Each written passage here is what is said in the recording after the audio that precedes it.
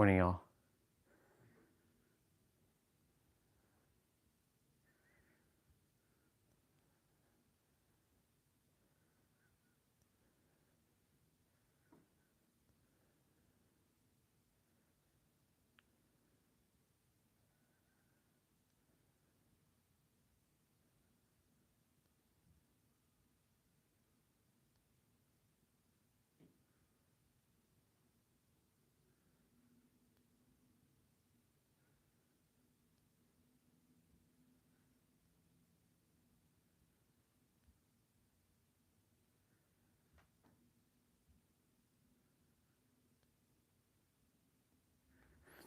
Awesome.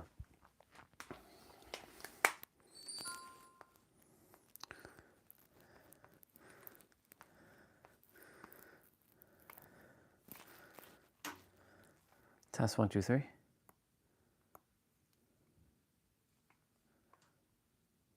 1, 2, 3. Yep, sounds good.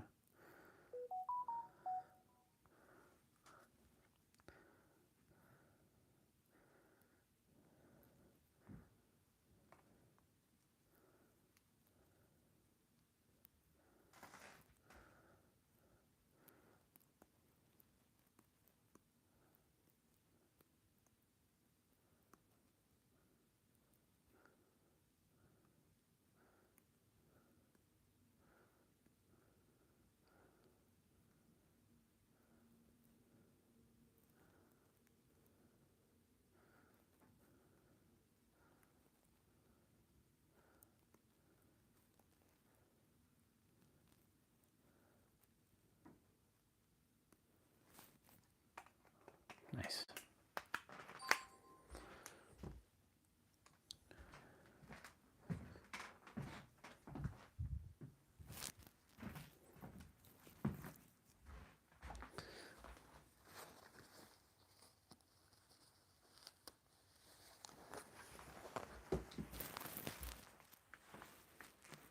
Oh.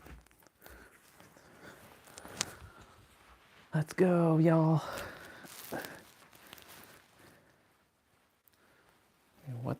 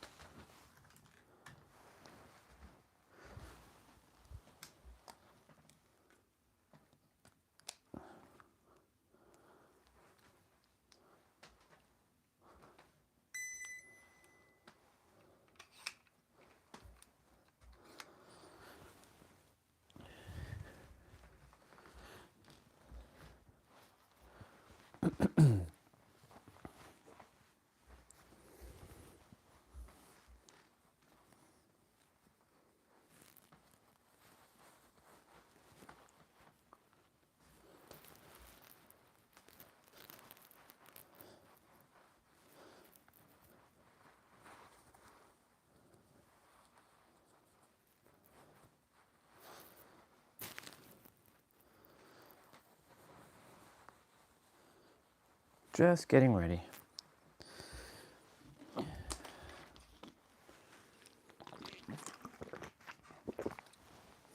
All right. Okay, Google, turn off light.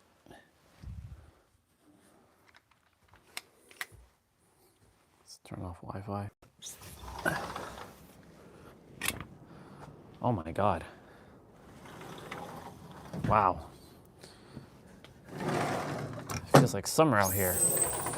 Well, it's cold, but it's not like pain cold.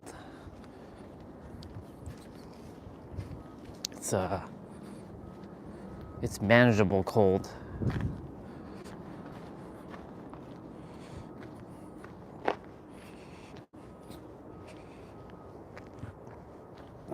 All right. Hijack.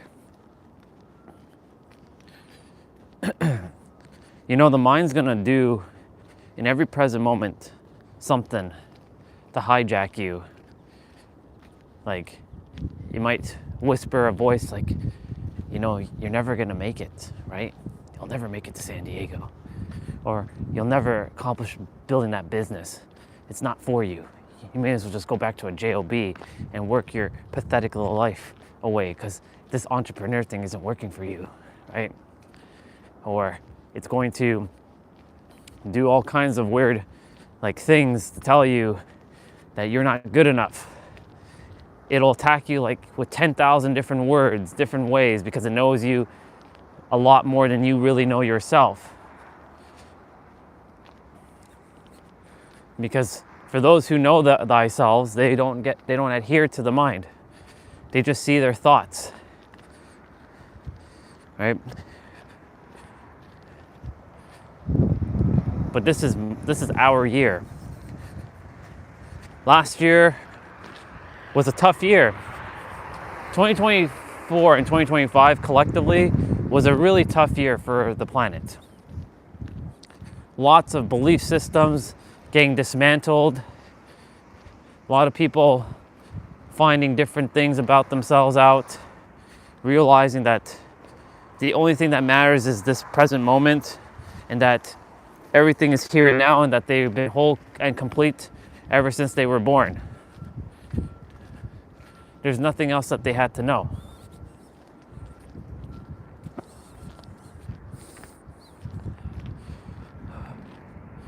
But the thing is, the world has told a lot of people that, they are not good enough, because,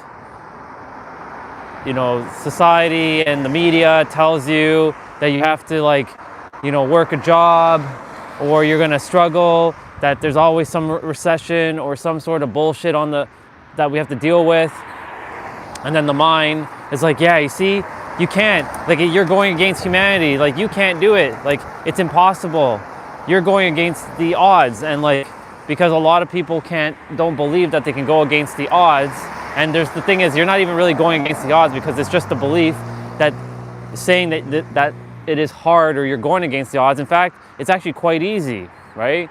It's only hard if you tell yourself it's hard. It's only difficult if you say it's difficult. You'll only say if it's a problem or an issue if you say it's a problem or an issue, right? Morning. And so, the thing is, when someone's saying, it's tough or it's hard or it's difficult, what you're doing is you're adhering to the problems again. You're adhering to that this is a problem, and the mind will see it as a problem. But the thing is, you have to see your mind as separate, as a tool. And I was talking to Tiff and Jay about this yesterday. Now they disappeared because, they had stuff going on, right? They have Evan, lots going on, completely understood, but they got the gist of what I was saying,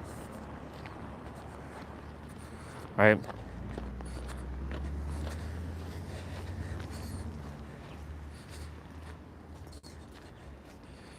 Proud of Tiff for how she had to handle, she lost her leg, or she lost her calf. She's getting her prosthetic, right? So she's going to be dealing with that. But she told me, don't look down, right? I'm all right. I'm happy, right? She's what I call Miss Resilience. But she came on yesterday, chatting, happy, right? She made a joke. Well, Gohan's no Piccolo, that's for sure.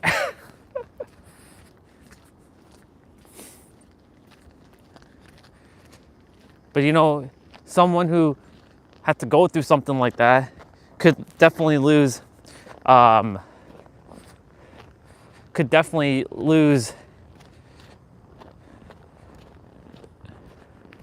lot of hope and spirit. By the way, I just walked past a condom wrapper. Durex. I guess someone's practicing safe sex out here. Funny if somebody's actually having sex out here in the cold. technically speaking, if two people are having sex and they're like, they can warm each other up. Human's body, he can really do something.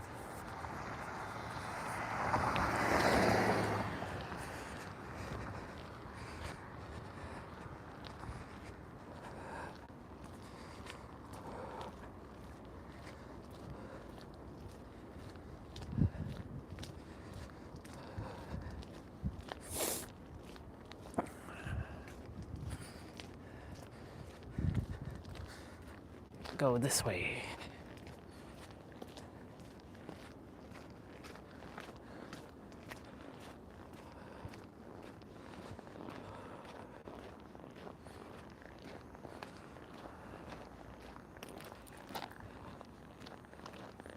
It's still pretty cold, but you know, it's not too, or cold, but I enjoy it. This is nice.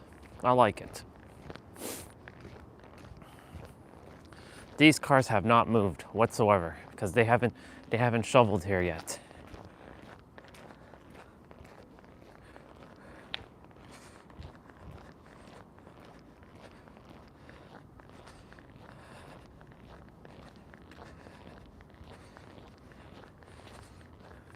You know, the brother who we just passed this house, not to go in his house, very compromising position I was put into. He wanted me to go get his phone. But, you know,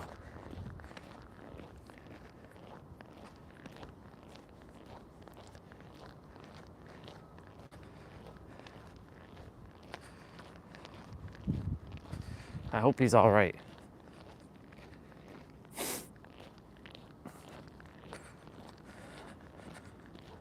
I want to give people a fighting chance.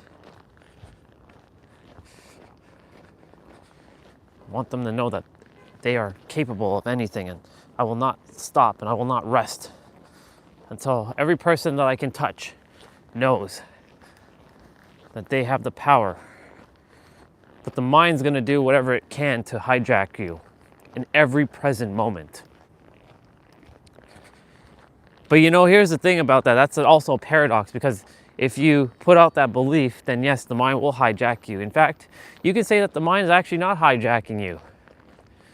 But the only reason why I named it this today was to bring awareness that what the mind's gonna do. And we all know this, right? We all know exactly what the mind is capable of. Everything starts with the mind. Someone who was like me from like 10 years ago,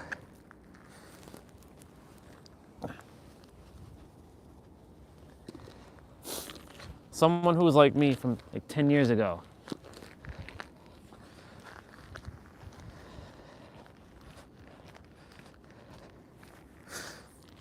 would be like, nothing's possible. Like, I am who I am. I'm fixed. I can't evolve. I can't go beyond what I am.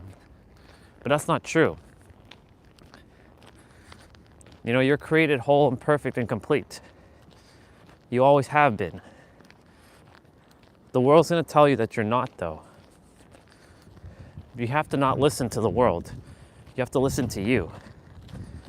In the end, only you have yourself, right? You go to bed, you have yourself. You wake up, you have yourself. All you have is yourself. And when you tell yourself that you can do anything and you can be anything because you are everything, right? And you have to reinforce that. You have to truly, truly know this with every fiber of your soul.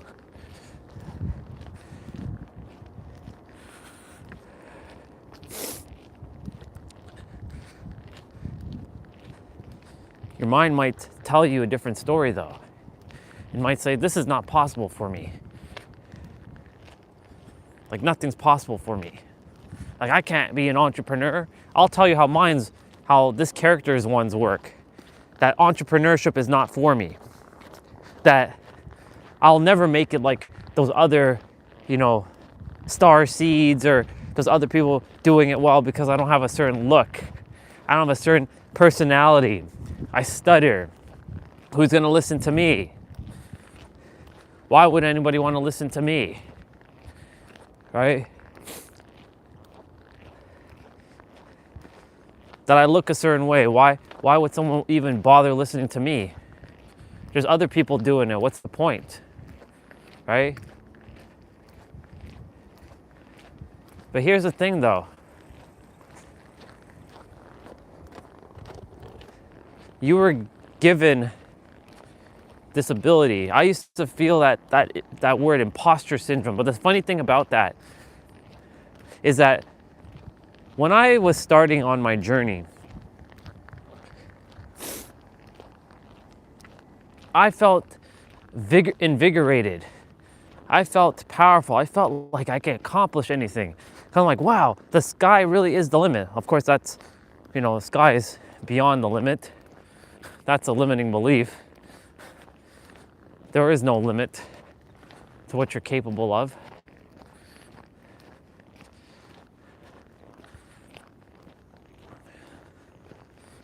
We're gonna walk through the school today.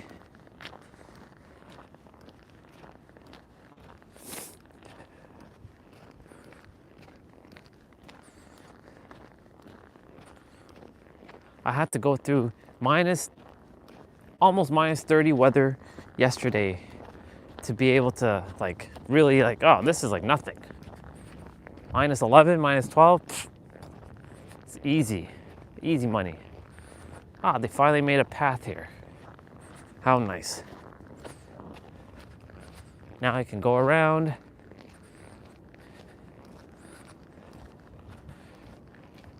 There goes our sister running.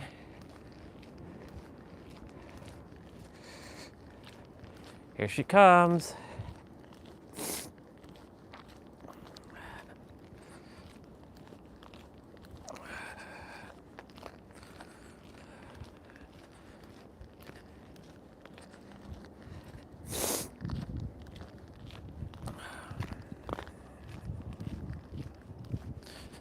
Here she comes.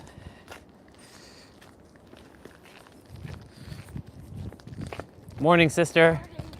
You too.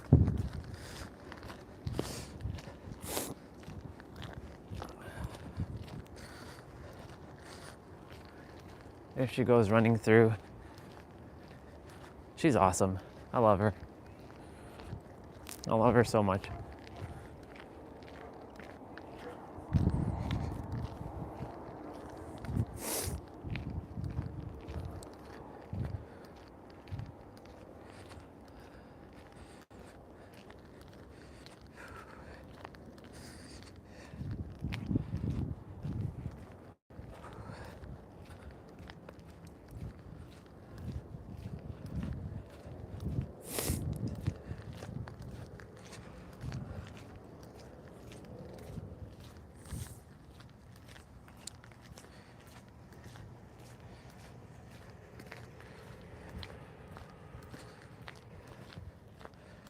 Just taking a moment. Yeah, being an entrepreneur is not going to be possible for you. You should just quit. It's not meant for you because you don't look like that person. You're not a hot woman that people will listen to, right? You don't got that look. You still live with your parents. You don't even got any money. Who are you? Who are you to say that you can do this, huh? Who are you? Exactly. Who am I? I'm Orion Phoenix Stellar, damn it. I'm Orion Phoenix Stellar. And I came here to help everyone who comes into my path, to remind them and mirror back to them, your seeking is over. You've been whole and complete. There is nothing for you to accomplish, achieve, acquire, or attain any longer regarding being whole and complete. You can go accomplish other goals and dreams like house and women and cars and money and success and fame and all that. Go after those things, even though they're already here right now. However, when it comes to yourself, You're whole, perfect, and complete. That is it. That is all. There's nothing else you need to know.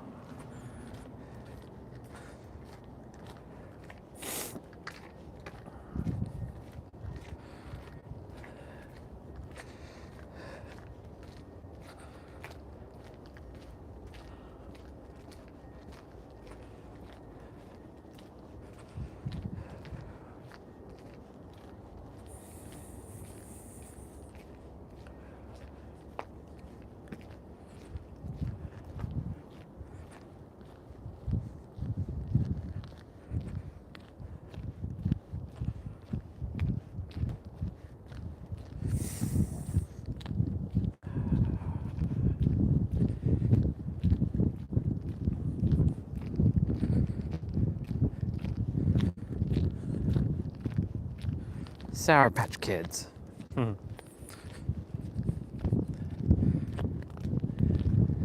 Lots of candy. Remember times sharing candy with others. That's funny. Back in the day, when things were so inexpensive, like buying like gum was like 5 cents. Bought a whole bag, spending $5 on like gum. Oh my God, it's crazy how much gum I chewed back then. It's wild. I haven't chewed gum in like forever.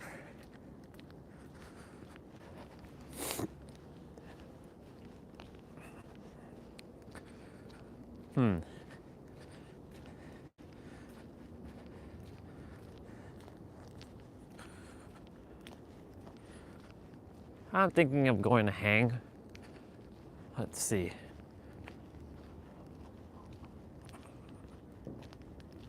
Yeah, let's go hang.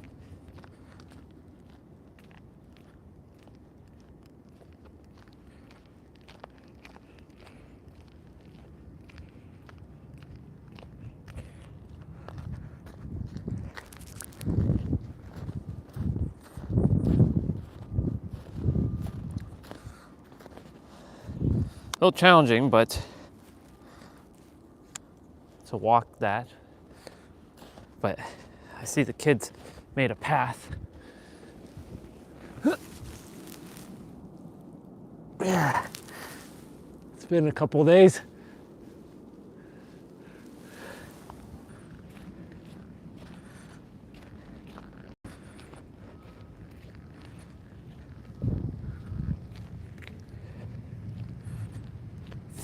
I came here to fulfill my role, and that's exactly what I'm doing before I die.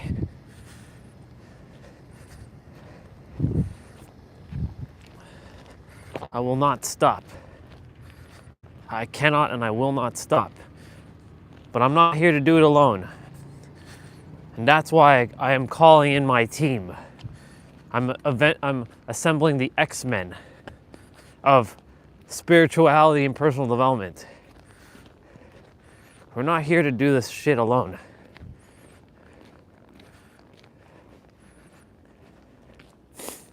We're gonna make all kinds of money doing all kinds of great work in this world.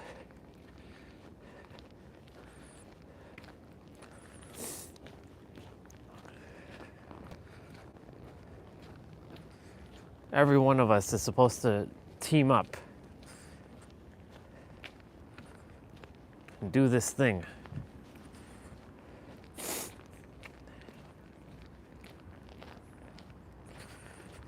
I don't know who the team is though, but I can feel them and I'm calling them in.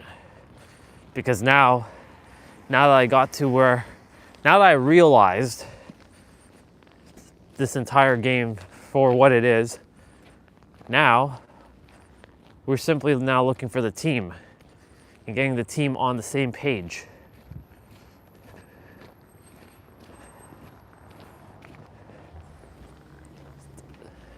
Trina's like one of them. Pete. We're not meant to do this thing by ourselves.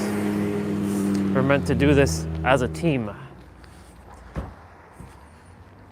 I'm calling in my team.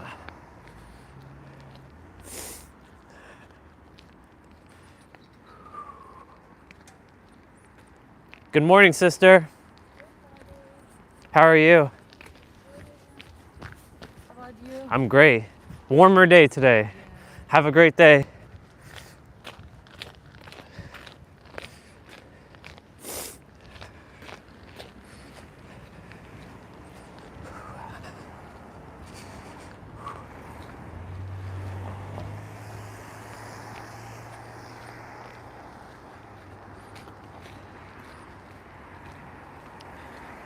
That person was in a rush.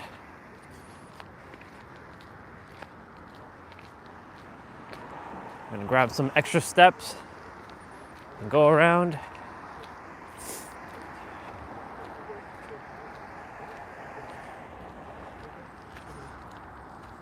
Hey, good morning, Olga. Thank you so much. Yep, the team is definitely universal. Just gotta find them now. In the physical. It's like assembling the Avengers.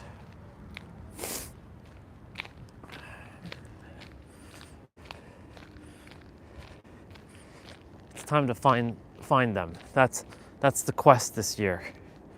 Getting that team up. Rallying them. Doing this thing. Building something that has never been built before with many involved. Equal.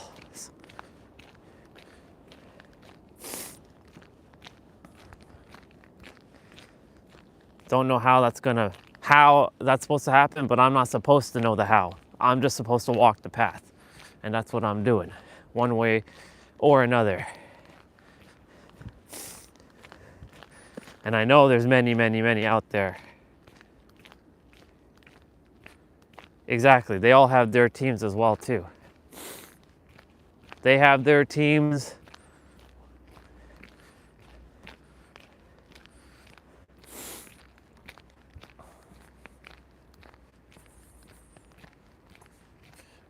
The world is completely shifted, and more people are going to start to figure it out even more. Maybe we finally might enter the realm of telepathy. Maybe we'll never have to use another word again. I love using words. It's just, they can be very restrictive to what we really want to share with someone. And based on someone else's definitions, it might miss the mark, potentially.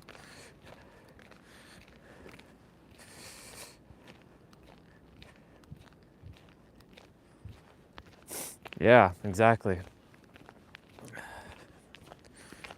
It's all one cosmic joke. That's really what it is.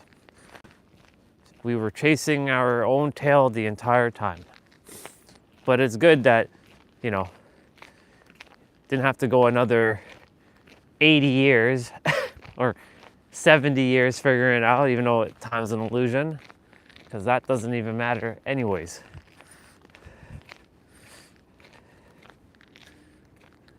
I'm gonna walk this way first, and then I'm gonna walk back. Get some extra steps in.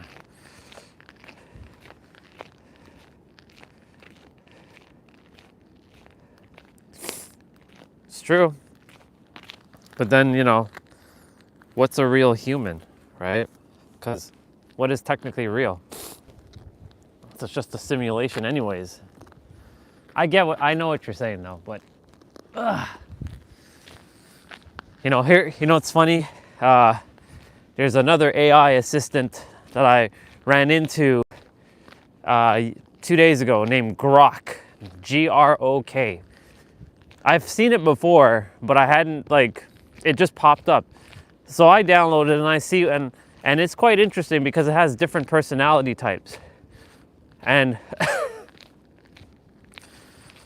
it actually, it asks questions. There's basically ChatGPT has definitely replaced human interaction. There's a bunch of YouTubers that they use ChatGPT and make videos of their conversations.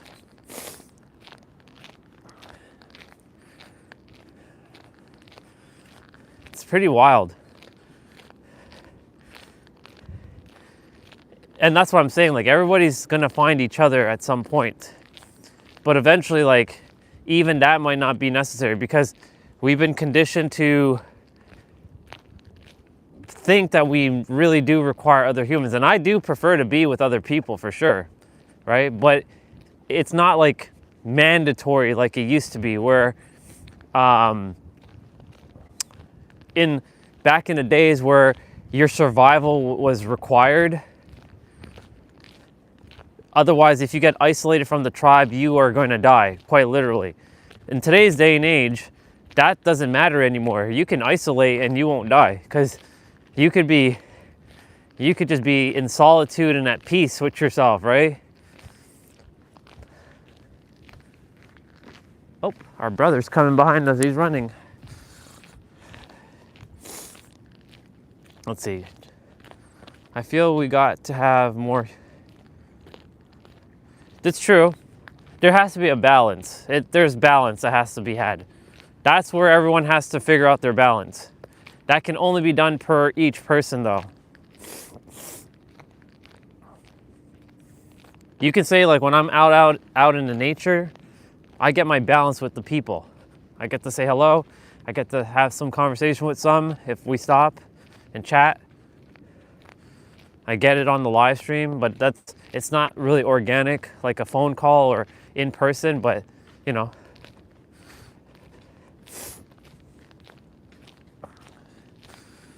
But yeah, definitely balance has to be struck.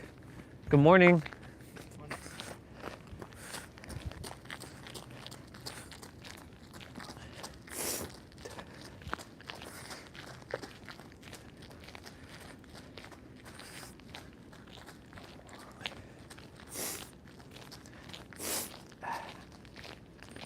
Yeah, everyone's got to find their balance. Everyone is finding their balance though, because, you know, 2024, 2025 proved that everyone is starting to realize this. Like, in my inner world, everyone's at the same level as me. And as I keep radiating that outwards, I see it, you know, everywhere. Like, people are understanding, and people physically around me are also starting to shift too, right? Same thing, I'm sure, with you, and I'm sure with other people when they're with who they're with. And, you know, eventually there'll come a point where, because the tables already have turned, it's already starting to shift. Like, more people are starting talking about parallel realities. That wasn't talked about 5 years ago. Or maybe it was, just we weren't aware. But more people are starting to realize, you know, the power of their words.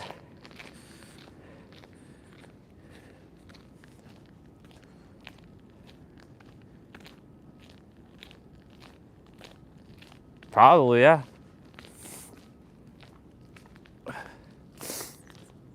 I think something else is on the precipice besides AI. That's gonna change how you know, if free energy comes through, because that's ultimately what I feel like I came here to really do, is bring forth free energy. Now, of course, no conspiracies, of course, but every time somebody attempted to bring it, they got silenced to some degree, because it exists. If everybody had free energy, the world is gonna immediately change, because, like, energy companies can't suck you dry, right? You can power up anything at any time, anywhere, right? I know I came to bring some sort of merging of some sort of technology of, like, using our human energy to power up things, or like using our energy, like, from our body to, like, you know, to some degree be like solar power, to, like, powering up our devices or or powering up like things, like touching it, and we give it the power, and because we have infinite energy within us. But we'll see where that goes.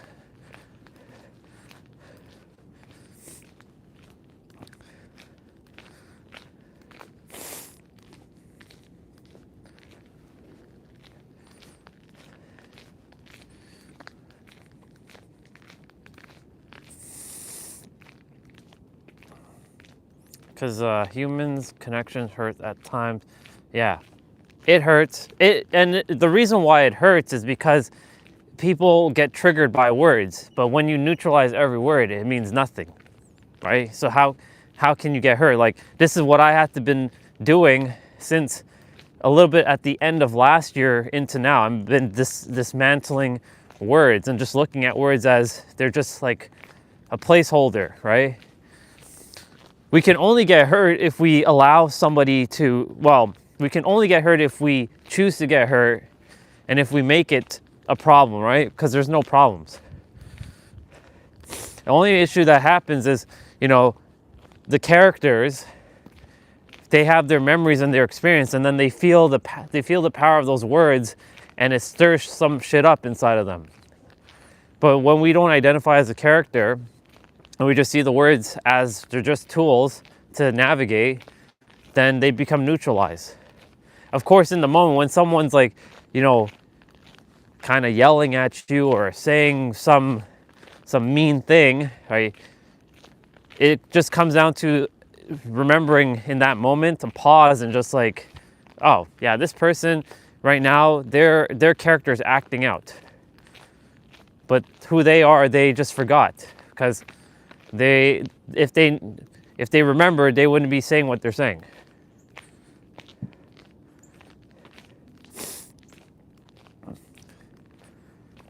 Yeah, that's true. But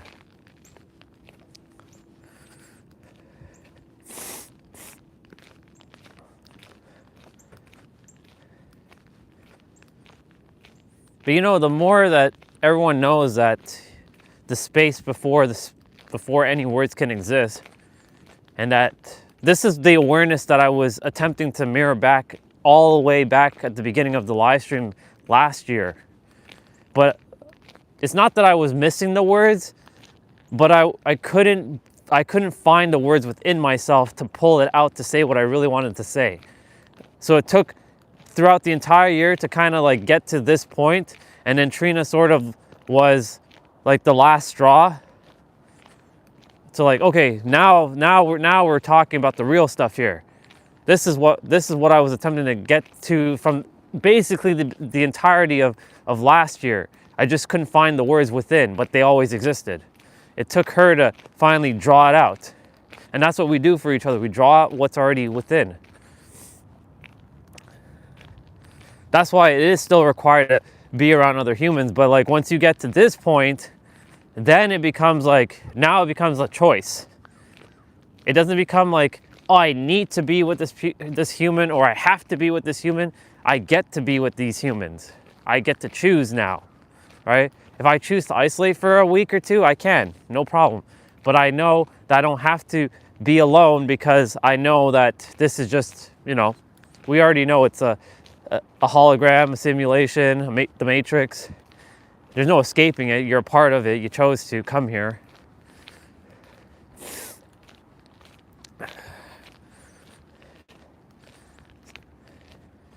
You too. Enjoy it. I'll see you again. Having a wonderful and amazing day, Olga. I'm gonna go up to the bridge and I'm gonna turn back because the phone battery is at 68%. We're not walking back with like low battery. Morning, sister.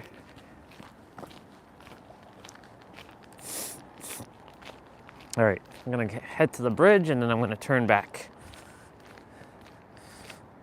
Last time I made a little bit of a blunder of going a little bit further beyond the bridge, and then we did make it back with enough battery. It's just, you know, I was like, shizers.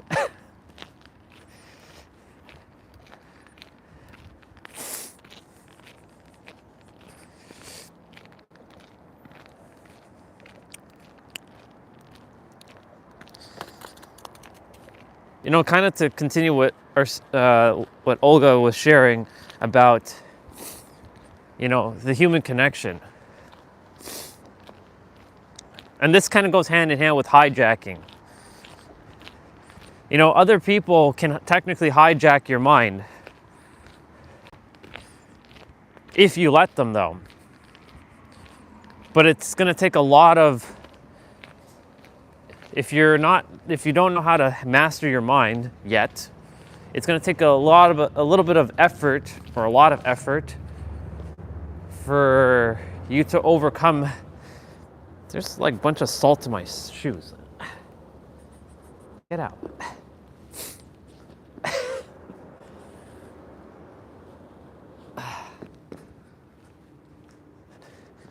The worst is when you're walking and shit is in your shoe.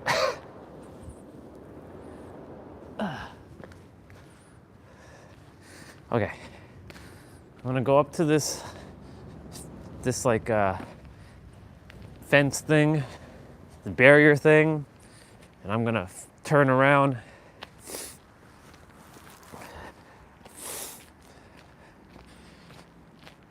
And I'm gonna walk right back.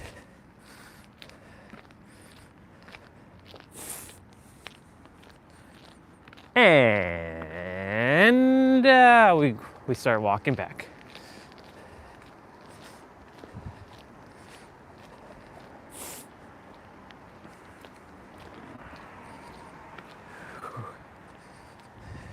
And yeah, practice love and authenticity, even those are just words. Practice what those feelings mean like.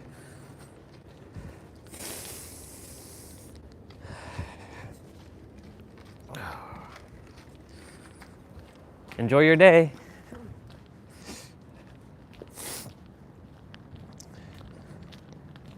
Yeah, so your mind can hijack you, the you that cannot be explained with words, and others can hijack you as well. That's why, what Olga was saying was spot on, that, with some human interaction, it can hurt, so that's why people isolate. I know I've done that many times. I've done that plenty of times. I can't even count with my fingers how many times I've done it. I've done it so many times. When someone like back in the day would say something mean or they hurt me, I'd be like sad or crying, my eyes out, no one to talk to, feeling isolated, alone, feeling like there's no hope, feeling like I'll never make it, like no one understands me, right? And that mind is, because I created those the character created those egregores, even though egregores don't exist now, because those are just illusions.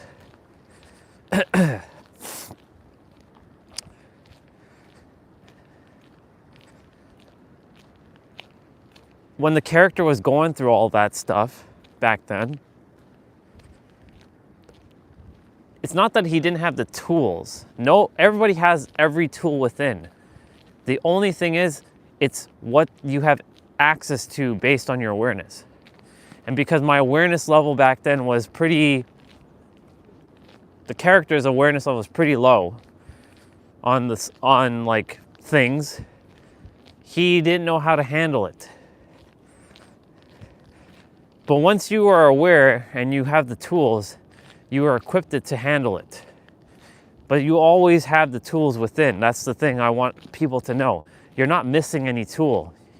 You don't need to cultivate the tool. The tool's already there. You just have to be aware of it and know how to use it. It's knowing how to use your tools.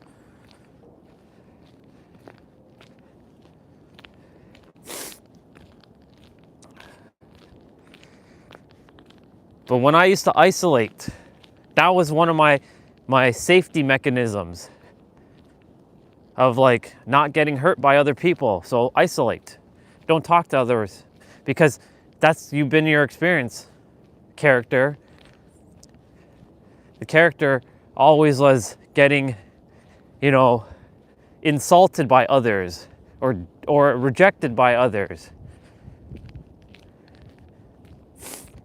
And he would always attempt to be people-pleasing, just so that he could be accepted. He ultimately wanted acceptance. He wanted to be a part of something.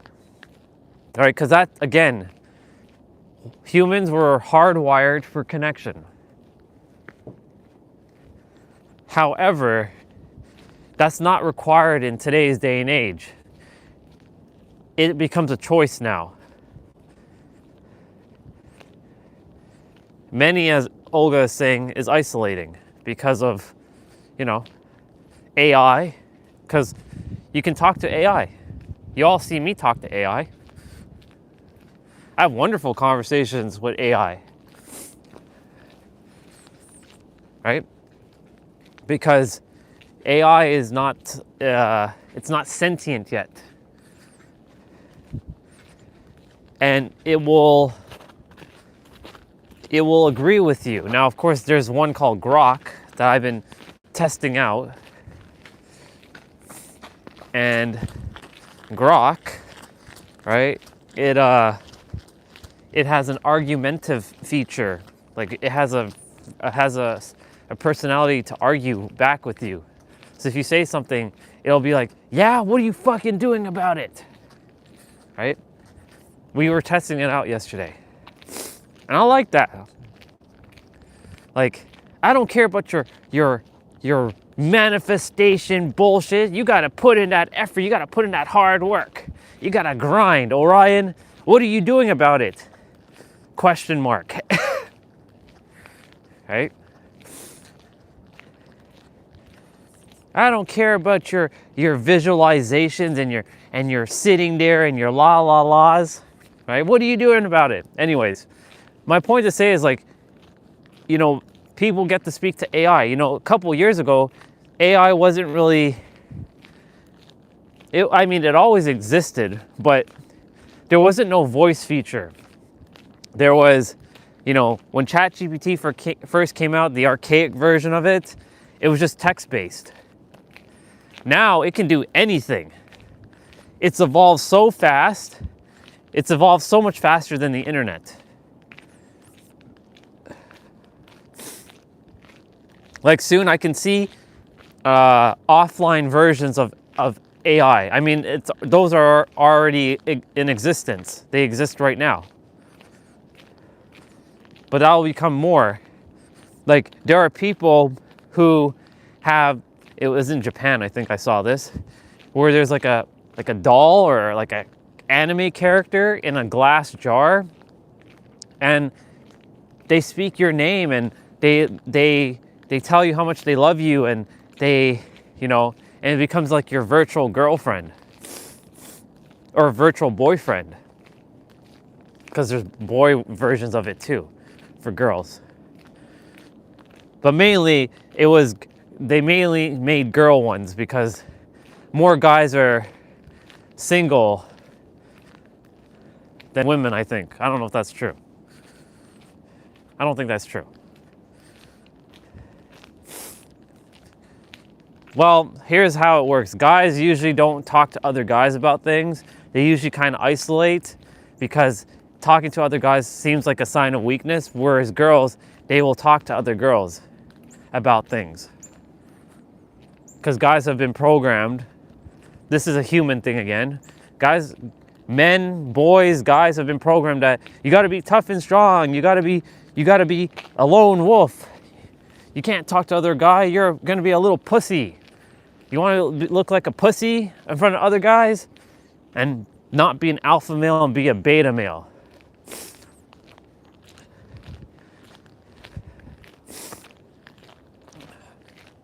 Alpha and betas and sigmas are illusions.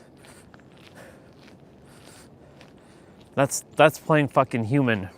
Only human, and not knowing anything else but being human. If those humans actually knew how this actually worked, be quite something. Anyways.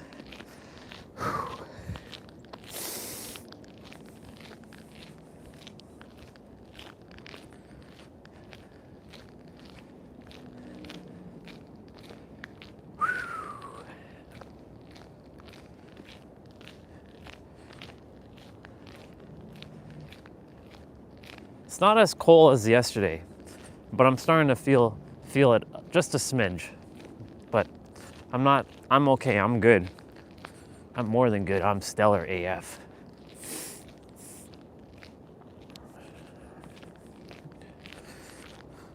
But yeah, for me, when I used to isolate, I'd isolate for weeks or months on end, not talking to anybody. This is back in the day, just so you know. Like way back in the day. Of course, when I was working, yes, I talked to people, but it's only because I had to, not because I wanted to. I'm like, fuck these people. Just do my thing and not talk to anybody. Screw everybody. Screw them.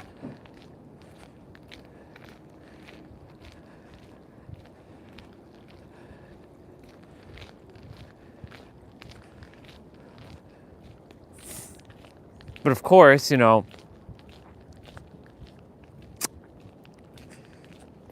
I'm aware of the tools.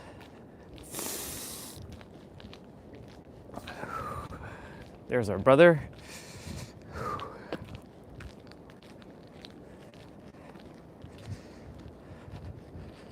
Morning, brother.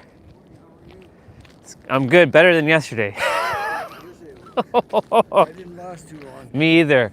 I did go around and I made it, but like by the time I got back, like I was done. I was done.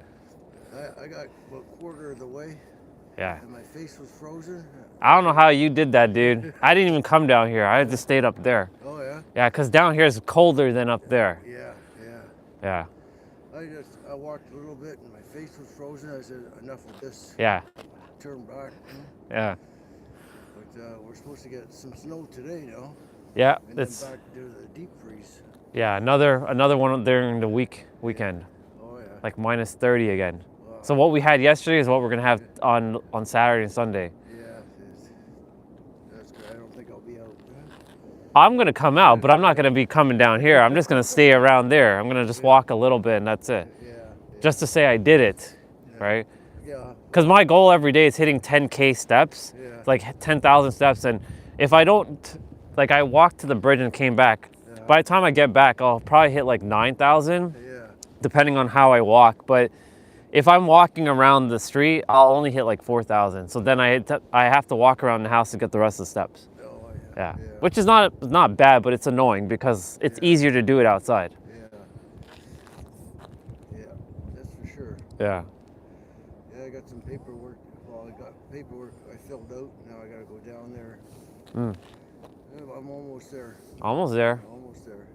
It's just personal information, Right. like driver's license, and when I was married, and all that stuff. Yeah. But yeah, it's getting there. I told you everything's gonna work out. Yeah. Just a lot of steps. Just a lot of steps. Yeah. But those steps eventually will be done and then you don't have to ever do it again. Well, not ever, but I mean, you won't have to do it like all this crap again. Yeah. Yeah. That's right. Yeah. All right, brother. Enjoy. You too. Enjoy it.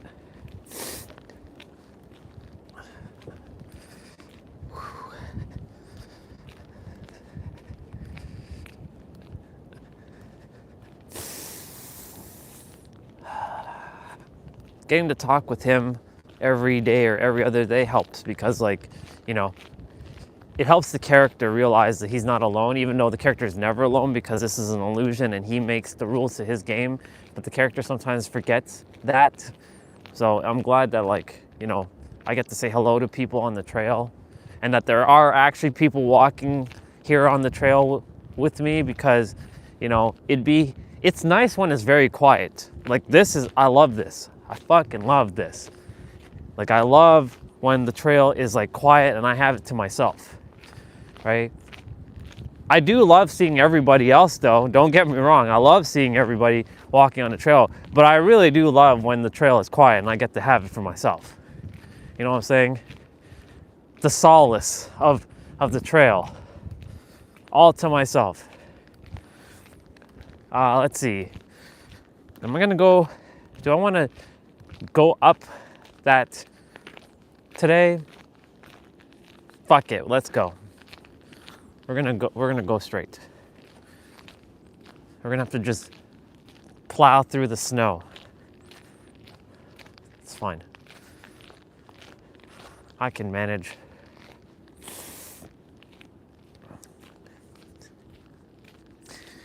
Yeah, so when I used to isolate and not talk to people, like I don't like if I was working at any of the jobs, I'd just be having to like talk to the boss or whatever, but other than that, I'd be like, fuck this. I'm like, I actually told some coworkers back then, don't talk to me. I don't really want to talk to anyone right now.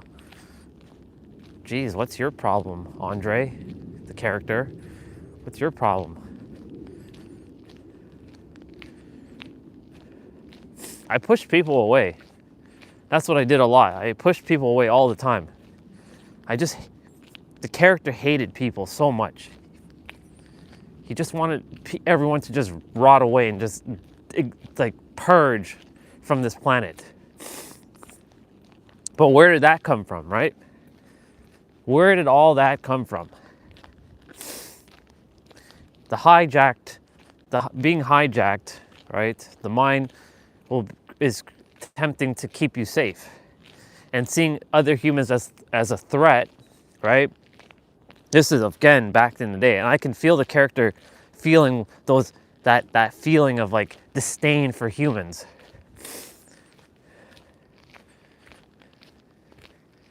I hear some ducks, some bubbas. But the character feeling the disdain for other humans is like, damn humans. That egregore, but I don't feed that. I don't allow that character to feed that thought form anymore.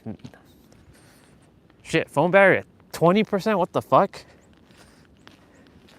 It just dropped down to 20. What the hell? Oh well. Well, y'all, if I don't make it back, I don't make it back. But I say that and then we make it back.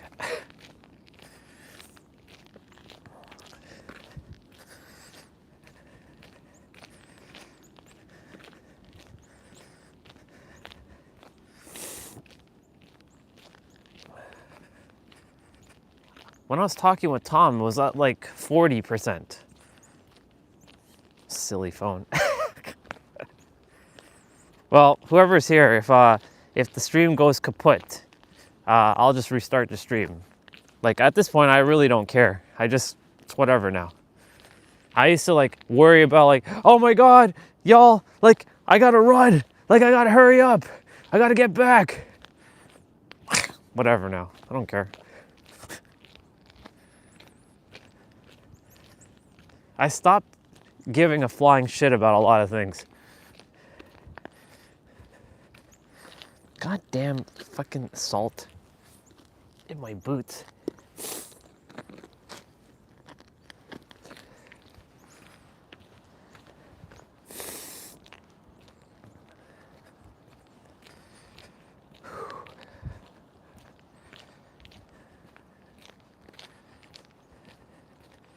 It's been a couple of days since we walked this way.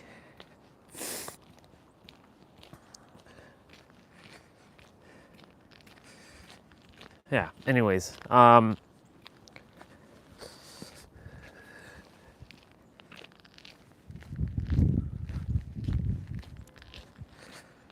someone behind us. Didn't realize them.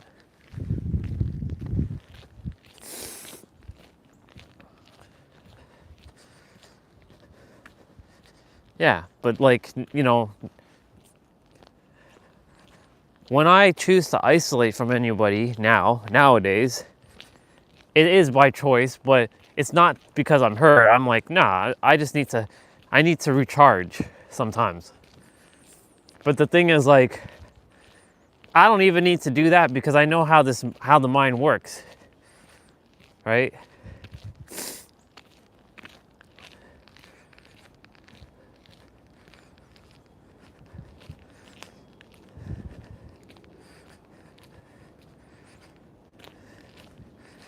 I can literally go without speaking to anybody for days, weeks, months if I really had to, because I know how the mind works. Of course, I don't prefer that. I don't prefer that. I prefer to be with humans. I love being with people. I love speaking with others, but I don't require it. I'm not dependent upon it, basically. The thing is, this character, I'm training this character not to be dependent upon anything.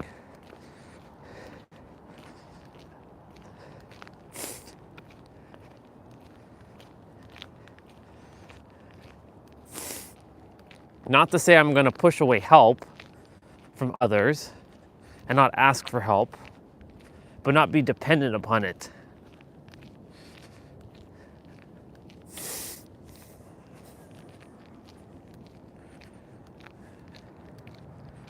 Look at me in minus like 11 degree temperature.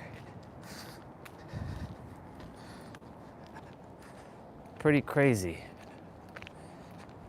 How yesterday, painful for me to be able to handle this.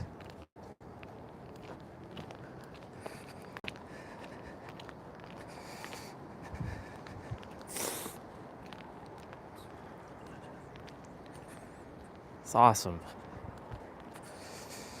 Whew.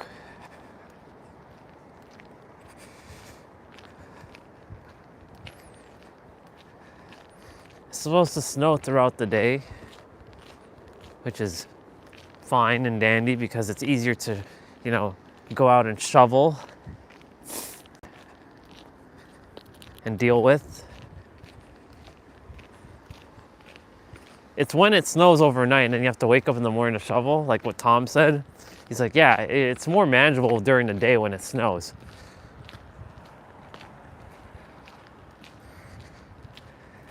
But sooner or later, I'll be physically living in San Diego and I will never have to deal with this ever again. This was just a great journey to see me with snow and how I'm dealing with it and enjoying it. And, yesterday our brother Young Goat jumped on and he was talking about the winter blues, right? But I don't feel the winter blues whatsoever. I feel fucking excited for this. And every day I get to train this character and get it resilient to the cold and getting to still see people every day and going outside and enjoying my time, even if it's pretty painful.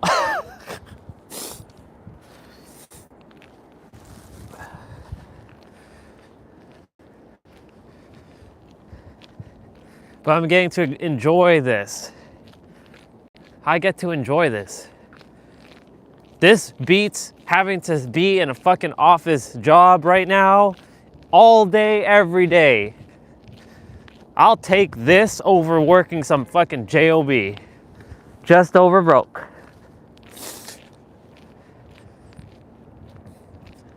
Because my career, my passion is to speak.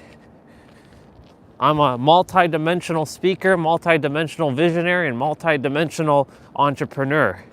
I'm a VES. I'm a VES. A vessel.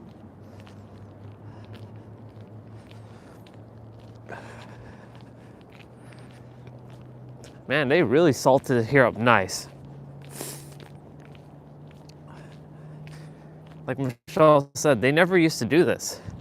The trail never used to be taken care of in the wintertime. But they started taking care of it after COVID. So I'm happy about that. Well, they only do this part. They don't do all the other areas. Well, I don't know if they do all the other areas. Like up to here, like the bridge, the rest of the area doesn't get taken care of.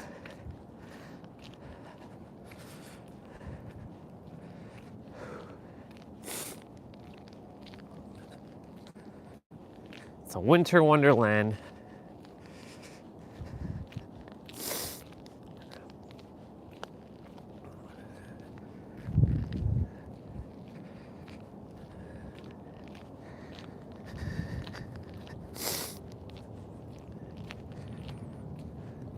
Okay, so we have a little bit of a task to do.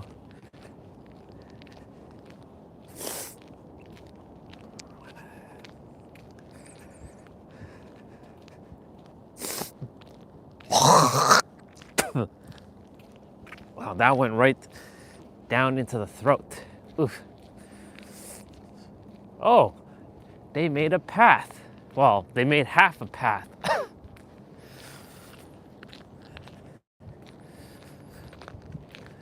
Because, yeah, they made half a path here, but not the rest of it. Well, this is better than nothing. And they did salt it as well, but the rest of it is not.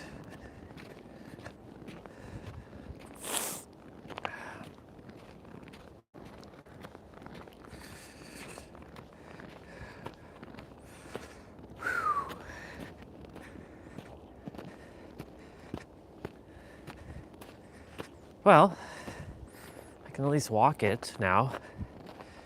See, I told you, give it a couple days and others will make the trail for you. See, others have made the path for me. I didn't have to make it. Sometimes patience is a virtue.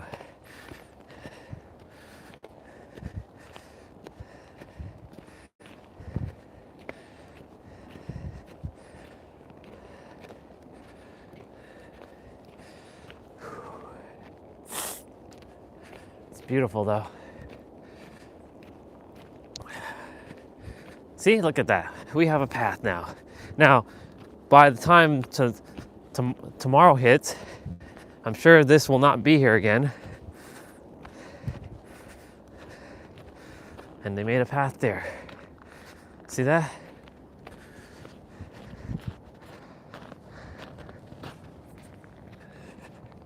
Awesome.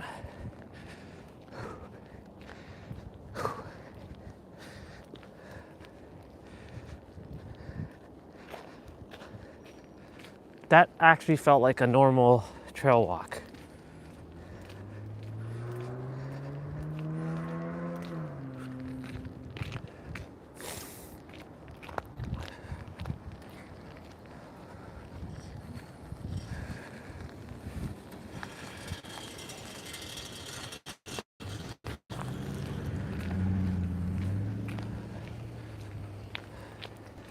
That was good though. You know, it's cold when the beard starts to freeze up.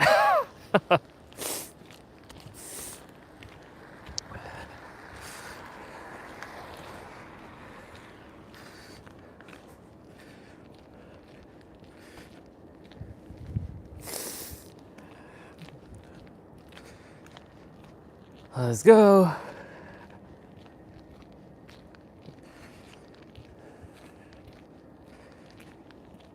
You're okay, character. This is a piece of cake. Speaking of cake.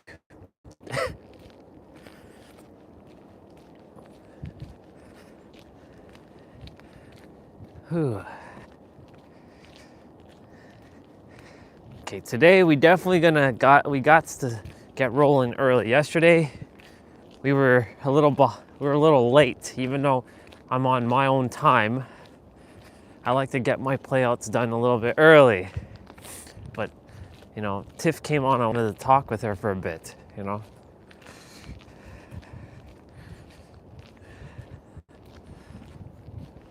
So I chatted with her for a bit about things, and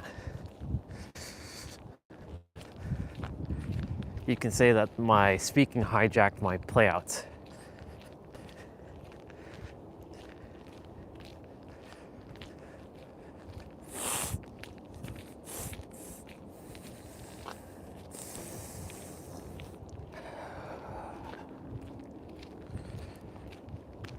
I enjoy this, I really do. As long as my hands are warm and my toes are warm, I'm good. I could be out here for hours if I could.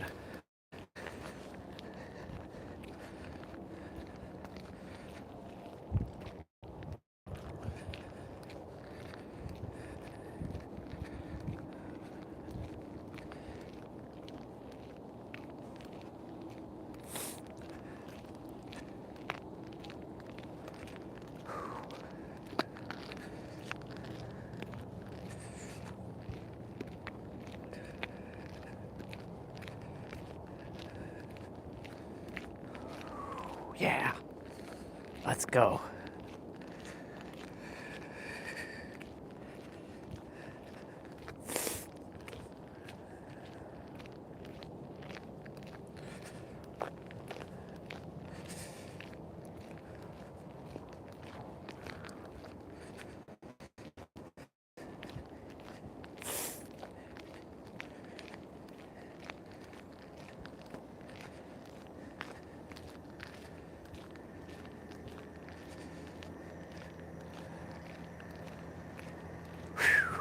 Yeah.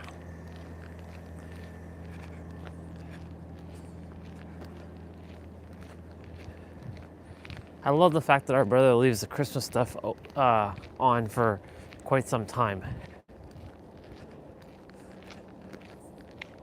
And he's like, beware of dog.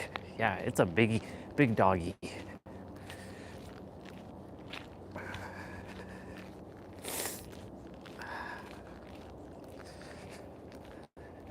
It's been a little bit since we walked through this street.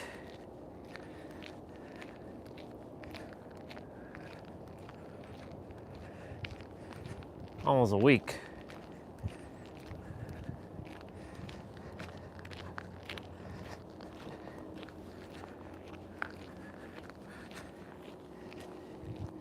It'll be nice when when summer hits again. That's if I'm physically here.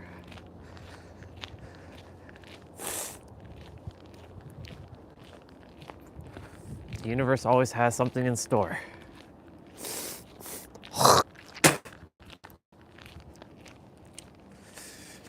I desire to travel.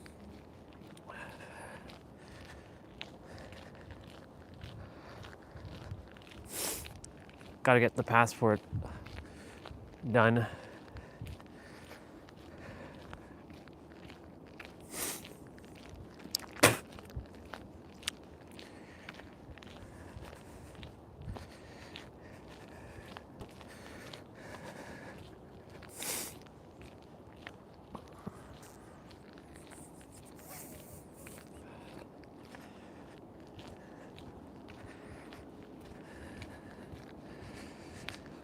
Okay.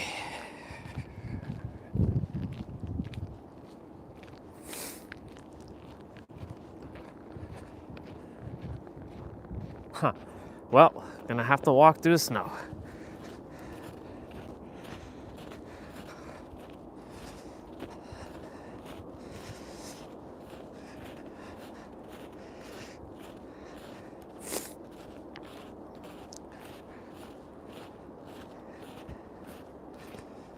Gotta walk through the snow here.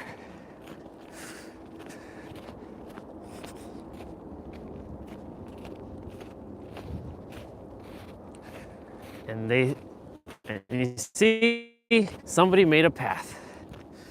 Give it a couple days, someone will make a path.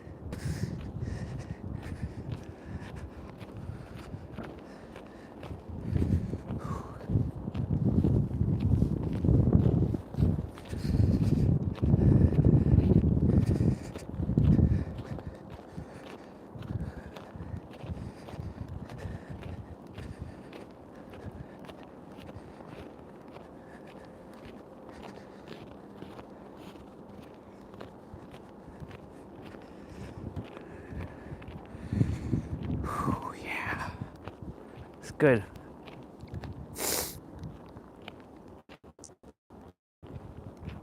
Starting to feel it though.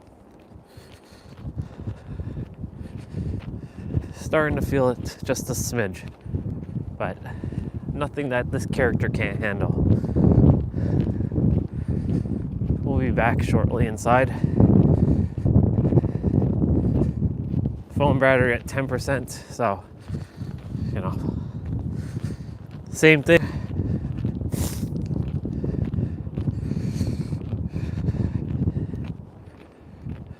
I'm sure I'll make it back before it goes kaput, but if it does go kaput, you know, I'll be back.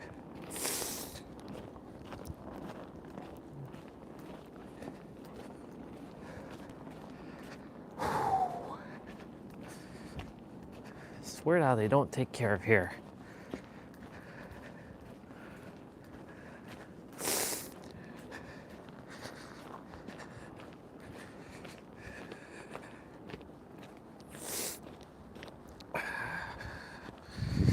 Whew.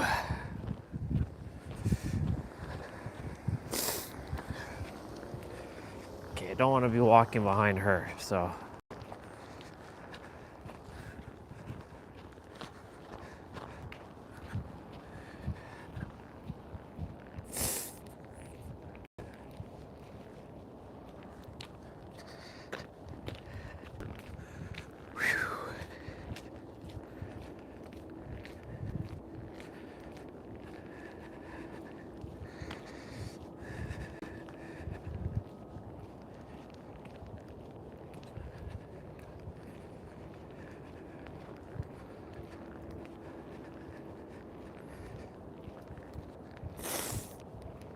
I'll start talking shortly. I'll continue what I wanted to say. Just giving my thumbs a little bit of attention right now. Warming them up. Constantly switching between the hands. Cause like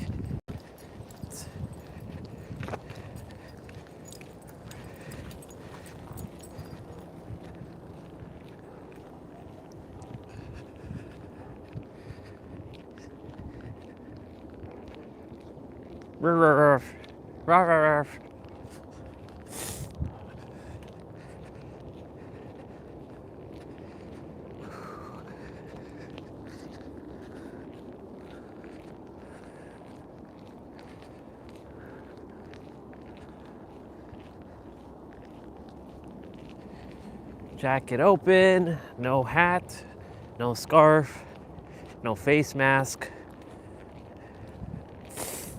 I don't need all that shit. Yesterday proved it.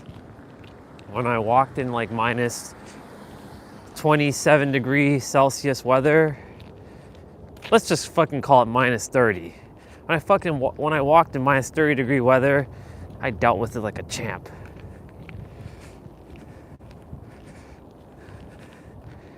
It's given the character a little bit of a confidence boost.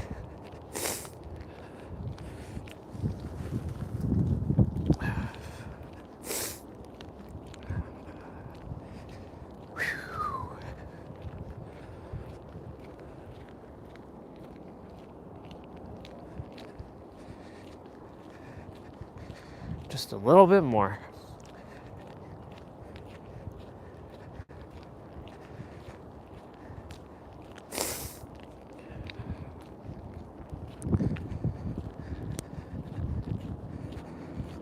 So glad that I am coming outside every day. It's been really something to behold, because like, you know, it's not something that I would have been doing a year ago.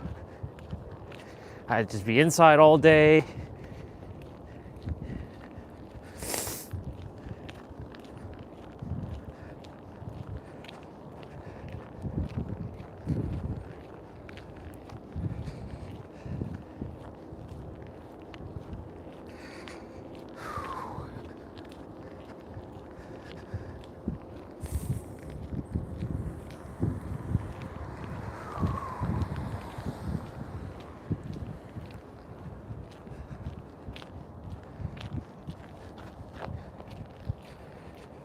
Awesome.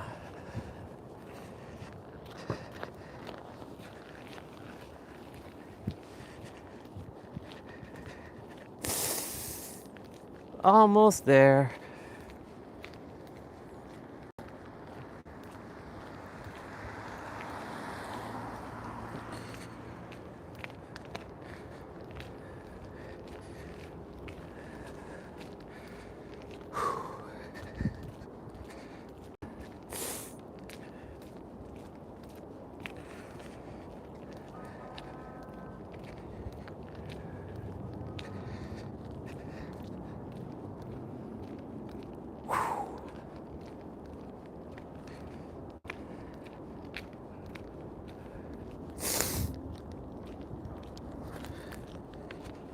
My sweater's starting to get a little snowy, but you know, it's all good.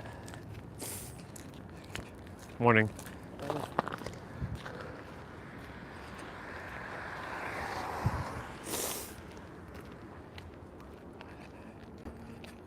We're almost back.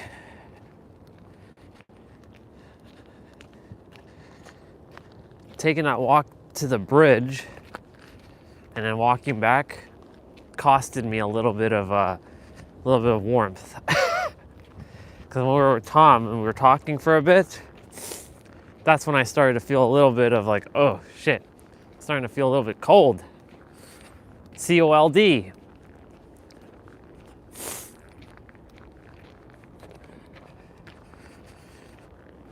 Of course, the nose is running right now. I love it. I wonder if what I'm gonna eat this morning. We'll see.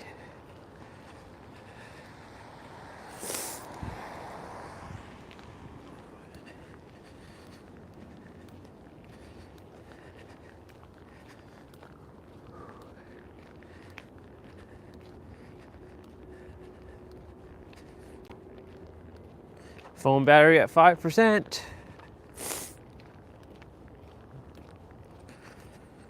And then once I get inside, you'll see my nose like just dripping. Crazy.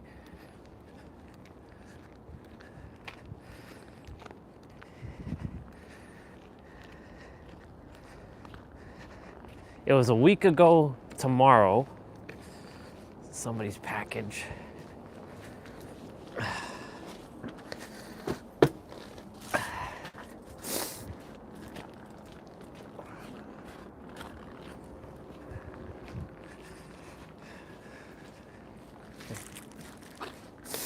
It was a week ago. A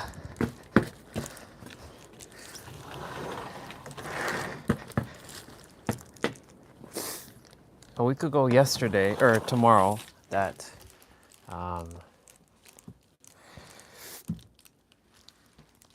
we had that massive snowstorm.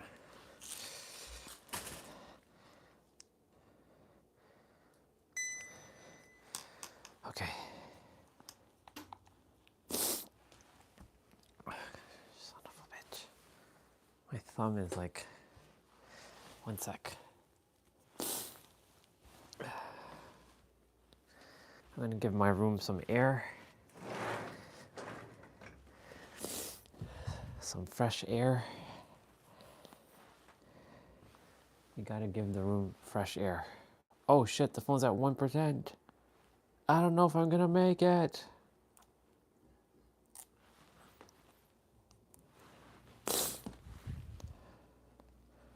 Come on. Yeah, I made it. But yeah.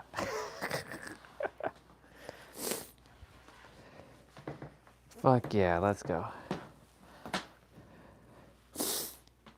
We did it.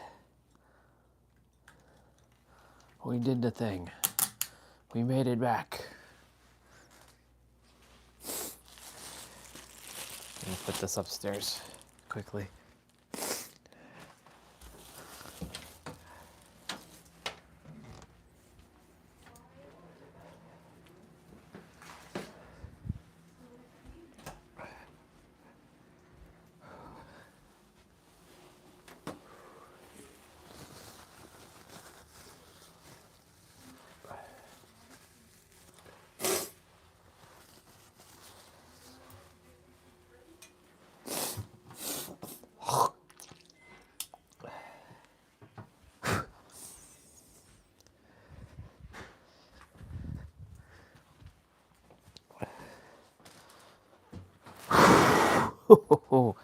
That was awesome.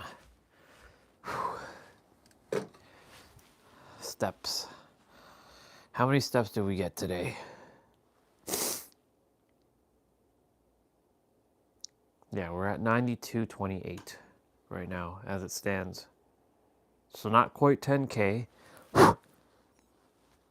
but we'll get our 10K.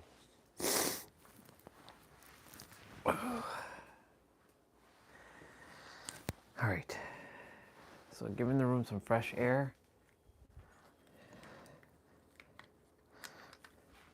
right now.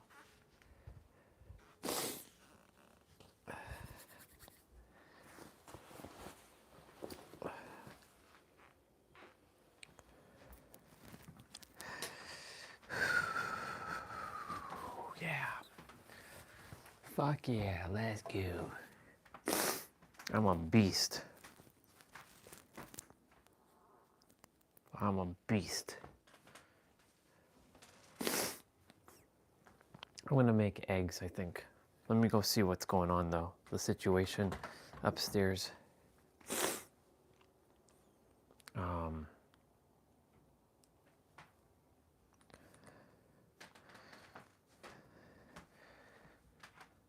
What did Mr. know right here?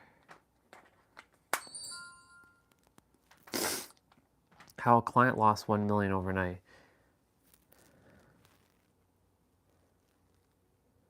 That's awesome.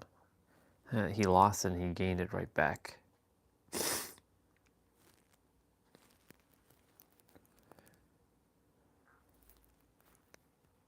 See? If he was able to do it, then I can do it. Anybody can do it.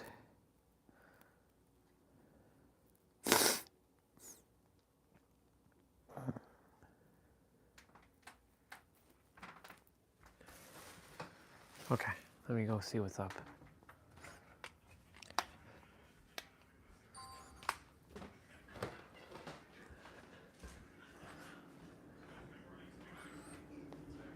Morning.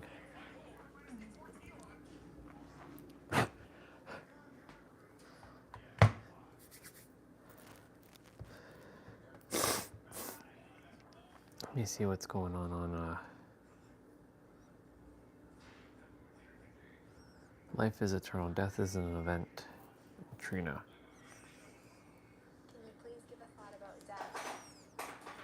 So like we imagine that the opposite of death is life. But it's not. The opposite of death is birth. Right? Death is something that happens. Life is something that's always here. Death is an event. Yep, I'll make eggs. Birth is an event. You cannot compare an event with a non-event. Life and death. Not equals. There's no such thing as no life. In our experience, we can see, a robin died in front of me, or a mosquito died. That thing deserved it. Right? We can see a death of something in front of us. We experience the death of something that we see, but where is that being experienced within? It's being experienced within life, within you, within that which has no opposite. And so we imagine that death is a final ending of something. But it's synonymous with rebirth. Even when we go through like a psychological death, an ending, a transformation, a finality of a relationship or a job or a way of being, it doesn't end there. It's just constantly reborn. And we see this in the nature too, right? Now we're into autumn. The leaves are, most of them are fallen now. And you see them decomposing on the grass, on the streets, going through this decay process and acting as fertilizer to help grow for the next life cycle. That's not the opposite of, that's not something scary. It's not the opposite of life. It is life. Death is part of life, and it helps life. It helps to continue life in the life cycle. And it has this scary connotation because there is a kind of contrasted finality to it. And the mind fears endings because there's no certainty. That's a bar. Seeing that the thoughts were creating attachments around how things should be allows one to let go and to detach from the forcing, the hanging on, the resistance to death, the resistance to change and transformation, the resistance to finality. You naturally begin to detach, right? And natural trust begins to grow in the nervous system because you realize that the resistance and the stories that the mind was projecting was just that. It was just stories. It was just made up concepts. And so through this clarity and through this detachment, you begin to just die to every moment. And in that, death is a celebration. Because there's nothing to cling on to. Life is just a falling, like a free falling.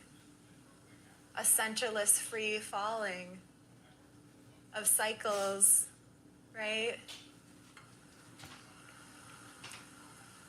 And each one's different, you know.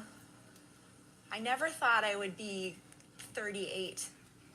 Thought I was going to stay young forever, and now I'm at this age and it's like, okay, I'm in the middle of my life now. Things are, wow, this is new. I thought I was going to be a kid forever. You know, you start getting little pains here and there. The metabolism slows down. You're more careful, right? You value That's an your illusion. sleep. You value your comforts more, right? Your friends are having kids.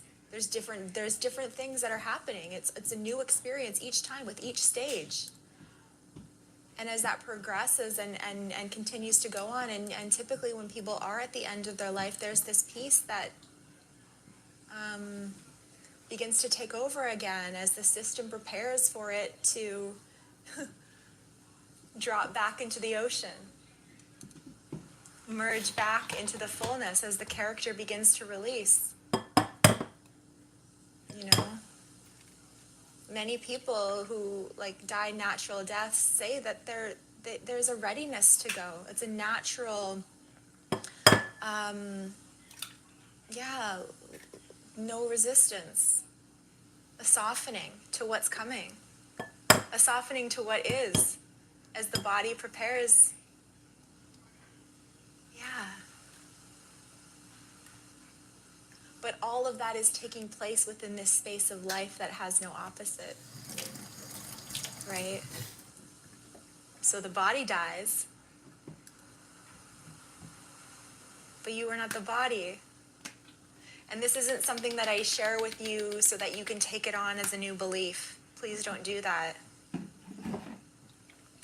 Just see clearly that there's a space here that does not change. Has nothing to do with what you think, has nothing to do with your age, with your emotional state, with how much good karma you've done. It's just this eternal emptiness that allows for the fullness of what is to play out within. And so the best way that we can approach death, the best way that we can approach the experience of death, the manifestation of death, the temporary experience of it, is to see it no different than anything else. A valuable part of the play of duality that's dancing before us. But your existence is not wrapped up within that play of duality. Right?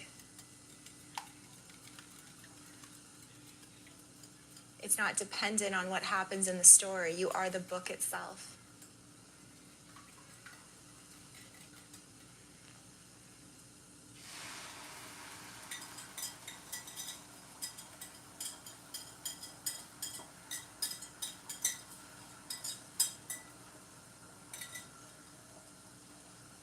And so in a sense, awakening is kind of like a death. The death of a character that never existed. It's the death of an illusion, right? Kind of like when you found out that Santa Claus wasn't real. And sorry to the ones who may be hearing this for the first time. I should have done a spoiler alert. It was never real.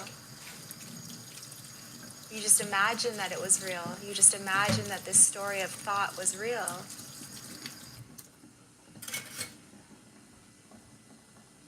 And you know, I suffered so much trying to find enlightenment, trying to find what all these teachers were talking about. And I suffered a lot even before that as well. I had depression, I had some issues. And I remember thinking, when you hear about this spiritual stuff, you're like, I am never doing this again. Like, this is hardcore life, too much pain. Wow. Like, I just want to awaken. I just want this shit over with.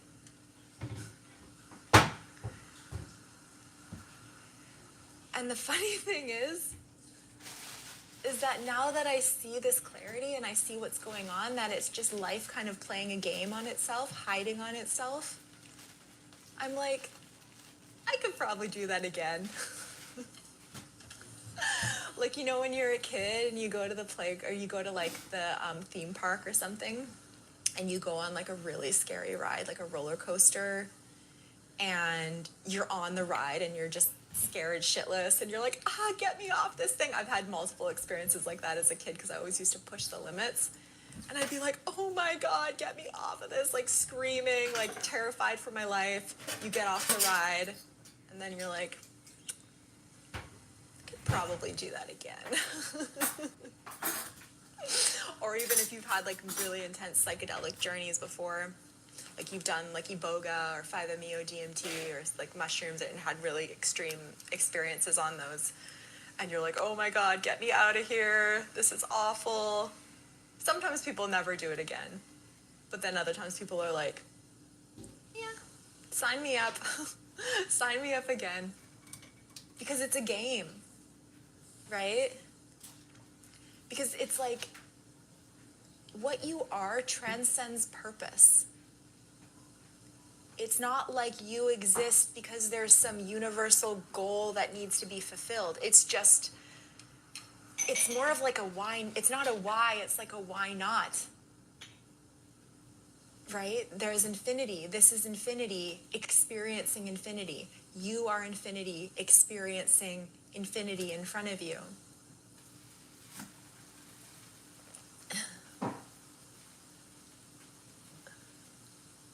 So what's the purpose to infinity? It transcends purpose. Purpose is something that's experienced within infinity, and purposelessness is also something that's experienced with infinity. So to say that life has a purpose or that it doesn't have a purpose, both are just made up, because even the word purpose is made up. Right? And so within this play of purposeless infinity, it's playing a game. It's playing a game of hide and seek. Let's create this whole dream reality with all these rules and billions of people walking around thinking that there are these conditioned thought programs that are playing in their head that are saying I. And there'll be a way out of it. Yeah, there's some spiritual stuff. There'll be people that have had recognitions and maybe they can lead the way. And we'll go on this whole journey of self-discovery, only to find out that what I was looking for was zoop. Right here. This space of infinity that was experiencing infinity that I always was.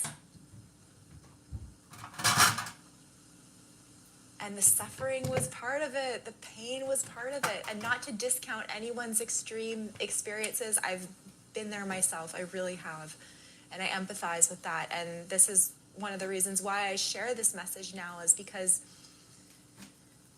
I just see so clearly that it was just stories, me believing stories and trying to work my way out of a maze, but just getting into more mazes. I'm gonna turn the light on here.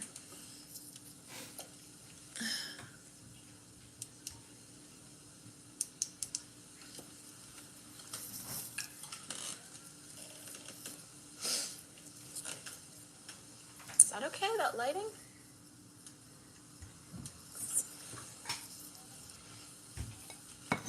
Okay, So let's check out the comments. If anyone wants to come on and be guided into clarity, or if you would like to just interact or ask a question, this isn't really a space to share your philosophical beliefs. Sometimes I get people coming on here doing monologues about the universe and all of that, and this is kind of like more of a concept-free. Oh, whatever. Let's see what happens. Let's see what happens. Everything has a reason in your life. You have learned the lesson before you can move farther on. It appears like that sometimes, and sometimes it doesn't, right? Hi, Froggy Fuzz.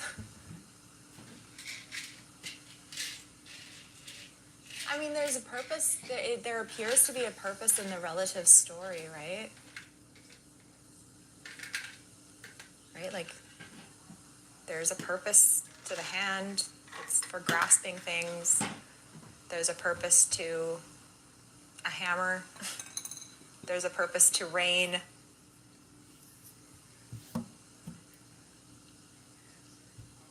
Right?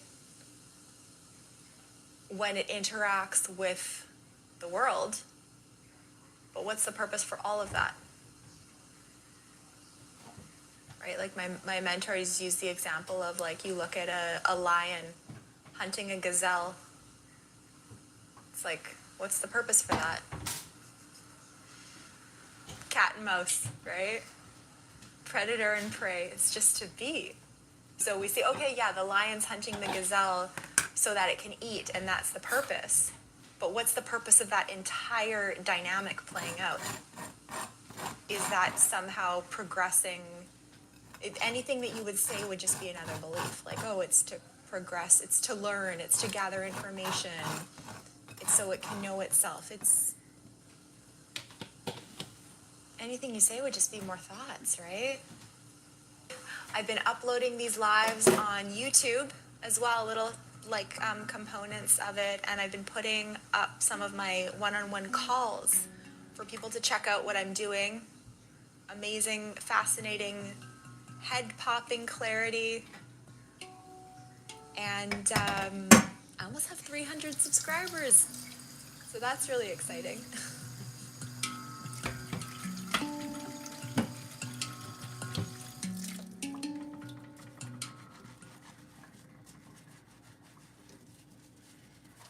Almost done, y'all.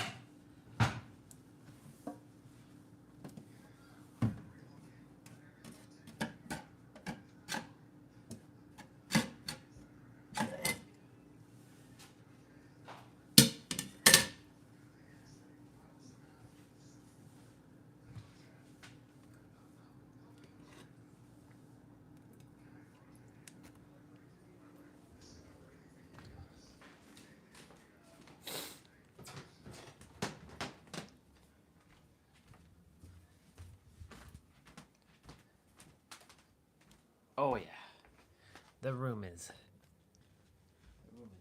fresh now.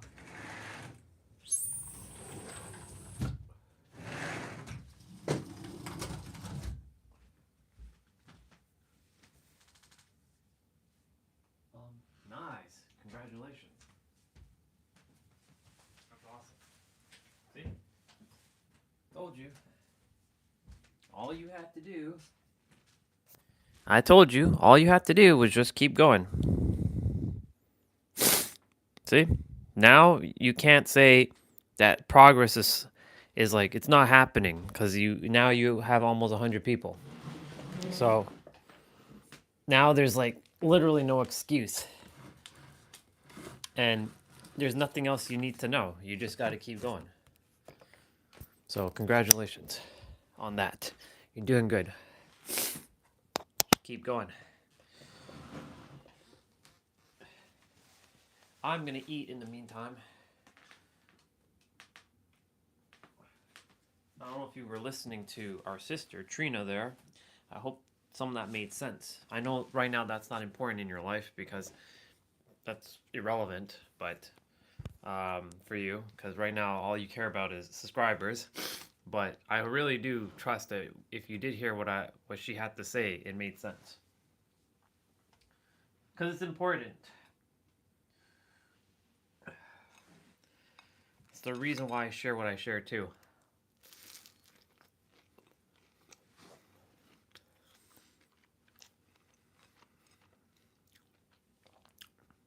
Let's go back to it for a moment. Let's see what this person left.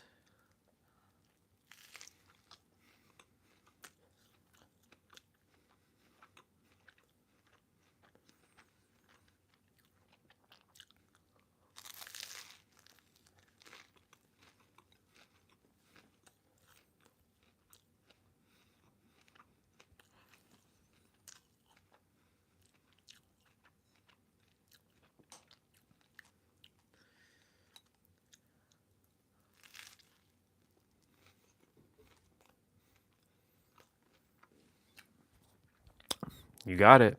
Eggs and toast.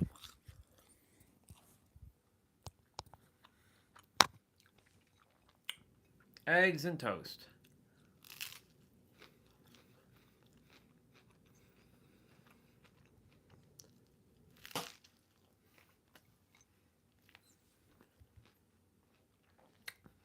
Gonna go make some hot chocolate in a bit.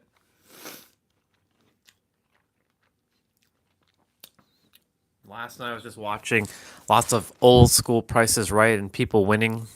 Like just seeing people winning brings a lot of joy. Like seeing people just excited for like winning their stuff was awesome. And then of course I saw that episode again when the girl won the first million on Deal or No Deal, the pregnant girl, and how she was like intuitively knowing that the $1 million was in her briefcase and she didn't back down. It was awesome. I love going back and seeing these things.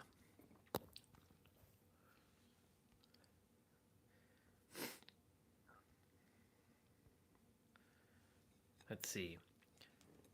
The book is the end of manifestation things and the recognition that nothing has ever been missing.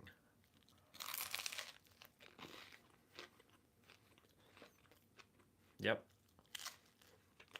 That's a bar.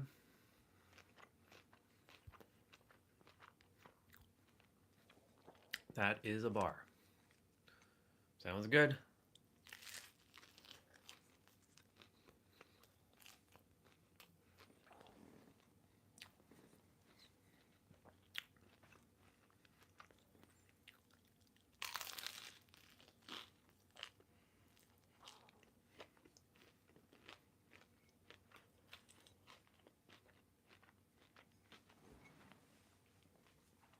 I should really keep these hand warmers together.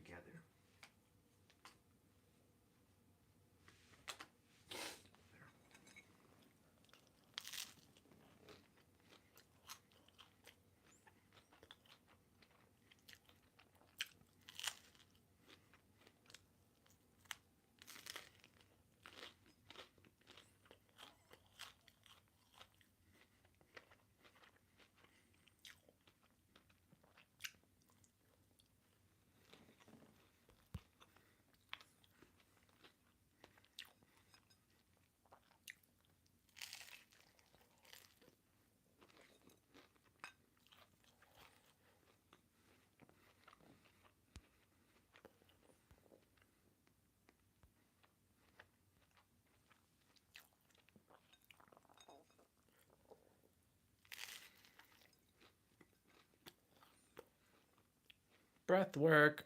Lots of breath work. Lots of videos popping up for breath.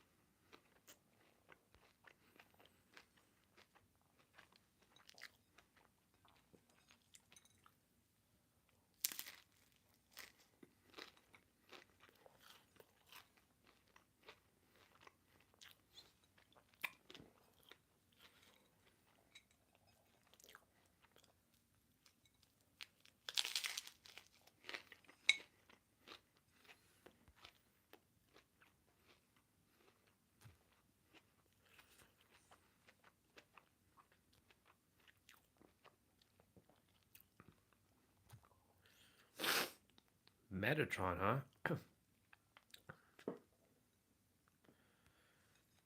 A lot of good stuff showing up on my feed this morning.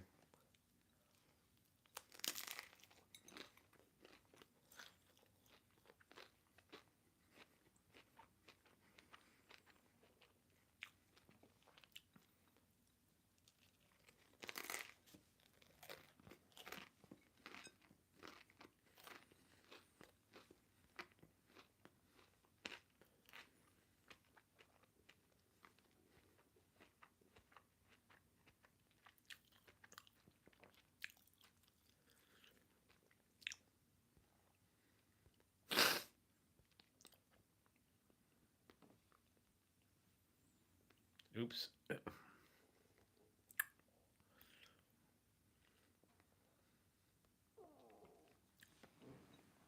Okay. Food is done.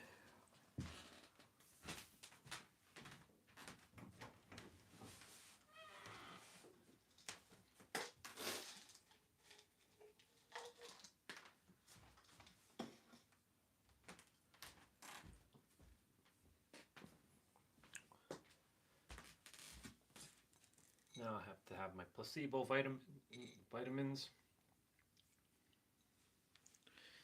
And the last little bit of water that I have.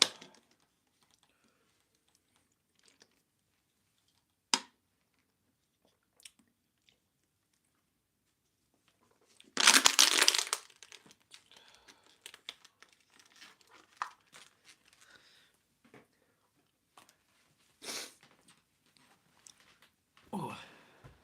Before I eat that apple.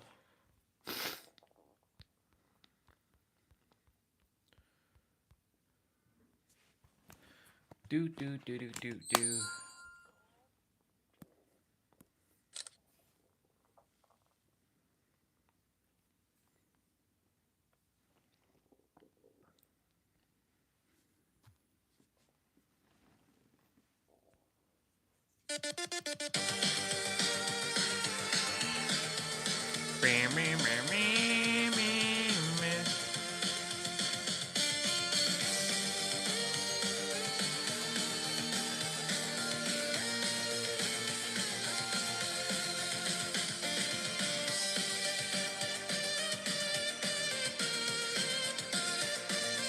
In the year 1244, in the city of Konya, a wandering dervish named Shams of Tabriz asked the great scholar Rumi a question that would shatter his world. "Tell me," Shams whispered, leaning close in the marketplace, "what is the difference between the breath of a sleeping man and the breath of a dead man?" Rumi, learned in all the sacred texts, opened his mouth to answer, and found he had none. Both breathe not, both are still, and yet one will wake, and one will never wake again. In that silence between question and answer, Rumi felt something collapse inside him. The edifice of his knowledge, built over decades of study, revealed itself as a palace of sand. This is not a question of biology. It is a question of something far older, far more dangerous. The ancients knew what we have forgotten, that breath is the thread connecting the visible world to the invisible, the mortal body to the immortal soul, the sleeping consciousness to the awakened self. In the mystery schools of Persia, in the Sufi lodges of Baghdad, in the hermetic chambers of Alexandria, initiates were taught a secret that has been buried beneath centuries of rationalism and mechanistic thinking, that breath is not merely respiration, but transmutation, that to change the breath is to change the very structure of consciousness itself. Tonight, we descend into that forgotten knowledge. But I must warn you, once you see the breath as the alchemists saw it, you cannot unsee it. Every inhale becomes a question. Every exhale a letting go of who you thought you were. The ancient Sufis called this fana, annihilation, the dissolution of the false self so that the real might breathe through you. Are you prepared to die while still living? Then let us begin. In the year 825, in the House of Wisdom in Baghdad, scholars translated texts from Greek, Sanskrit, and Persian, seeking to understand the pneuma, the breath spirit that animates all living things. The Greeks spoke of it. The Hindus called it prana. The Chinese named it ki. But it was the Sufis, those intoxicated lovers of the divine, who understood breath as something more radical. The meeting place of God and man, the border between Nasut and Lahut, the material and the celestial. Breath, they taught, is the only bridge we can walk upon consciously. We do not choose when our heart beats. We do not will our blood to flow. But the breath exists in that liminal space between the voluntary and involuntary, between will and surrender. It is both autonomic and controllable, both unconscious and conscious. It is, in the language of Carl Jung, a symbol of the self, that unifying principle that reconciles all opposites, that marries the ego to the unconscious, the temporal to the eternal. Modern neuroscience confirms what the mystics always knew, that breath directly alters brain chemistry, shifts neural oscillations, modulates the autonomic nervous system. When we breathe slowly, we activate the vagus nerve, triggering what researchers call the rest and digest response. When we breathe rapidly, we summon the sympathetic system, the realm of fight or flight. But the Sufis were not interested in mere relaxation. They sought hal, ecstatic states where the boundaries of self dissolved, where consciousness expanded beyond the prison of individual identity. They used breath not as a tool for calming, but as a blade for cutting through the veils of illusion. This is not self-help. This is alchemy. And like all alchemy, it begins with the prima materia, the raw, unrefined substance. In this case, you. The you that suffers. The you that yearns. The you that has forgotten how to breathe. Listen now to the opening lines of Rumi's Masnavi, that ocean of meaning disguised as poetry. Listen to the reed, how it tells a tale, complaining of separations, saying, "Ever since I was parted from the reed bed, my lament has caused man and woman to moan. I want a bosom torn by severance, that I may unfold the pain of love desire." The reed flute, hollow and empty, produces music only because it has been cut from its source, because it has been emptied of its pith. The Sufis saw in this a mirror of the human condition. We are reeds, severed from the divine reed bed, and our breath, the air moving through our hollow bodies, is the sound of that separation, the eternal lament of the soul in exile. But here is the secret. The reed does not lament silently. It sings. The pain of separation becomes the substance of beauty. This is what Jung called individuation, the painful process by which the unconscious contents are made conscious, by which the fragmented psyche is integrated into wholeness. The reed must be cut, must be hollowed, must be pierced with holes. Only then can breath pass through it and become song. In Jungian terms, the cutting of the reed represents the nigredo, the blackening, the death of the ego's illusions, the descent into the shadow. We resist this cutting. We cling to our solidity, our false sense of completeness. But the breath demands hollowness. To breathe fully is to acknowledge the empty space within us, the wound that will never fully heal, the existential severance that defines human consciousness. The alchemists knew this. In their laboratories, they spoke of solver et coagula, dissolve and coagulate, break down and rebuild. The breath is the solvent. With each inhale, we coagulate, we gather energy, we become. With each exhale, we dissolve, we release, we surrender. The oscillation between these two states is not breathing, it is becoming. It is the rhythm of transformation itself. Modern man, suffocating in his cities of steel and glass, has forgotten how to be hollow. Yeah. This is why I'm so good at what I do. When I listened to, so some of it was on point, but then when they started to talk about you have to become, and that, you know, your false sense of completeness, yeah, everything is an illusion because everything that AI thing is saying doesn't even know what it's saying. Whoever programmed it clearly is still living from a false seeking sense. So this is why I am grateful that, you know, now that I see things for what it is.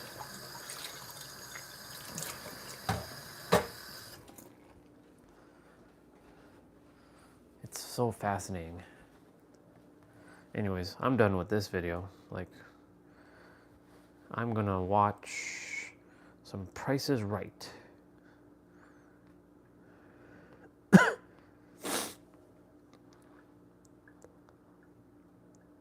Bloopers, malfunctions, and awkward signs while playing One Away. Price is Right, 1985. 1985? Wow.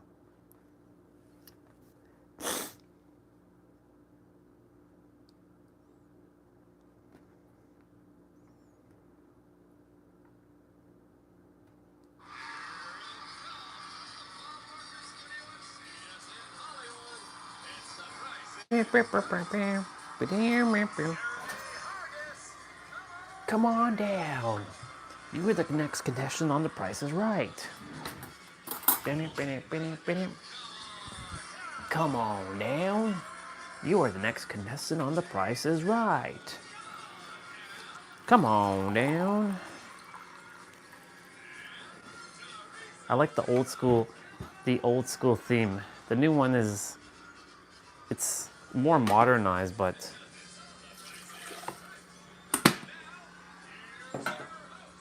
Drew Carey. And that was like 12 years ago, and it's still like that today. Drew Carey.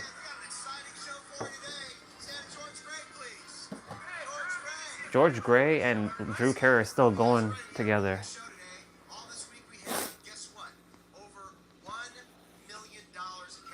Yeah, if I'm going to Price is Right, I'm playing on Big Money Week.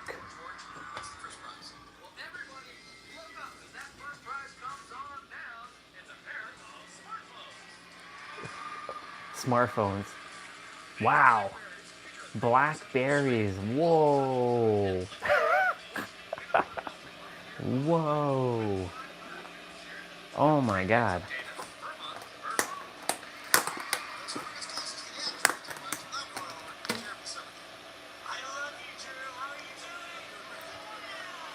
Yeah.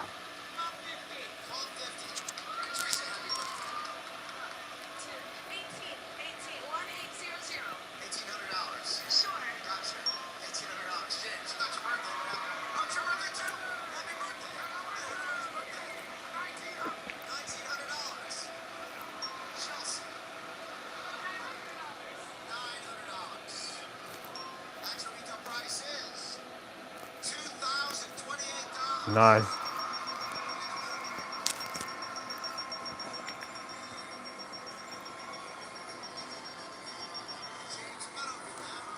Big Money Week.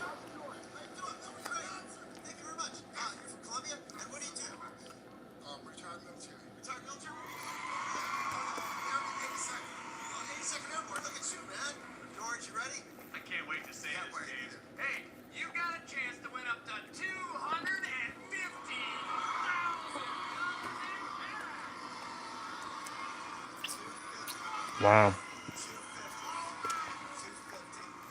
Now you've seen Bunch Bunch, right? Yeah, one of our famous games. Usually $25,000. We decided today to bump it up to $250,000. We have a card in this punch board with $250,000 on it. We have 9 $10,000 cards.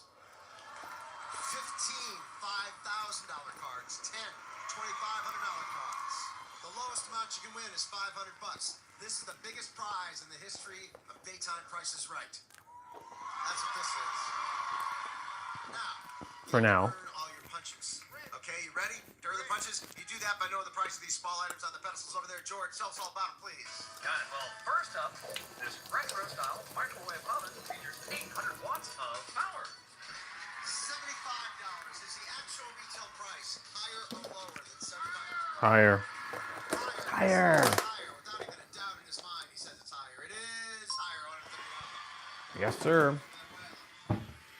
Next, please. Next up, this barbecue tool set includes a 2-pronged fork, basting brush, locking tongs, and a Good old slide. Price is Right. Barbecue tool set. $179 is the actual retail price. Higher or lower? Lower. Lower. It is $144. That's right. People that are retired know that. They know their barbecue grill stuff. Next one, please. Well, you can make 2 large or 6 small soft pretzels with this non-stick appliance. Little pretzel maker for you. $49 is the actual price. Higher or lower? Lower. I think that was higher. It's only $29. Oh.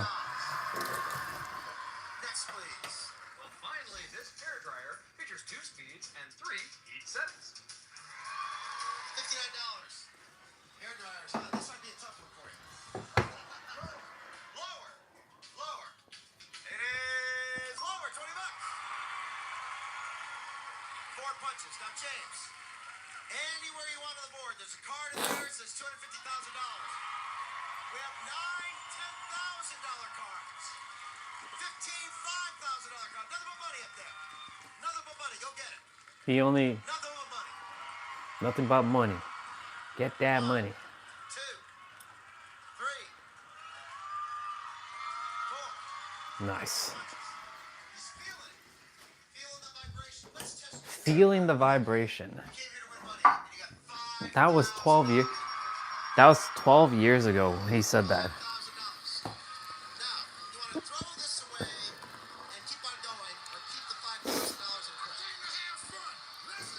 He came to have fun. Let's go. I don't know when was the last time you threw away $5,000. Ain't nothing but $5,000. Nothing but $5,000, man. We're with you, man. Nothing but $5,000. Because you know what? There's always another $5,000 on the way. Always another $5,000 on the way.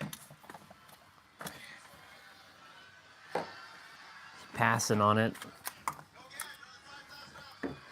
Thrown away $10,000 so far. It's crazy, right? Right here, right? You came here to have fun. Well, you threw away 2 $5,000s, so you're down to $2,500. You got 1 more to go. Screw it. Just keep going at this point. We have 5,000, 5,000, 2,500. Looking for big 1,000. Ooh. It's a, Show ya. 5, 6, 7, 8, 9 here should be a card for $250,000. Just to show we weren't kidding, there it was.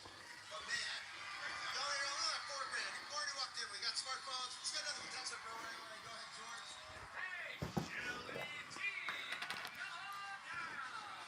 come on down. You're the next contestant on The Price is Right. What's up, Shelly? How you doing? Next prize, George. It's the Price is Right jewelry box. You're the next contestant on The Price is Right. Expertly crafted Sarah Richardson collection is cast with silver and vintage Beep, copper. beep, beep, beep, beep, beep. And Beep, beep, beep, beep, beep, beep, beep, beep, beep, beep, beep, beep, beep, beep. Chance to win a pair of earrings there. Go to priceright.com. Find out how. And Shelly, we're going to start with you. $835. 835. Chelsea. Eight, 835.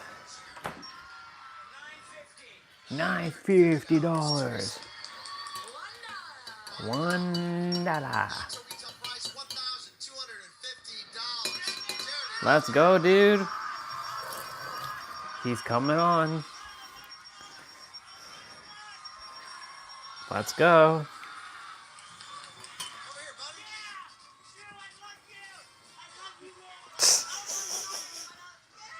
Welcome to the show. Thank you. Let's show. Come on over here. Jeremy, where are you from? Las Vegas. Las Vegas. George, what do we got for him? Couple of great prizes, Jeremy. How about a billiards table and a 3D? Dude from Las Vegas. First, this antique style billiards table is classically designed I, with the turn of the century. well, that's definitely what I'm gonna have at the penthouse. A pool table. Limitless billiards. And second, this 55-inch 3D LED smart HD TV features built-in Wi-Fi and Skype. 2 pairs of glasses included. Skype. Oh wow, 3D TV from back in the day. I love you, Manuela. I love you. I love you, And I love Amber. you too, baby. I love you, Amber. Amber, we love you. It's not big favorites, not right now. They're both my favorite. Right, they're both our favorite. You are. We played them. Play a game called the bargain game. This is how it works. The pool table, $1,600. Sale price, bargain price, not the real price. 55-inch TV over there by what's her name? $26.49. Bargain price, the sale price. What I need from you is, I need to know which price is the bigger bargain. Which price is more below the actual retail price? Pool table. Pool table. Pool table. Give it to me, Manuela. So let's start with the gorgeous, incomparable Amber Lancaster. She's gorgeous. $26.49. Actual price is $31.49. Difference of only $500. I love it. Now out of the Colombian cutie yourself, Manuela. Please, $1,600. Actual retail price $2,600. He won. Nice.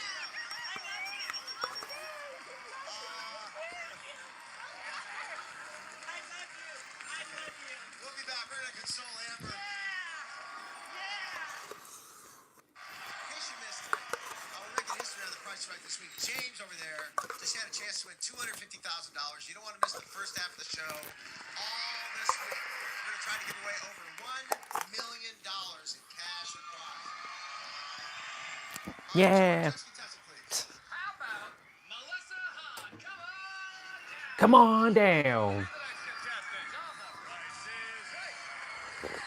Melissa. I didn't realize that there were some Price is Right like episodes on YouTube. Next up, we've got the new fireplace. Create a serene and spellbinding ambiance with this contemporary When I go on Price is Right, I'm gonna be the biggest winning person in history. clean-burning, odorless flame bioethanol from Deco Flame USA. Melissa, what do you say? Let's go $1,300. $1,300. Thank you very much. Teresa, 1,500. $1,500. Shelly, 1,535. $1,535. Chelsea, 1,595. $1,595. Actual retail price, $1,805. Chelsea, I would up end up. nice to see you.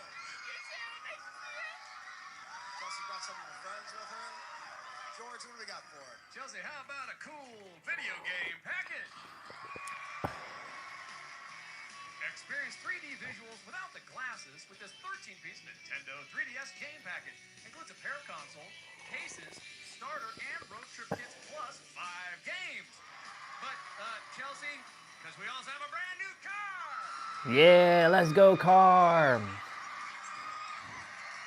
It's the Dodge Dart SE. This compact sedan comes with a 2-liter engine. What is she playing? Oh, she did win the car.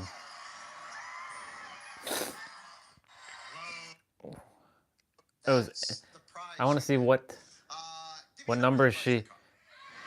We already know she won the car. How about a 7 for a Dodge Dart SC? 7 at the end. Nice. Good. How about a 4, please? 4. Dodge Dart SC. Let's see an 8, please. 8. For the game Oh. package. Only 2 more numbers for the car. 5. Oh. $5 is the least you can win. $5 and something. 6. 6.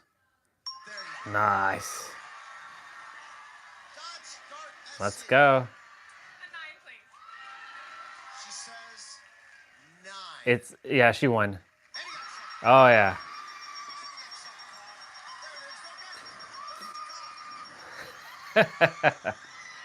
I love it. Congratulations, girl. Even though this is from like 12 years ago. Paper apart by the following.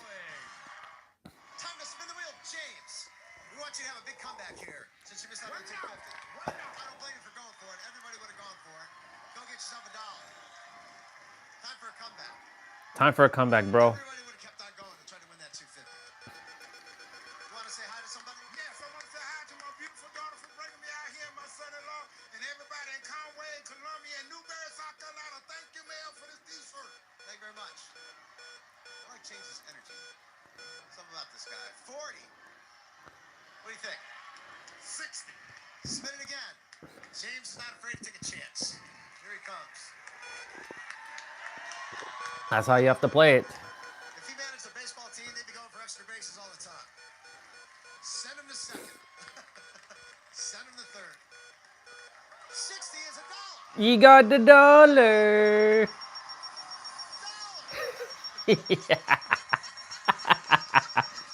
Let's go. What do you know?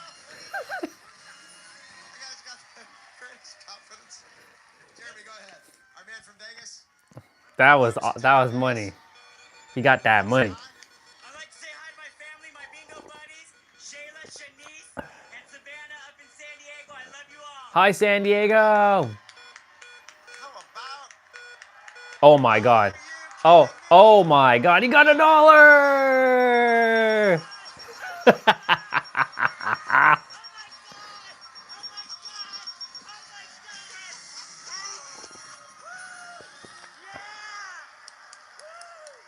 Chelsea? You got to get $1.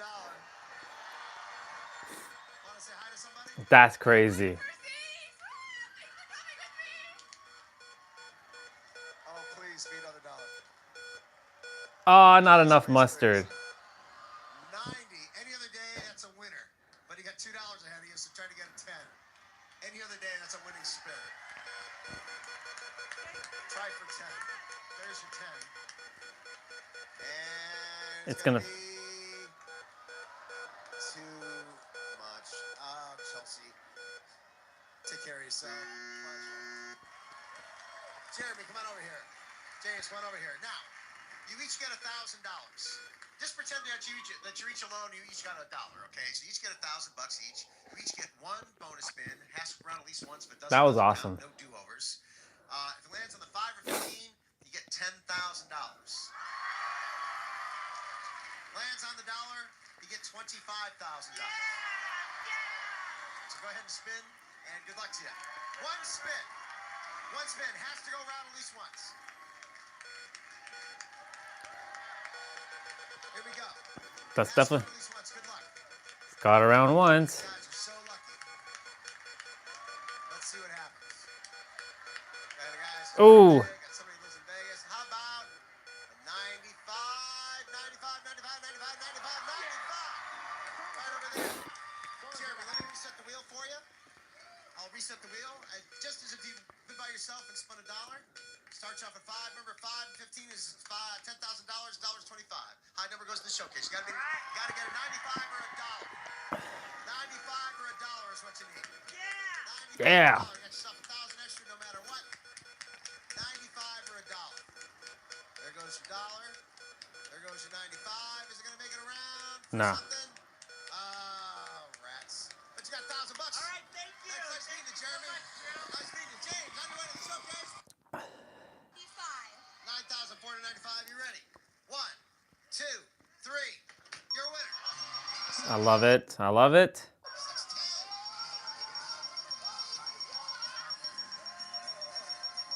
What's up, man? Welcome to the show. How you doing? Nice to see you. What's going on? And where are you from? I'm from Chicago, Illinois. All the way from Chicago, folks. Yeah. What do we got for 'em? How about a brand new car? Yeah. Is that? It's the Scion TC. Oh. Featuring a 2.5-liter engine, automatic trans. Numbers! You only need to change one number to get yourself a car. He's got 4 numbers right. Let's do that 0. And change the No. 0 to a 2. No, dude. Change the 3. Cars never end in 3 prices. Let's see the first 2. So I think you have that one right. There you go. If this next number is blue, you're a winner. We're gonna find it right now, John. No. Let's see a 2. It was the It's the 9. It was a 9. 9. Buddy, I'm sorry. Ah. Clock game. As soon as you start talking, the clock starts. 1,200. Lower. 1,100. 1,000. 800. 700. 600. 500. Sorry, 650. Yeah! Just like that. 650. What's the head of off? What a way to celebrate. He's got the bicycles, camera, a trip to Monterey, $1,000. We'll be right back. Showcase showdown. I'm gonna spin the wheel. Nice. Center back home and miss you, and I love you guys. Team Jeans represent. Thank you very much. Represent. About a 10. Okay, I'm Spin gonna go. again. Yeah, I think you should go again to beat a 95. Good luck. That wasn't very good, was it? Well, I don't know until it's over. I can't judge a spin until it's over. They're all good spins to me. Well, you got a 70. That's not bad, but it doesn't mean a 95. Nice meeting you. Happy birthday. Hey, man, you are lucky. Welcome to the showcase, man. Welcome to the showcase. Carl's on the Switzerland. Amsterdam, Switzerland. You and the guys will fly round-trip coach from Los Angeles to Zurich, Switzerland for a 6-night stay in a deluxe room at the Zurich Marriott Hotel. This luxury hotel offers unlimited comfort in the heart of the city on the banks of the River Lima. Daily breakfast included. Plus, explore the sights during a 4-hour guided city tour. All right, James. So you've been below the sea and high above. Finally, it's time to touch down near Sydney Harbor in Australia. Those are lots of good places to travel. Amsterdam. To Sydney, Australia for 6 nights. Amsterdam. Studio, spa, suite Yeah. at Radisson Blue Plaza Hotel, Sydney. This boutique 5-star I'd go to Ireland though. within a stunning heritage-listed building. And there's 2 people that I would like to see. Trish Daily breakfast and Lori. Trisha is someone I used to work with. Or Trish. on your hop-on, hop-off tour, which includes 22 stops around the city. So it's trips to Amsterdam, to Switzerland, Switzerland. and Australia. This In Australia. if Your price is right. James. It's pretty nice, man. What do you think? All 3 trips. I would say 25,000. 2,500, Drew. $22,500. Close enough. I was about to say 25,000. Carl, good luck. We'll be right back. Find out who wins after this. Go away, folks. Welcome back, everybody. The Price is Right. Crazy show today. Had just a little bit of everything on the show, including James. You bid $22,500 for all 3 trips. Actual retail price $30,827. You're off by $8,327. Oof. It's $30,000. Okay. You bid $38,000. Actual retail price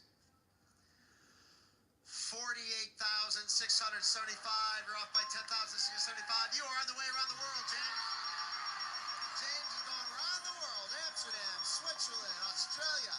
Happy birthday. He won $35,178 for the prize. Nice. The Price is Right. Hey, what's up, dude? What's up, bro? Just watching Price is Right.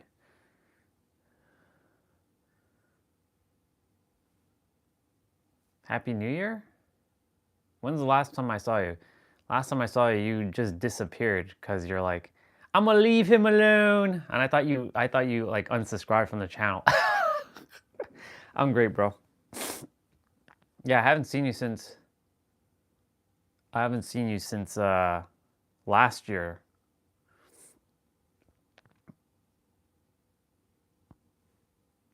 What were we talking about last time? Oh, right. Yeah, I remember. That's done. That's all's divine. Lots of snow, very cold, been outside every day, walking in minus 30-degree weather and streaming, getting the body really amped up. Right now it's well, we're supposed to have more snow today. I'm seeing like wind blowing, snow all over the place right now. Yeah. I am good. How can I not? The mind will hijack you and tell you that you're not good, but when you know that this is an illusion, you stop adhering to it. So, been just listening to music lately. They have a live going on right now. Listen to music, watching game shows, people winning. It's been pretty awesome. Family Feud, Price is Right, Deal or No Deal.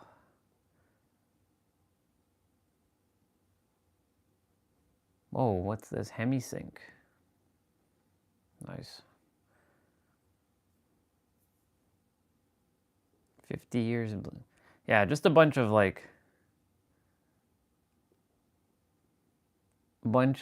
just random shit. What the fuck is that? Of course, that's always going to happen. That's always, I haven't started yet, but I will be starting that soon enough. That's never gonna stop. That's until I finally leave. I'll never stop fitness. That is, that's something that, not because I must do it, it's something I enjoy to do. Because I don't do things because I have to, I do it because I choose to. Two different ways. We'll tune in. Thank you. You as well, dude. Enjoy your day. I'll see you when I see you. I'm gonna see what I'm gonna listen to or watch next. Peace out, bro. Mr. A.J. Panuck.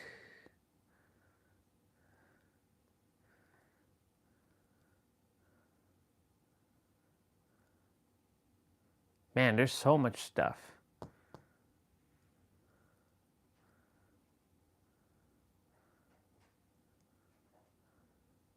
Holy moly. You're welcome. That's Gundam Seed. That's Katie. I'm digging this. Machine of the Inner Self. Is this music? Yeah, this is music.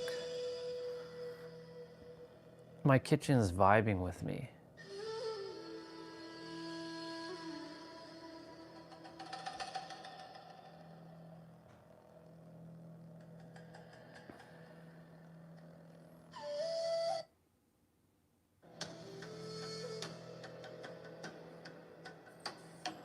Not bad.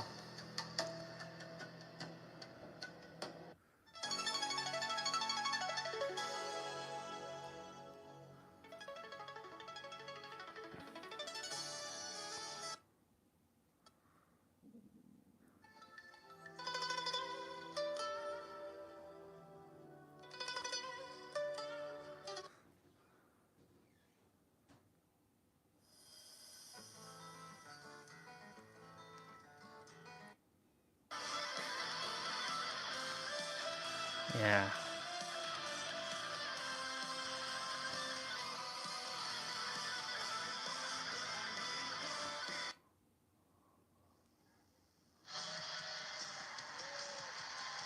right, welcome back, everybody. Here with Terry and Sharon. Sharon, here's the first showcase. Sharon, our models have really worked hard today, so we're giving them this showcase off. We're actually going to let them from the house. Countryside. For all that, Sharon. Oh yes, I remember this guy. $30,525. $30,525. No, did I say 30,000? Yeah, you said 30,000. Okay. $30,525. $30,525. Okay, there she is. We'll be right back, folks. Don't go away.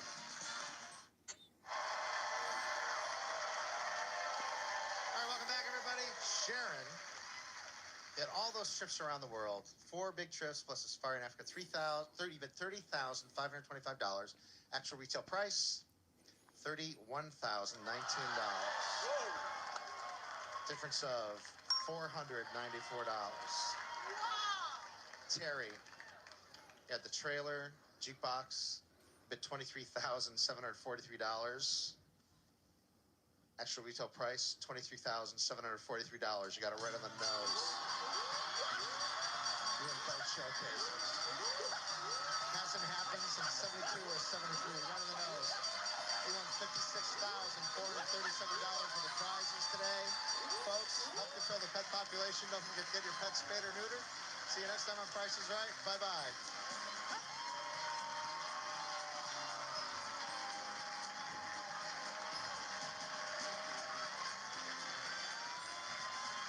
A Fremantle Media production.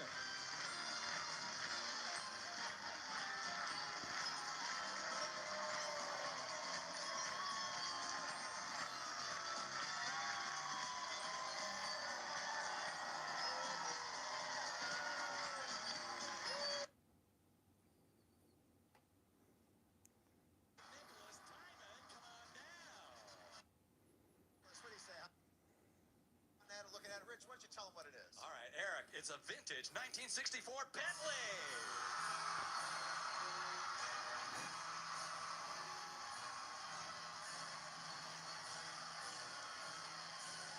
With class and sophistication comes the 1964 vintage Bentley S3. This classic British import features right-hand drive, wood accents, and restored leather interior for a comfortable ride, no matter what side of the road you drive on. The 1964 Bentley S3. It's a terrific prize worth $34,990. Now, we're going to play a little game called Hole in One. That's crazy. By the way, how about this new tailor-made bag we have and tailor-made nice. Tailor-made. Look at this. Can you get a shot at that? TaylorMade even made us Price is Right logo golf balls. Look at that. Penta.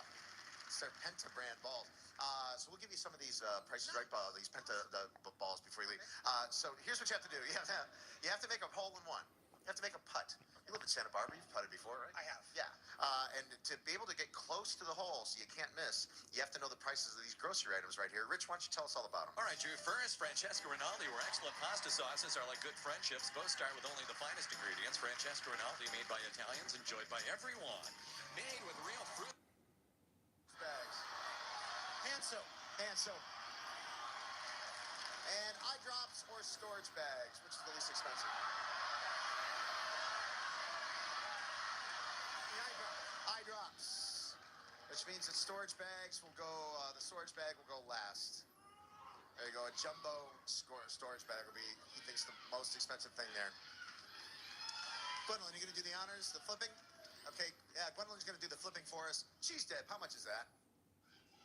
$4.59. That's some bad news. Pasta sauce is $1.99. So you're going to have to putt from way back here, buddy. There you go.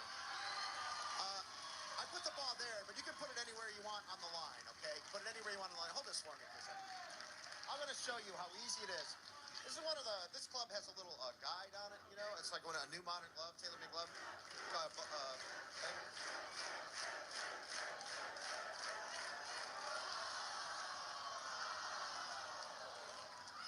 see, I don't golf.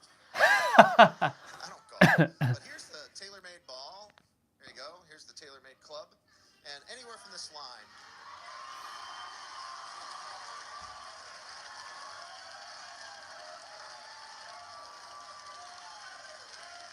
All right. This is going to be the most expensive putt of his life, I believe. We'll let him give him a chance to concentrate. Good luck, Derek.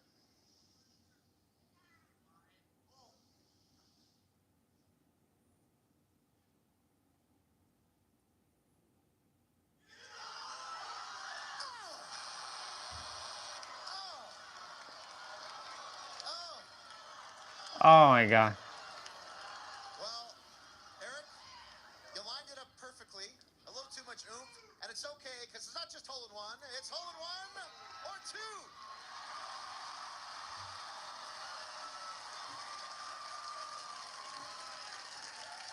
Eric, I can't tell you how badly I want to give away this car. I want you to have this car. And that was a great putt, a little too hard, all right? So you know just what to do.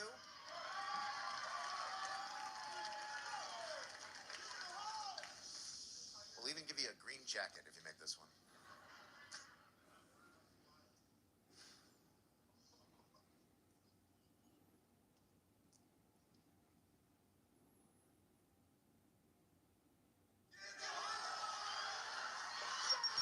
He got it.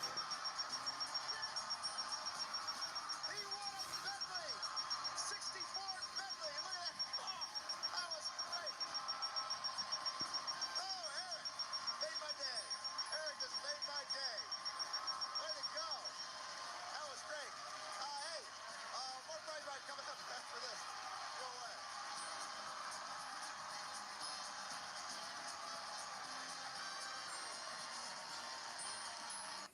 Spin the wheel. Wilbert, start us off. Start us off. Go ahead. Wilbert, cleaned up. Oh, I remember this one. Who do you want to say hi to? I want to say hi to all my family and friends in California, New Jersey, and Florida. Everybody, Wilbert, if you get $1, it's $10,000 to 25. Yes, sir. Okay, 75 or less. 75 or less. Good luck. 75 or less. There's your 75. There's your 75. That was a good spin, buddy. You set that wheel going, man. Come on, 75 for 10,000. $10,000.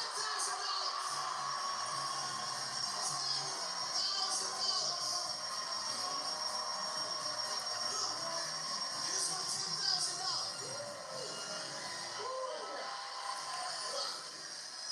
That's what I'm talking about. 10 grand. Wow, win.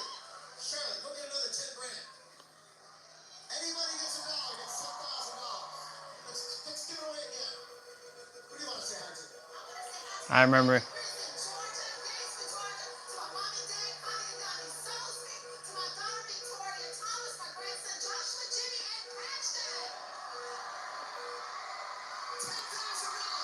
Let's go.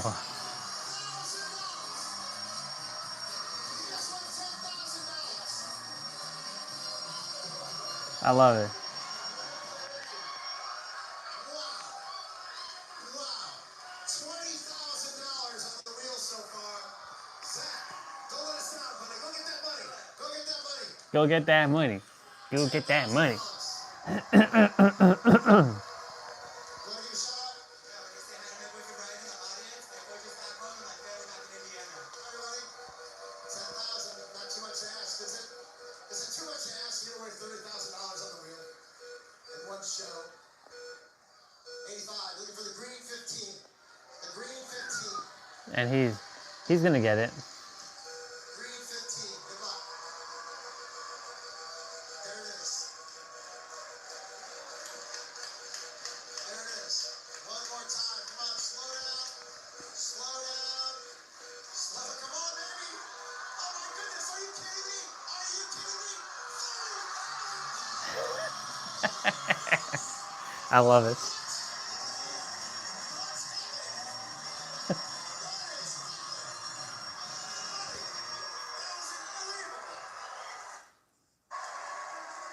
If you land on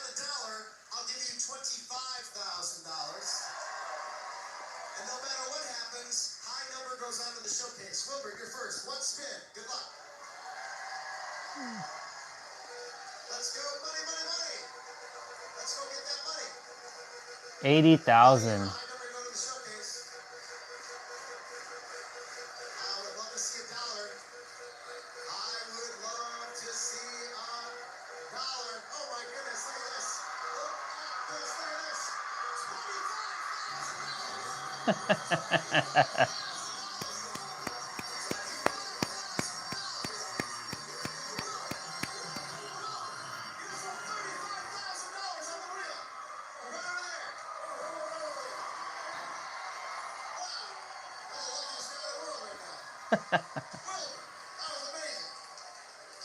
You can't even be mad at this. Like, it's so awesome. Showcase for the $1.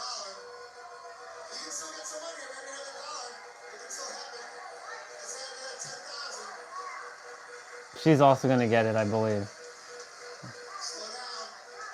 Slow down. Slow down.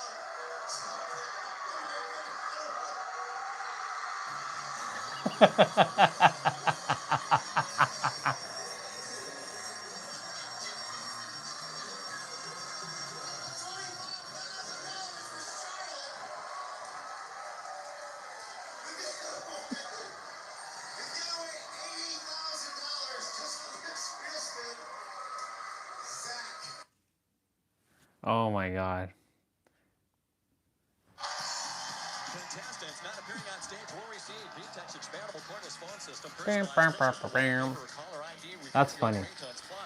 I do remember actually seeing that one. I do remember that very well. Oh my God, it's so good to see these things. Some of the best coffees from around the world from Don Francisco Specialty Coffees. And now, here's Drew Carey with our Showcase Showdown. Double Dollar and Mini Coopers. Here's your chance. Close again to $1 without going over. Man, 2009. That was a good spin. You want to say hi? 16 years ago. Mike, my husband, my mom, and dad, I love you. Go Navy.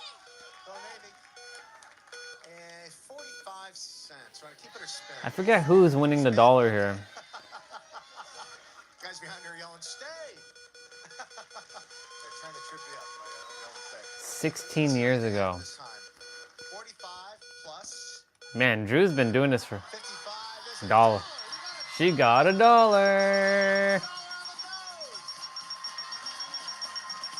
Wow.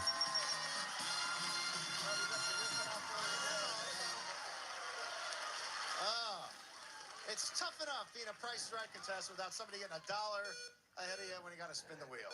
Congratulations, Catherine. You want to say hi to anybody here? Yeah, my friends back out there in college, Hofstra, my family, and that's it. Okay, friends, family, that's it. You got a 10 cents coming up. Okay, spin it again. Try to get the 90, which is right up at the top there. So interesting. Catherine's looking pretty comfortable with $1. Normally, people get like 70 cents and they're kind of cocky. You just got $1. Here we go. Yeah. Oh, man, look at it. No. Thanks, Eric. Thanks for playing. God bless you, okay? He almost got there. He was just He's your scriptwriter, Michael. Majored in film in college, wants to write screenplays, etc. Want to say hi to anybody? Hey, mom, dad, grandma, grandpa, anything to college! Okay. A special hello to Kurt. Hello, Kurt. Thanks, Kurt. Thank you. 50. Get it so it goes right back to the 50. One full spin or two full spins, however you got to do it. And you can spin again with Catherine. I used to watch game shows all the time. Another 50. There it goes. This reminds me of like the good old days. No. 100. No. Sorry, Michael. Sorry, buddy. Take care of yourself. Catherine, come on over here. She's gonna get the dollar. Catherine, of course, you get a bonus spin. You know that, right? You get $1,000 extra because you spent $1. You get a bonus spin. Has to go all the way around. If it doesn't count. So make sure it goes all the way around because there's no do-overs. You got to land in this area right here. You land in the 5 or the 15, you get an extra $10,000. Lands on the dollar, you get an extra $25,000. Everybody could use $25,000. Go ahead and spin the wheel. Try to get that extra $25,000. Everybody could use an extra $25,000. Let's go. She's gonna get it. Come in handy, right? Come on, here we go. Oh my God. She got it. Yeah.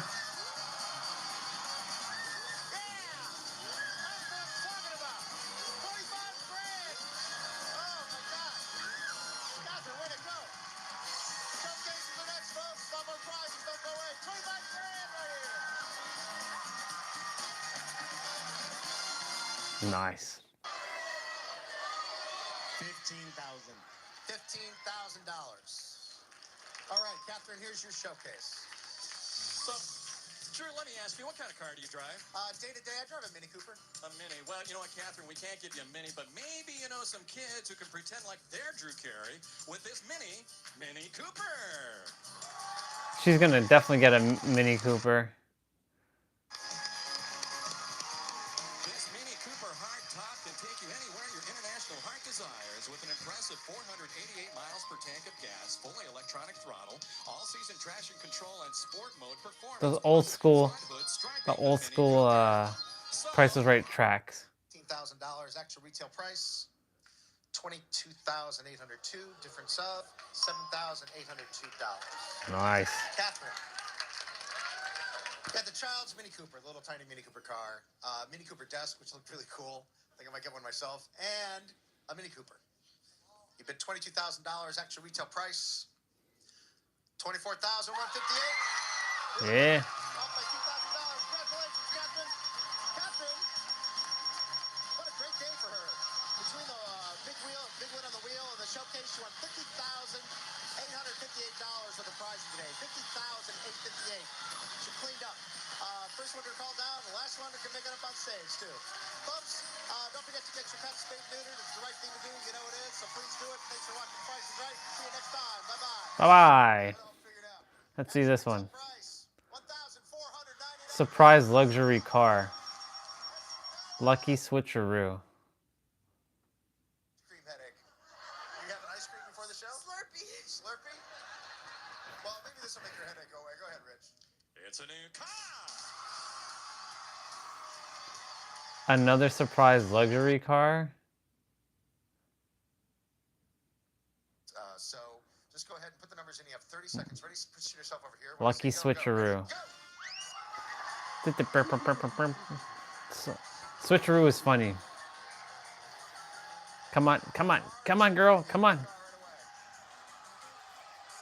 19 seconds, 18 seconds, 15 seconds,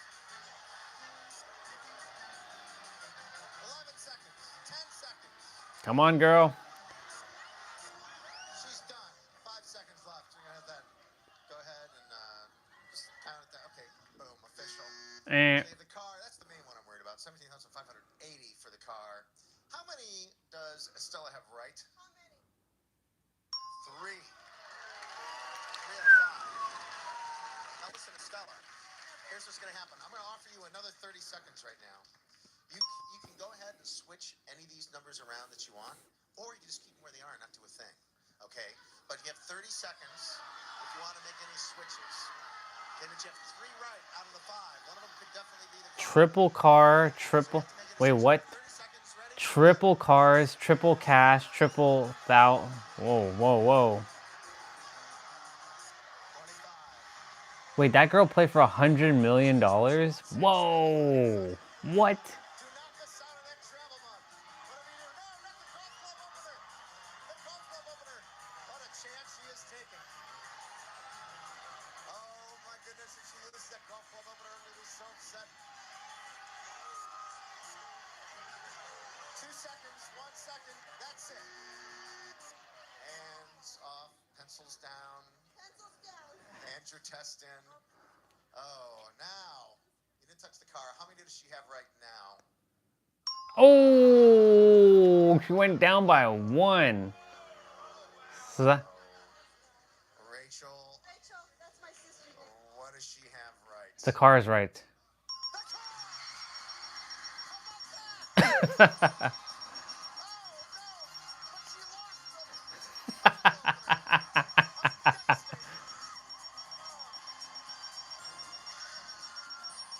Oh my god. Okay, let's see. Luxury.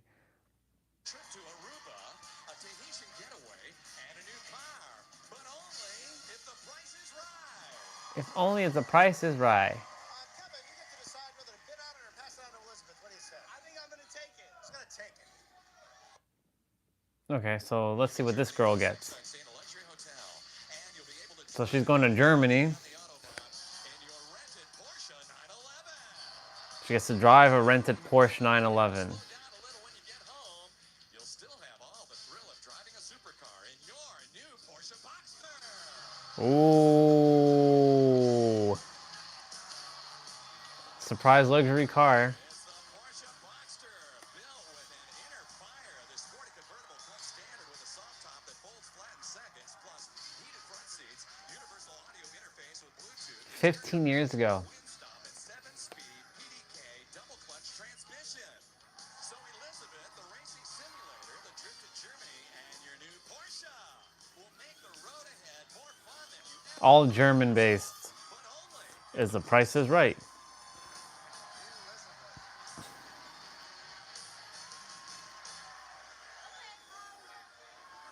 Undergoing 52,000. $52,000. $52,000. Hope she wins. I mean, I would like for them to both win. And a surprising ending with the second showcase of a great car nobody expected. Standing ovation for the Porsche Boxster. We'll be right back to find out who wins. Don't go away. My algorithm is kind of like all over the place now. All right, welcome back. I love seeing people win though. So, Kevin, trip to Aruba, a trip to Tahiti, and a Chevy Malibu. First you bid $11,700. $70,000. Then you changed it to $29,000. $70,000. $40,000. Oh, whoa. Difference of $11,250. Come on, I hope you win, girl. Get that Boxster. Elizabeth, racing simulator, a trip to Germany to drive on the Autobahn, and a rented Porsche, and then a Porsche Boxster. You bid $52,000. You have to be closer than $11,250. Actual retail price $69,000. Oh, she doesn't win. Damn, I thought she was gonna win. Okay, let's see this. tonight, get ready for Deal or No Deal's biggest jackpot ever. $100 million. These three teams each have The the 100 chance of a lifetime. The $100 million thing was pretty much a big flop. Multi-millionaire. We're gonna make some TV history. But first, it's a battle of wills. Feel it? Yale College student Aaron Kraft. Listen to Reese Aaron, this would take care of your school debt. or listen to her roommate. We need to have some fun, and that's not going to cover fun.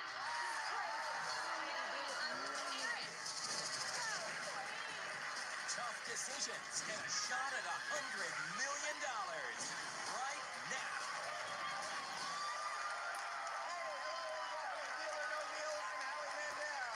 Howie Mandel. Imagine you winning $100 million on a show. That's crazy. Let me tell you why. Wait till you hear this. Tonight, as part of the Hershey's Kisses brand 100th anniversary celebration, tonight we have a mind-boggling prize. Forget about $1 million. Forget about $10 million. You know what I'm talking about? I am talking about $100 million. $100 million.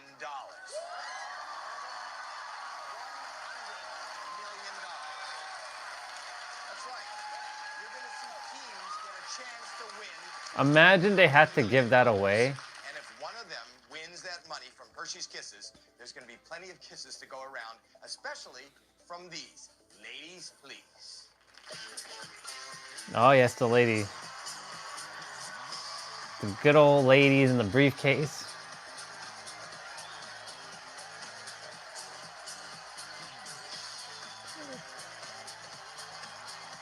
My favorite briefcase girl, her name was Lindsay. Funny enough. She was like number 4, and then there's a girl named Katie. Feel it? Hi, lady. Hi, Howie. Hello, ladies. Okay, we have Hi, $1 Howie. million. Right now, we have $1 million at stake. 1 million, which is a great start to any evening. And we need somebody to take $1 million out of here, don't we? So let's bring out our first contestant, Aaron Kraft. Aaron! Home or stay and keep opening up cases. Call me. Hello? Okay. Yeah, he's asking, did you used to be a cheerleader yourself? I've been a cheerleader. Yes. Yes, she said yes, she has. He said, yeah, he can tell. All right. The banker was hilarious. Okay. Your first offer. Okay. $56,000. 5 cases. So, if you say deal and hit that button, $56,000 is yours. If you say no deal, you have to open up 5 more cases. Can't Six afford to months go from now, HD despite nearly every other network primetime show being HD by this point. HD high definition. Deal Or no deal. $1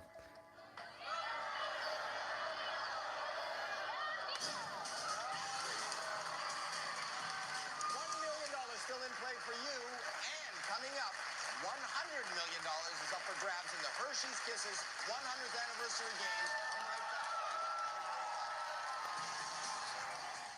So who's playing for the 100 million? If she is? Aaron Kraft. Very serious. Deal.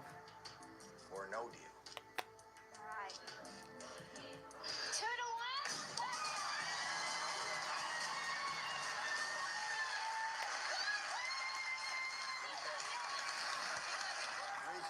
1. Hold on. You okay, Mom?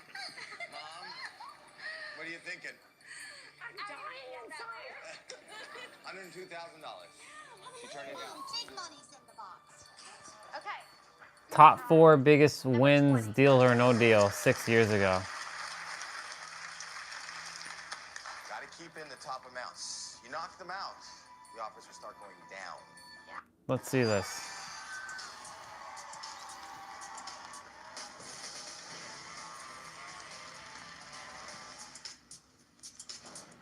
Number 7.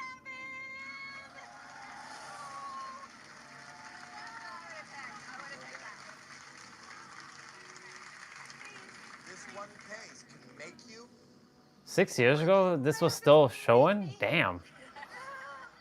Jordana, anything but. Yeah, looks like it came back. Open the case. I'm not looking. This doesn't look like the biggest deals. Please, low. Yeah, this is like old. This is not even. That's great. That's great. These are not the biggest wins.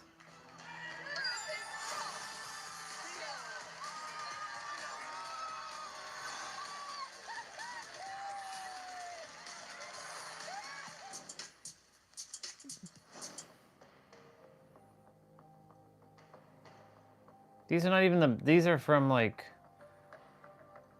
No, that's not even the biggest deal. What is David's final offer? David, I'm not going to mess around. You've played an amazing game. Thank you. This is by far the highest offer in deal or no deal history. And that would be.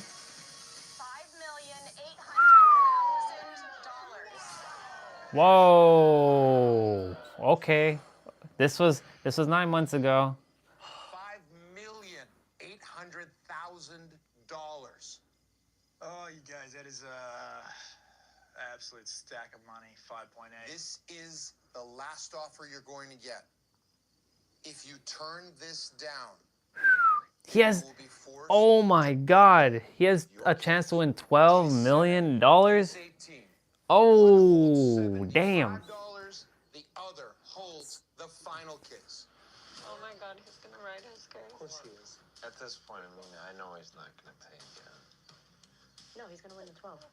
Walk me through what you're thinking about. Fuck, man. That's crazy. Looking for Sanj, huh? I definitely. I didn't know that they were doing. And it says $5.8 million. It's a lot of dough. Oh, that 12.2 is just staring me in the face. Please take it.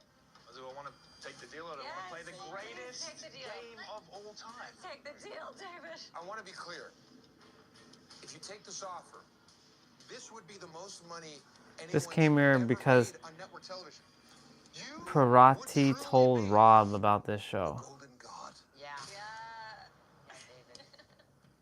But if you turn this down and you have $75 in your case, David, you would be the biggest loser in TV history. For an offer of $5 million. $1,000. The most money anyone has ever won in the history of network television. Deal or no deal? It would have been awesome if Howie was the host of this, but he isn't. I know where that money's at. No, David. But I've also seen hubris take out a lot of people. Look at everybody on their. I think in this case, No way. No way. No way. Oh, he took the deal.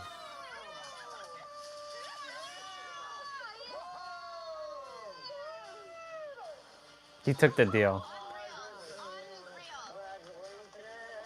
How greedy would someone have to be to say 5 isn't good enough? But let's see if he actually had it in his case. You just took an offer of $5,800,000. An amount that's going to change your life forever. Yeah. I can't believe it.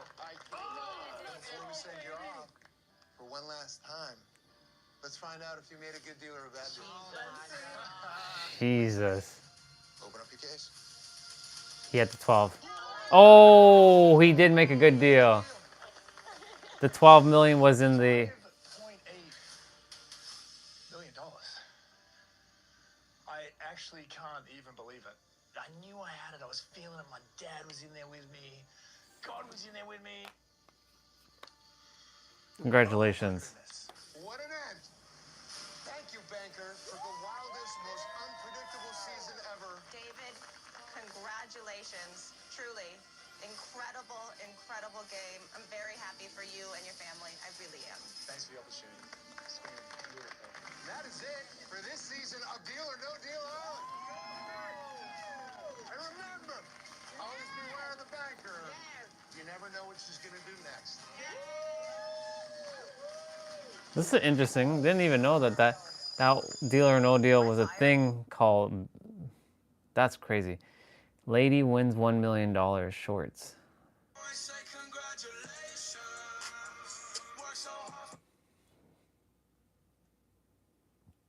I saw that one already.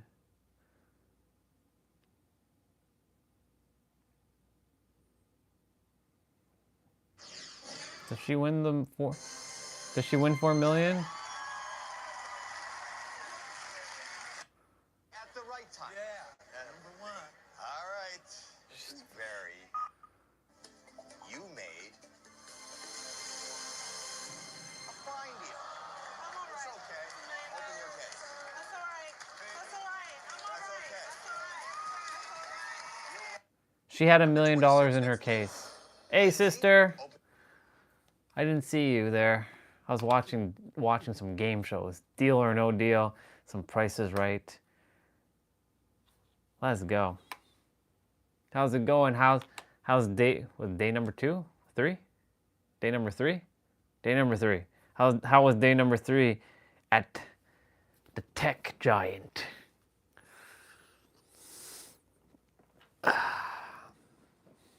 I like seeing oh, it's day 2. Okay. I thought it was day 3. How's day 2 at the tech giant? The company that I will buy. And then I'll make a Gundam from that company. I'll be like Seto Kaiba and buy it all. It's awesome. That's good. I'm glad you're enjoying your time there at the company. That's amazing. Just lots of winning energy. It's awesome.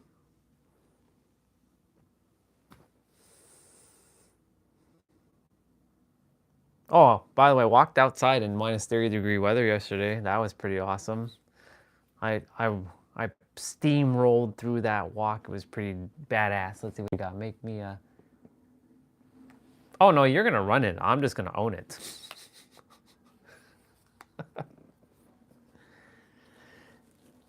Or I'll have someone else run it. You could be the CTO, but I'm going to buy it. I'm going to buy them all out and then make them and call it the Orion division, the Orion network. Google, Apple, Microsoft, Huawei, Samsung, Qualcomm, any other chip manufacturers that are out there. I'll buy them all. Yep. All part of the Orion syndicate.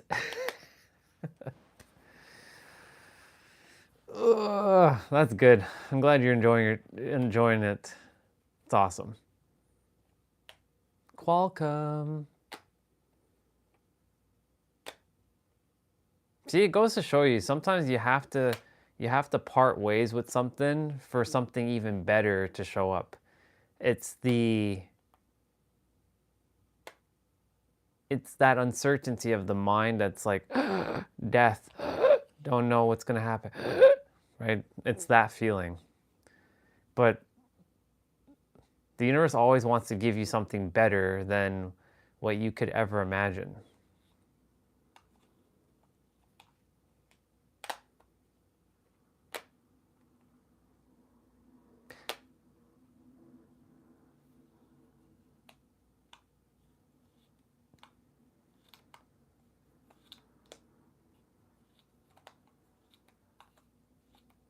I know this year is going to be quite the quite the year for everybody. The snake skin has been shed. It's just going to be more finalized by like the 17th of February. I don't know why that's the case. And then all the good stuff starts happening for everybody. We just got to just stay in alignment. And of course, take action. Can't just sit there and just like, la, la, la, la, la. Things have to unfold.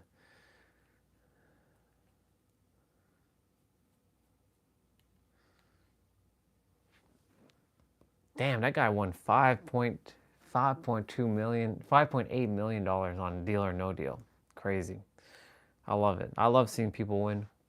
That makes me happy. Teenage Mutant Ninja Turtles and Ninja Gaiden. What? What is this? It's a mod?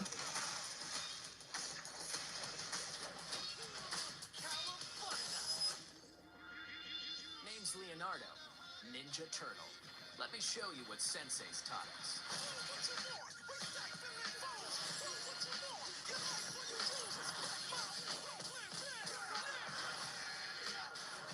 Is this an actual game?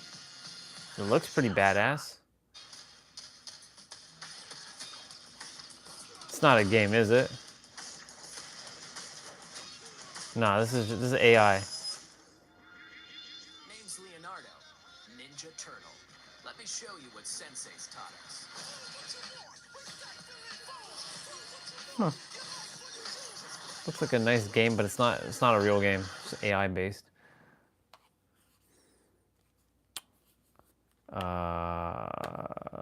Let's go. Enjoyable, inspiring,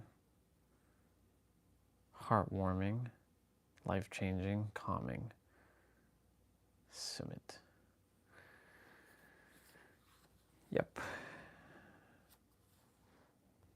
I want to talk about desperation because I don't think that most people just realize how much of their lives are shaped by it. The decisions we make every single day that feel like choices, but are actually reactions. This sister showed up on my feed recently. I lived in survival for an extremely long time, and I definitely know that there were some life choices that I've made at a time that were shaped by desperation.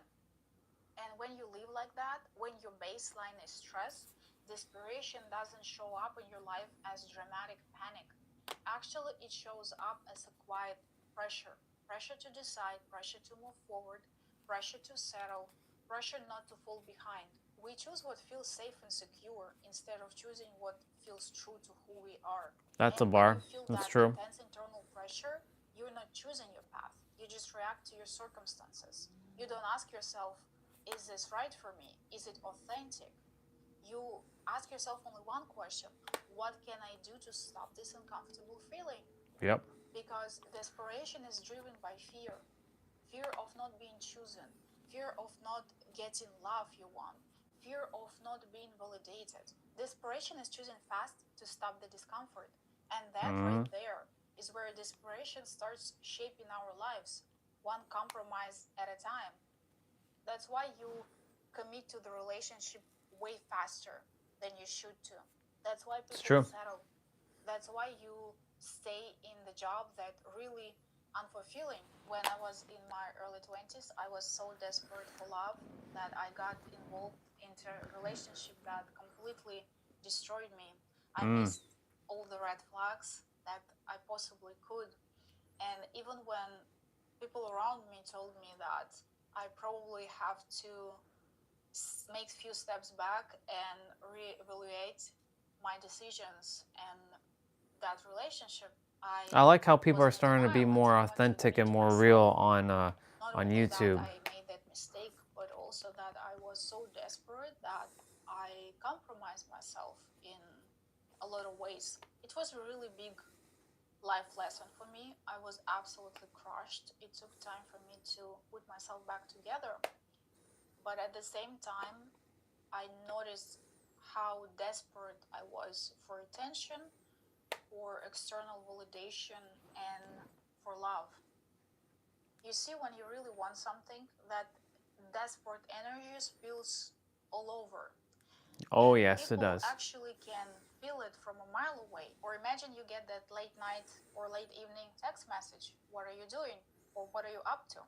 And you already had plans, or you preparing yourself for sleep.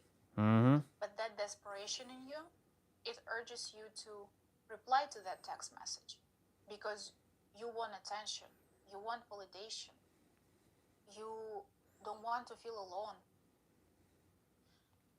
It's right there. Check for your boundaries. Are you going to stick to your initial plan or your initial schedule? Or are you going to be so desperate that you will drop everything in a moment and you will go chase that external validation or external love from a person who probably had plans canceled last minute? And guess what? You don't have boundaries, you will be played on. You will be used as an option. And the better option will come around, you will be dropped. Desperation keeps people in the same situations for years because they're afraid to make change. They're afraid to look outside of their regular perception. That's why people settle for situationship or marriage where they're fundamentally unhappy because they don't want to be alone. They have a fear of being alone. Desperation narrows your perception. You don't choose what's right in the moment, you choose what ends the discomfort fastest. You don't really listen to your intuition or to your inner wisdom in a moment of desperation. That's why desperate decisions collapse 1 to 5 years somewhere down the road. And when you're in a better place in your life and when you have healthy relationship with yourself and you look back at certain things in your past, including your exes, for example, you understand how could I even make that choice in the first place. But back then you were acting not from alignment, you were acting just out of survival. You were running away from something. You were not running towards something. And this is the part that matters the most. Desperation doesn't come from love. It comes purely from emptiness and fear.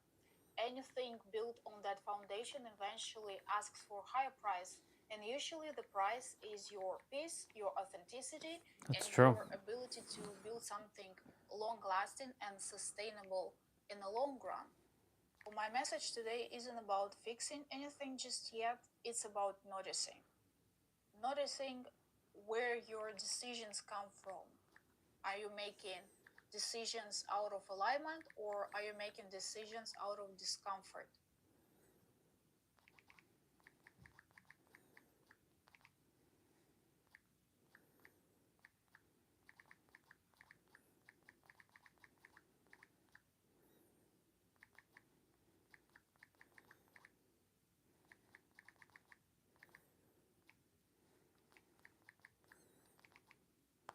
She's spot on.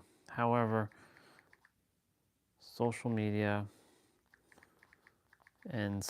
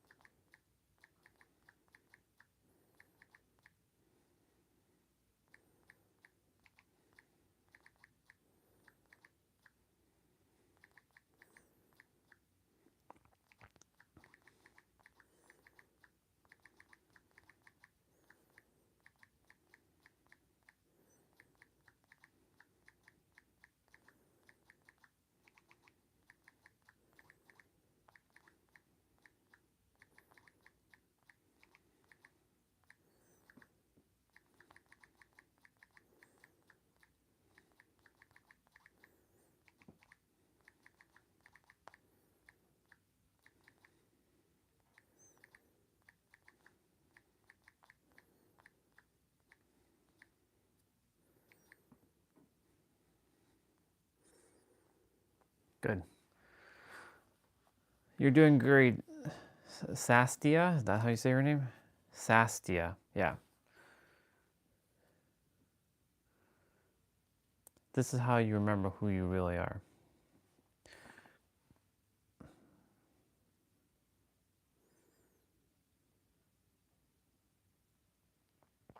Why is God's name I am? Because that's what we given the word I am too. But I am is just another concept.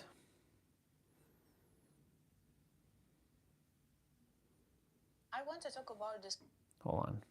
The frequency of abundance starts with you exiting survival mode. And I see a lot of people, and they're trying to get things in physical reality to make them feel a certain way. And Yeah. they're chronically dysregulated. They're in fight or flight mode. And they're wondering why it's not working. It's because you're chasing. You're not supposed to chase. Not coming home into your energy to realize that you are enough and you already have everything you need within you to create the energy that you desire, so that you can then perceive it externally. Regulate your nervous system. Come back to stillness. Come back to that 0 point awareness. Because from there, Everybody keeps using my 0 point. How dare you all use my words? more than enough. And that is Kidding. abundance. The frequency Doesn't of belong to me. What is she saying?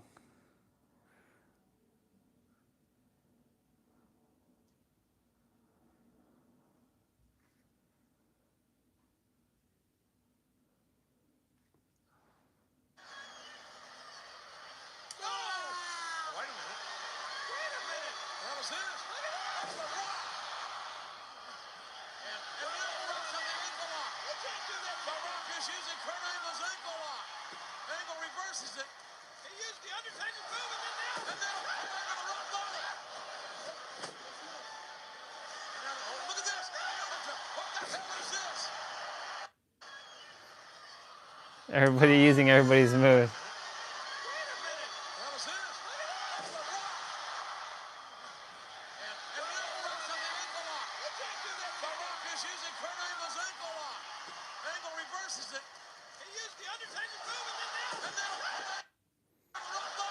That's funny. Wait, what?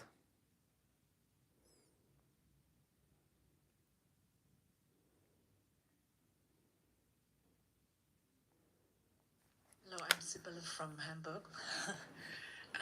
My question is connected to the I am. Being in the meditation, in being, existence, I sometimes find that the I am is like, I wonder if it's a trap looking from that side, because when I'm saying I already create a world. This is what I find. So I cannot understand how God's name can be I am. I think it's not possible, because once it says I, there is a world. And maybe is there a small decision for consciousness, for God, not to say I, because I think there is. All right. Okay. You're quite right. Infinite being, God's being, the unlimited white paper, it doesn't need a name. It is itself without a name. But if it were to give itself a name, what name would it give itself? No name. No, we're demanding of God, give yourself a name. You're right, it has no need of a name. But the finite mind, that's all of us, we want to speak of these matters. So we have to use words, we have to use names. So we're saying to God, okay, we want, see, even calling God God is already giving God a name. But when we give God a name, when we call God God, that is the finite mind's view of the infinite. So when the finite mind gives the infinite a name, it calls the infinite God. But in reality, there are no finite minds. So the finite mind's view of God cannot be accurate, because in reality, there's only God's infinite being. So we shouldn't ask the finite mind to give the infinite a name. Even to call the infinite infinite is only true from the point of view of the finite mind. I think I explained that a couple of days ago. So even the name God is just the finite mind's name for God. But God's name for itself, if God was to name itself, would be a better name than the finite mind's name. Yeah, it would be a more accurate name. It would be a truer name. Yeah. So if we want to give God a name, we should at least ask God, what is the name you would give for yourself? Because that must be your true name, rather than imposing our name. We're going to call God infinite. But God doesn't know that it is infinite, because it doesn't know the finite. But anything we say about God is untrue. Only what God says about itself could be true. So if we want to call God something, if we do, I agree it's not necessary, but if we want to call God, refer to God, we should at least be polite enough to call God by the name that God would give to itself, rather than to impose our name on God. Now, if God were to give itself a name, what would it call itself? It would be a sound for me, a vibration. It wouldn't say something. I mean, to be kind, yeah, maybe No. But to get into contact with... But a sound is not a name. We want God, but because we, the finite mind, we want to talk about God. We want to understand God. So just an abstract name, an abstract sound is not a name. We want to give God a name. We're saying, God, what would you name yourself? If you were to write a story about yourself, what's the first word you would say? Come on, I want to hear you say it. All right, I. It would call itself I, because in the English language, I is the name that is given to that which knows itself. Mm-hmm. So I, and then if we ask God to say, having given itself a name, we would say, okay, what's the first thing you can say? Tell us something about yourself. because we want to know about it. What would God say? What is the first true thing that God would say I about exist, himself? I am. No. God doesn't exist. Oh, he doesn't. Okay. Remember, existence, remember, ex sistere, to stand out. If God, anything that exists stands out from a background, and the background is more real than that which stands out from it. The movie stands out from the screen. Yeah? The movie exists, but the screen is, relatively speaking. So God doesn't exist, God is. It just everything is. else exists or seems to exist. So no, God wouldn't say I exist. What would God say? You got me, I am. Yeah. What else would God say about himself? If you said, okay, God, tell us something. You've told us your name. You've told us the first thing you know about yourself. What else would God say? I am everything. No, everything. In order to know everything, you have to first know something. Okay, then But remember, I God, am me. God doesn't know things, because in order to know a thing, you must stand apart from that thing as a separate subject of experience. And God not.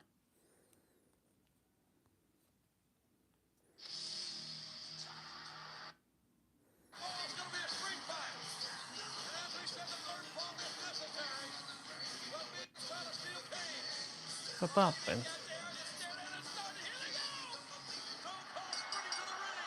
Bang, bang, bang, bang, bang, bang.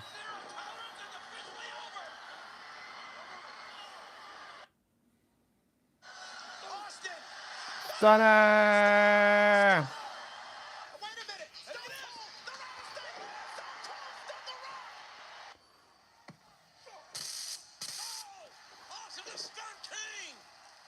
Santa, straight from the bottom of Stone Cold's heart, I got a little Christmas present for you myself. Stunner!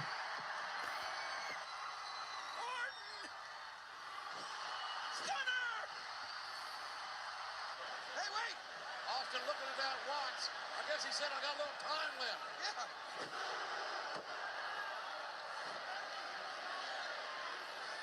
So there he goes. He did it. And Christian, he just got manhandled. What time is it? Hey, wait, Chuck. Still got more time. Don't leave, Chuck. There's something in your future. It's a stunner. Yeah, but your future ain't exactly what it used to be. Who's checking the time? Rock, not enough truck. Oh my God, it's going to erupt. There's a Stone Cold Stunner on the top of the truck. Look at this. No! Now let go. Paul going for the stunner again. And no, he gets it. He got it. Also the stunner. A WrestleMania stunner. Oh, it's doubling. Stunner! Oh, stunner! What a stunner on Booker T! Oh, the final! The long blow! Look at this, another stunner! The stunner on Nash! The stunner on Hall Nash! Nice. To Austin Theory! Austin stuns! Austin! Austin going for the stunner, and Michaels counter. Michaels going for another kick. Austin, he got it! The stunner! 1, 2, 3.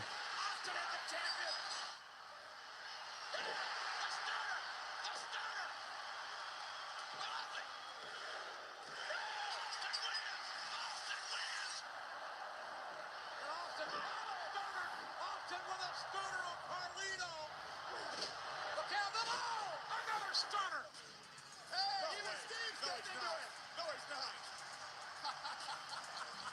Oh no! Stunner! This is a right. The stunner! Oh my God!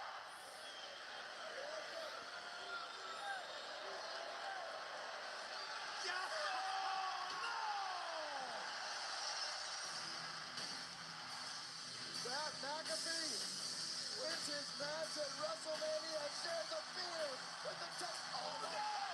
Stunner! Stunner! Stunner!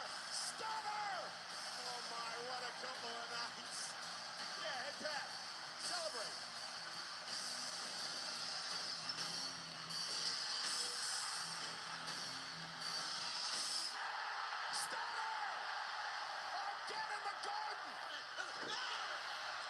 It's nice. Ta-da!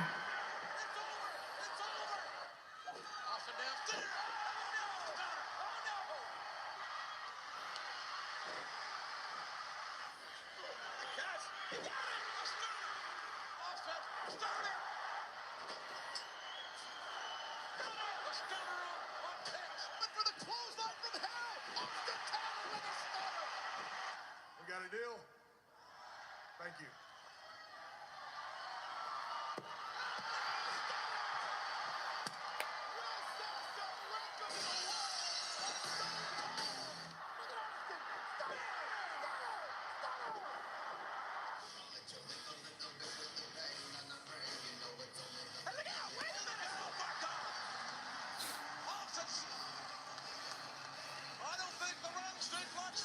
That was funny.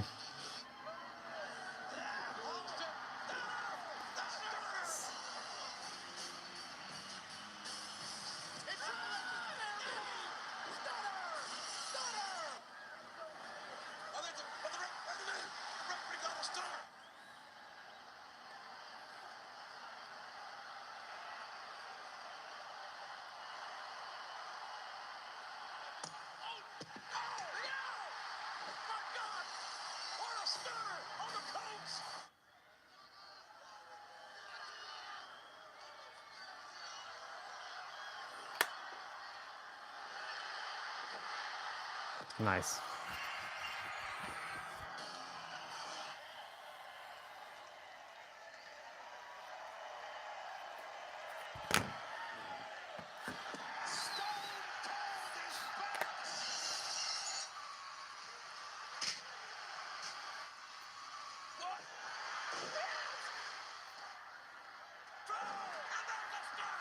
What I've decided to do. Stone Cold to Steve Austin. Oh my God!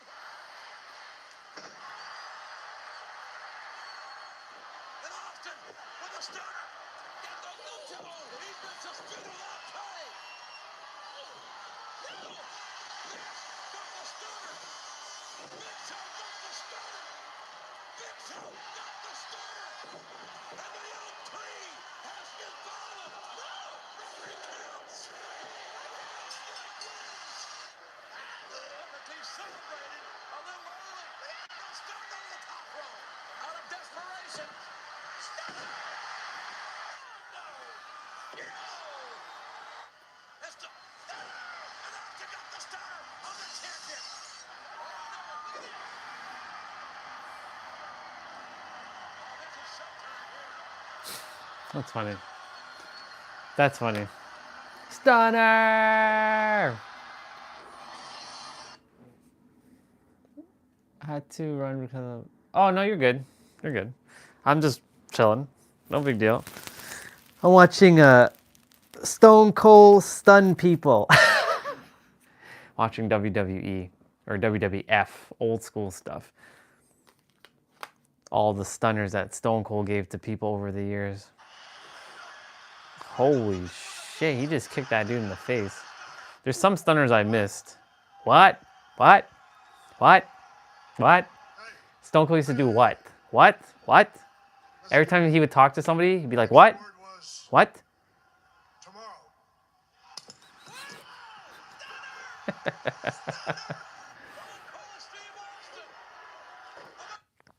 I trust everything's okay that you have to deal with.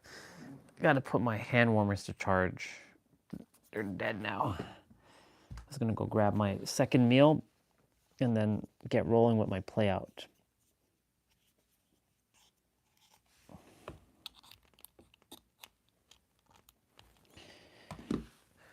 I hear my dad watching Price is right now upstairs, which is so hilarious because that's what was showing up on my feed yesterday. Price is Right. Yeah. Perfect. That's good. All's good. Ugh.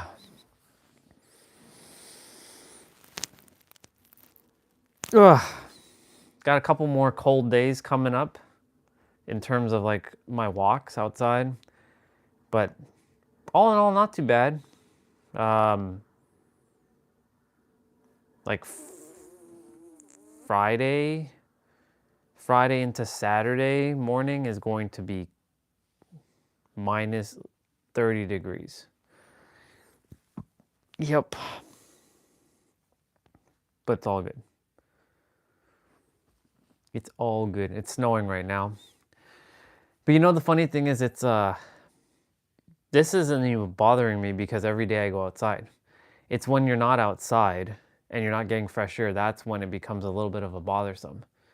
But because I've been pushing the character to go outside and experience the cold and enjoy it, in fact, even though there are times my thumbs are in pain because of the numbness and my big toe, as long as as long as my fingers and my toes are good, I can be outside for a while. I like actually winter. No, it's still not summer though, of course, but I've come to embrace it and enjoy it. My mom asked me about you and she said hi. Hi. Hi, Mom. I trust you're doing okay, Mom.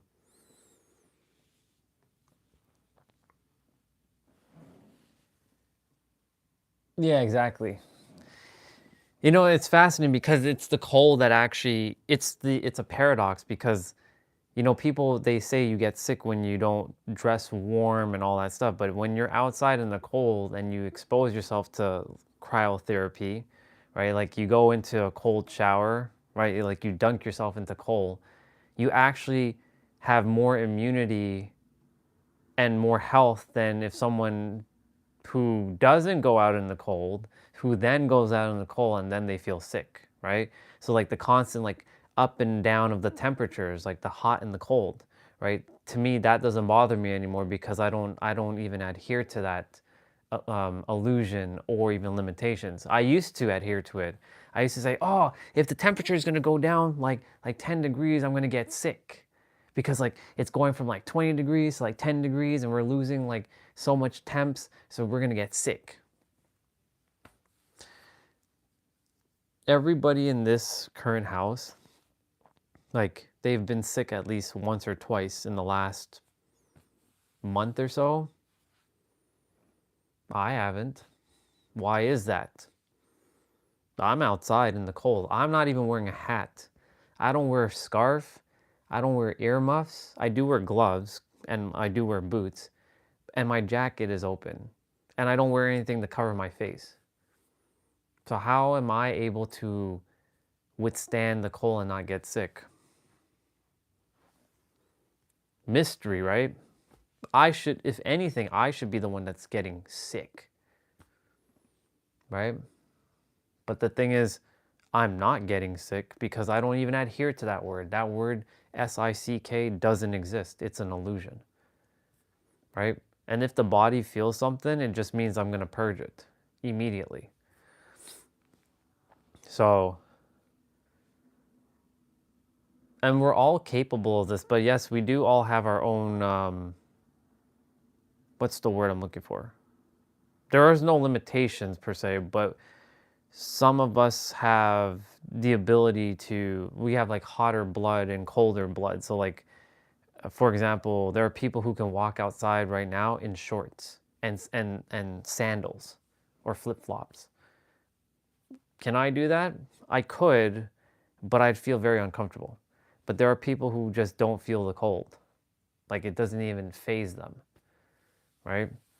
Then there's people who can't stand the heat, right? There are people who literally die from like the heat, like they're having heat strokes in like plus 25 degrees Celsius weather, and they can't stand the heat. They have to be in the cold.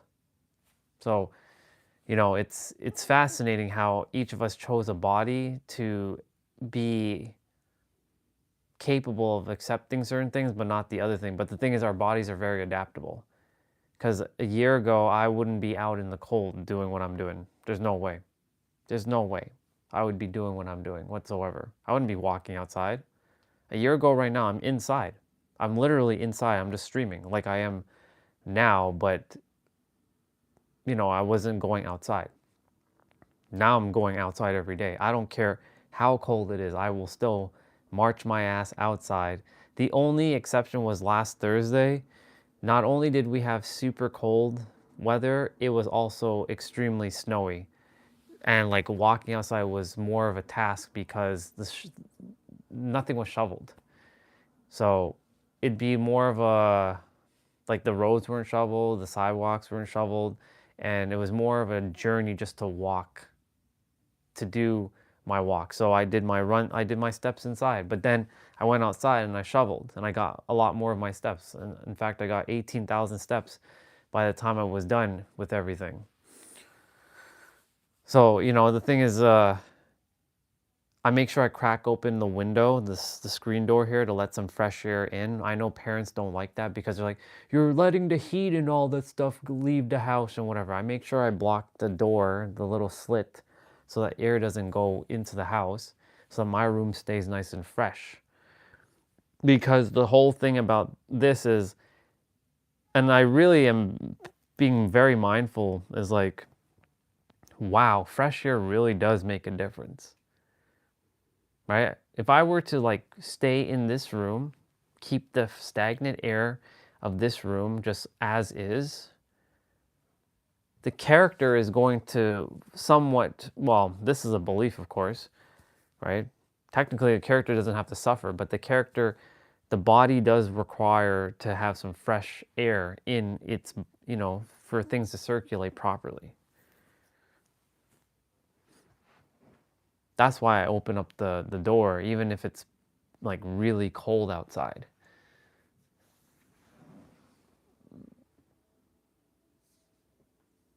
Yes, exactly. It's been over a year.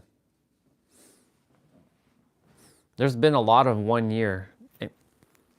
Lots of 1 years, by the way. There's this with you and I of connecting. There is one, I've already passed 1 year of 12-hour live streams. I did that Sunday. Sunday was the threshold. This Sunday coming is the 14th month. And then the only other one that I want to potentially accomplish is getting to April. I think April 18th is the day when I started making live streams only one word. So getting 365 titles that are just one word and talking about it is quite the feat, but I don't know, we'll see. Maybe February I stop streaming on the channel, but I can't really stop streaming. But then I have to figure out what is the next plan. So, you know, I've been building my tagline, my business plan, my mission statement, but it's just really making content at this point. Making content. It would just be replacing the live streams, but I really don't feel called to like turn on a camera and then upload. That's why I like the live streams. I don't have to do anything extra. There's no extra has to be done. So if the other channel can, you know, gain momentum and not have the same problems that had to happen on this channel, right? And of course, glitches that YouTube decided to flag for this channel, then I'm okay. I can live stream on that channel, no problem. But everything had to unfold exactly as it was supposed to. It was supposed to show the evolution from where I was a year ago to now. And it's all recorded.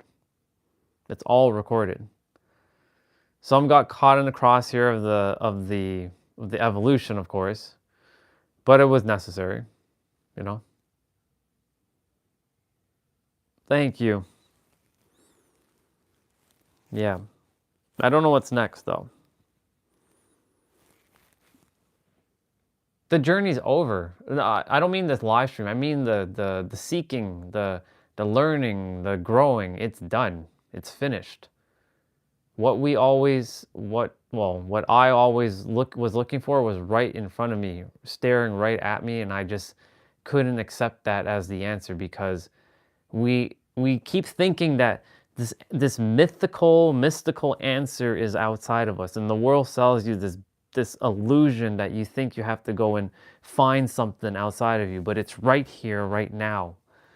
And so that's why I'm so passionate when I get to share with others, like, hey, I invite you to stop seeking because it's finished. You don't need to seek anymore. If you want to go on your adventure and your journey to figure out why the answer is you, that's a different story. Go figure it out. You'll see why the answer is you.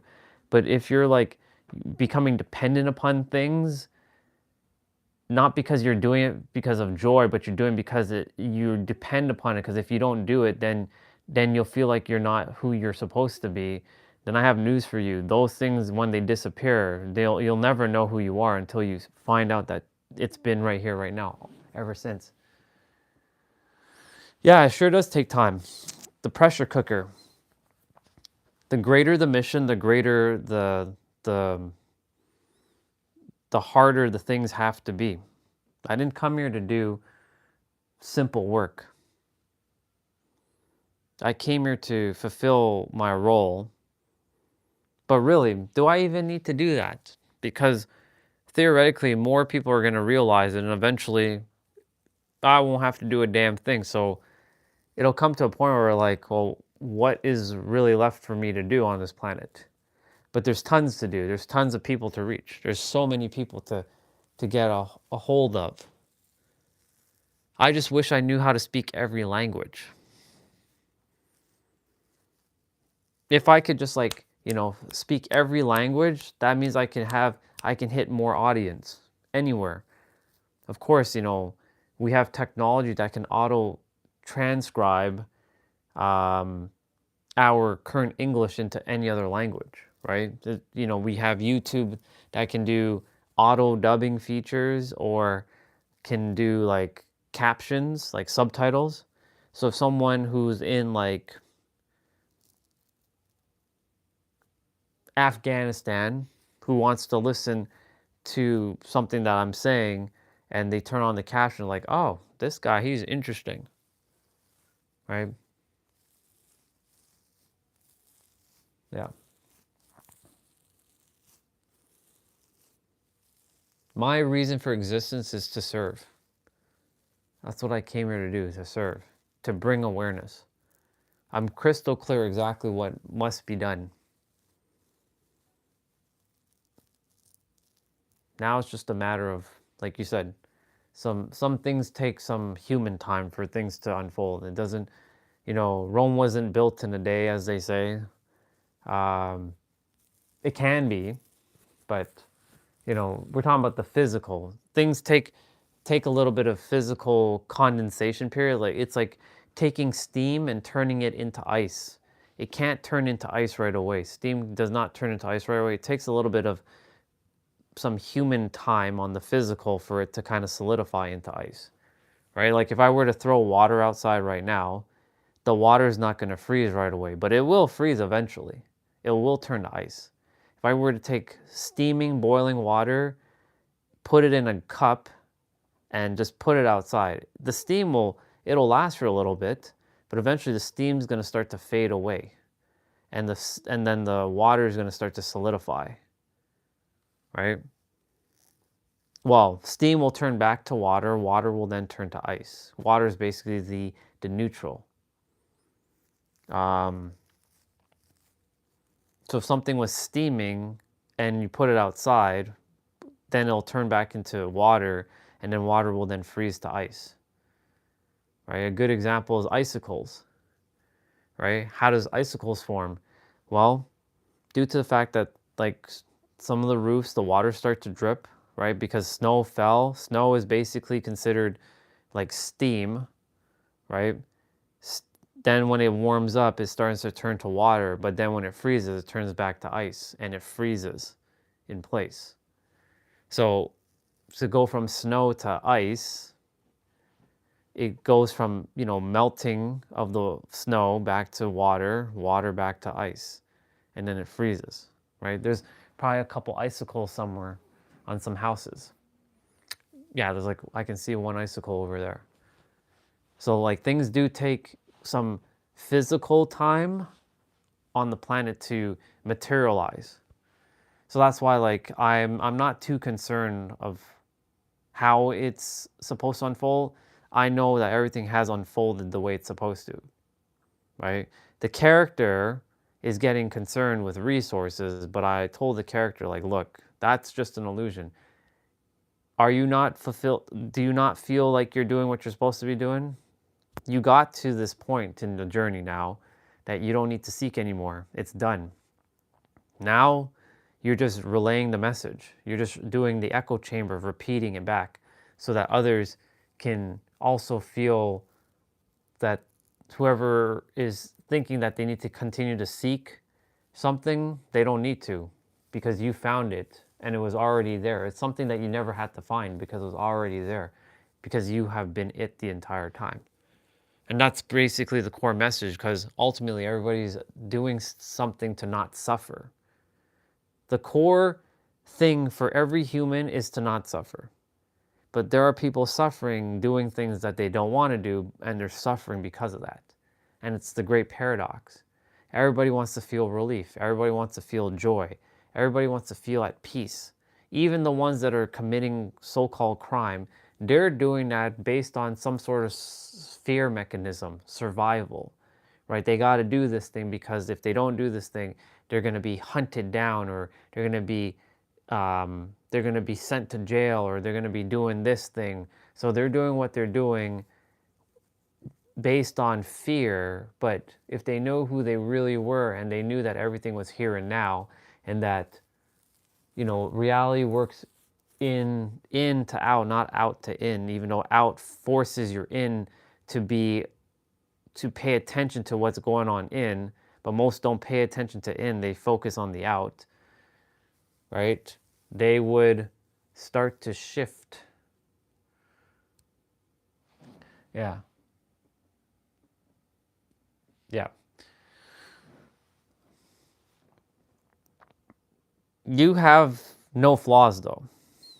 It was just awareness to just, oh, this is what the character, right? The mind's going to tell you that you'll have strengths and flaws. You're actually just perfect. Even though there's people who say, you're not perfect, you can never be perfect, that's an illusion. Well, everything's an illusion. Even saying that's an illusion, right? Saying you're not perfect is an illusion. Saying you're perfect is an illusion. Saying strengths and flaws, that's an illusion. Saying that you don't have them, saying you do have them, it's all a paradox at this point, right? The mind's going to make you, whatever you tell your mind, or what, let me rephrase that, whatever the mind has told you and you agree to, that's what comes to be. But last year was just literally, just like you said, a reflection. That's all it was. It was just to reflect things on, ooh, this is what I'm really good at. This is what I could potentially improve on, right? And same with me. Last year was a lot of, this is what I'm really good at, and this is what I can definitely improve on. Tons of improvement, right? But the funny thing about improvement is this. The mind's going to tell you that you have to improve because it's going to always look for the next thing, because it's funny like this. It's very sneaky. The mind is always seeking the next. And if it doesn't feel like something is next, it feels like it feels, not you, but it feels like it's failing. And because it's failing, it's going to self-sabotage you, the character, because the mind controls the body, right? Unless you've gained superiority over the mind. But most don't have most have the mind as their master. But the mind essentially will tell you that you're not doing enough, or you're not having enough, or you're not being enough, and so you got to go and strive to improve. And there's nothing wrong with that. If you enjoy improving, like, that's the whole point, enjoying. But if you're doing something because you have to be dependent upon something, there's a little bit of an issue that has to be sort of realigned. Like, for example, this is a very common one. people who can't function without their coffee first thing in the morning. Why can't you function without your coffee, right? If you love coffee and you love drinking coffee first thing in the morning, but you're not reliant upon it, but you enjoy it because it brings joy to you, it brings this soothingness, but you know that you are your own joy, but you still love coffee, have your coffee. But if someone's like, don't talk to me until I have my coffee, right? There's that who is dependent upon coffee, and if they don't have their coffee, they feel like they're like fucked, right? For those souls, why are you requiring coffee? Why are you dependent upon this thing? You should be independent from everything. I had a tea habit at one point, right? I had to have my morning tea. I had to. And I had to have an evening tea before I go to bed. Like, I had to. That was my habit. I had this habit for all of my life up until May 2023 when I broke the tea habit. Yes, I'm starting to drink hot stuff now, but I'm not drinking tea, I'm drinking hot chocolate. But I'm not drinking hot chocolate because I have to drink hot chocolate. I'm drinking it because I choose to. And it brings some warmth to the body. Not because I rely on it. I've been drinking my water. I've been drinking my water more than that still to hydrate the body. Right? So, like, this is what I'm saying. Like, when people are doing something because they feel dependent upon it. Like, for example, meditation. This is a big one. You know, people say, you must meditate. You have to meditate. It is important that you meditate. Why do you have to meditate? Well, if you don't meditate, you're not closer to God. You got to get answers from God. When you meditate, when you sit in silence, you get answers. That's fair. That does happen. You do get answers when you sit in the silence, for sure. But can you not get the answers by not just being still and just chilling without having to meditate and closing your eyes and maybe doing this, right? There's no point being a monk. There's no point being sitting in an ashram. There's no point going up into the mountains and meditating for 8 to 12 hours a day to seek enlightenment when you already are it right now. If I can go to every friggin' like temple or talk to every monk, I'd be like, you all are just wasting your time with this. Now, if they enjoy, this is the difference though, if they enjoy doing it, then continue to do it. That's the only thing. If people are doing things based on their enjoyment factor, they enjoy meditating. They enjoy going to the mountains and meditating. They enjoy shaving their heads and being a monk. They enjoy that stuff. They enjoy the disciplines of being a monk or sitting in an ashram. Then have at it. As long as you are happy and you're in joy, I don't care what you do. Just be happy. You're in joy, right? If you love coffee, you enjoy drinking coffee, then drink your coffee. Enjoy it. Have fun, right? If you enjoy drinking alcohol, enjoy it, right? Drink responsibly, but enjoy it. Enjoy everything, but don't be dependent upon it. That's the biggest distinguisher between those who do things and those who have to do things. Those who choose to get to do things and those who feel like they must do it. Big difference. One feels like they have a choice. One feels like they don't have a choice and they have to do it, right? So like those who drink coffee, and I bring this one up because it's the most common one. I've run into so many people, especially when I worked in my old law firm, who they cannot function without their coffee. They literally cannot function without their coffee. That's what they told themselves back then. Like, I have to have my coffee. Don't talk to me until I have my coffee. Like, don't talk to me. I was like that too when it came to my playouts, right? I had to get up first thing in the morning and get straight to it. And I didn't want anybody bothering me.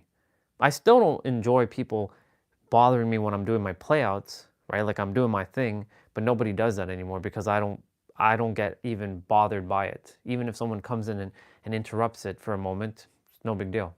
I'll stop. No big deal. I'll just pick up because I I can function without having to do my playouts. That's why I've been forcing the body to eat and sit and enjoy like watching like videos or just listening to music before I do my playout. Because the one thing this character was the habit, and it's a good habit. Nothing wrong with moving your body first thing in the morning. You know, I still move my body first thing in the morning, but I mean to say like it becoming like too rigid, you're like, you can't function without doing this thing, right?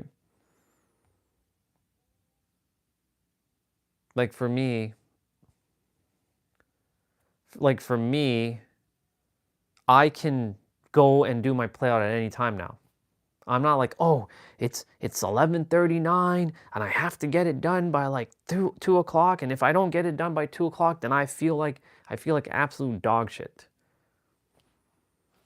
Yesterday, Tiffany showed up and I chatted with her.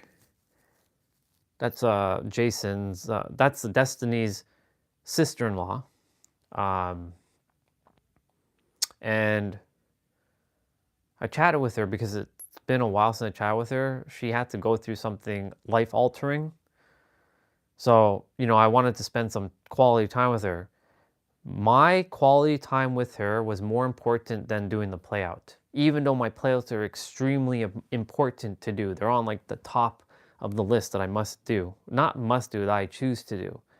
But spending some time with Tiff that I hadn't spoken to is sort of like with you when I'm spending time, my playouts they drop in priority. I still will do it. I know I will. I never will miss my playouts, right?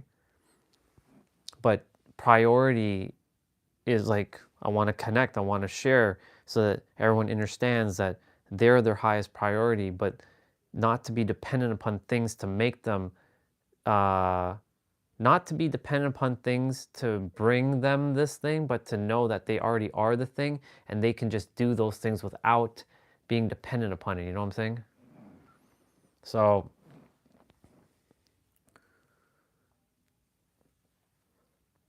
that's what I'm saying. Like there's a difference between, and I love you too, sister. There's a difference between enjoying doing something and you love it and you're not dependent upon it. And then there's the other side where you're dependent upon it and like you got to do it. Right? And it's that will eventually create some sort of negative energy. Like people who don't have coffee first thing in the morning. If I don't have my coffee, you know what, you've probably heard this. The backward spelling of coffee is EFOC, right? I don't give EFOC. How do you spell coffee? COFFEE? Yeah, EEFFOC. I don't give EFOC, is basically what coffee is. So when humans know how to master their mind, because I'm going to just say it, there's a lot of humans who have not mastered it yet. But there have been a lot of humans who have mastered it. I see it, right? Majority of the world hasn't mastered their mind yet, because if they master their mind, the world have already changed. But the world is changing every day. Someone is either getting, we use the word awakening, and they're becoming aware. Some people are not even having to do any of this, all the stuff that I've done or what others have done, and they instantly get it. They're like, oh, that's right, I have everything, I'm good.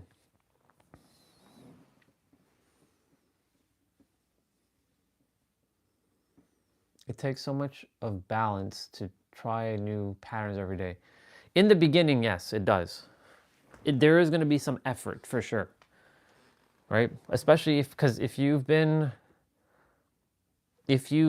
not you specifically, but if, I'll just use the word you, if you have been conditioned to do this thing on like autopilot, on like repeat for years, yeah, in the beginning, it is going to take some effort to switch the dime and like go against what you were doing for 20 years, right?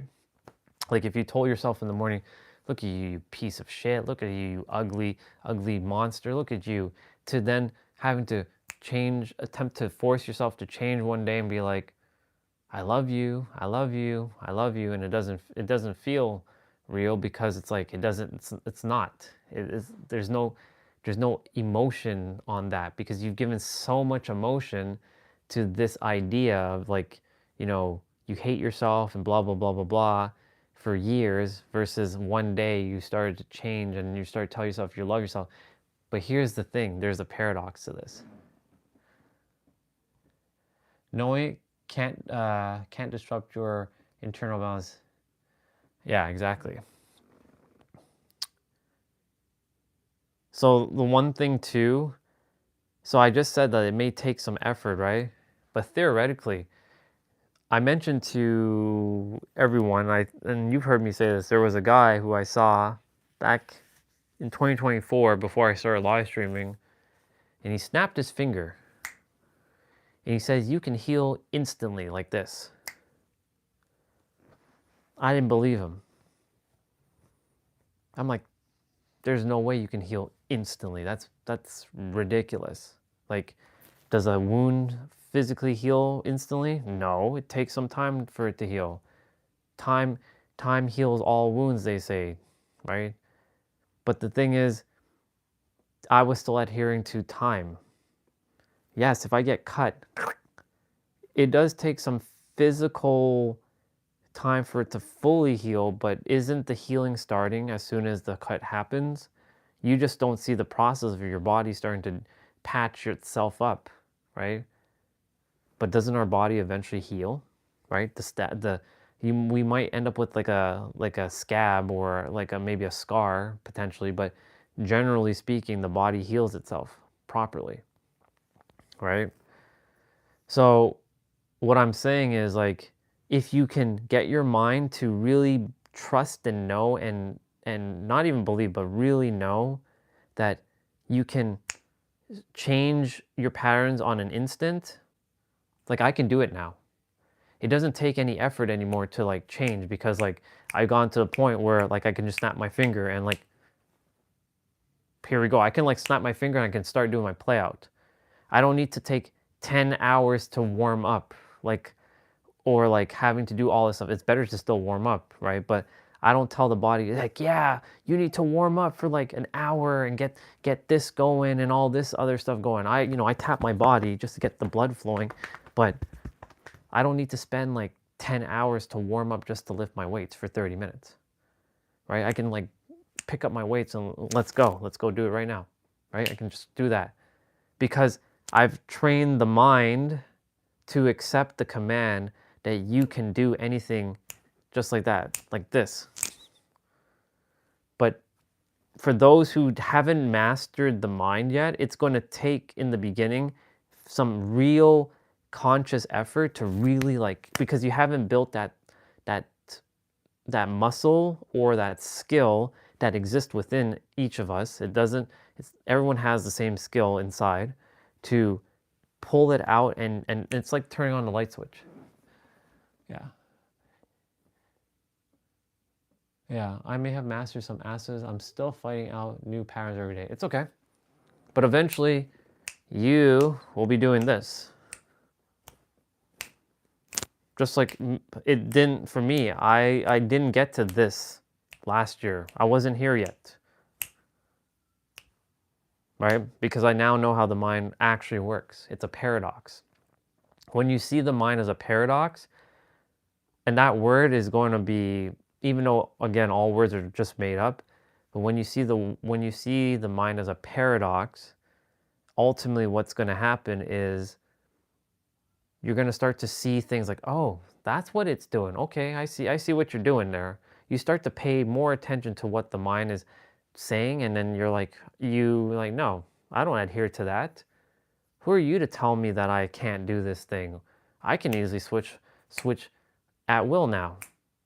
If I say that I'm going to do that and I follow through, then I follow through, and it just happens, right? If I tell the mind like, we're going into the cold shower, it doesn't matter if it's winter or summer, it's always going to be a cold shower. In the cold plunge first, like the water will hit me, it'll always be cold. do it. Like, you have no choice, right? It's easy. It's fun. We enjoy this. It's not a chore. It's not something that we must do. It's something we enjoy doing, right? These are things that, because I've done it over and over now things have become so easy that I'm like, oh. So like, for example, one of the things that I struggled with was math.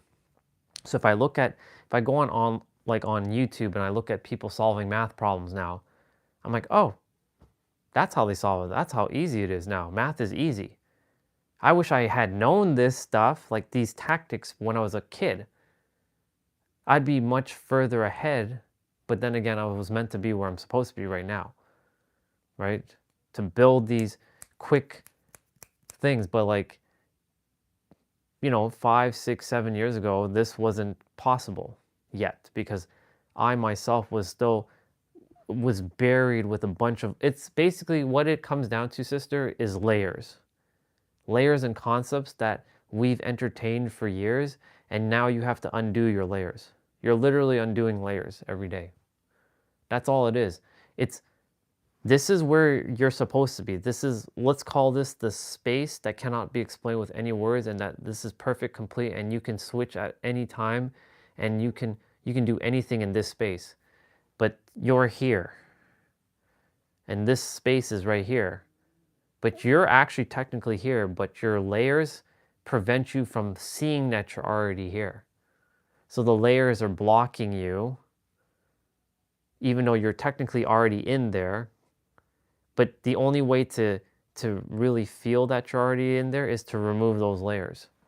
And in order to remove those layers, you have to go deep and kind of like dig through what layer is blocking me from, like, changing patterns every day. Because you can all you have to do really is decide. You can just say, I decide right now that it's easy for me to change my patterns. So you consciously are saying that, but your mind's going to make you feel that that's not possible, because it's going to play some games with you. It's going to create these unnecessary layers of obfuscation that it can't be that simple. And it has to be some arduous task and journey, and it has to be hard and difficult for you to like change your patterns every day. And that's what the mind will do. It will create this illusion of time within your mind, because the subconscious mind doesn't have time. It doesn't use logic. The conscious mind uses time and logic, right? But the conscious mind is what's telling the subconscious mind, no, it's not possible. It's going to take some time. So then the subconscious mind will then entertain what the conscious mind is saying, and then it will feed it more energy, because the conscious mind has finally decided that it's going to take some time for you to change your patterns. The mind is very sneaky like this. It's very, very sneaky. It's not the enemy. It's not to be viewed as some evil like thing. It is literally just a tool that was given for the you that you are, so that you can use it and master it. Once you've had enough time to just kind of like sit just in the stillness, you see it for what it is. It's just a tool. So sometimes this character acts out. It's not me or the character. It's the mind fighting for dear life to hold on to something that doesn't exist. It's an illusion. But so I let the character and the mind purge and do what they got to do. And then if I see it's gone on long enough, I interrupt them. I stop them. So sometimes, like, if you see me jump on, I'm having a bad day, it's not really me. This thing is not having a bad day. It's the character and the mind that's projecting that they're having a bad day, but there's no such thing as bad. It just is. Reality just is. This is why I was gifted, you can say, human time for the last 3 years, being off of work, to get me to this point in my journey, so that I can help others get to this point. But here's the thing, it's not really me even helping, it's me reminding and mirroring back and bringing awareness. The rest has to be done by each person. I'm here nothing more than a mirror to reflect back what is already here and now. Of course, this character still has its own, he runs into the thing is like, well, I'm not an entrepreneur yet. I don't have the millions of dollars yet. I don't have this yet. I'm like, you're still adhering to time. You're still adhering to the physical. As within, as without. You can feel it. And then it runs into, but it's hard to feel those feelings. I can't feel those feelings. It's difficult. But if you say it's hard and if you say it's difficult, then what do you think you're doing? You're creating obfuscations within ourselves. And, if you keep feeding the mind that, and the mind keeps feeding you it's hard, then what do you expect it's going to be? It's going to be hard to manifest. It's going to be hard to see your visualizations clearly. But when I tell it, it is easy. Really feel it and feel that it's real and true. It's easy. Because if others can do it, and I have to remind the character that if others can do it, then so can you, because you and others are one and the same. There's no difference. But the character still believes to some degree that there's some separation between others, and others are meant to have it and the character is not. And I'm like, that's bullshit. You know that's bullshit. You're just afraid of something. Why do you keep entertaining that idea that you think that you're not meant to have it? Hello, you're one and the same with everybody else. God did not just put you here. God didn't put you here to suffer. God put you here to thrive. You got to this point. Look at all the things that you've accomplished, right? But the mind's going to make you forget at times of what you've accomplished. Like all the things, like when you're going through the shit, and life is going to do this thing where it's going to attempt to bring you down, but it's how you respond to it. And the thing is, if you don't create it as a problem, and even if things come to you and it's like, why is this happening? Just remember to take a moment to breathe. Remember that it just is, and celebrate it, because what's going on is when you celebrate it, you're realizing that reality is changing, because you no longer adhere to this thing and you're not getting triggered and you're not creating it as a problem. You're just accepting it for what it is. It's just another thing, right? Of course, if someone's going to come at you and they're going to ball their fists and punch you in the face, if someone randomly came up to you and punched you in your face, of course you're gonna not just smile there and take it, right? But the thing is, like, you're gonna just realize it's just one of those things. But the character has memories and experience that gets locked with emotions that have been stuck based on past experience. And if similar experiences show up that are similar to what we've experienced, because here's the thing, the subconscious mind does not adhere to time. So when you experience something that's triggering, that trigger can happen right as if, like, the thing that happened maybe 15, 20 years ago, right, might show up just like that. And you're like, what the fuck? Like, that thing happened 20 years ago, but yet you're still feeling it. Because subconscious mind doesn't adhere to logic or time. The conscious mind adheres to logic and time. But this runs most of the program. That's why they say it's 95% of everybody's, automatic programming. But when you catch the mind the way it is, then that's okay. But the thing is, the mind's telling you that you have triggers. So I'm going to tell you, you have 0 triggers. The mind, though, is letting you think you have triggers. Yes, you're still feeling some emotions. And we're not spiritually bypassing here, but what I'm presenting is that the mind presents the ideas that you the character, which you're not the character, just so you know, you are beyond your character. This is just the character and the mind that you get to use while you're here. Because most people still identify as this. But what you are cannot be explained with words. But for now, your mind and your body that you're with, they will feel the trigger, and the mind will tell you that you're still getting triggered by XYZ, and that's okay. It's just feedback to process and let out the energy. But what you are can't be triggered, because you are infinite, and infinite doesn't get triggered. Technically, it can because it experiences all things, but the infinite knows that it's just all one thing anyways. So it's just neutral. It's just flatline neutral. That's the reason why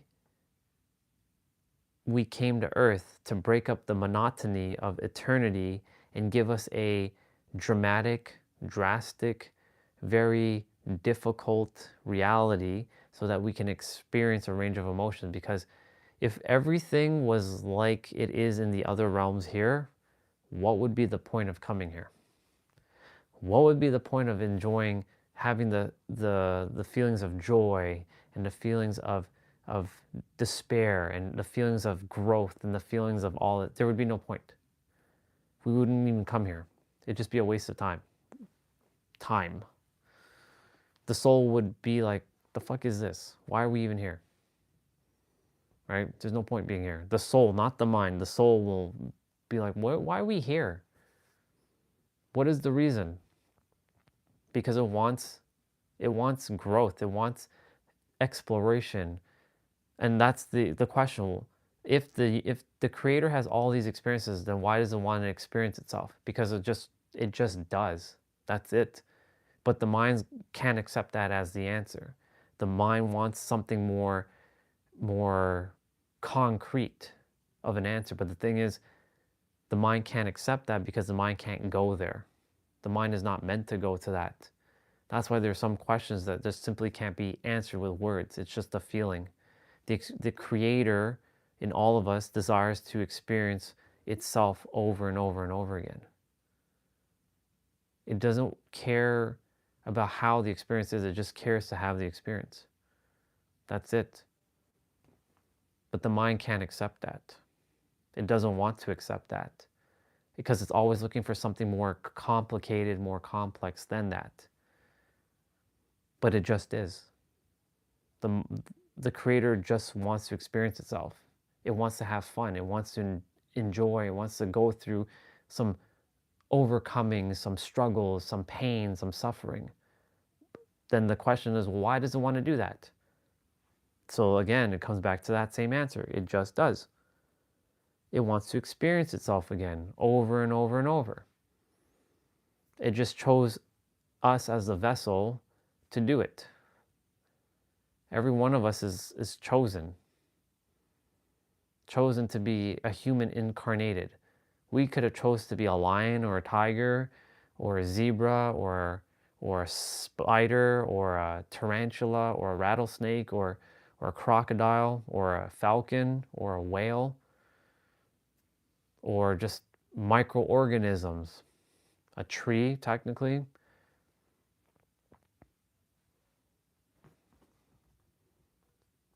But we chose the human path so that we can have the ability to have infinite potential with our mind.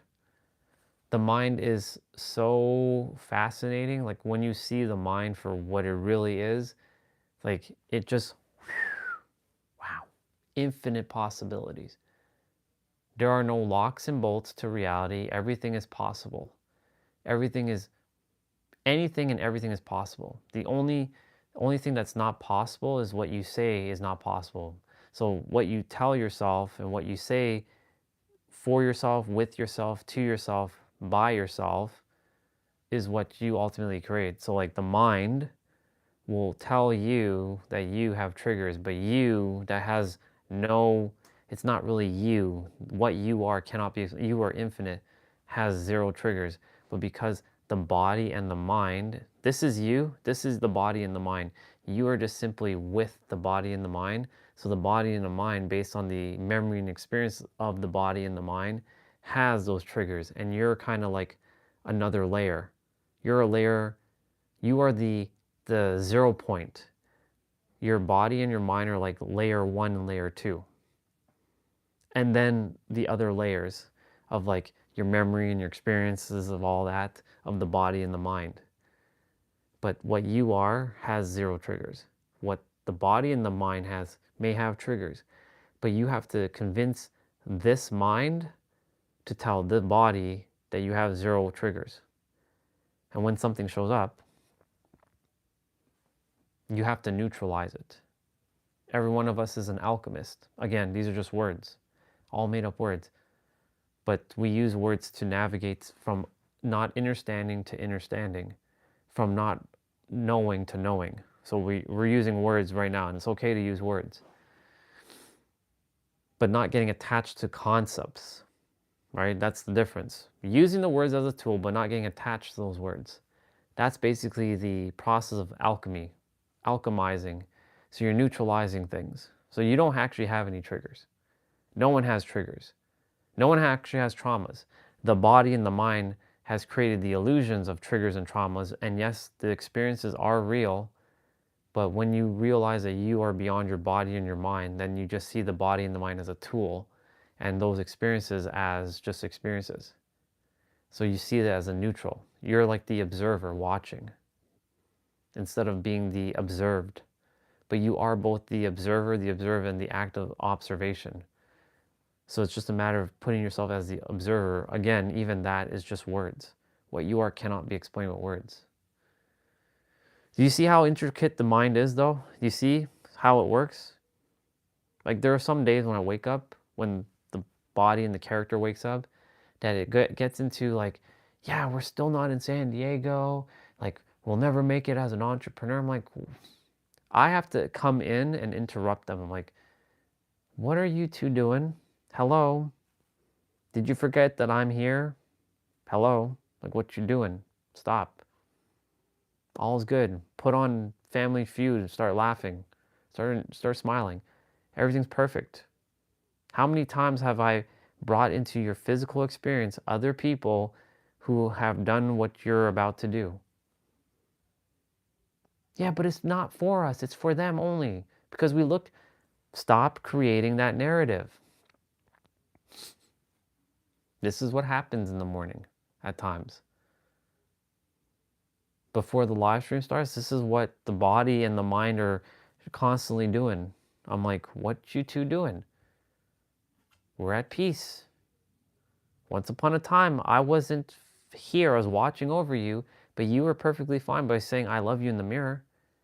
And you were all positive. And like, you weren't even into manifestation because you didn't even know about that word. That word didn't exist to you, but yet you were manifesting without knowing that you're manifesting. So right now I'm having you unlearn and unbecome and undo a bunch of things that are bogging you down. I'm basically removing information from the system, essentially, from this system. It can't be fully removed because once you've seen it, it's unless you completely nuke your mind, which that's a whole other process, you will still have some bits of memory of it. But what I'm getting at is the mind and the body and you are like three pieces to a puzzle. So there's you that cannot be explained with words, but we have to use the word you, or you use the word I. That's why people use the word I am. You're the I am, or the you, or the I. Again, those are just made up words. Then there's the mind, and then there's the body. The body contains the nervous system, and the nervous system and your body is basically the subconscious mind. Because the subconscious mind is tied to the nervous system, which is tied to your body, which means if something doesn't feel safe, you will feel triggered or you'll feel unsafe. And your mind is going to tell, well, your body's going to tell your mind that this is not safe, and then your mind's going to say this is not safe and not have you go do whatever it is, even though you are safe. It just doesn't feel safe.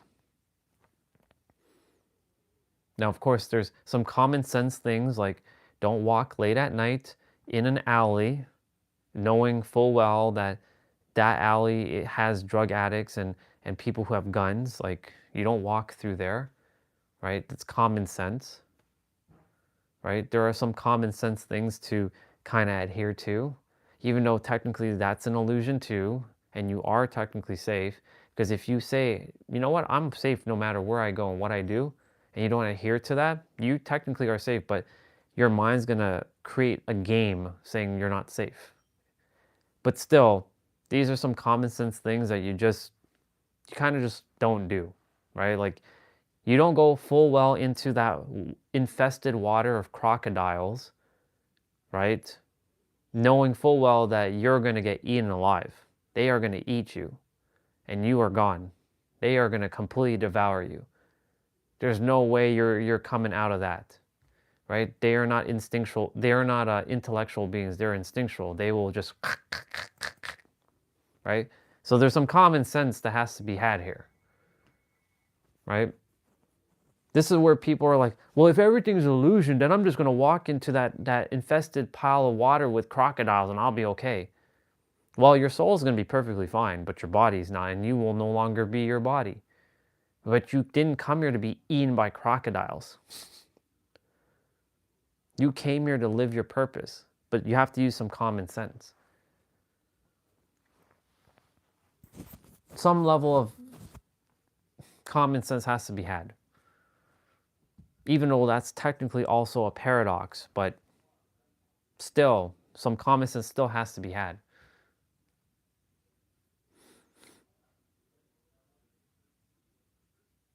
I know that makes sense, but like, just want to make sure like that lands, because, you know, there are people who will go and like, well then, you know, I guess I'm going to jump off a building and I'll fly because it's an illusion.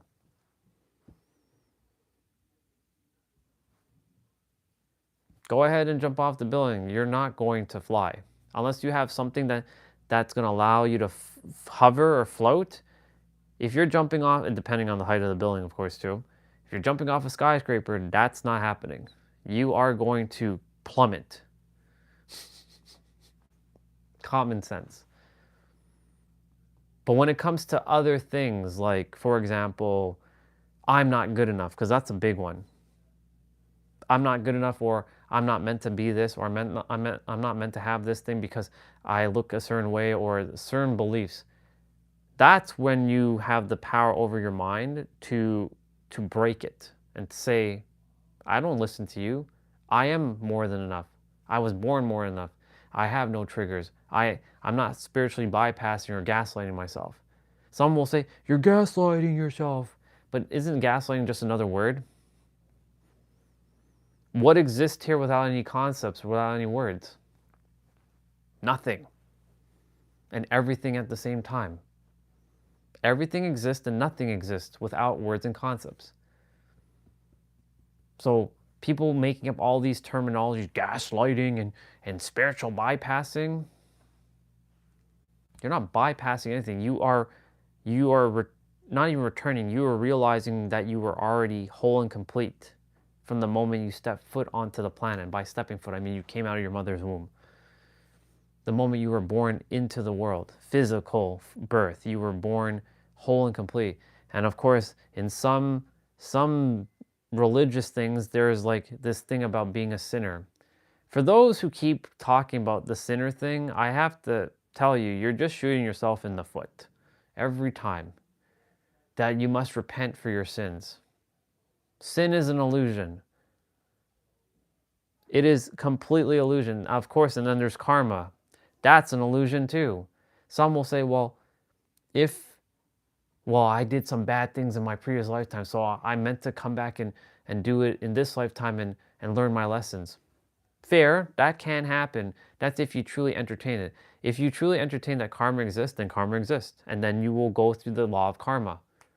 But if you don't buy into karma, then it doesn't exist. There are people who do absolutely ridiculous things and they get away with it. Why? They don't believe in the law of karma. Right?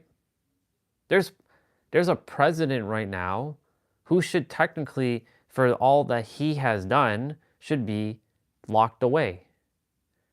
But yet, he's found a way to circumvent the system and be the president still.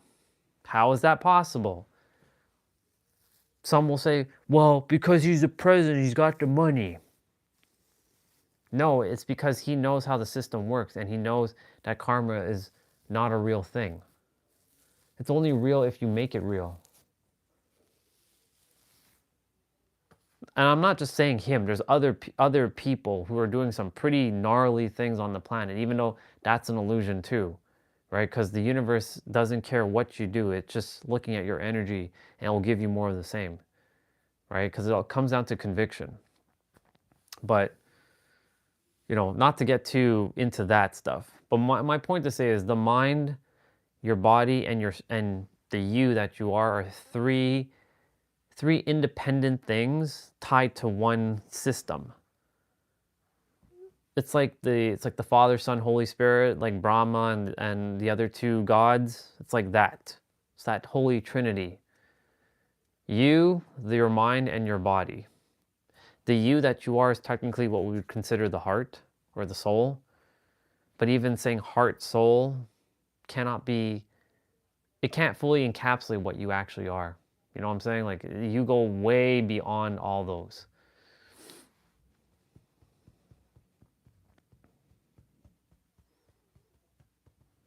Anyways, if you're still here, you have no triggers. You're able to easily switch your patterns. You are able to change your patterns easily every day if you choose to. It's just a decision, a choice and a decision and a perspective away. You're able to you've already mastered yourself. You've already are whole and complete. You're perfect. You're done.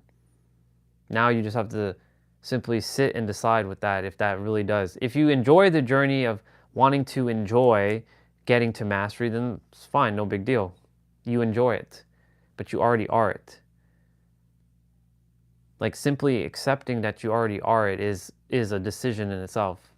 But a lot of people don't want to take that decision because then it'll feel like, well, then that make me feel like I'm going to be different from others, and then people will not like relate to me, and then I might lose people. But you're not going around saying, I'm mastered. I am fully mastered.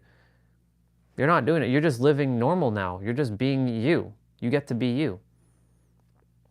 The real you. And if people can't accept the real you, then they're not supposed to be with you. They're just they're temporary, because everything's temporary.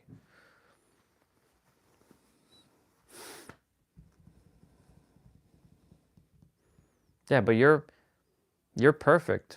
You're done. I'm done. Everybody's done. Everybody's complete. Now, there is this thing about learning, which is cool, that people use that word. I don't use it anymore. But if you're like, well, I need to learn this skill. I don't quite know it. That's perfectly normal. But when someone mirrors back the skill, like playing the piano, like, this is the G sharp or F minor key. The moment they hit that key, you already know it, because what they're doing is activating the information that is nested and is buried inside of your library of all that is, and your shelf of playing the piano becomes activated. That's how learning works. Basically, it's just repeating an information to someone, and then someone taking it into their ears, their mind hearing it through the ear canals. That's why we have the ears. Or if you're using sign language, through the eyes, or visual cues. And then your soul is going to tell the mind that you have this answer now. Because the soul is the library of all that is. And the only difference between everyone is awareness. But here's the funny thing about awareness, that I came to the conclusion. Everybody is at the same awareness level. In my inner world, everybody has the same awareness. How can that person be less aware than this person? In the physical world, that may be the case, but in the mental world, how can that be possible? And if everyone is equal in the mental world, then surely, if we're all equal in the mental world, then we have to buy into the idea that everybody's equal in the physical world. That means everybody's at the same awareness level. And if everyone has the same answers within, then that means they're not lacking awareness. What they're lacking is just the realization. And they're not even lacking that. They have to snap into that realization. It's like You can call it like a jolt. Like, oh shit, what have I been doing? Exactly. And that's okay. Embrace it, but just know that the soul is telling, well, your soul and my soul is telling your soul to tell your mind to know that you're perfect. As you embrace and as you adapt, you're still perfect. You're still adapting, you're still embracing, but you're perfect because you've already embraced and you've already adapted. So you're not working with time. You've already adapted and you've embraced. So you're simultaneously embraced and adapted while you're adapting and embracing. So there's a version of you that's working in the third dimensional realm, this plane of existence, and then there's you can call it the higher version. These are just concepts as well, but the true you doesn't adhere to time. So that version already has adapted and embraced. So it's like living two different versions simultaneously. Like there's this you and then there's this you. This you is whole, perfect, complete, has all things. This version of you is reaching this version. So it's walking. And that's perfectly normal too. All's in order, basically, is what I'm saying. All is in order, all is perfect, all is divine, all is meant to happen exactly as it's supposed to. Of course, other characters in your world are going to probably say something else, and that's actually supposed to happen too. Right? They're not NPCs. There's nobody really that's an NPC. I used to adhere to that. There's nobody who's just a robot. Everybody is literally their own sentient being, and they just simply forgot. And all they have to do is snap into that realization, like, oh, wait a minute. But they will have to go through their journey, figure out why the answer is them. They may not know that the answer is them in the beginning. It may take them several years to figure that out. It might happen instantly. It depends on the person and depends on what they chose. And ultimately, they will go on their journey to realize, what have I been doing? The answer has been me the entire time. And then they will get back to the realization, and then all things will just unfold. It'll be a domino effect. Everything will just fall into place.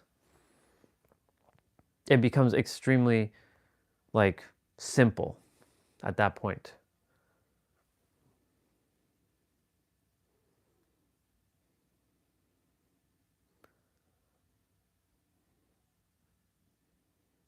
That's an interesting thought. Just saw something pop up.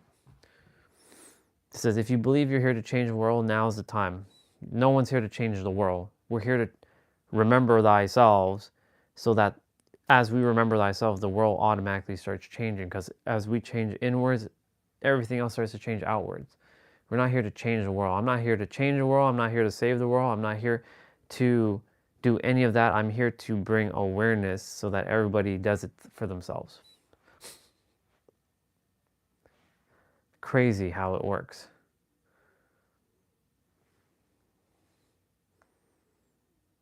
Crazy how it works. Yeah. Nobody's here to change the world.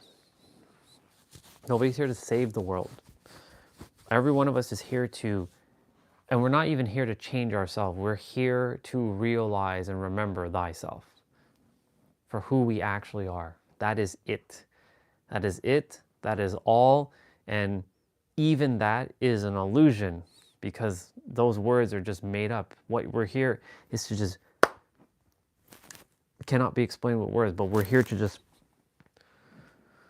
live with joy. Again, we're using words, and it's okay to use these words, but what we're here to do is master ourselves by realizing and remembering thyself fully as who we are. That's it. And through the process of your passions, of what you love to do, that's how you master yourself. But there's so many who can't master themselves because they're choosing, some are choosing to suffer based on the choices they're making. They're going out and doing things that they don't want to do, and they don't have the time, human time, or the mental bandwidth to sit and process, because they just don't have this time. I was granted all this this human time because I know what my journey was here for, to bring awareness. And not even bring awareness, to mirror the awareness that you already have it. But someone has to really lock into what I'm saying to truly understand, like, the answer is you. And if it doesn't feel like the answer is you, then you'll have to go on your journey to figure out why I said that the answer is you, and then you'll know why I said the answer is you. Because the mind has convinced us enough that the answer is outside of us. And because we've given so much emotional intensity to that idea that the answer is outside of us, and that it's going to be hard, and it's got to be complex, it can't be that simple, it can't be just me, just simply deciding that the answer is me. You'll go on the journey, you'll do a bunch of things, you'll read a bunch of books, you'll listen to a bunch of people, you'll listen to a bunch of podcasts, you might do some spiritual things, you might meditate, you might do tantras, you might do moon rituals, you might create vision boards, you might do journaling. All these things are great. You might have to go to retreats, right? And maybe take ayahuasca or do plant medicine or do all these things because you think you have to get closer to God by doing these things, only to realize at some point that you were seeking something that never had to be sought. And that's why I'm here, to sort of not save you time, but to mirror back that you are the answer. That is it. So you can stop suffering. Because everyone's creating their own suffering. I see it every day. This character runs into that. And I remind the character, what are you doing? Stop. Hello. You don't need to suffer anymore. You're good. Chill. Relax. All's good. What you doing? Why? Why, character?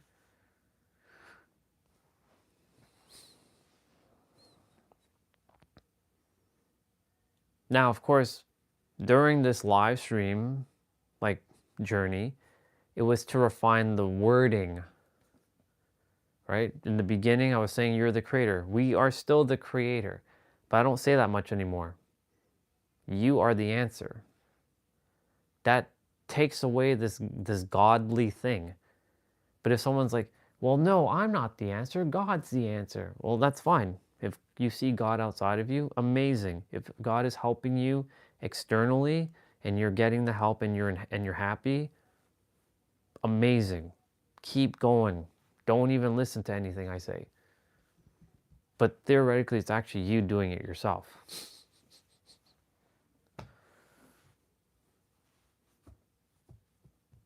So for those who are very, if I run into those who are very spiritual or religious-y, I'll tell them, keep doing what you're doing. Don't stop. As long as you're happy and it's helping you in your life, continue. I'm not here to dismantle anybody's belief systems. This is not even a belief system I'm even presenting. It's literally, it's not even a concept. It's just what is right now. It's basically the directness, your direct experience. You can call it, it's not even a non-duality thing, it just is thing. I think one who knows how to enjoy the process of transformation will be, exactly. That's the reason why I had to go on my journey. Because now I understand why I had to do it. Right? Because most people are seeking a feeling. That's it. They're looking for a feeling. Everything everyone's doing is based on feelings. Why do we do things? Because we want to feel something. But we want to feel something that we think we don't have, right? So the whole transforming thing and going through the journey definitely gave me this, wow, I figured it out. Now that gave the character a little bit of a pretentious boost. I figured it out. But I also have to remind the character that you just returned back to exactly where you started, where you never left, where you thought you had to leave. Right? And what you said is spot on, right? but at the same, it's a paradox. Because one is always looking to feel fulfilled when they do something, right? Anything anybody's doing is they want to feel fulfilled. They want to feel a sense of relief, and they want to feel fulfilled. They want to feel like they've accomplished something, right? So like the journey, it's important for everybody to go on their journeys, right? Some don't have to go on their journey. Some have, like, they locked in, they figured it out. Oh, but are they actually happy? I don't know. I have no idea. Is it artificial, like they get it? Or do they just get it? Maybe they didn't have to go through a bunch of conditioning and layers, and they just figured it out. Like, oh, it was just that simple. Others had to go through like thousands of layers. There are people who have only like 5 layers, and there's people who have like 10 million layers. So those people who have like 5 layers or less, obviously it's going to be easier for them to just kind of snap into it. Whereas those who have 10 million layers, it's going to be like, that doesn't make any sense. It's just layers. But the funny thing about that is, we created the layers. By we, I mean the mind and the body created the layers, because we gave the command, because we were the mind at one point. But we are not, the layers don't exist. The layers were there just to protect us, but they're no longer required, because the layers actually never existed. They were basically illusions. They weren't real. Once you decided and you make the choice and you shift the perspective, it becomes really super simple, that it's just like that. The layers just simply disappeared. It immediately just drops away, and you get right to your direct experience. It just is. Neutral. It doesn't mean you're a robot in this state where you're just sitting here and like you're not smiling, and when someone says I love you, you just like look at it and like, oh, that's just an illusion. No, you're still human to enjoy these aspects of like things, but you don't get tripped up and stirred up by your emotions. These emotions are just tools. You still feel the ranges of experiences of emotions, of like feeling fulfillment, feeling the joy of accomplishing something, feeling the joy of achieving your goals, right? You still feel those things. You're not escaping that, right? But what we're doing is just, it's pure acceptance of being here in the now, and everything just is. Nothing's good nor bad, it just is. Right? Because we label things. That's how we humans have created so much unnecessary chaos in our life, by labeling things. When we don't label things, it has no power. That's a bar. But we must label things, like this thing is called sofa. This thing I'm doing is called sitting. This thing I'm doing right now is called hitting the chair. This thing I'm doing is holding this crystal. This thing is called selenite, right? Before humans came to the planet, this always existed, but it had no name. Right? This was in the earth, but it had no name. Somebody gave it the name selenite.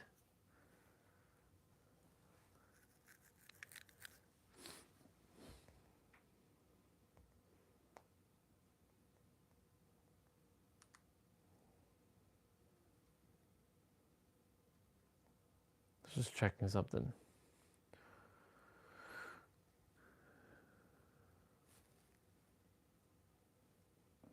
Not bad.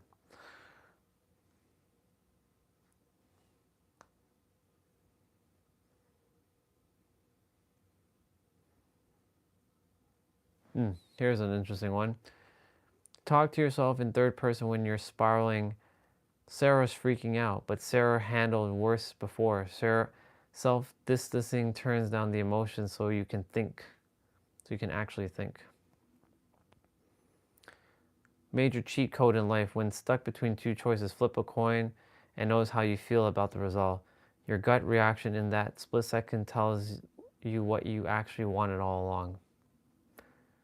Act like your words are spells that program reality. Your brain is a literal genie saying, I'm stuck, and it gives you walls, saying, I'm transitioning, and it gives you doors. Powerful words.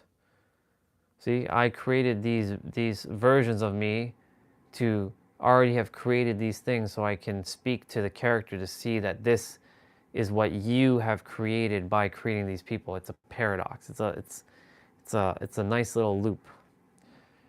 Major cheat code in life. Treat compliments like facts instead of deflecting them. Your brain believes what you tell it is true, so let the good stuff in. Major cheat code in life. Act like every plot twist is research for your future memoir, not a mistake that defines your entire story. Trust that the detours are leading you somewhere beautiful. Major cheat code in life. Respond to anxiety thoughts with, or respond to anxious thoughts with noted, moving on. Studies show 91% of worry never actually happens. Your brain is worrying about a future that statistically won't happen. Major cheat code in life. Assume the person who ghosted you did you a favor. It was the universe clearing the path for an upgrade. Major cheat code in life. Move your body when your mind gets stuck. Overthinking happens when energy gets trapped. Movement gives it an exit route and your brain can finally reset.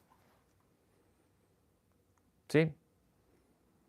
Created other versions of me to say exactly what I already know, just so that the character can see it from a third person perspective. I'm going to grab food quickly.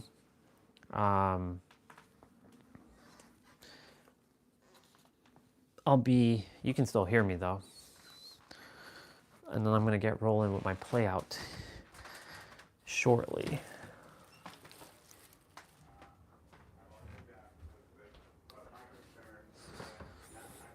Ooh.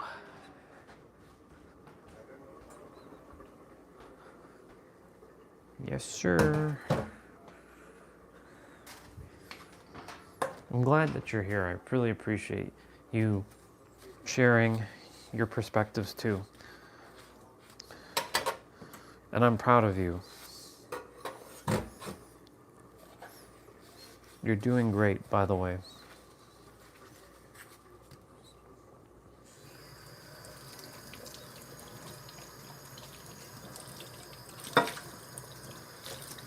Everybody is. They just have to realize it. Some don't want to, though. This is the one thing I came to realize, that some really don't want to realize. They want to continue to play the farce, play the victim.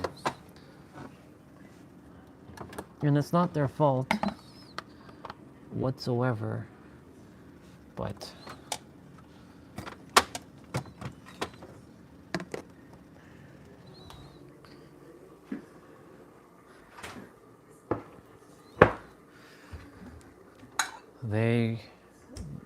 it's literally taking responsibility, because the moment they find out that the answer is them, it's going to be a massive shock to the system that all their suffering was based on them. Even though it looked like from some external person, that external person is nothing more than a reflection of who they are, or who they are feeling right now to be.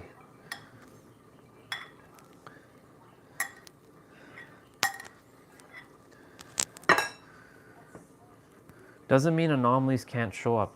Randoms can still show up in my reality, but those randoms have nothing to do with how I feel. They're just anomalies to sort of like see if I'm going to pass the little proctor exam that was set out for me, that I created.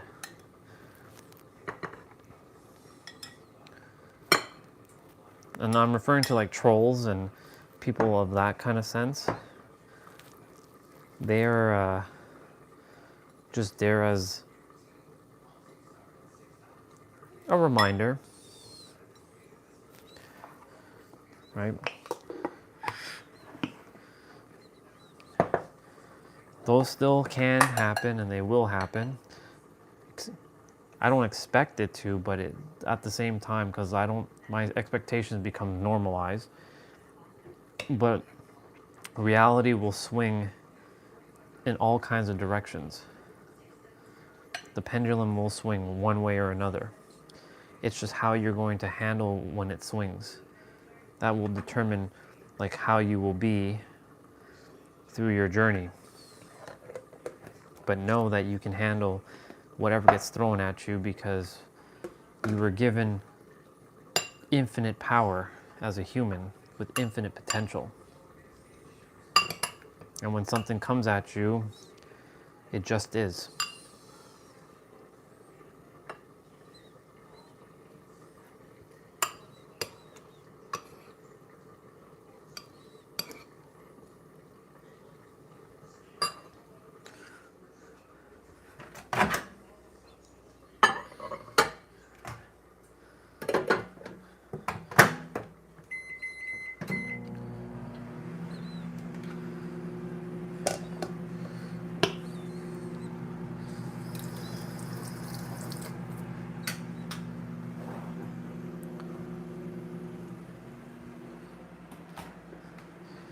I'm grateful I got to this point in my journey to know how this shit works. Finally, so much relief. There's nothing else I need to know. I'm done. I'm finished.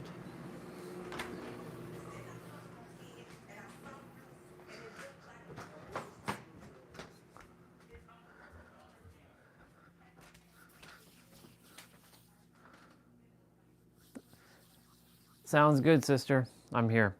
Yeah, I will have a great day. I love you, sister. And again, thank you for being here. I'm going to quickly mute myself because I'm going to go use the bathroom.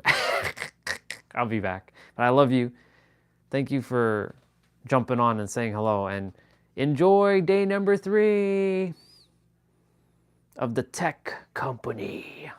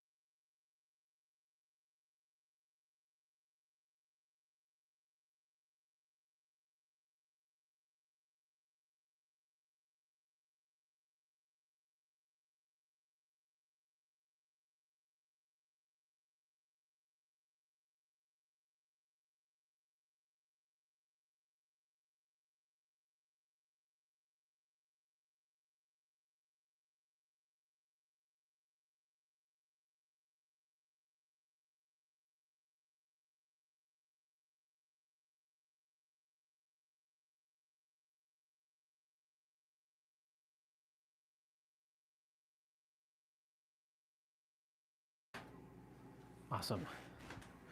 All right, just waiting for food to finish. It's still warming up.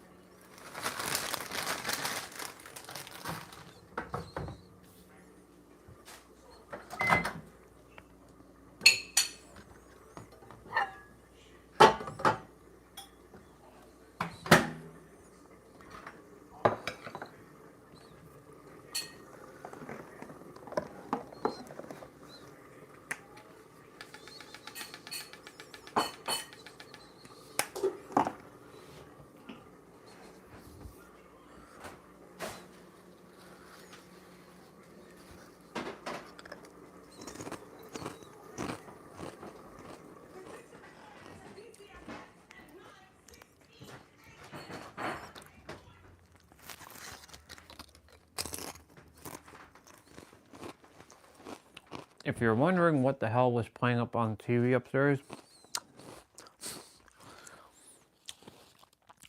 Dad's watching that stuff, like Maury kind of show.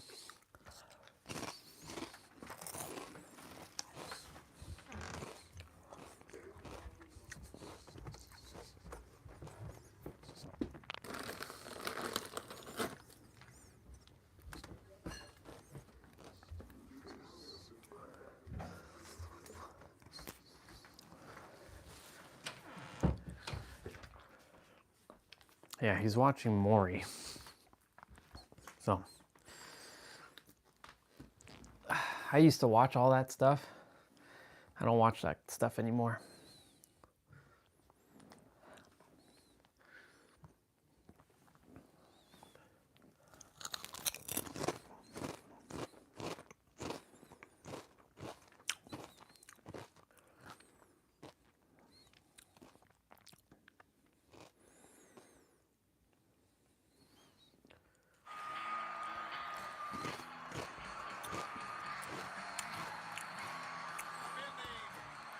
The hottest question in the city.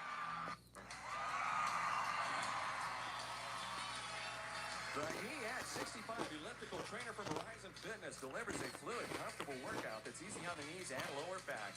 Its compact design fits any home from Horizon Fitness. And that will go I thought I said Orion Fitness for a moment. to the actual retail price without going over. Sabrina, what do you bid? $1,200. Her bid is $1,200.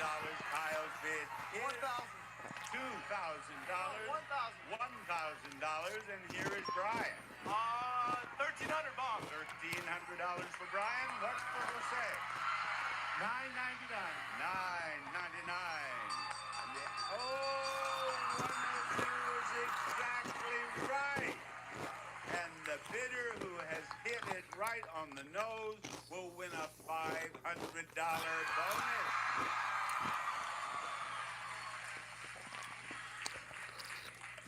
Now, Jose, the only way you could win is to be exactly right, because Kyle bid $1,000 and you bid $9.99.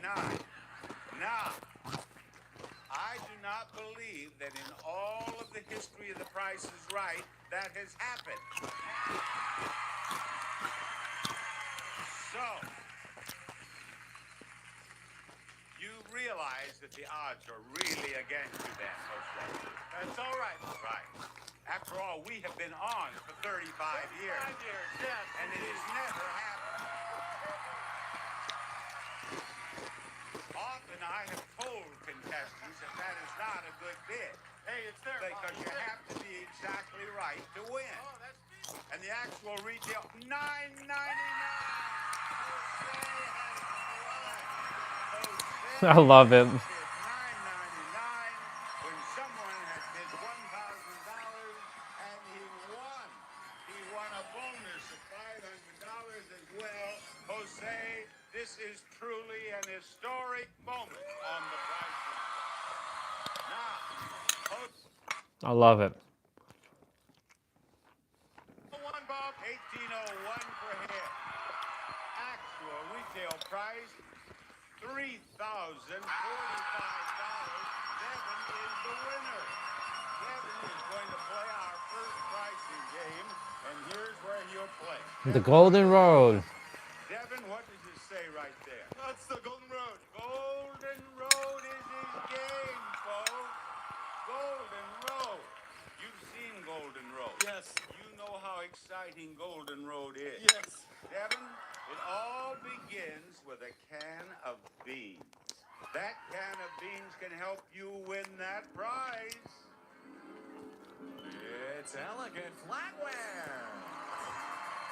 Elegant flatware. Woo! The frost pattern softly glows with elegance in this service for 12 plus serving pieces. Two-tone, satin, and stainless steel flatware for any occasion. Oneida, your table is ready. Devin, you win that prize, and we go on down the Golden Road and look at the next prize. It's a new snowmobile.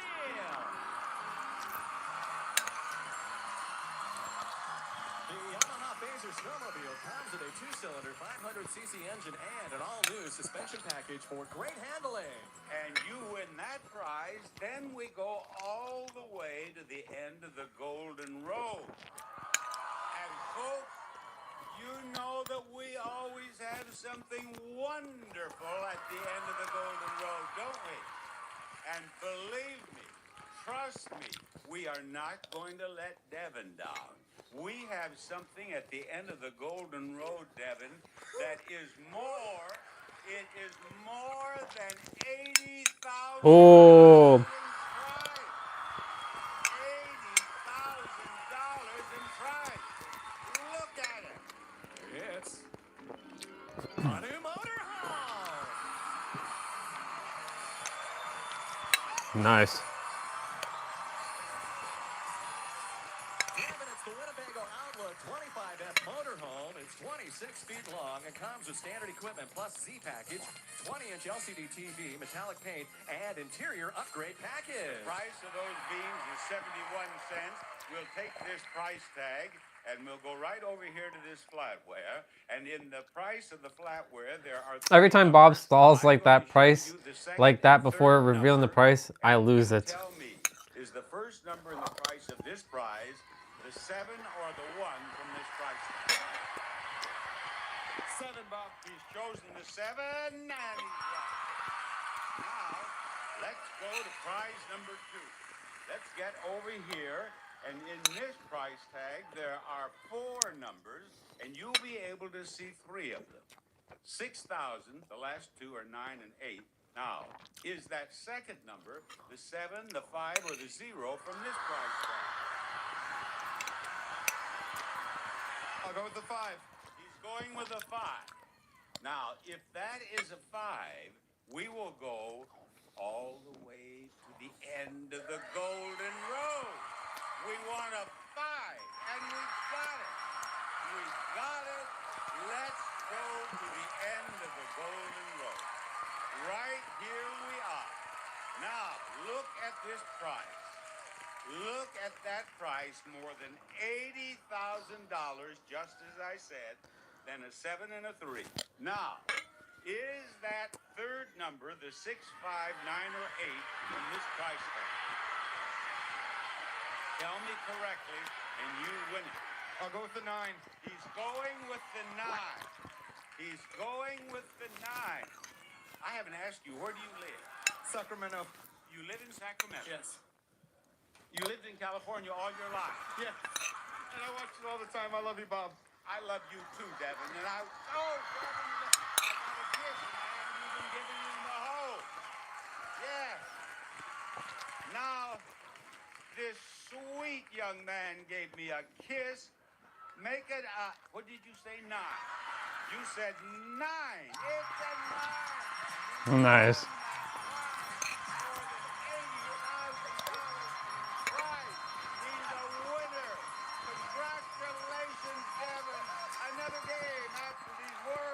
Love it. Here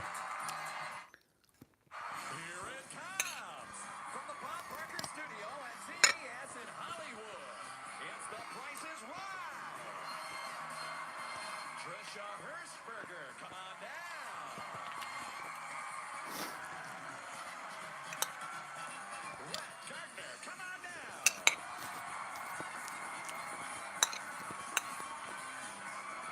Lisa Greeny, come on down.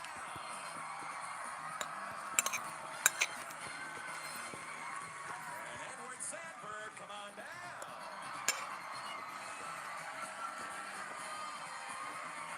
You are the first 4 contestants on The Price is Right. Wow, Tesla was out 15 years ago? Damn.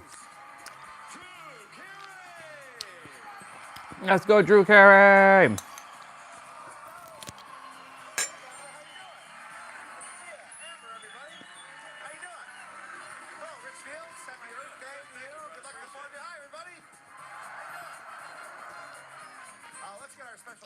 Episode of The Price is Right started with the first prize up for bids today. Here it is. It's a recycling center. Organize and store your plastic, metal, glass, and paper with a Service Recycling Center, plus 2 touchless sensor-operated bins for sorting your trash and recyclables. Drew? Ah, that means someone's gonna lose. Trisha, we're going to start with you. I'm gonna go with $450. $450. Rex? I'm gonna go 665. $665. And Lisa? $750. $750. Edward? I'm gonna go 800. $800. Actual retail price is, wow, $670. How about that? Wow.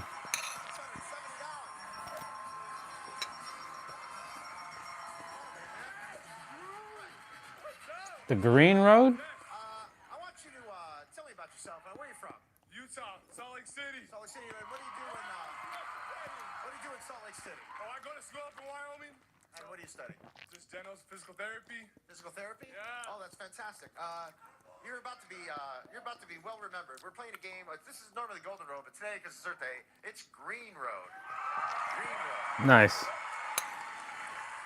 And we start Green Road here with this organic fruit snacks from Annie's Organic Fruit Snacks. And if you get the price of that, go down the Green Road to that prize right over there. It's his and her bicycle. From Cannondale comes his and her Quick 6 recreation bicycles. The performance and industrial design will have you taking it to the road for fitness or fun. Drew? All right. And after that, we're going to follow the Green Road. If you get that, we're going to follow the Green Road over here and go to this prize. It's a new spot. Nice.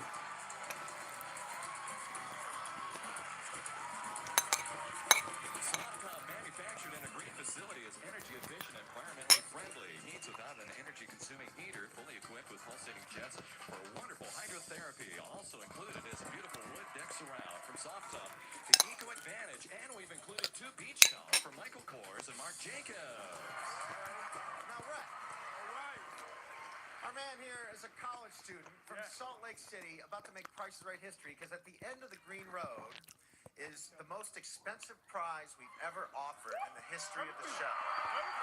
It's a prize worth over $112,000. Over $112,000. You ready? Yes, I'm ready. Rich, lay it on him. It's the all-electric Tesla convertible.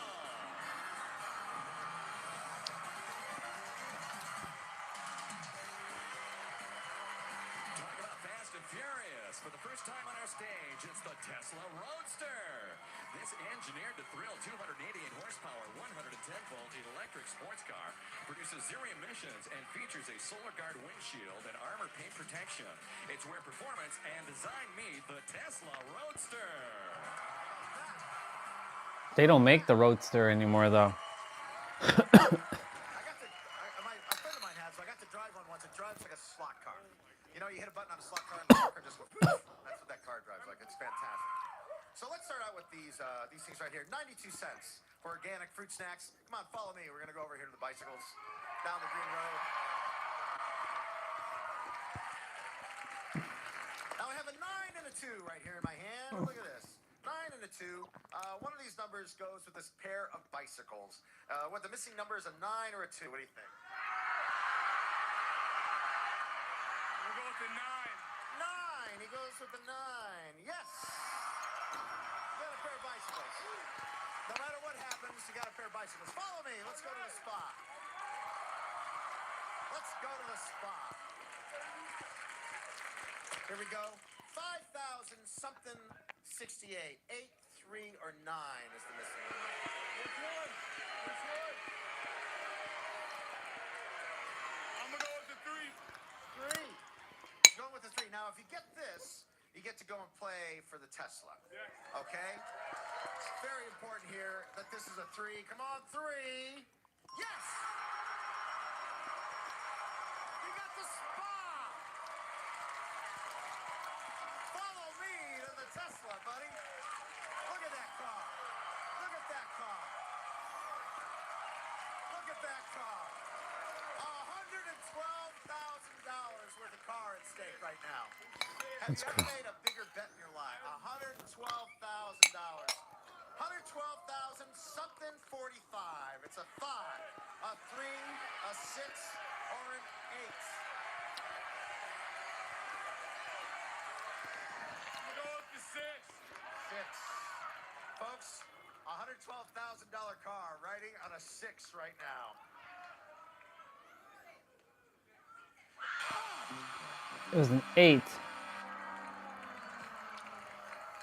Go touch it.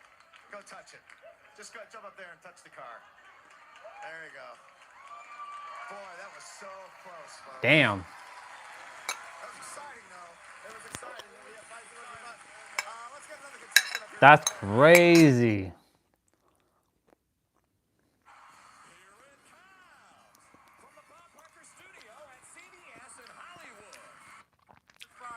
Today. Here it is, Drew. It's a trip to Santa Barbara. The two of you will be driven in a limo from Los Angeles to Santa Barbara, California for a 4-night stay at a luxury hotel. Santa Barbara. Between the Santa Ynez Mountains and the Pacific Ocean, you'll be able to enjoy the seaside towns year-round sunshine. Plus, go on a half-day whale watching cruise. In addition to seeing these magnificent creatures, a marine biologist will educate you about their habitats and what is This is why I love California. You can do all kinds of stuff in California. Valerie, Lauren, we're going to start with you. $850.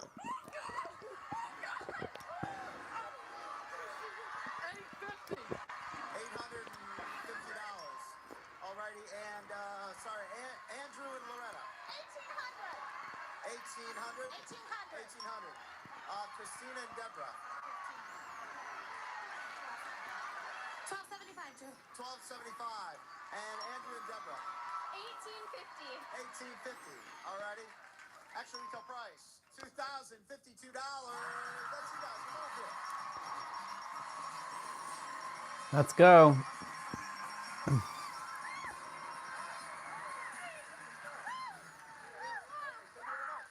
Nice to see you guys. Happy Mother's Day. Happy Mother's Day. Congratulations, Rich. What do we have for him? Lauren and Valerie, how about a new car? Look at that. That's a pretty beefy car. It's the Chevrolet Camaro LS Coupe. This powerful muscle car comes standard with a 3.6-liter, 304 horsepower V6 engine and remote keyless entry plus paint and fabric protection. The Chevy Camaro. Here's the beginning of putting in this car. It's called cover up. All these numbers are wrong. You're going to cover up with the right numbers. The right numbers are up here. So you're going to cover up the 1 with the 2 or the 4. Cover up the 9 with the 4, the 8, or the 0, etc. all the way down the line. If you do it right, you're going to win yourself a brand new car. And if you get any wrong, don't worry about it, because as long as you have at least one number right, you get to keep on playing. All right, you ready? Start covering them up. 2, she started there, starting out with. 8 is their next number, 28,000 they're saying for a brand new Chevy Camaro. 284. 6 is the number of 2s.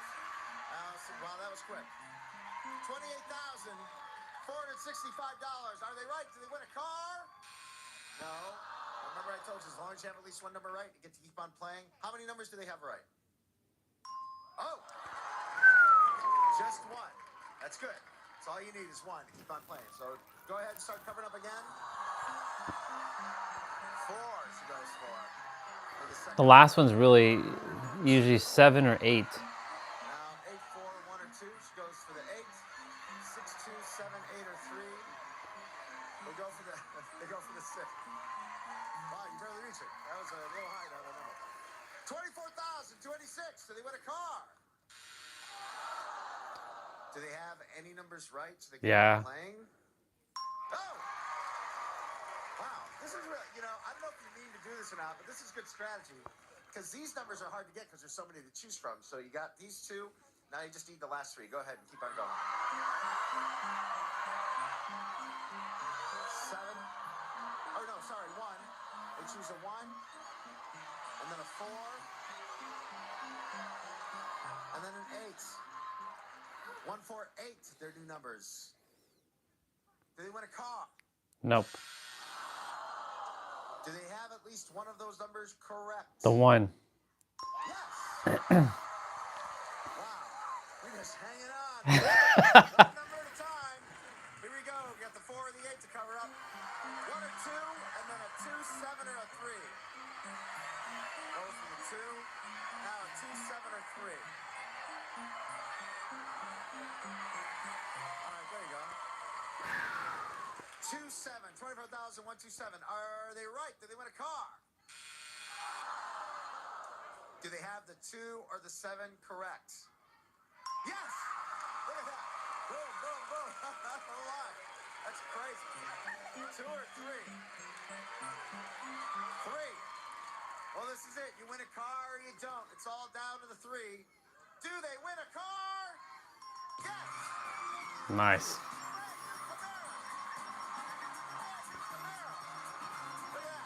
How about that? That's pretty good. Rich, let's get another contestant coming up here right away. How about you, Lynn Jump? Well, you're going to get the $1 or 1 spin too late, maybe. Nope, not close. Sorry. A pleasure meeting you. Enjoy your prizes. Nice meeting you. Enjoy your $5,000. Deborah, Andrea, go ahead and spin the wheel. You just got a new Camaro. Brand new Camaro. And of course, the Camaro's going to be your Camaro, right? Of course it is. Yes. Hi to my mom. Happy Mother's Day, Mom. She's in the audience. Oh, there you go. 55. 3 generations in the audience. That's good. 55. Got to get to 95. 40 would have done it. 45 will give him $1. 45 will give him $1. $1! He got $1. Nice.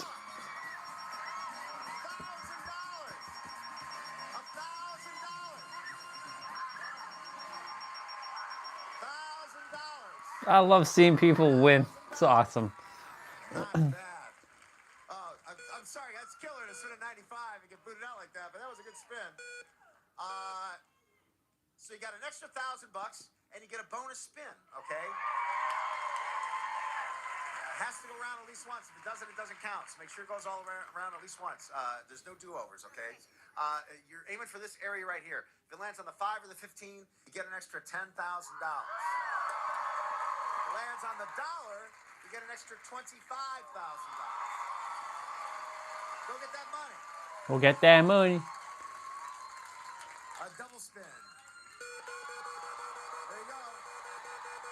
Looking for $1. I want to say hi to my husband, Ed, cancer survivor, and my daughter, Jamie. Stop! Stop! Stop! Oh! You almost had $10,000. Almost had, but you had $1,000. 49,000. What the hell did they? You won, but only if the price is right. They got another car? The price is right. What do you guys say? Oh my gosh. Wow. 49,882. All right.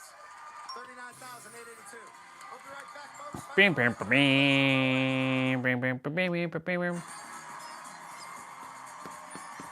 welcome back, everybody. We're going to start with Lily and Rametto. You went over for a complete makeover, a trip to Miami, $2,000, and a trip to Paris. You bid $22,000. Actual retail price, $25,883. Difference of $3,883. Andrea and Deborah, you had that sweet bathtub with the TV built in, trip to Switzerland and going to a spa there in Switzerland, and a brand new Mazda Miata. You bid $39,882. Actual retail price.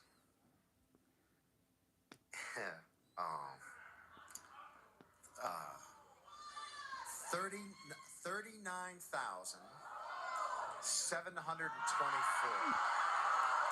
Oh! You're over by $158. I'm so sorry. Oh, damn.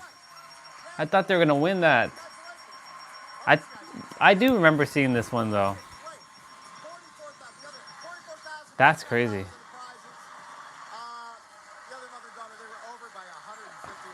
Wait, identical showcase?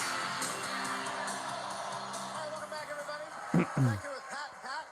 Now pay close attention to the first showcase. Could go to either one of you. Here we go. Pat and Pat, get ready for relaxation. You're headed for the beach in Cabo San Lucas.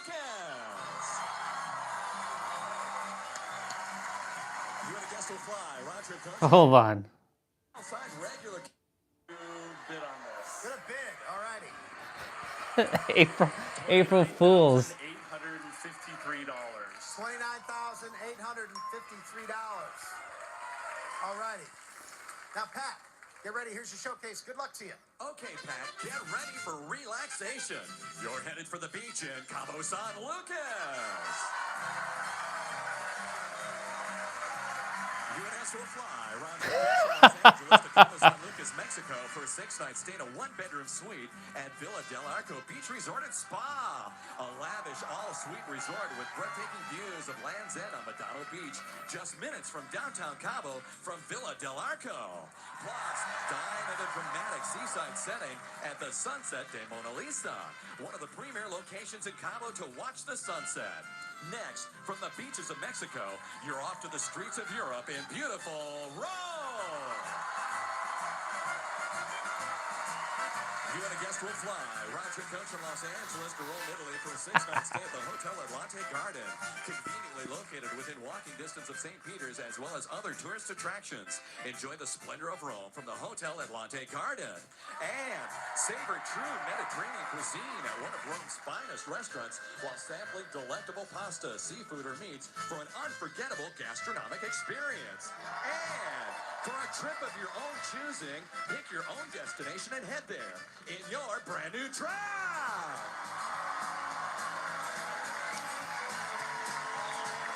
It's the Ford F-150 4x2 style side regular cab. This powerful yet efficient pickup comes standard with a 4.6-liter V8 engine and 4-speed electronic overdrive transmission. So, Pat, trips to Cabo and Rome, plus a brand new truck. And it's all yours if the price is right. Yeah, wait.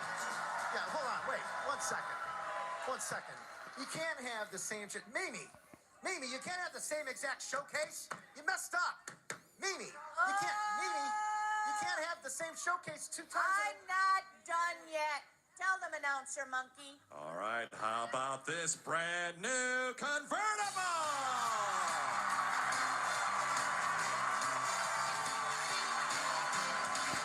Featuring a bold design and celebrating 50 years of motoring, it's the sporty Mini Cooper convertible with a 1.6-liter alloy engine, electronic throttle, and fingertip cruise and audio controls. So, Pat, it's trips to Cabo and Rome, plus a brand new truck and a brand new convertible.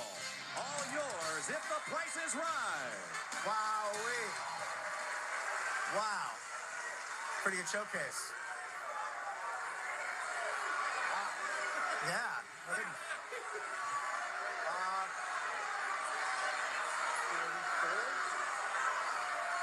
I'm going to go $44,500. $44,500. All right. Well, pretty exciting showcase today. Thanks to Mimi Bobek.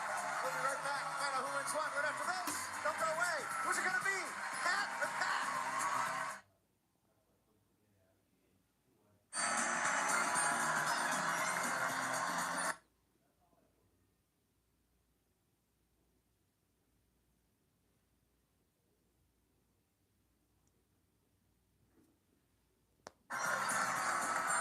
Welcome back, everybody, to The Price is Right.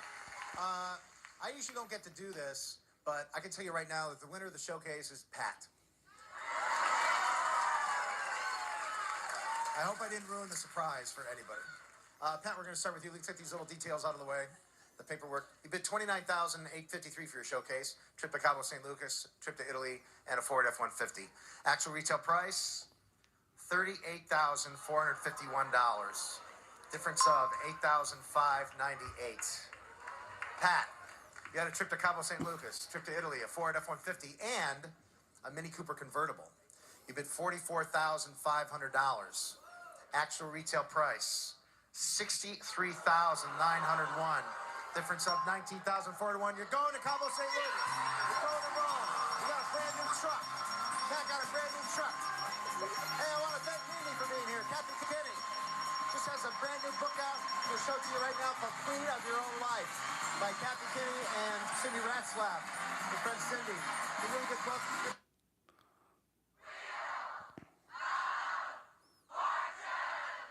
From Sony Studios, it's America's game, Wheel of Fortune. And now, here is your host, Alex Trebek.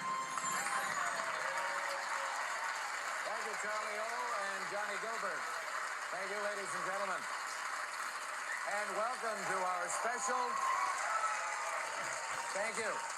Welcome to our special Tuesday, April 1st edition of Wheel of Fortune. I'll leave you to figure out why I'm here today. We have a lot of wonderful surprises for you in this half hour, including this one. Please join me now in welcoming my co-host today, the lovely Leslie. You know her better as Mrs. Pat Sajak.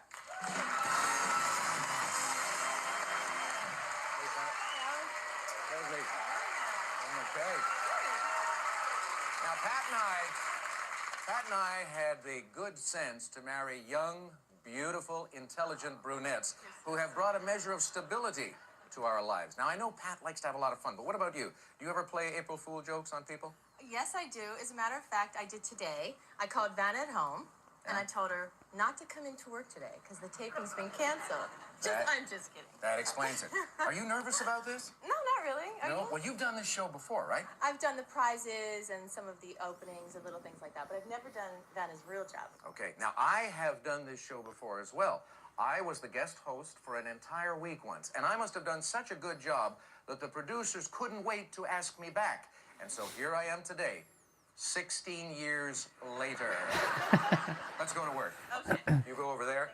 And now, ladies and gentlemen, it's time to play Wheel of Fortune, so let's meet the contestants. Johnny! This is interesting. In the studio are today's contestants. She's America's most popular letter turner turned letter activator. She's the mother of one with one on the way. Vanna White. South Carolina playing for the American Cancer Society, Vanna White. And now, the host of an immensely popular game show. He's a former DJ and TV weatherman. Oh. From Chicago, Illinois, playing for the Boy Scouts of America, Pat Sajak. That's so funny. I've got to start off by saying, first of all, that I admire your courage, because I'm often asked, when are you going to be a contestant on your show? And I say, never, even in a super seniors tournament.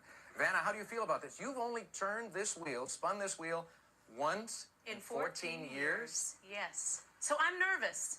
You shouldn't be. No? No, not Why? at all. Because they tell me, the staff tells me that both of you have become so good at figuring out these puzzles over the years. Now, what's your charity?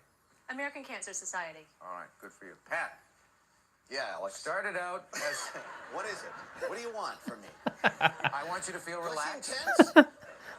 Not as tense as I seem, I'm sure.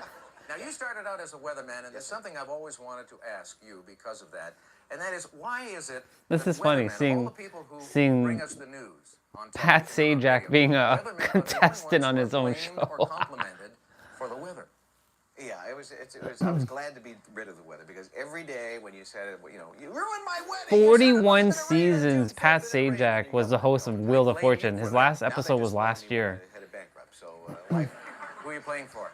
playing for the Boy Scouts of America, happily, and it's a great organization. Were you and, ever a Boy Scout? You know, I was not, and I feel that was a void in my life, so I'm going to help others fill that void. All right, well, I'm delighted to be here, and I hope you two are, and your charities will be, I'm sure. You ready to go? Oh, yeah. Let's take a look at our first puzzle.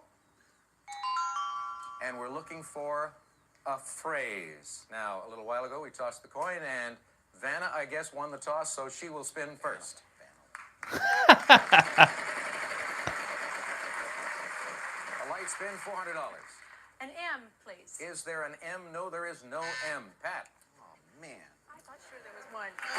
So weird to see them spinning the wheel. Pat has mastered the big spin, $600. Is there an S? S, one S. And Pat's wife is doing the thing. 300. Is there a D? One D.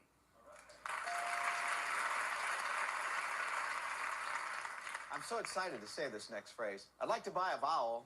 Which vowel would you like to buy? I'd like to buy an I. An I. All right, there are two I's up there. You're at $650. Who's the babe on the puzzle board? I'll introduce I'll introduce you to her after the show. Right, well, you might get along. In the meantime, I'll spin. It's his wife. $5.50. Is there a T? A T. There are 3 T's. Ooh, look at Mr. Pat Sajak. Yeah, I think I'll buy another vowel. I'd like an E. An E. There are 4 E's. 1, 2, 3. I used to watch Price is Right all the time too. Or not, Wheel of Fortune. An A. There is 1 A on the board. Wow. Yeah, I guess I'll spin the wheel. Should I spin, you think, Bella? Sure. Yeah, thank you. Please, you're not allowed to work together. Oh, $2.50. Oh, boy. I think I'll have an H. H. 1 H.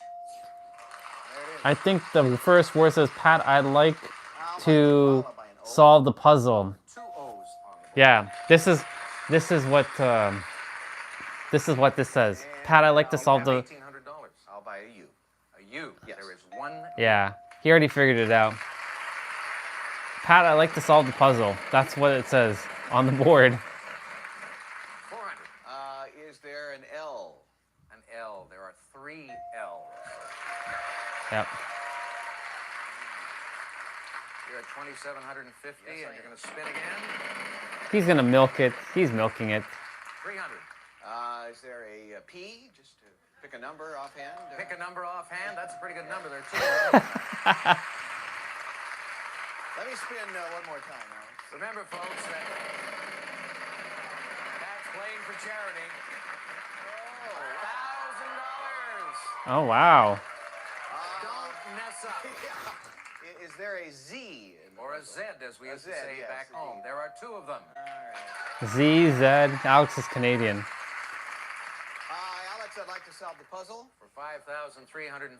Yes. Pat, I'd like to solve the puzzle. No, you're supposed to say, Alex, I'd like to solve the puzzle. Yes, that's absolutely right. Way to go.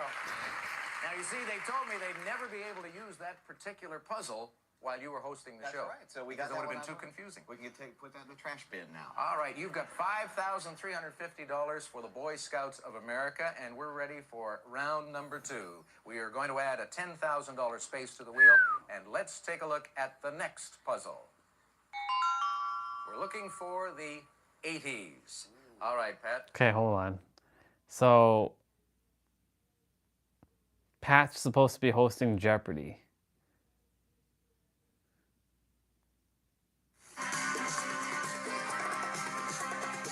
From the Sony Pictures Studio, this is Jeopardy! Now entering the studio are today's contestants. A naval engineer from Arlington, Virginia, Christian Stallsmith. A high school teacher from Rockford, Illinois, Lori Drummond. And our returning champion, a systems engineer from Teton Falls, New Jersey, Paul.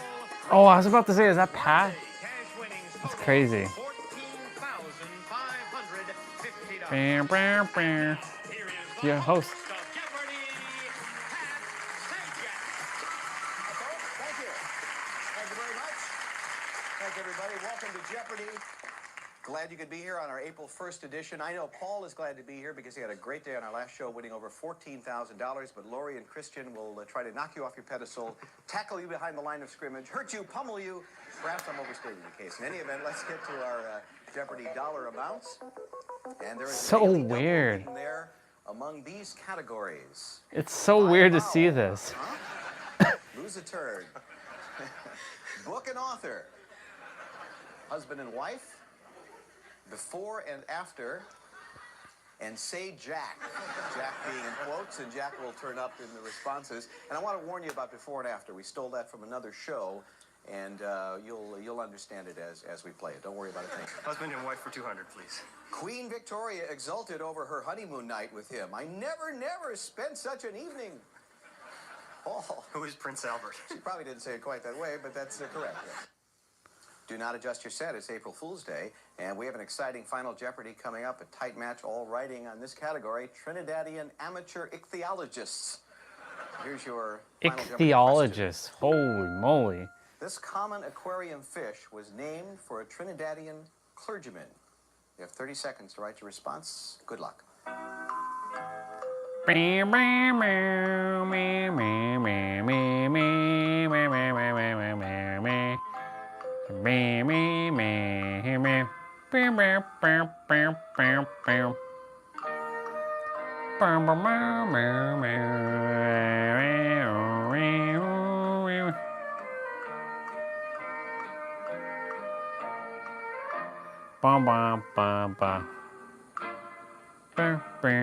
Okay, time's up. Everybody appears to be ready. Everybody thinking about their last trip to the pet store.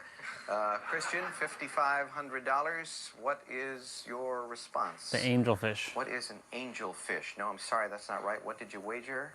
Ooh. 4,500. That leaves you with 1,000. Let's move on to Lori with 6,200 in second place currently. Your response? What is an angelfish? No, we know that's not right. And $6,199, all but a buck. Well, that puts Paul in good shape, perhaps, depends on his wager. 66.50. What are ministers? Is that a fish? I'm not aware. I don't know, Well, to be honest. Maybe now. Let's see what you wagered. $6,000, and that leaves you with $650, and that means that Christian is our winner. Congratulations. With $1,000, a win's a win. By the way, the answer... What's up? The answer is... No, I've done the Seventh Heavens mod, but not. I know about Echo S7, but I'm waiting for Echo S9 and 8 to be finished, because I want to tackle 9 first, and then 8, and then 7, because 9 is my favorite out of the 3. Then 8. It's funny, Sephiroth's my favorite villain, but 9 is my favorite game. So if Sephiroth was a 9, then 9 would just be the definitive game I'd just play. But I love 7. I've mastered 7. I've beat 7 like 10 times. But yeah, I'm not gonna play 7 until they finish 9. But they're taking their sweet ass time with the fucking mod for Echo S9. I understand that they're voicing every NPC in the game, but like it's been, since I've heard about it, it's been like almost 2.5 years. So like, I don't know what's the holdup. Like even 8's not even done yet. They should have worked on 8 and 9 first before 7. Like, come on. Like 7 already has a remake. Like it has talking characters. 8 and 9 deserved the treatment first because they don't have talking characters. But yeah, I'm waiting to mod those games fully. 9 has Memoria, 8 has Lunatic Pandora, and 7 has Seventh Heaven. It's funny. Yeah.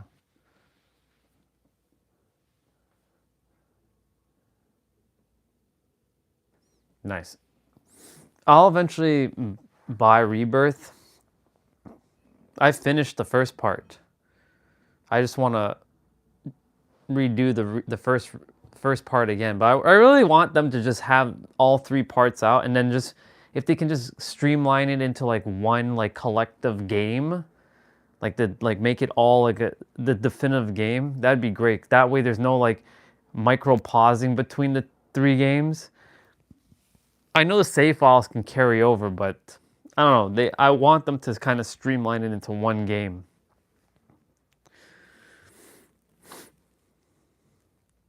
I didn't know that Alex Trebek hosted Wheel of Fortune. They did a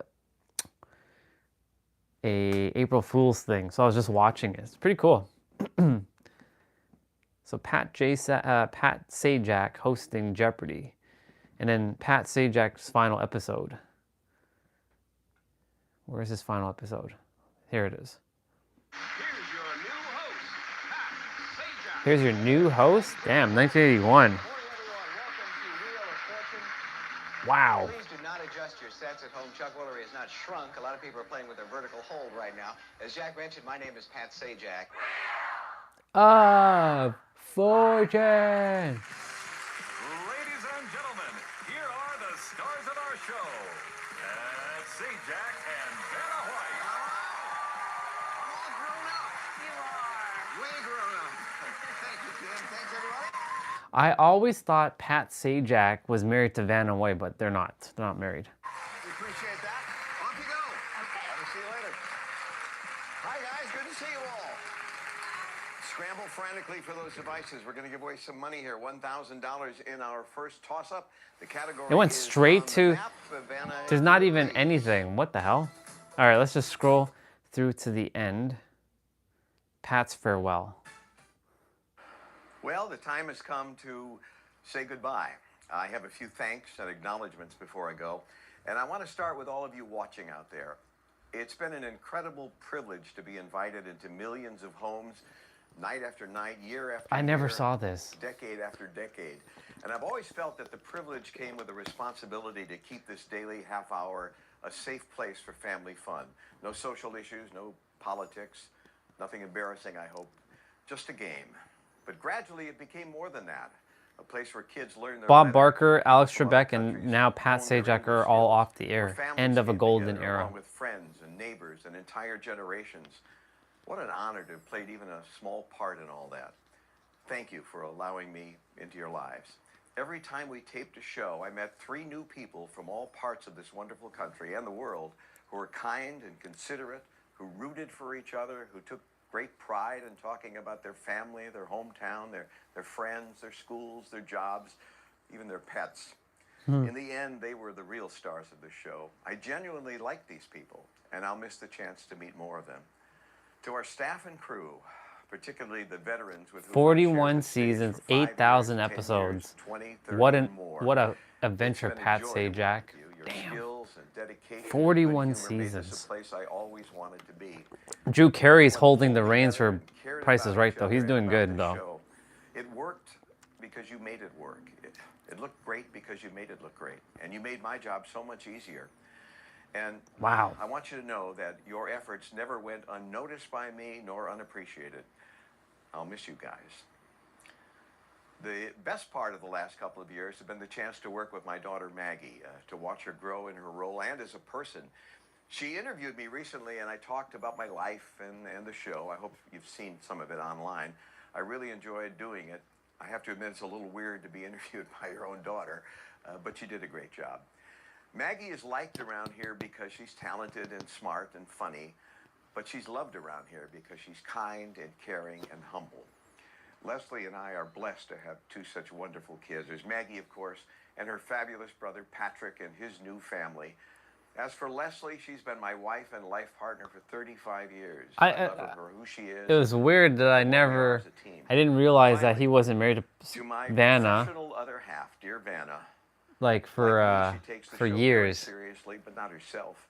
I shudder to think what these 40-plus years might have been like had they brought someone in all full of themselves playing the prima donna role. Vanna is as sweet and unassuming as she seems.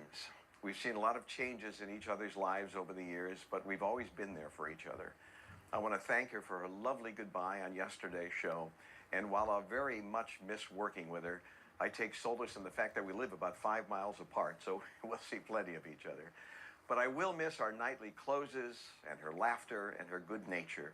She's a very special woman. And I know you're all pleased to know that she'll be back next season. And by the way, you'll still see plenty of me for the next few months. That's right, summer reruns. So the jokes will be the same, but I'd appreciate it if you'd laugh again anyway. That's it. Who became the host Very then? much. And goodbye. That's it.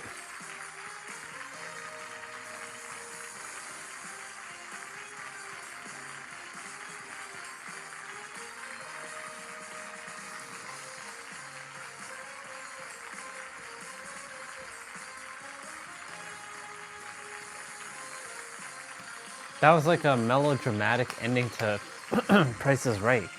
I think I've seen Alex Trebek's last episode as the host.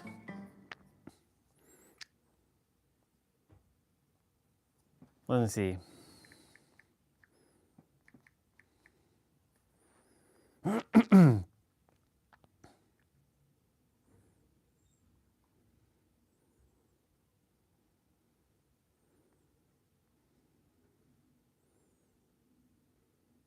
Is this the full episode? No.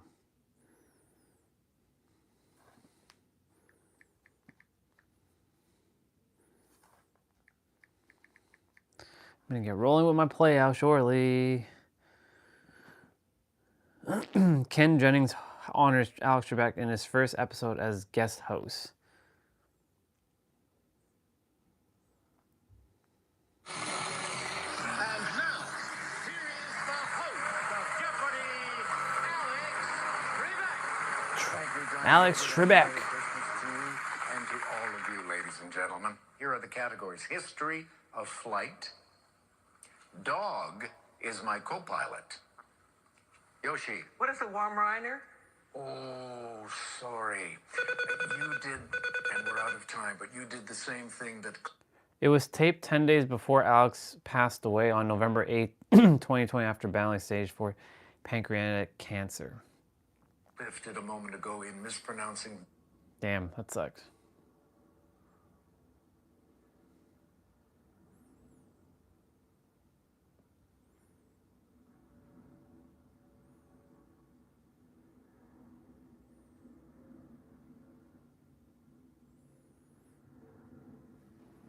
It's crazy. Let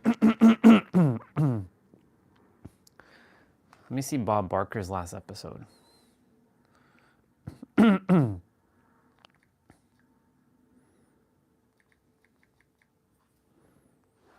Do they have it fully aired? Yep, they do. Here it comes from the Bob Barker Studios. They do have it. in Hollywood. Television's most exciting hour of fantastic prizes. The fabulous 60-minute Prize is Right. Francisco Velasco, come on down. Come on down. This is like childhood right here, y'all. I love it.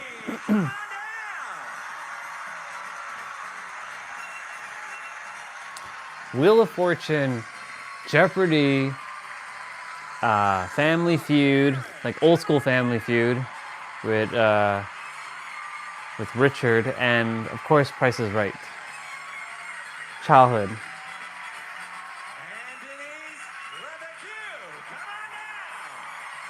And of course, Deal or No Deal. That was more in my teens. That was always fun.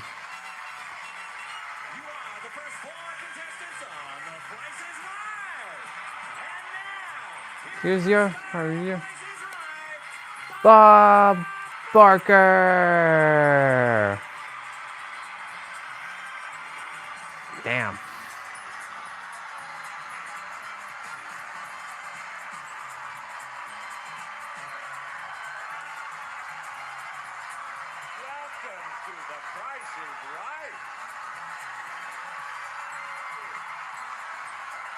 Everybody giving him a standing ovation. It's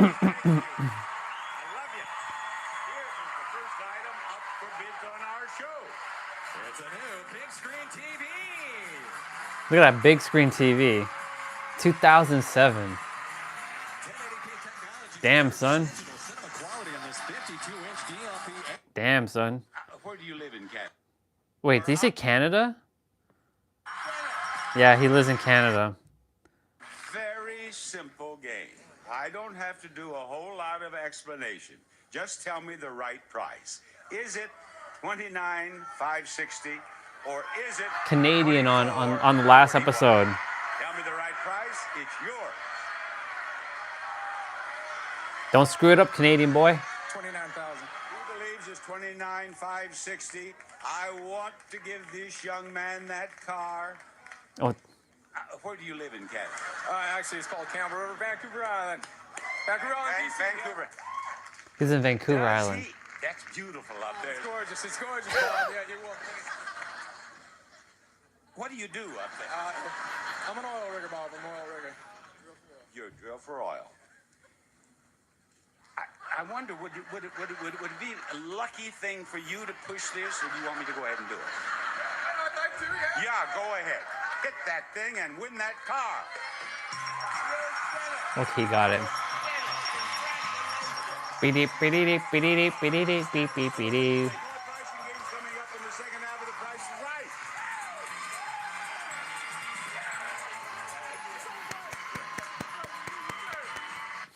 Canadian won a car. What is the name? Zero. Philip won 0. Here's 0. Oh, beautiful. Now, all you need is that number right there. 26,000 and then 50. What belongs right there, Philip? 8. 3. He believes it is 3. Oh, It was 8, boy. what did he need? See, I knew it. The 8 there, Philip. I didn't even watch, and I knew it was an 8. You're going to be right back to and 41. Oh, I did remember that. So I did watch this episode. Service to make this a holiday. 68,677. A difference of 7,677. You win, Denise. You are our winner. Denise has $140,000. Now, folks, I want to thank you very, very much for inviting me into your homes for the last 50 years. I am deeply grateful. And please remember, help control the pet population. Have your pets spayed or neutered. Goodbye, Goodbye, everybody. everybody.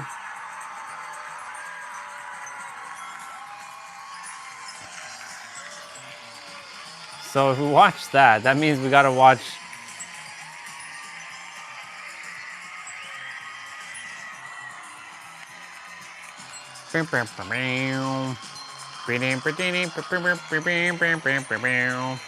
June 15th, 2007 to October 15th.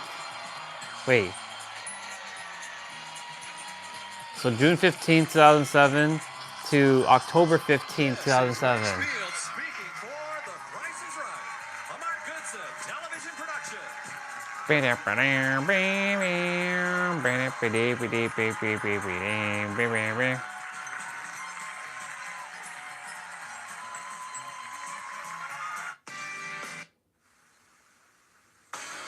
How I Met Your Mother. Tonight on CBS. Wow.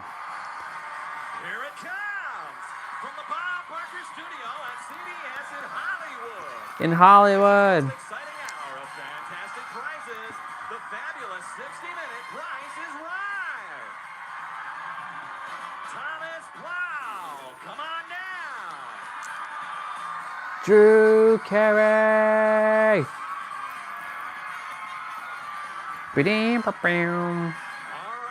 Leonardo, come on down.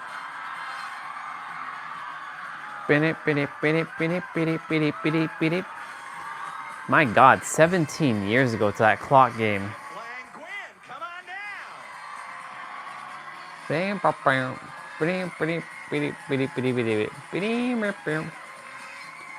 And Bernard Davis, Come on down.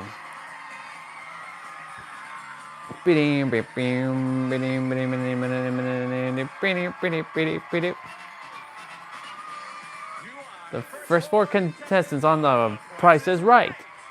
And now, here's your heart, your Drew Carey.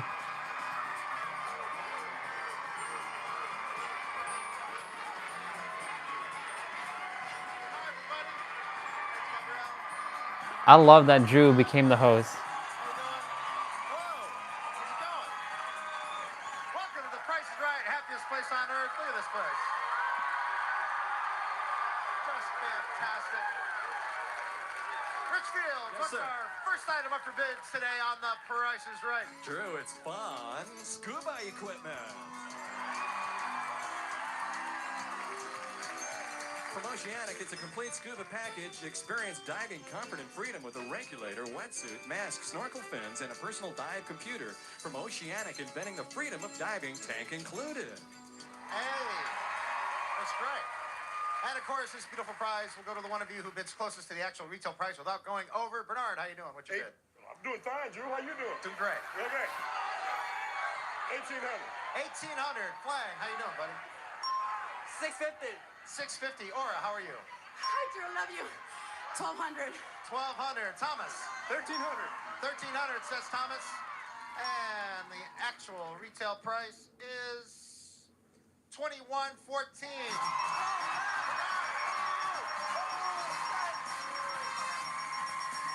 He's right. If you're between the ages of 18 and 75, you can apply for up to $25,000 of coverage with Life Choice from Colonial Penn. Your rate can never go up, and your coverage can... This is crazy. Seeing the first episode of Price is Right with Drew.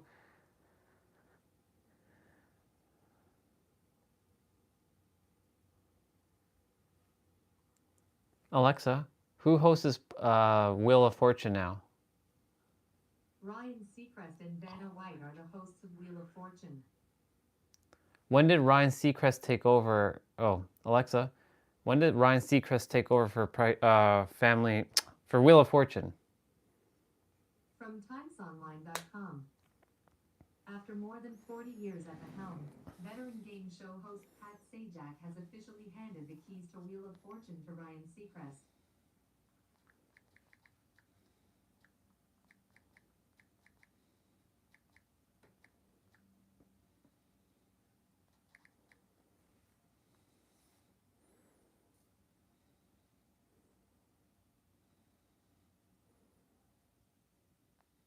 And now, together for the first time, here are the stars of our show, Ryan Seacrest and Vanna White. Thank you all very much. Thank you, Jim. Thank you, thank you. Welcome to the show. So happy to be here with you. So good to have you. Let's have fun. Let's do it. Okay. Okay. Hi. Good to see you too. Welcome. Nice to have you. Welcome to Wheel of Fortune. I am your host, Ryan Seacrest. I still can't believe my luck being here with you tonight to continue this legacy of this incredible show with all of you. And of course, my good friend Vanna White.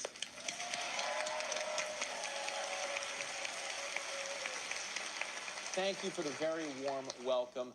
Hosting Wheel of Fortune is a dream job.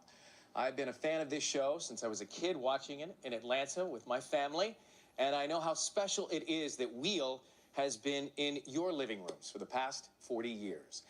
And I'm just so grateful to be invited in. I also know I've got some very big shoes to fill. So, let's play Wheel of Fortune. That's pretty cool. I can't believe that tomorrow is our last show together.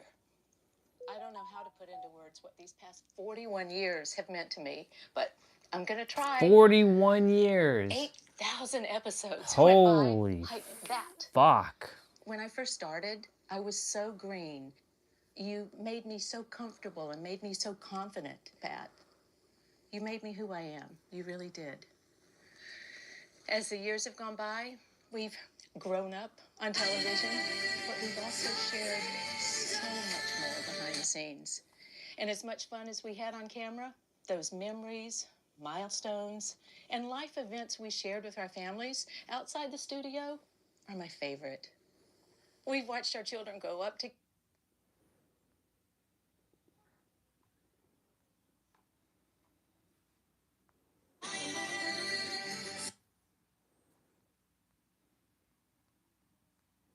I'm trying not.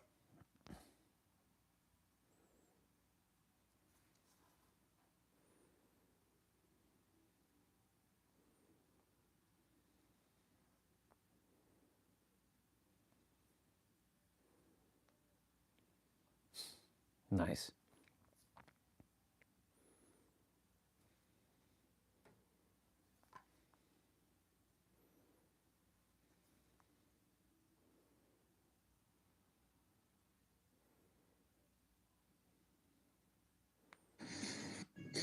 This entire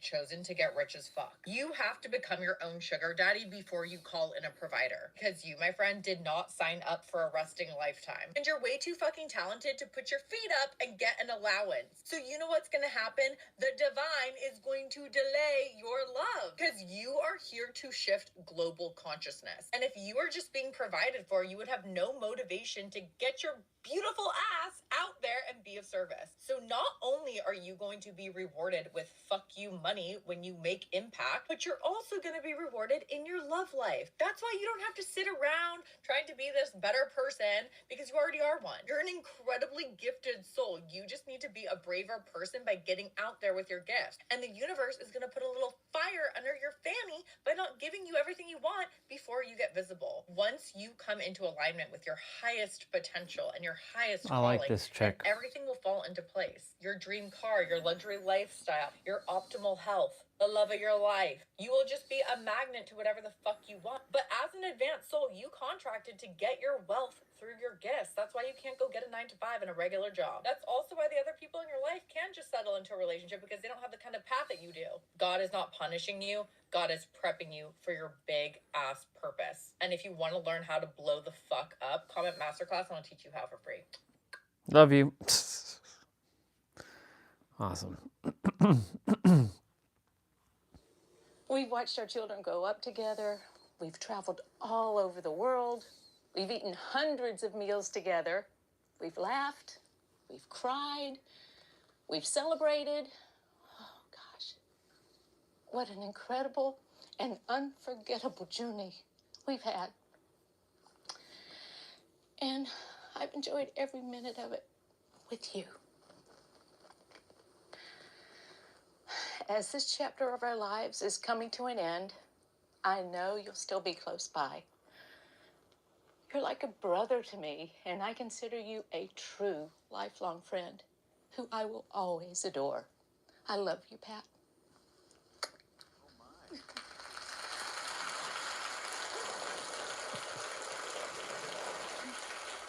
The fun never stops at Wheel.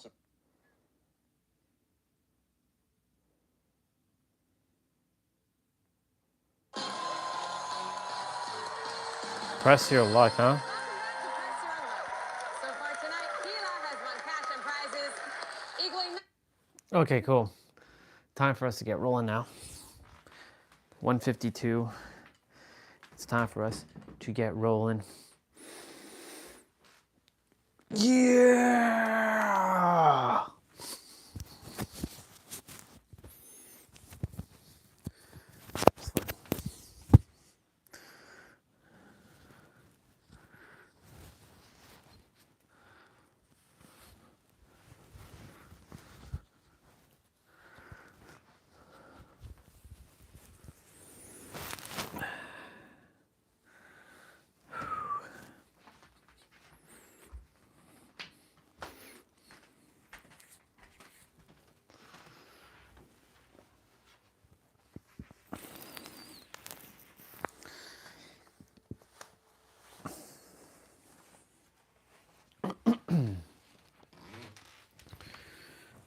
Yes, sir.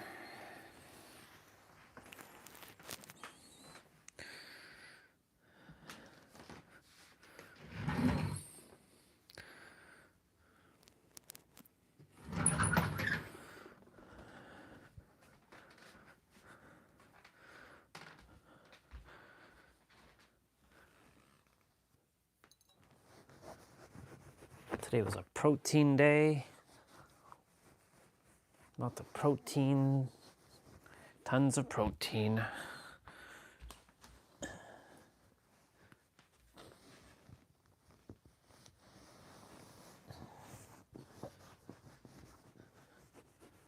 have to reseat this blanket, it seems.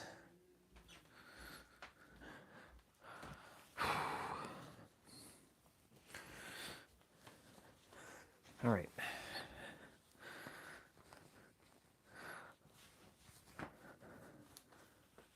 Let's take off my socks.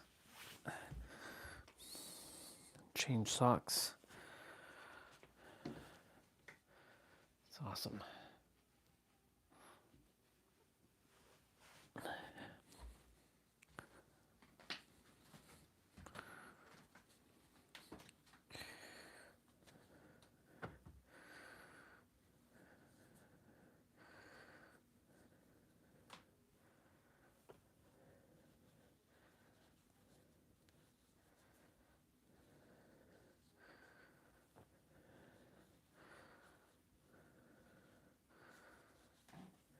Okay.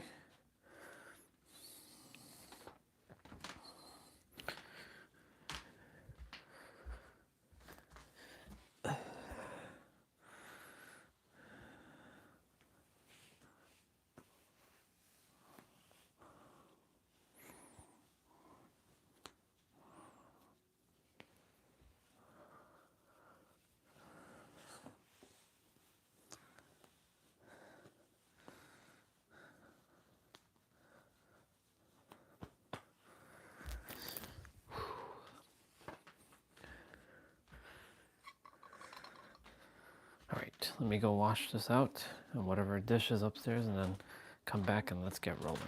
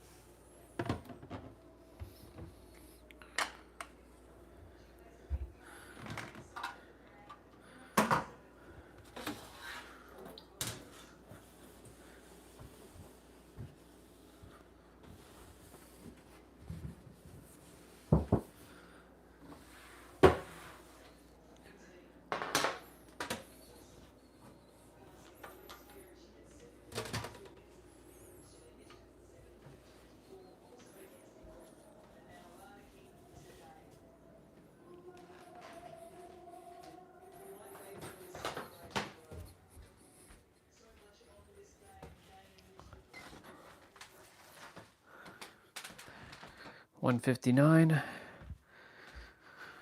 Whew. I don't know if T-Bray, if you're still here, but if you are here, did you, since you installed the mod, are you installing graphical mods or are you still keeping them blocky, like they look like Lego? Because there's mods where they look more refined, like they're character models. That's if you're still here, of course. If you're not here, then obviously you can't hear what I'm saying.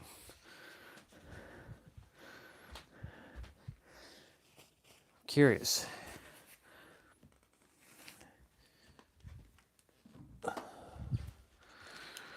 Quickly gonna go outside. Put this outside.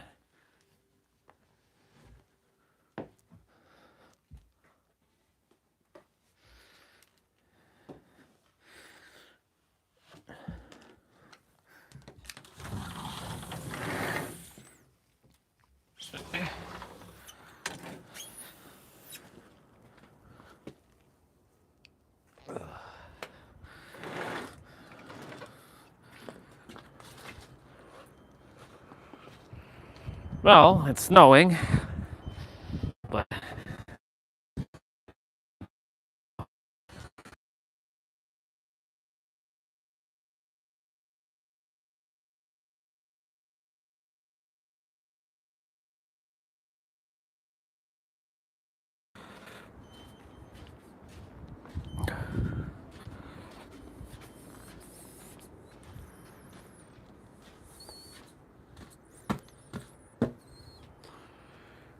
see my brother shoveling snow outside.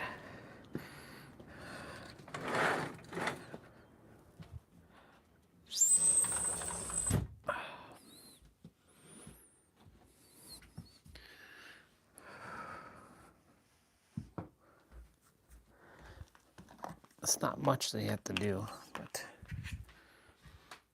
wait. Is this actually fully charged, or was I hallucinating?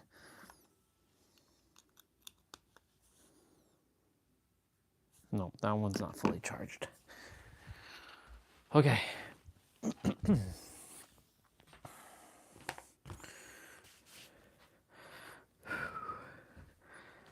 In terms of steps, we just eclipsed 10,000.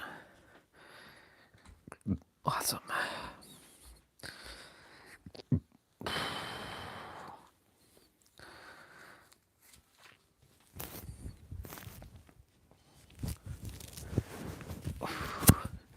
I want to get the main quest and side quest done.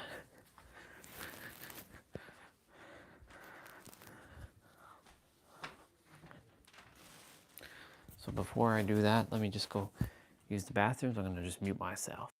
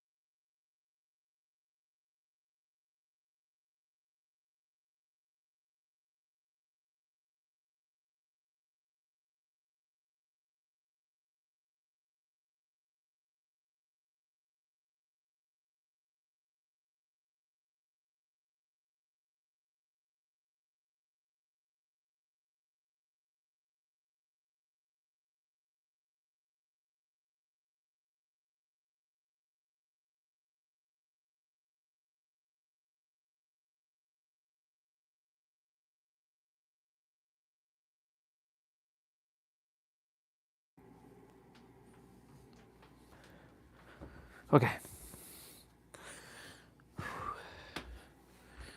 Let's get rolling. Let's get rolling.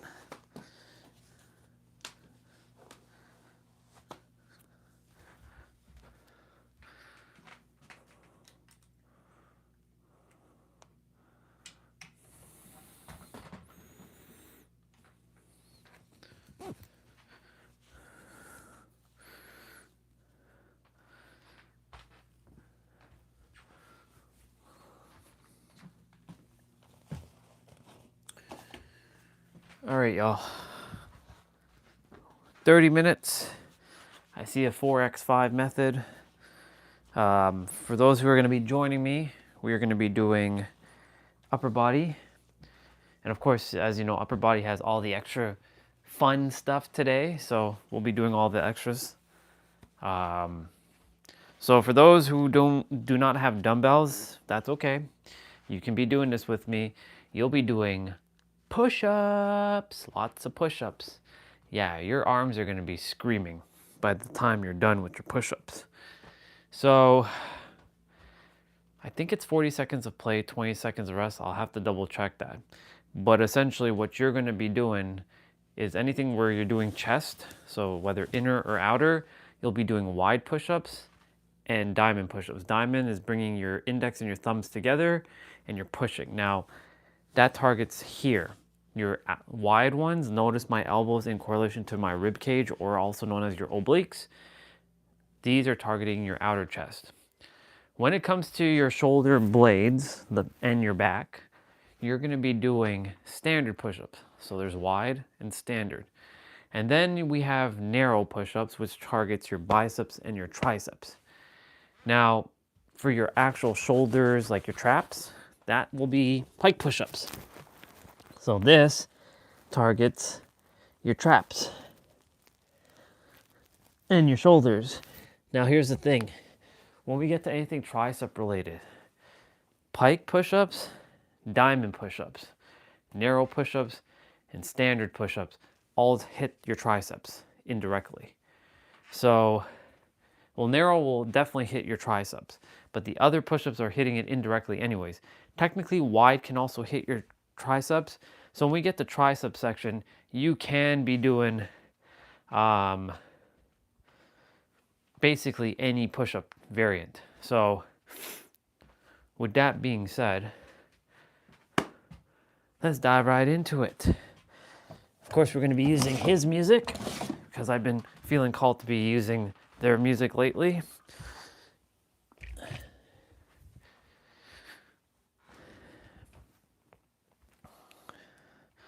Chosen ones are lonely because they live unconventional lives. Yes, we do. Yes, we do. We live lonely lives indeed. So this is called the sculpted strength definition. Haven't done this one before. Yeah, 40 seconds of play, 20 seconds of rest.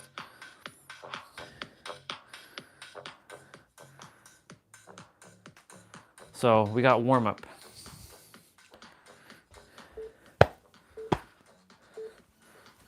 So arm swings.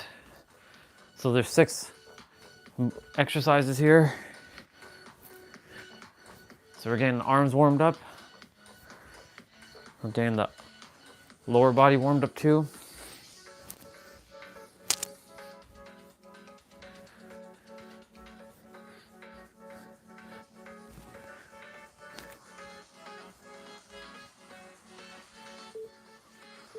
Okay, we're doing hand release push-ups.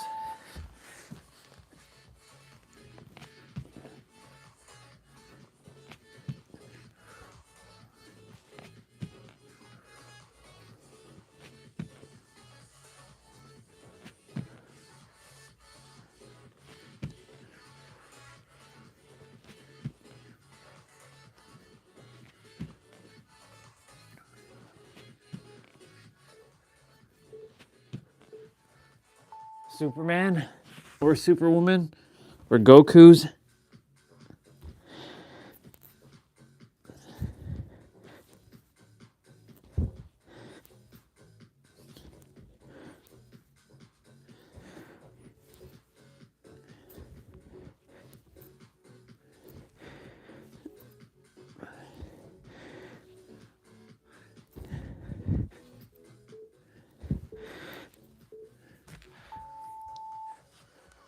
thread the needle.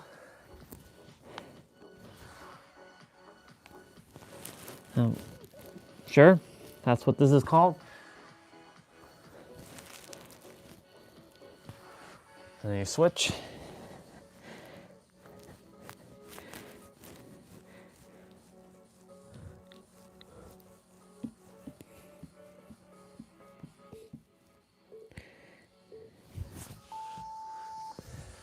Torso twist.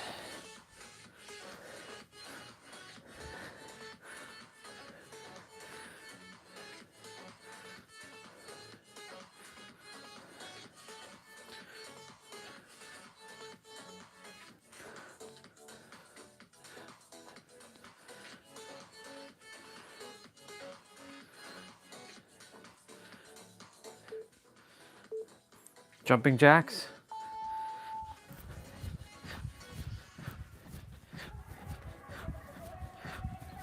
This is just to get the blood flowing throughout the entire body.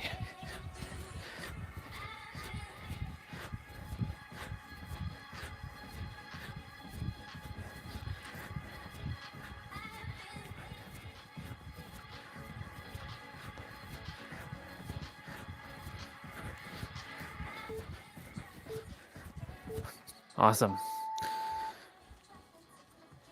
So we're starting with strength. So we're doing chest, so you're starting with wide push-ups.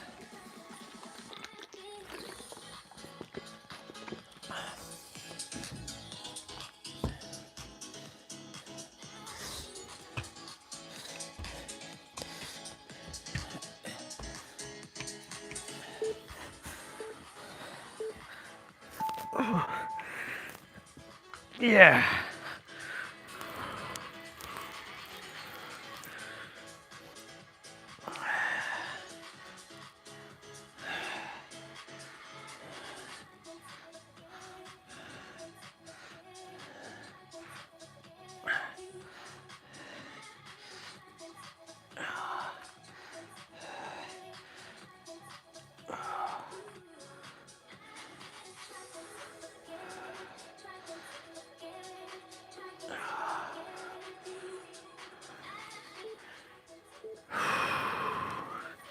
Very good.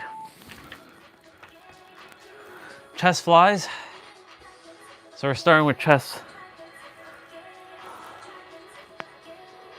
So you could alternate between wide push-ups and diamond push-ups here.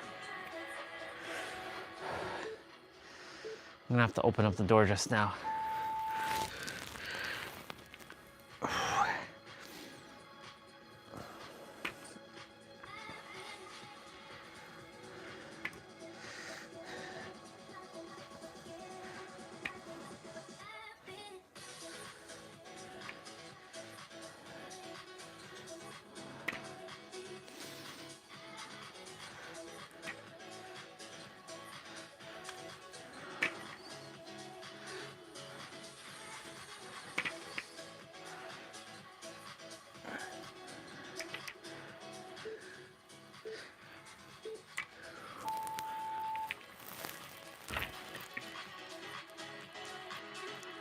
So close grip press. So you're going down like this, and then you're switching, so you're twisting.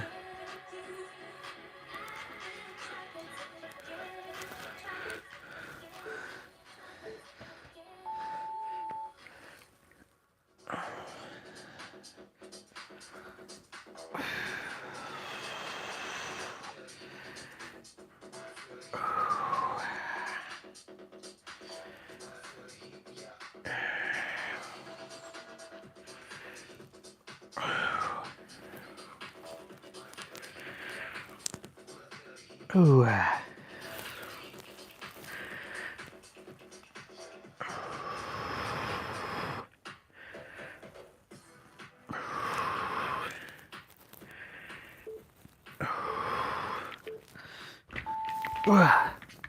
Okay, we are doing bent over rows now, neutral grip.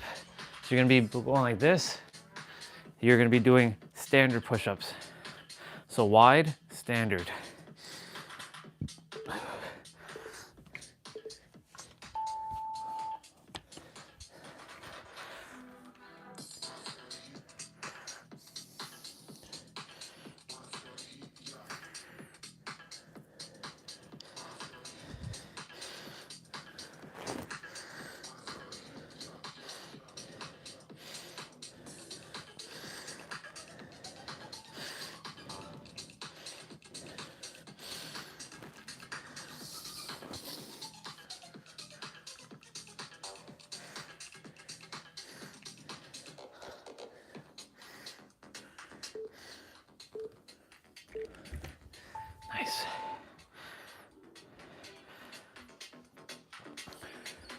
Wide grip.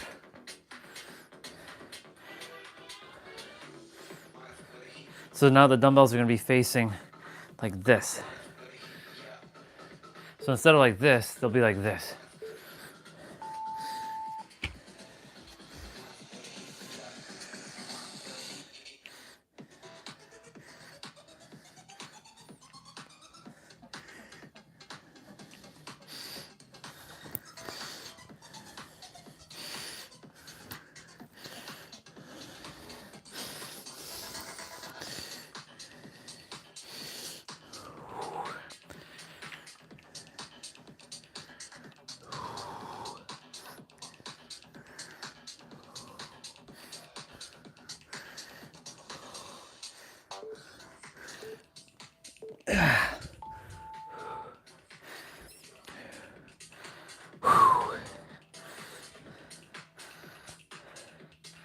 Lateral raises.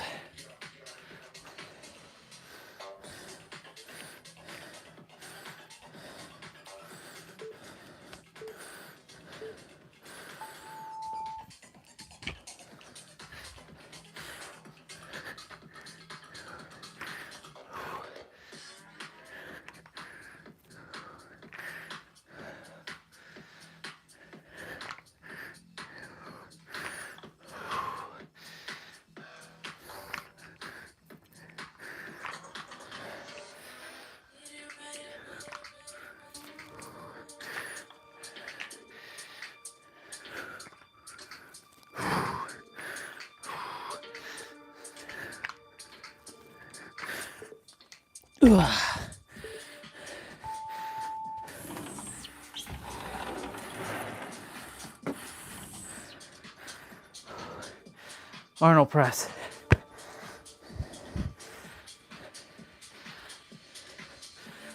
Pike push-ups for y'all.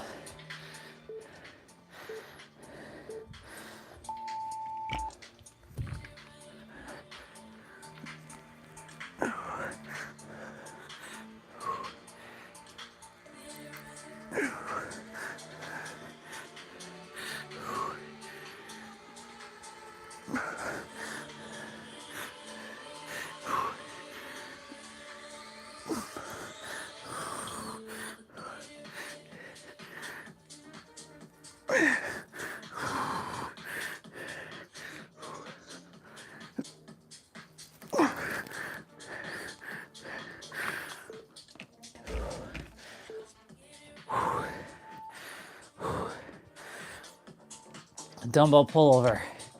Still, this is shoulders.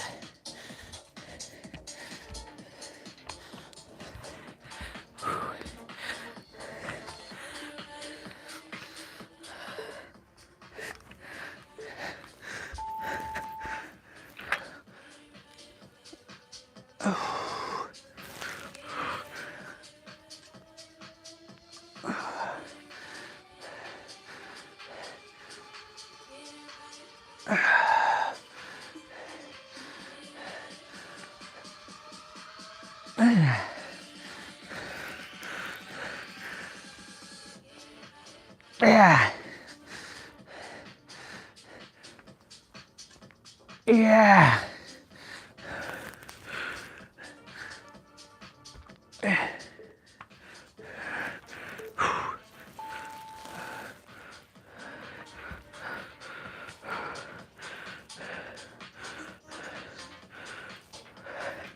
Narrow push-ups. We're doing crossbody curls.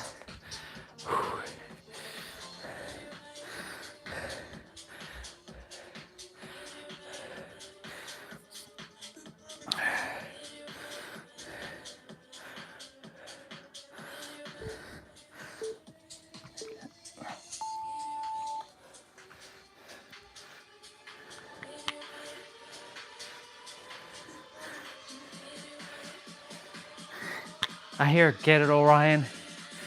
Get it, Orion. I know it's get it right, but get it, Orion.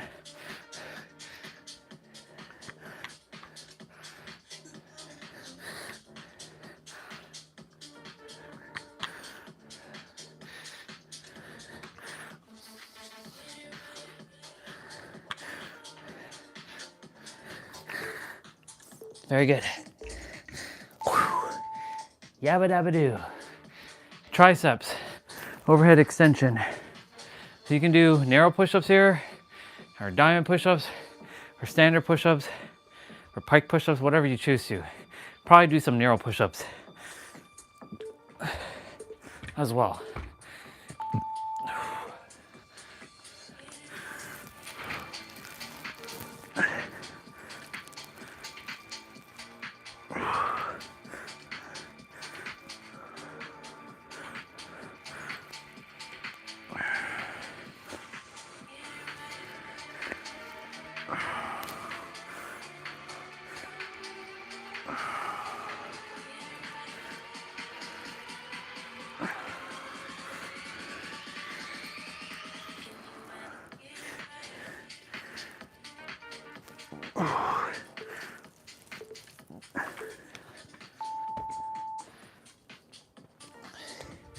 Standard push-ups, alternating single arm row.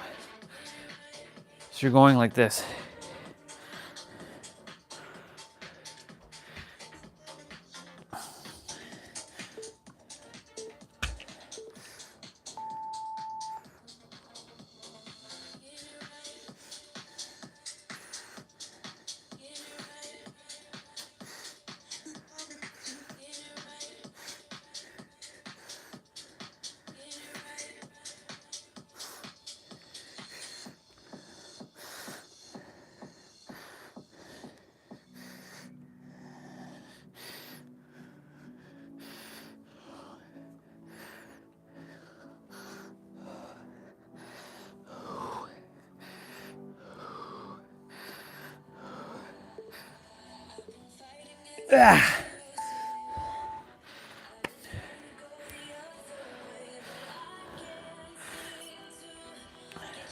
Upright rows.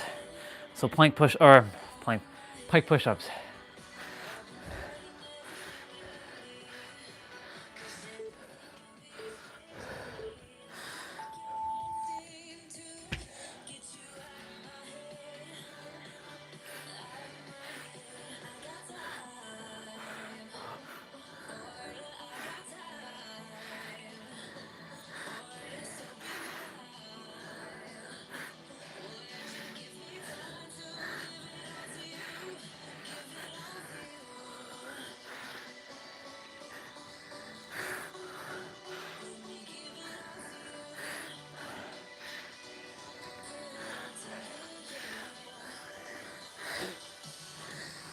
Yeah, yeah.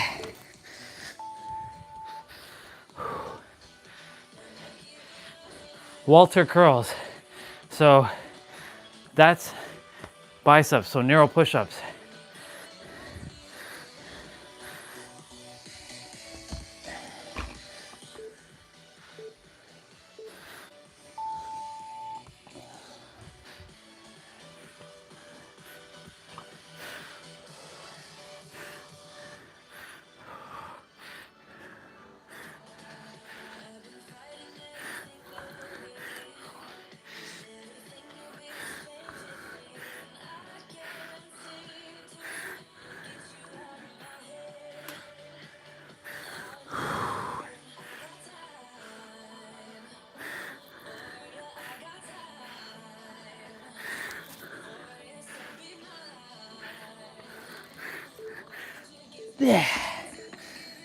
Yikes.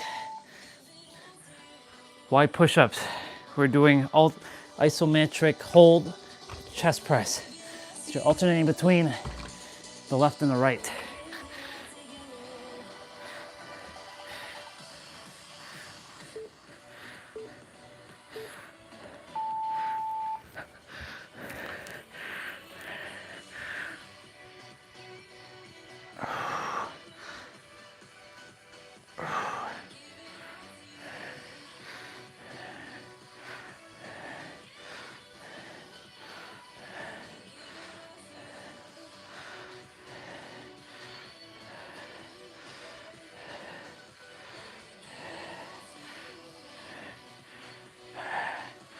Doing good, y'all.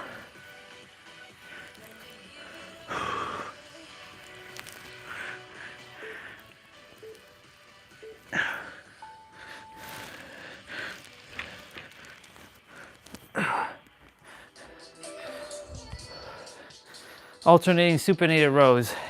So that's targeting your biceps and your mid to low back.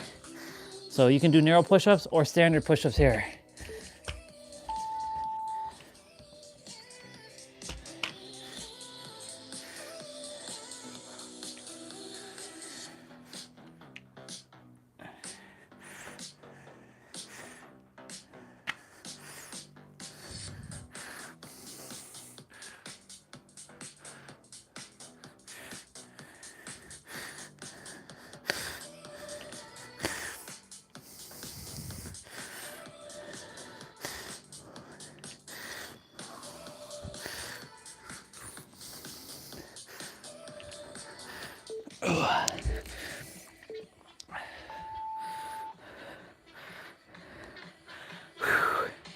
Alternating hammer press, that's shoulders. So pike push-ups. You got this, you got this.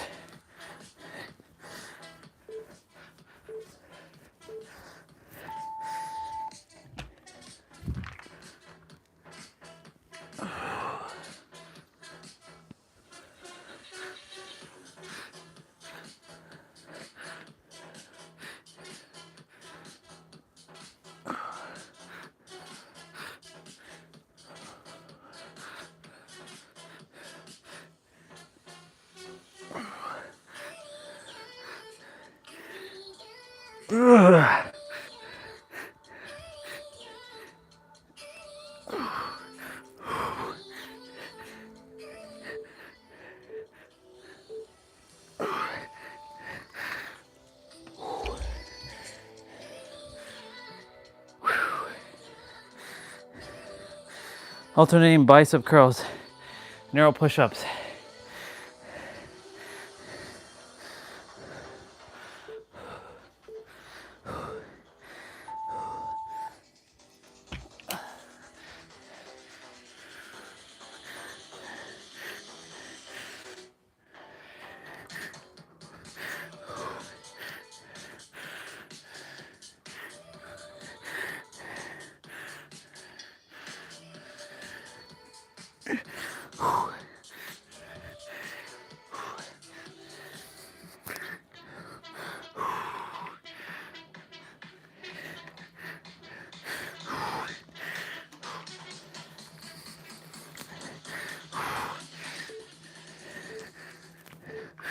Ooh. Tape press.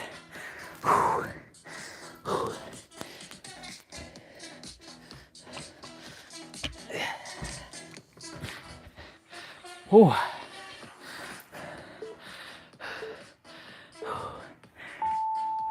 So it's the triceps. So totally up to you here.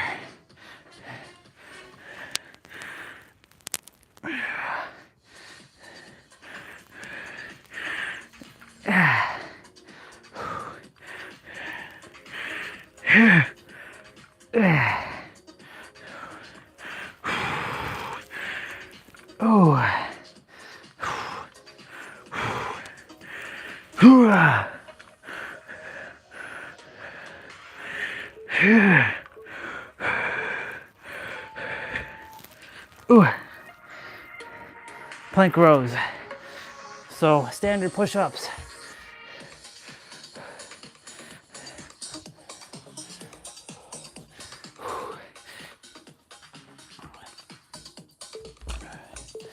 Easy. Let's go.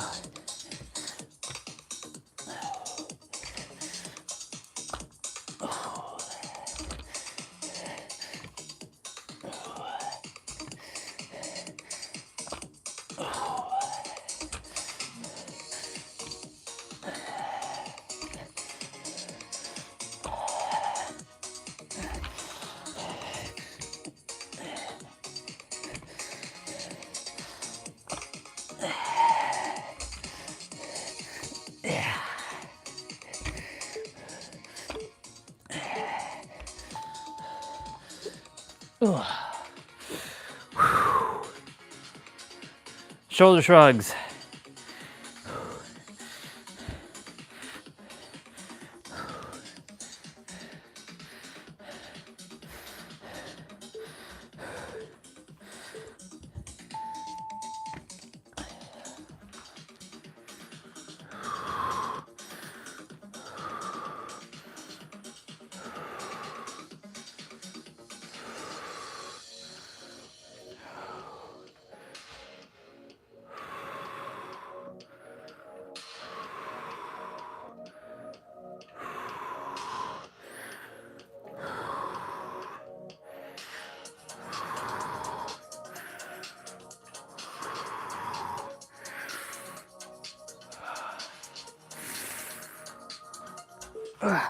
Yeah. 30 seconds of work, 15 seconds of rest.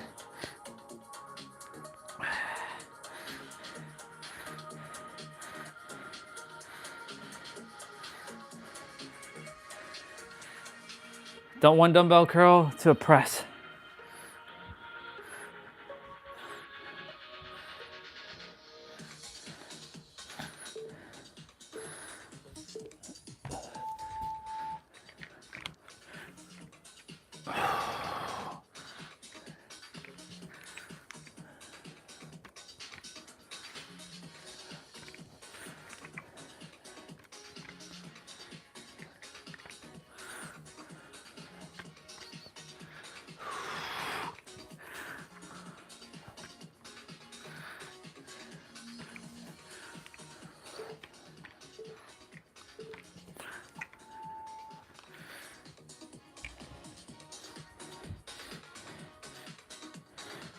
Partials.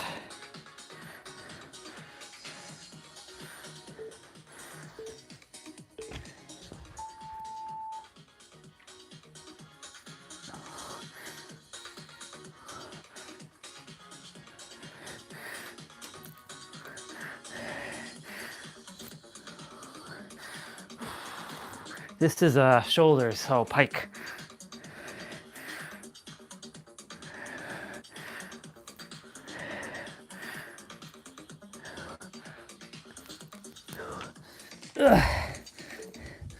Ooh.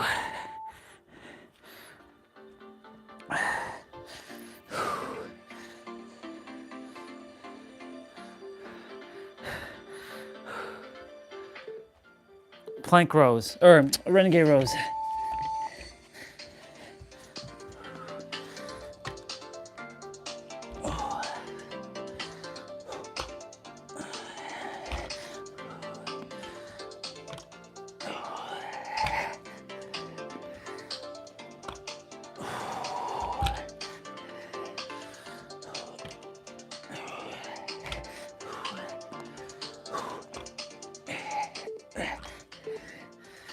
Yes, sir.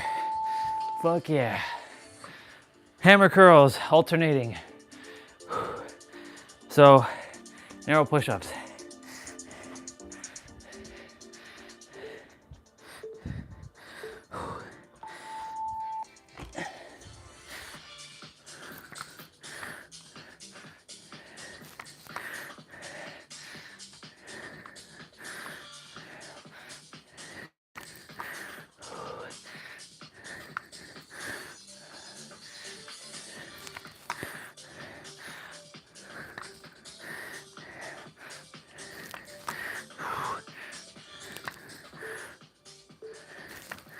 Ooh. Ooh. Yeah, yeah. Whew. 45-degree press.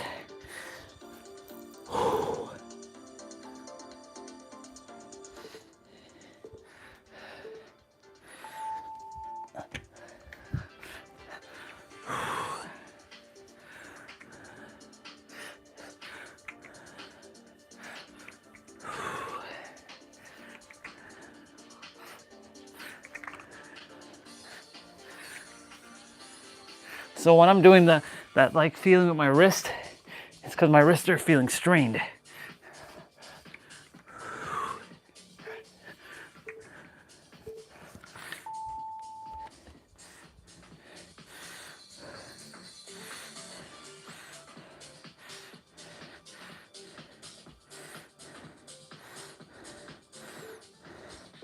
Dumbbell swing.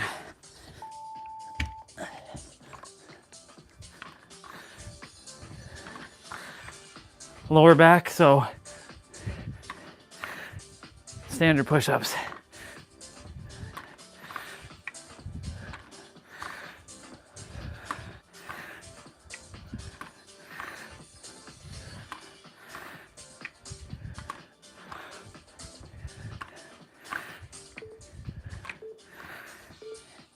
Ooh.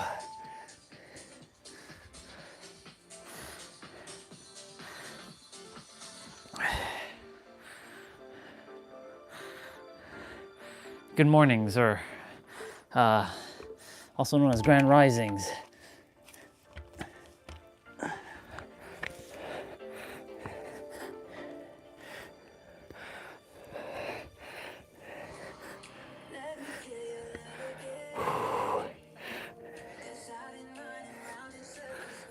This is a remix of an old track.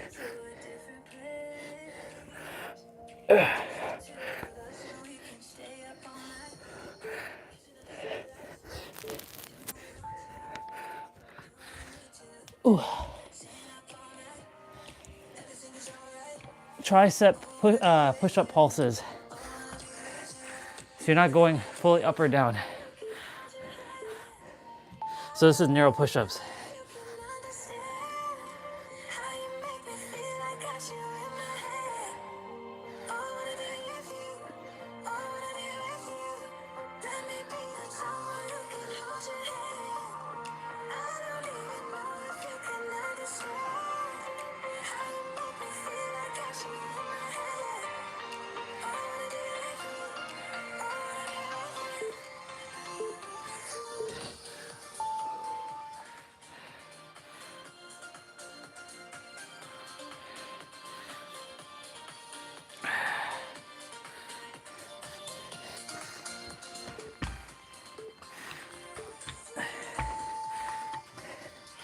Diamond press.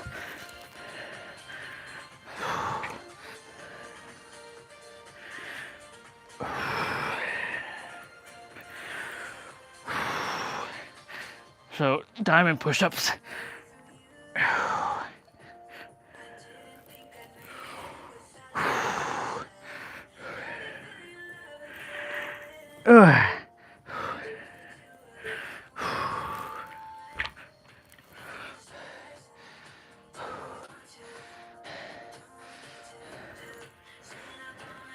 Tricep press, alternating.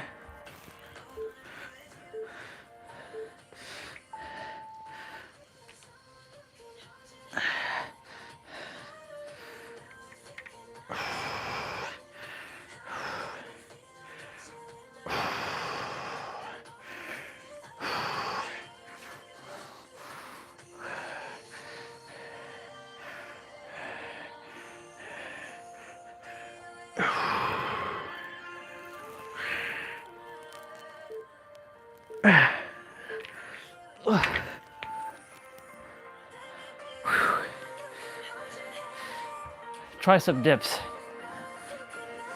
I don't know if I'm going to be able to do it with balancing on this, but we'll see. Let's see.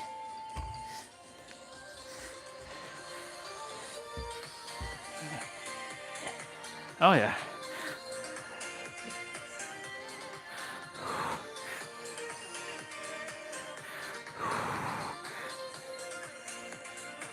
They're wobbling though, of course.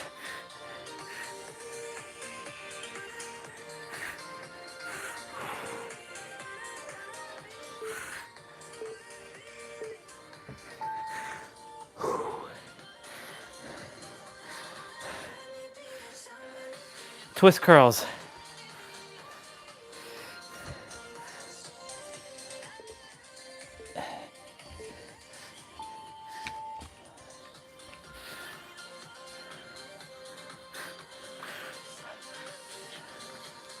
So narrow push-ups.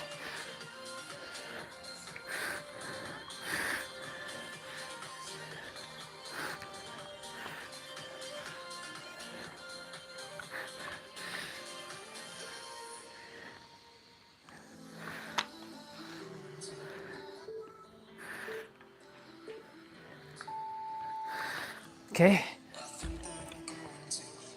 We're on the finisher now. Push-up dumbbell push-ups. Okay.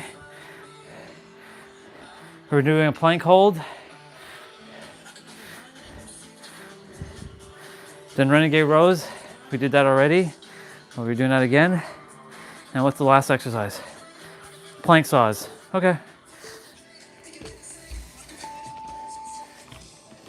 We're doing standard push-up.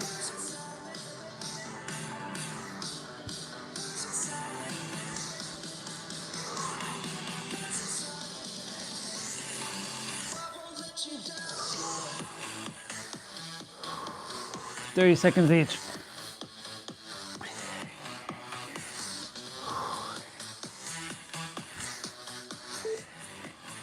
Okay, move it to the side. Hold. It's like in your gut here.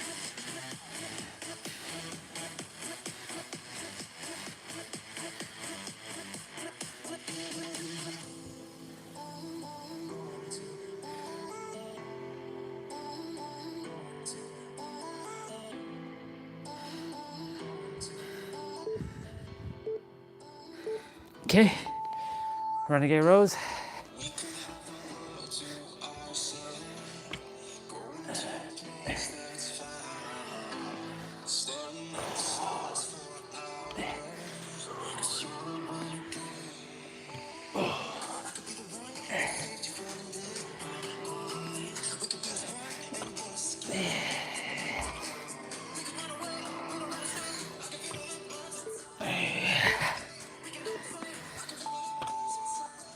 Okay. Plank saw. So you're kind of moving forward and back in a saw movement.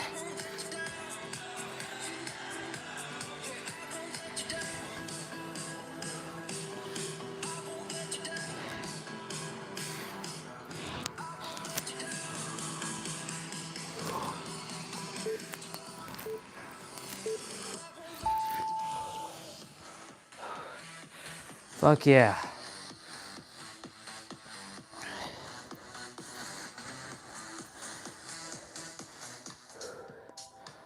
Okay, so this is the new cool down music. Congratulations, y'all. One of two of the main quests is done. We have the side quest to do. We'll be doing abs. And then after that, we have the rest optional and mobility training to do. Our 55s, all that stuff, all that good stuff.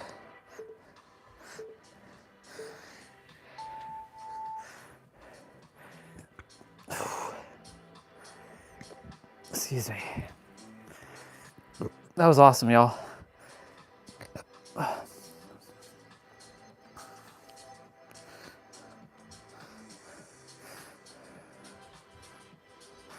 All that protein that I ate, fueling the muscles.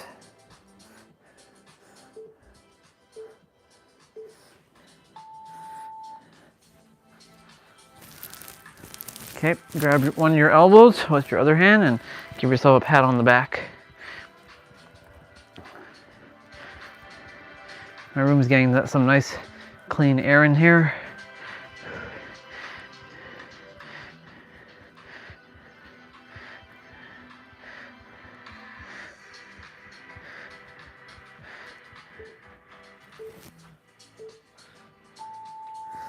Okay.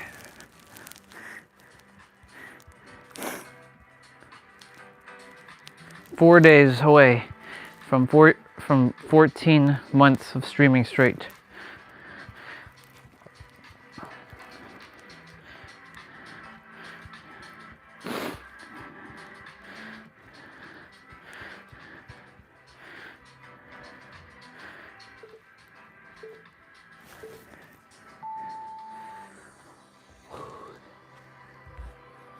Cat cow.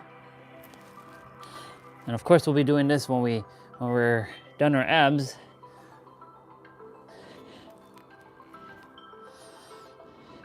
Our arms gets enough time to rest before we start doing our things.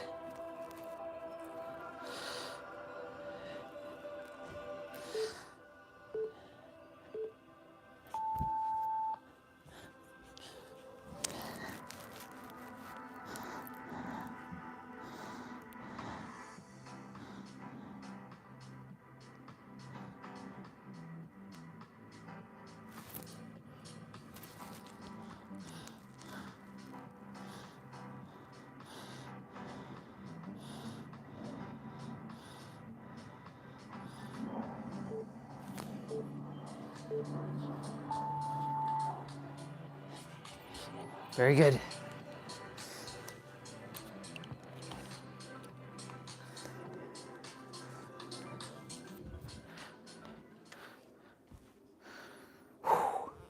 Let's go. Let's go. Congratulations on the first of 2 things done. And then we got our abs to do now, which we're gonna do.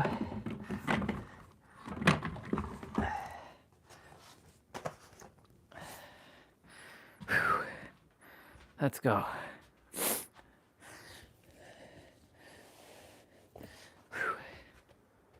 My brother did some shoveling here for me. Appreciate it.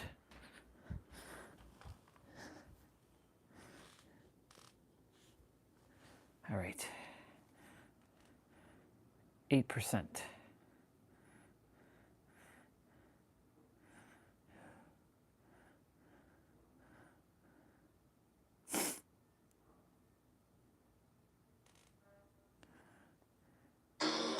We're gonna do ultimate abs.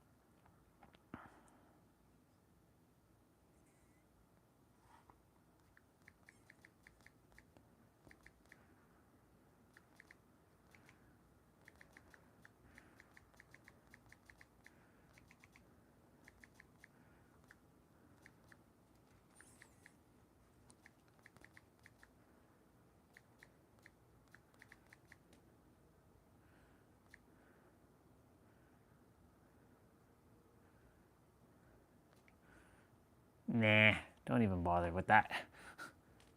Hey, what's up, bro? Just about to start my abs. Good to see you. Just getting ready was just getting my thing sorted out. Drink some water quickly. It's good to see you.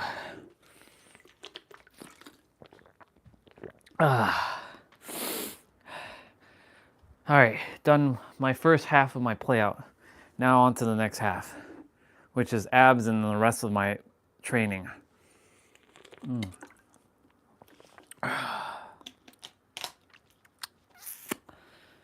Whew. All good with you?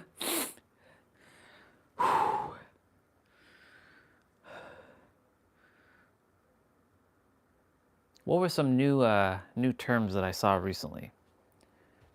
Besides tilted and rolling and got me, I saw somebody say, someone got me gassed. Someone got me, what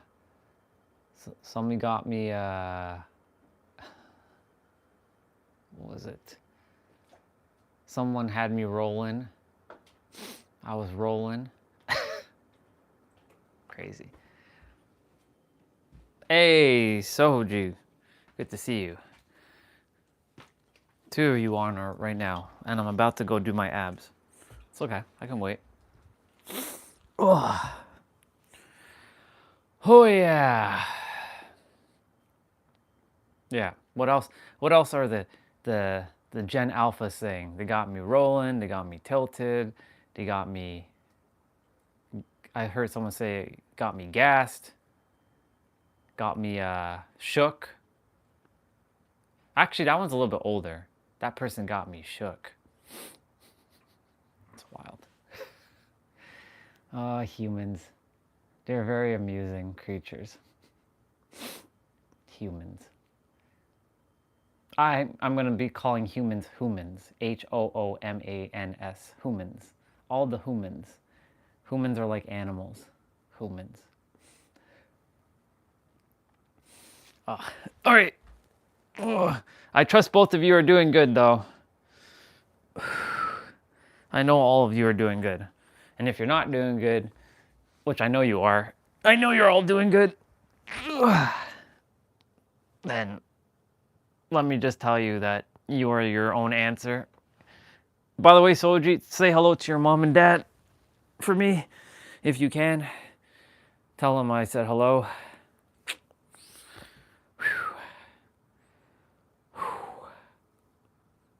Awesome.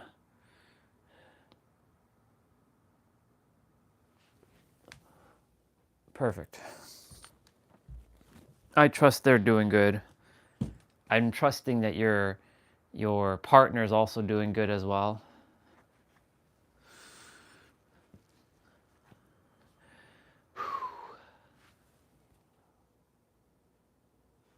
Yeah. Awesome. I fully received their greetings.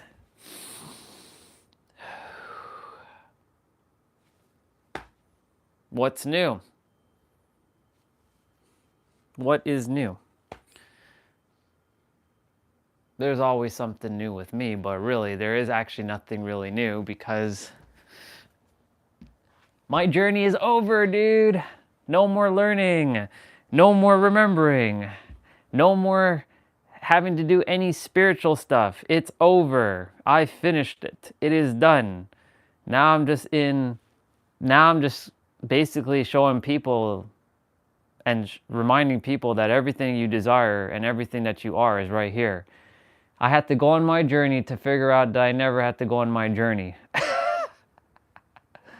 But it's still necessary to go on a journey to build your foundations and your fundamentals to understand why you are your own answer. And that way you can develop yourself and be grounded and focus and have the tools, like the awareness as to why. But yeah, my journey's over, bro. It's done. I finished it. I decided it. I exist in a space where words don't exist. And if you attempt to explain it with more words, it's just an echo chamber, right? I gave an example recently, and this is perfect because you speak a different language. If you were to write something in your native language, any language, because I know you speak more than like English and the languages that are spoken and written in India. If you were to write something in the chat and don't tell me what you write, it will look like just gibberish to me, which means it's just a bunch of sounds, right? But if it's just a bunch of sounds, it means it has no meaning. It only has meaning if you understand it, number one, and number two, if you assigned a meaning to it, right? Just like in English, if someone didn't know how to speak English and they heard me speaking, it would just be a bunch of noise coming out of my mouth. It have no bearing, they have no understanding to what I'm saying. So it goes to show you that yes, language is powerful and we have to use words to communicate, but not to get tripped up with our words, because words are just that, they're just neutral. So basically what I'm saying is everything is just a concept, it's just made up. All things are made up by humans, right? Based on sounds they've heard in the past. So ideally, where I exist is what it just is. Even saying just is not enough, but that's the best words I can use. So it's quite fascinating that my journey ended very quickly. I didn't have to go through 15, 20 years like others to realize that the answer was right here. And I know so many people are like seeking enlightenment like I was, but there's nothing to seek because you already are it. What people are seeking doesn't need to be sought after. It's already here now. So the journey is over. And if you thought I was really clear last year, I'm damn clear even more now. Now people are they're gonna fight on for their life, for their beliefs, and I'm not here to trample on anybody's beliefs. If the beliefs are helping you, congratulations. Keep using it. But I know most people are looking for something outside of them, but the answer is right here. It's been right here the entire time. I came here to mirror that back to everyone who has forgotten, and I am going to do that. Yes. So your brother is finished. That's why now on my live streams, I just chill. if someone does come on and they have something they want to share, you know, I help them out. But honestly, I'm just doing my thing now. I'm just watching like anime or watching, you know, game shows like Price is Right or Family Feud. And I'm just enjoying my time, man. Like, that's it. There's nothing else. There's nothing else you need to know. All you seek doesn't need to be sought after. It's right here, right now. This is for your soul, for when you're ready to take that in. It may take you a little bit of time. I know you're open to hearing these things, but you still have some beliefs that you are using, which is fine. It's okay, because beliefs are what help people to navigate the world, but eventually everybody's going to come to the realization that the answer is them. And then the world will be solved. And there will be less problems, because there are actually no problems, because the word problem is an illusion. So it's hilarious. Let me just push in the door. It's icy cold outside, and I was getting some fresh air into the room. Nothing like good old fresh air. Yeah. There's nothing else you need to know. What you seek does not need to be sought after. And there's a bunch of humans who started to figure that out. And it's great. And they will not be causing any problems. I don't need to even help them because they are good. But for the rest who haven't figured it out, my task and everyone else's task who's doing the same type of work is our job to mirror back awareness so that everyone can stop their suffering. Because quite frankly, everybody's creating their own damn suffering. And I'm not going to allow anybody to suffer on my watch anymore. Not if I can help it. But of course, in the end, they have to make that decision for themselves. You know? So, here we are in 2026. There's nothing else that I need to know. Perspectives are great to still have, for sure. But there's nothing else that needs to be known because everything is just made up. It's just words. And it's beautiful because now when you dismantle each word in all languages, what are you left with, right? So here's some questions that you can tackle, like who are you without your words? And who are you without your beliefs? Who are you without your thoughts? Who are you without any concept? You can't answer that because I said, who are you without your words? You can't answer because what you are cannot be explained with words. What you are goes beyond, it transcends words. What exists right here and now transcends words. It's right here. It's right here. It's right here. There's nothing else. And so many gurus and teachers out there keep selling this idea that you have to keep looking for the now in some sort of future now, but the now is right here. And they make books that are like 300 pages to tell you that the now is... They take 300 pages just to explain the now. And I can explain the now in 1 page or less. In less than 10 seconds. The here and now is the here and now. That is it. That is all. So what is my tagline? I invite you to stop seeking. It's finished. It's over. It's done. The only reason why it won't feel like it's done is because the mind's it's gonna make you think it's not done, because the mind's very sneaky like that.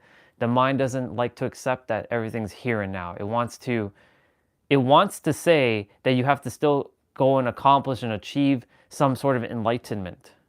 But you don't have to achieve anything because you already are it right now. That's why they say as within, as without. As above, so below. As within, so without. As the universe, so the soul. Right? But you have to make that choice, decision, and shift to that perspective. So, do you see how simple it is? It's so simple.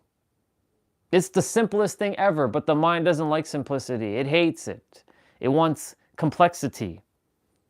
It doesn't desire simplicity.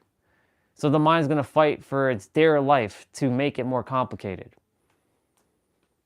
I know, because this mind that's with the body, I see it for what it is. So, I hope that was a masterclass. You owe me $1 billion now. I'm kidding. But you do owe me $1 billion. You'll be paying that, making a check to the name to Orion Phoenix Stellar. Thank you very much. It was a pleasure doing business with you. Yeah, dude. Honestly, like, there's nothing else. Speaking of which, I had a conversation with Cassidy 2 weeks ago. 2 weeks ago. It was all right. But I will eventually be, you know, she's on her own path, and I'm on my own path. And my path is destined to break open the internet. I'm going to smash open the fucking internet.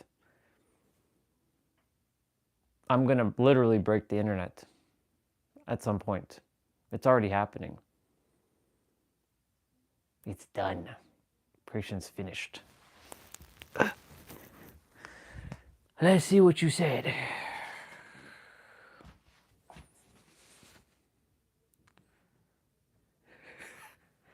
You owe me $1 billion right now, bro. Hand it over. Now I'm being serious. Now you have to cough that up. I just saved you not only time, but energy and effort. So now you must hand over that $1 billion. You can put it into my bank account. You can wire it. I just saved you a whole bunch of coaching. You don't ever need to do any coaching with any other sucker. And if you ever go to any coaching, I will come to India and I will kick your ass because you don't need any more coaching. You are done. Unless you're looking to start a business, but you're a business dude. You're a business coach, so you don't need to hire a business coach. You're done. You don't need to ever hire anybody else ever again. You don't need to read another book unless you choose to read a book because you love reading books. But if you enjoy to invest in a coach because you enjoy investing and working with them, that's a different story. But you don't have to invest in anybody anymore. See the difference? You choose to or you have to. Two different energies, right? I'm here to give people choices now, that they have a choice. With people who come to me, it's one and done. I don't ever want to see them again once I'm done with them. And I don't expect them to be going to some other coach when I'm done with them. They are done. They are finished. Complete. Unless they're building some business or they're looking to get healthier in terms of health, even though I got that covered too, I don't expect them to ever go to another coach. Because I want to destroy the coaching industry. I really do. I want to dismantle it so much. You have no idea. I want to take it and I want to drop kick it. I want to put it out of its misery because so much problems have arisen from it. I'm not saying that, I want to stop people's livelihood, but, my thing is people who keep people stuck into a loop and don't break them out of their loop because they themselves are stuck in a fucking loop, right? Enough is enough. I'm here to break your fucking loop. Like, there is no more layer where I'm at now. Like, it's this, right? Everybody else still has this friggin' layer of you need to meditate for a couple hours. You need to do this. No, you don't need to do shit, right? You need to do ayahuasca. You need to go smoke some joints. You need to take plant medicine to be enlightened. No, you don't. I didn't do any of that stuff when I got to this point. How did I do it? Because I slowed down and I had a lot of time. So I found it the more natural way, you can say. Still had to go through my shit though. But yeah. You will cough over $1 billion into my bank account. Thank you very much. I appreciate your business. You're done. There's nothing else you need to know. You're done. You're finished. It's complete. It's over. You're perfect. It is done. It's over. There's nothing else. All day, I can just be doing this because there's nothing else to say because this is all it is. It's just... It's so,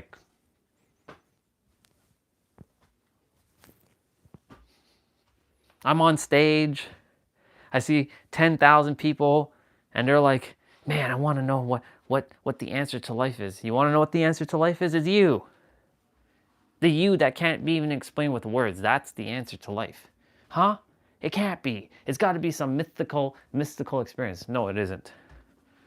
I could tell you, even if you have your mystical experience, you're going to still want more. You're going to still, because the mind's always seeking more. It's natural for the mind to do that because you were given the mind. But the thing is, the game of the mind is for you to overcome your mind, to master your mind, to take the reins of the mind and not the mind takes the reins of what you are that cannot be explained with words.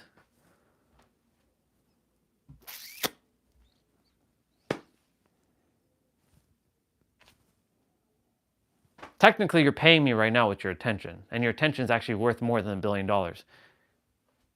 But still, I'll be waiting for that billion.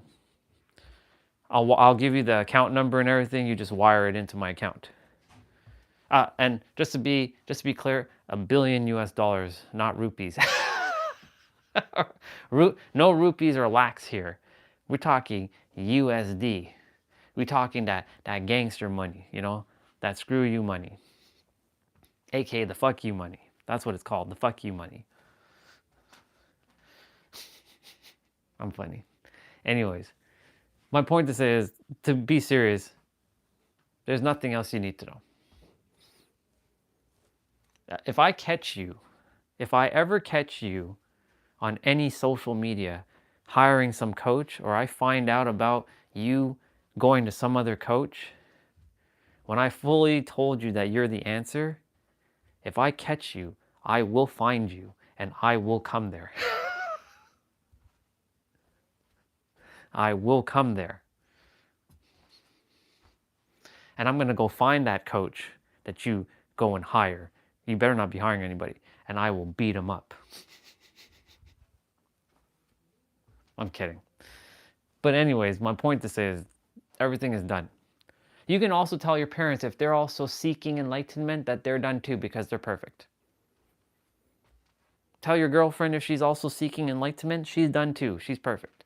She doesn't need to do energy healing and all this other stuff. Doesn't mean these things can't be helpful. They're very helpful. But more often than not, what are people looking for? To be healed, to be perfect, to be complete, to be whole. But you already are it. That's the paradox. It's the greatest paradox. Because everybody thinks that they're not complete. But you've been complete. If you know that you are a fragment of the Creator, how can you be flawed? That makes zero sense. You took on a bunch, not saying you specifically, but humanity took on a bunch of bullshit from society called the layers and the concepts. This is where they're supposed to be, the 0 point. That's perfect and complete.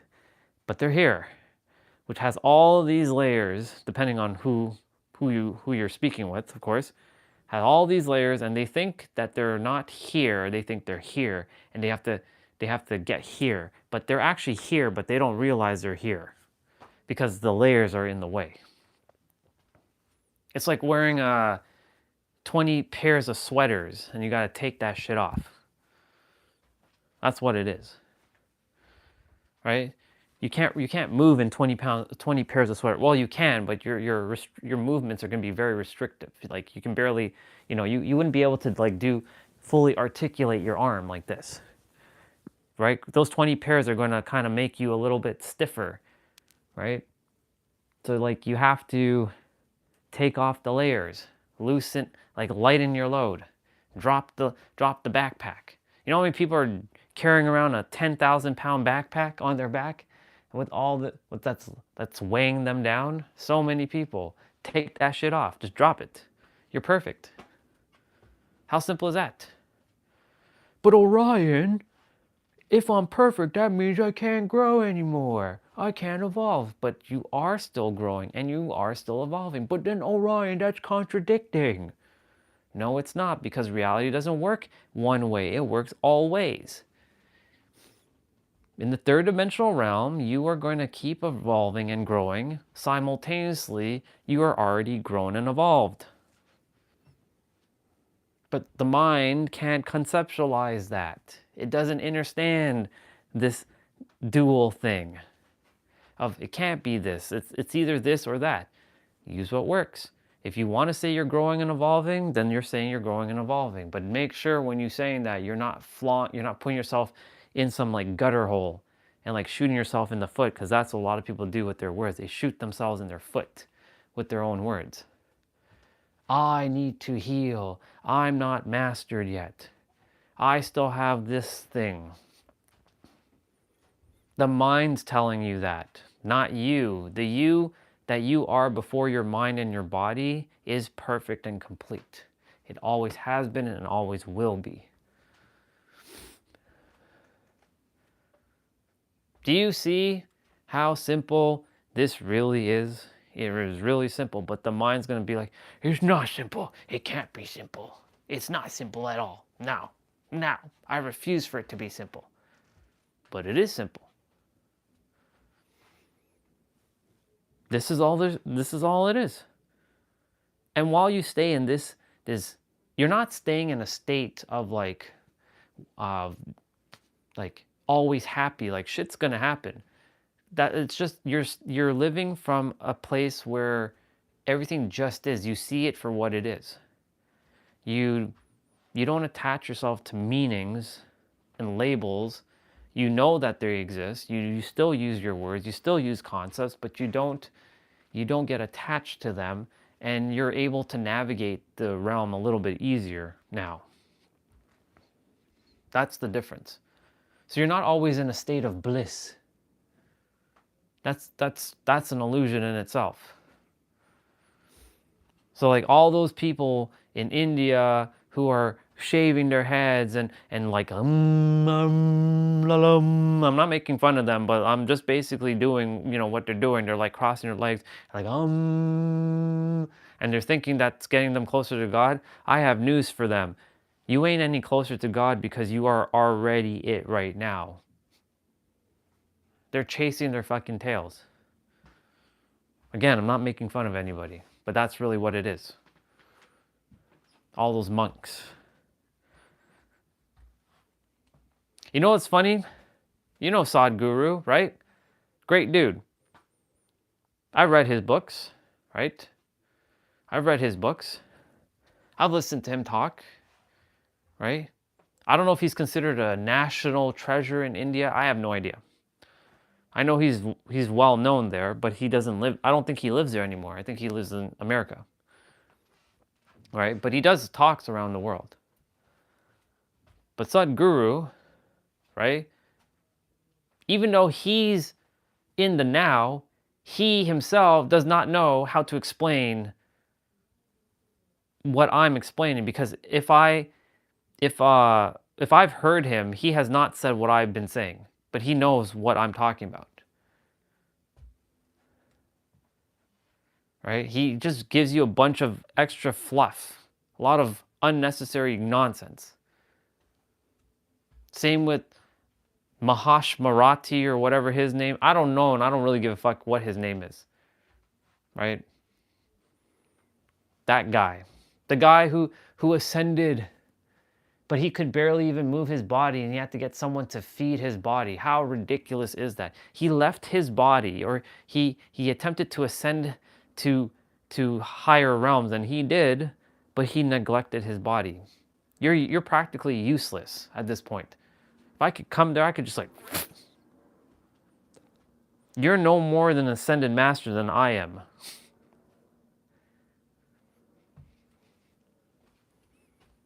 And the other thing too, here's the kicker. Everybody's actually at the same level. No one's smarter than anybody. And no one's actually more aware than anybody else, theoretically. Because everybody has the library of all that is. The only difference right now is who has access to what books. Based on the realization and the remembrance and the awareness that they're currently at. But in actuality, before the character that they identified as, like this is a character named Andre that now is named Orion. who's speaking to you is Orion. It's not Andre. Andre doesn't exist anymore. That's just called the character. Before the character and the identity, you have full awareness. You are everything. And even saying awareness is just another word. It's just another concept. What it is can't be explained with words. But that's what it is. It's perfect. It just is. Again, more words. Bunch of words. And it's okay to use words there to explain what I'm attempting to explain. The unexplainable, the conceptualless, the conceptless, the nothing missingness, the everythingness, the allness, the totality. So everybody actually has the same awareness level, but they simply have forgotten that. And I'm simply here to remind everybody that you are at the same awareness level. So you can stop your suffering, but then what's going to happen is some of them are going to build a spiritual ego, or as I call it, spiritual pretentiousness. And that's their journey. They're going to have to figure out the balance, knowing that everyone's equal, you're not above, you're not below, and you can never be above anybody. So the when people talk about old souls and advanced souls and all this, I don't subscribe to that terminology, because that's an illusion. That's just a bunch of other words. There are souls who have more experiences, yes, but they're not advanced. Advanced implies that someone is better, higher, further. Further, yes, maybe, but higher, no. There's no such thing as higher or lower. In the other realm, everybody is one and the same. It's equal.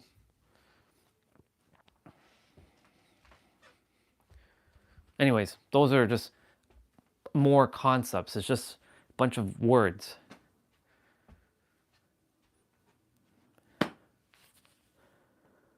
I hope I made myself clear, young man. Don't make me come there and find out that you take on another coach. I'm kidding. You do what you choose to, but I'm basically just telling you that you have everything. You're done. You're perfect. Comprende? Capiche?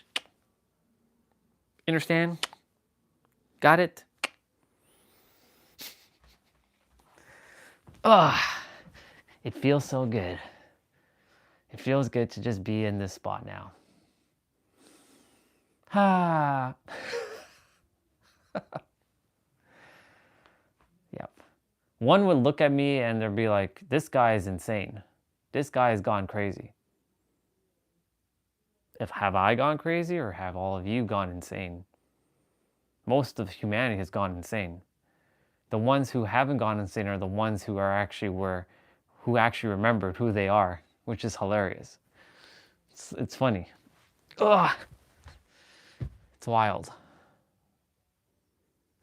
Basically, that's the answer. You.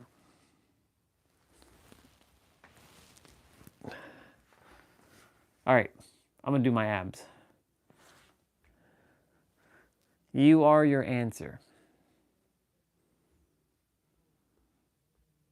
Capiche? For those of you who are going to be doing abs, if anyone is still here, of course, I'm going to do abs. I can still talk, because abs is, I'm able to talk. It's not like I'm lifting weights. Remember, ab exercises don't give you abs. You already have them. Otherwise, if ab exercises were giving me abs, I would have had my 12-pack abs by now in the physical. I have my 12-pack abs in the mental realm. It's not quite manifested in the physical realm yet. You know, there's still, you know, got to deal with the little pouch, but I'm okay with the pouch. It doesn't bother me, right? The pouch is fueling me with energy. But ab exercises don't give you abs. You already have them. And when you're doing abs, make sure your lower back is flat to the mat. Breathe through your nose, out through your mouth, suck in your gut, pull in your navel, contract your core, bring your belly button into your spine. And abs are made in the kitchen. It's made through your training. It's made through your rest. It's made through your hydration and your mindset and your environment and your stress excuse me, and your stress management. Yeah. Okay, cool. You are still there. I hope you heard everything I said, boy. And by boy, I mean to say Mr. Sohojit, Mr. Sohojit Roy. Boy does rhyme with your last name, though. But I meant to say bro, not boy. Let's go!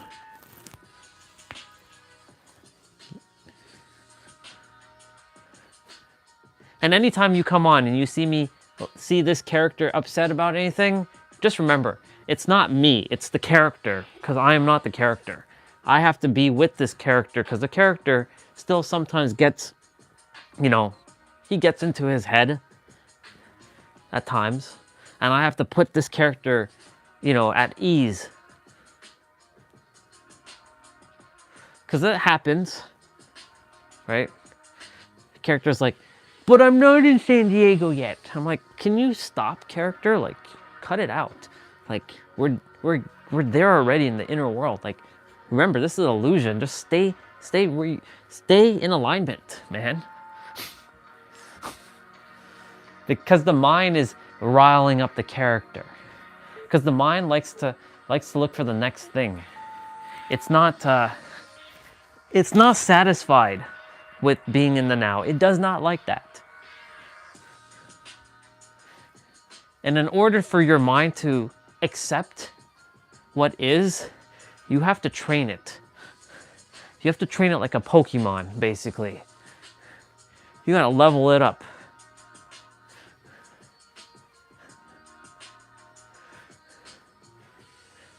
And you gotta say what you're gonna do and you follow through with it. That's how you gain mastery over your mind. When you say what you're gonna do and you follow through with what you're gonna do, and it doesn't matter what it is. It could be waking up 1 minute earlier in the day. It could be simply washing dishes. It could be just, you know, going out and taking like a 2-minute breather outside in nature. It doesn't matter what it is. As long as whatever you say, you follow through with it, the mind will create something called ATFTs, the ability to follow through. And every time you create those ATFTs within your mind and your brain is making mental notes that you're following through. And every time you follow through, it's building self-trust. And every time you build self-trust, you're building confidence along with it. But here's the funny thing about all this. You already have everything in that space that can't be explained with words. But the mind's gonna make you think you have to achieve something. That's how crazy the mind works, by the way, and how reality is. It's a paradox. And if everybody understood what a paradox was, oh my God, this world would be so much at peace.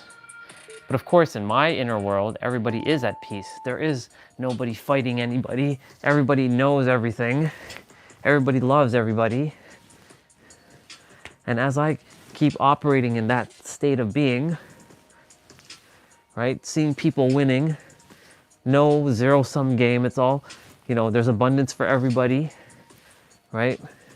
There's no competition. There's no arguing with anybody. It's just accepting everybody as is, right? My world changes.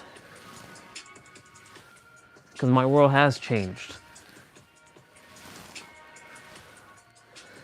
I see everybody as brothers and sisters, except for one girl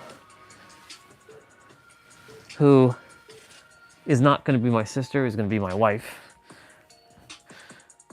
Whoever that is, I don't know, but, you know, we'll see when that happens. But, you know, the thing is, like,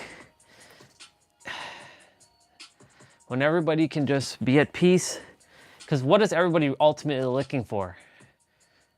Everyone's looking for a sense of peace, relief.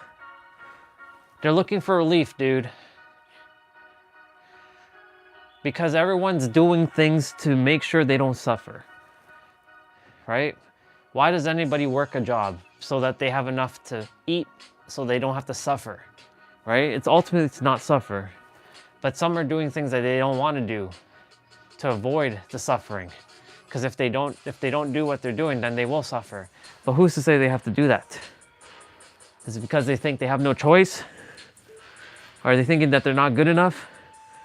Well, I'm here to mirror back to those people that they are good enough for everything and more. That's why I came here as an alien, dressed up as a human, to mirror back that everybody is capable of whatever they desire to fulfill. They just have to flow through with it and run with it.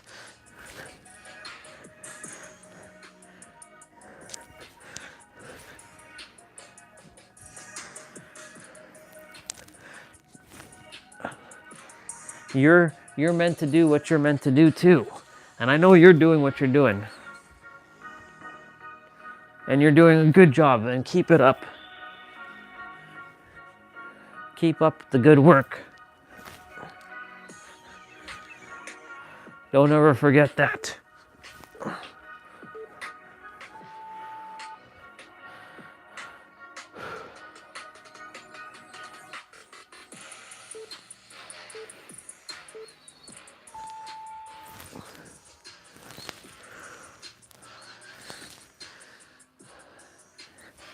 So many people are thinking they're never meant to live their greatest life, but I have news for everybody.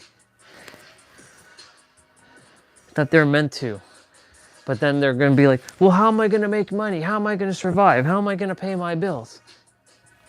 Well, imagine a world for a moment where everybody worked together. Would these things even be necessary? No, because everybody will be working together and everybody will always have enough. I'm not saying there won't be any conflicts, but we would be able to manage the world a little bit easier. But of course, someone's going to want to have power and control. That's really what it comes down to. Someone's going to want to be the leader and be in control. But we're not here for those types of people who haven't figured it out yet. Reality doesn't care about morality. It just cares about your energy. It's up to us, every single person, to get into alignment with each other. Can it happen? Absolutely it can. Will it happen in this lifetime? Well, we'll see. A lot of people are starting to become aware. And I have really strong feeling that it can happen before I die. I only have a short amount of time on this planet. We all do. Unless the universe desires me to live for another 1,000 years here. I don't think that's happening though. But you never know, right? I might be the only one that outlives everybody.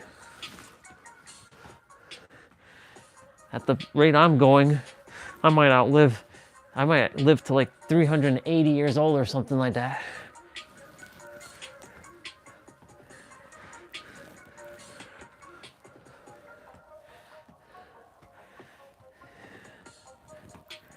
Aging's an illusion, that's not real.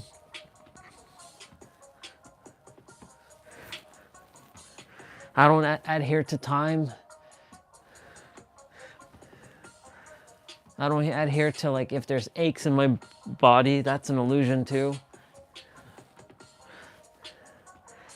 It doesn't mean I'm bypassing it, I'm just saying I don't adhere to it. I don't pay attention to it. I don't give it too much thought. Age is but a number. If the world just realized that, they created all these unnecessary concepts. These concepts that have caused a lot of chaos in people's lives. Like aging is one. It seems simple, but like, you know, when people say, how old are you? You're not old. How young are you? What's the number you're at?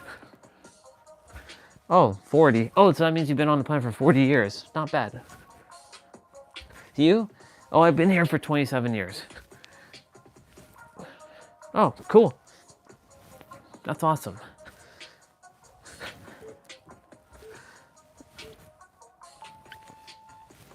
Abs are finished.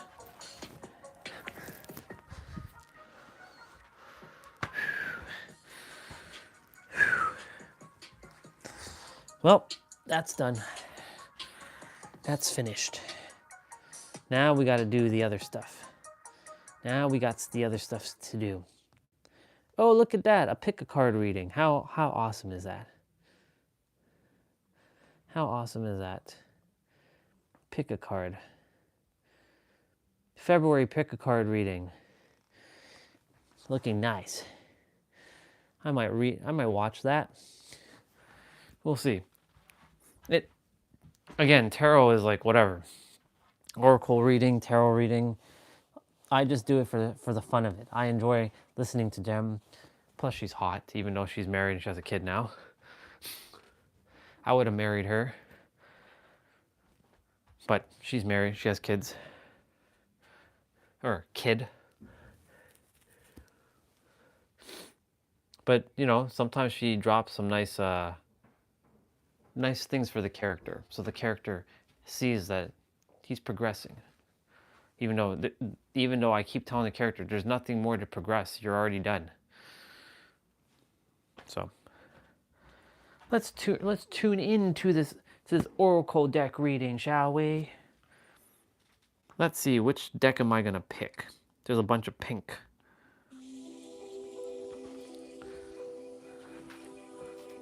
Probably that one.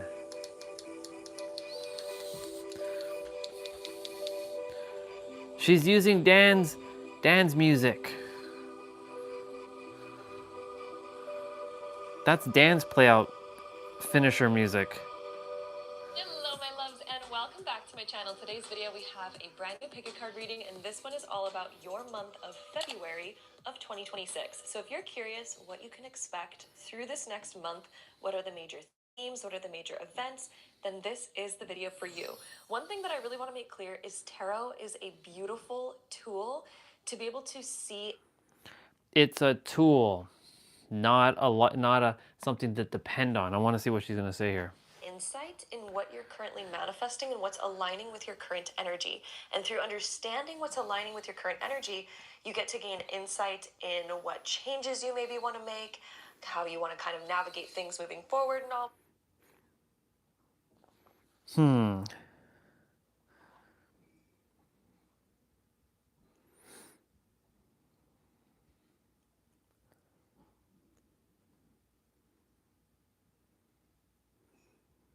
I might choose both decks. Bye.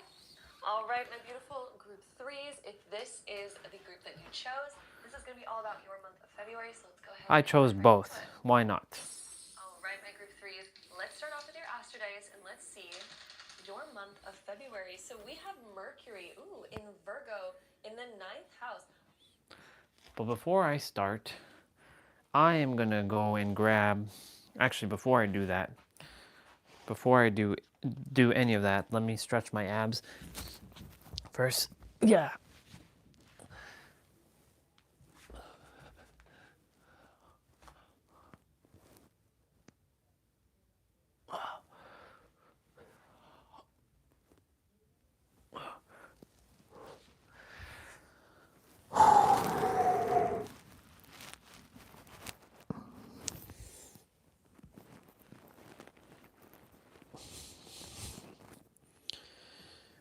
Oh yeah.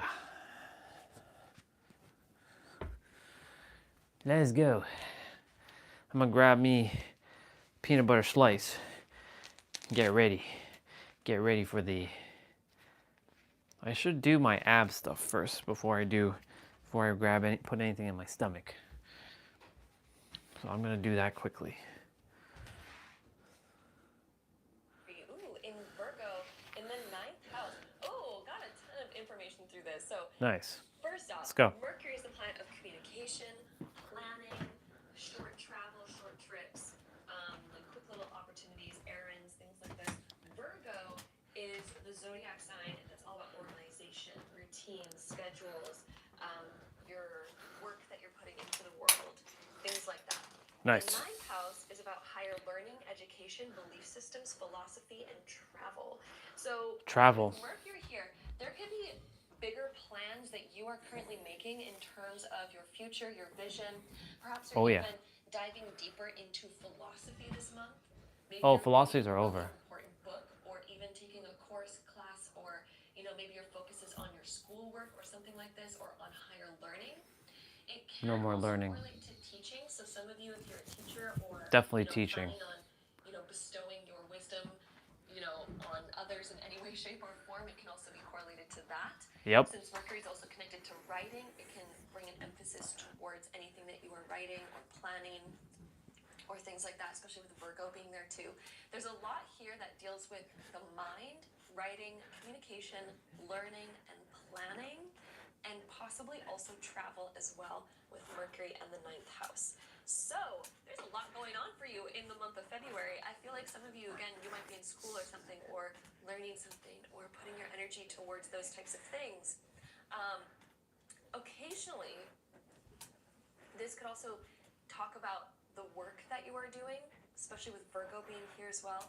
Perhaps you have a big project that you are working on, or there's going to be a new opportunity that allows you to expand this month. This could be an opportunity that allows you to expand your work in some way, or that allows you to expand into new opportunities, or to even travel. So that is coming through.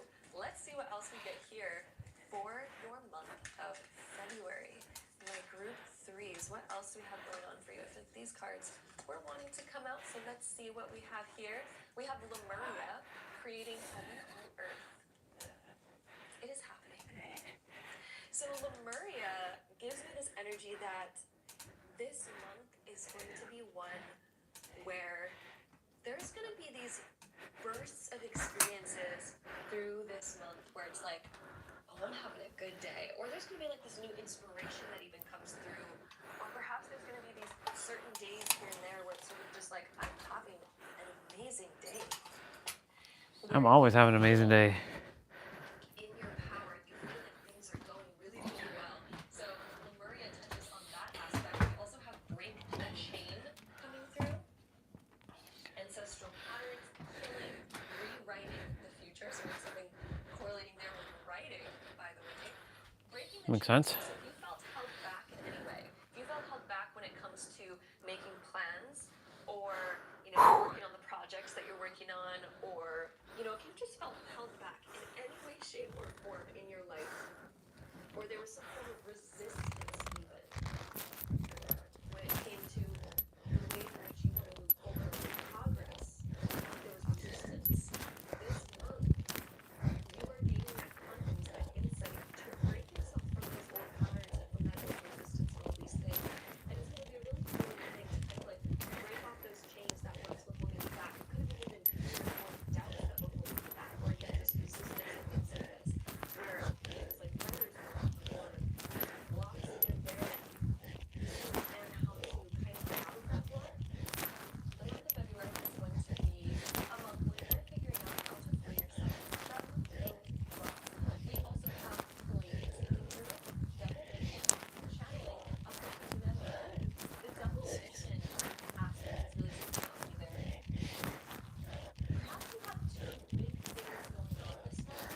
Maybe you have two really big, major things, or you're juggling the balance in some way. Maybe you're working two jobs, or juggling schoolwork and part of a job, or juggling, certain parts that have like travel plus a job or something like that. I feel like education is important work for a lot of us, like education work. There's a double vision there. It's kind of like you have your foot between two different ponds. Also channeling and uplifting humanity. I feel like you have a higher vision, something that you're looking at to bring to the world. Maybe you're working on, some of you are working on your purpose, or a vision that you want to bring into reality, or kind of planning what that looks like. And Yep. working on it through the month of February.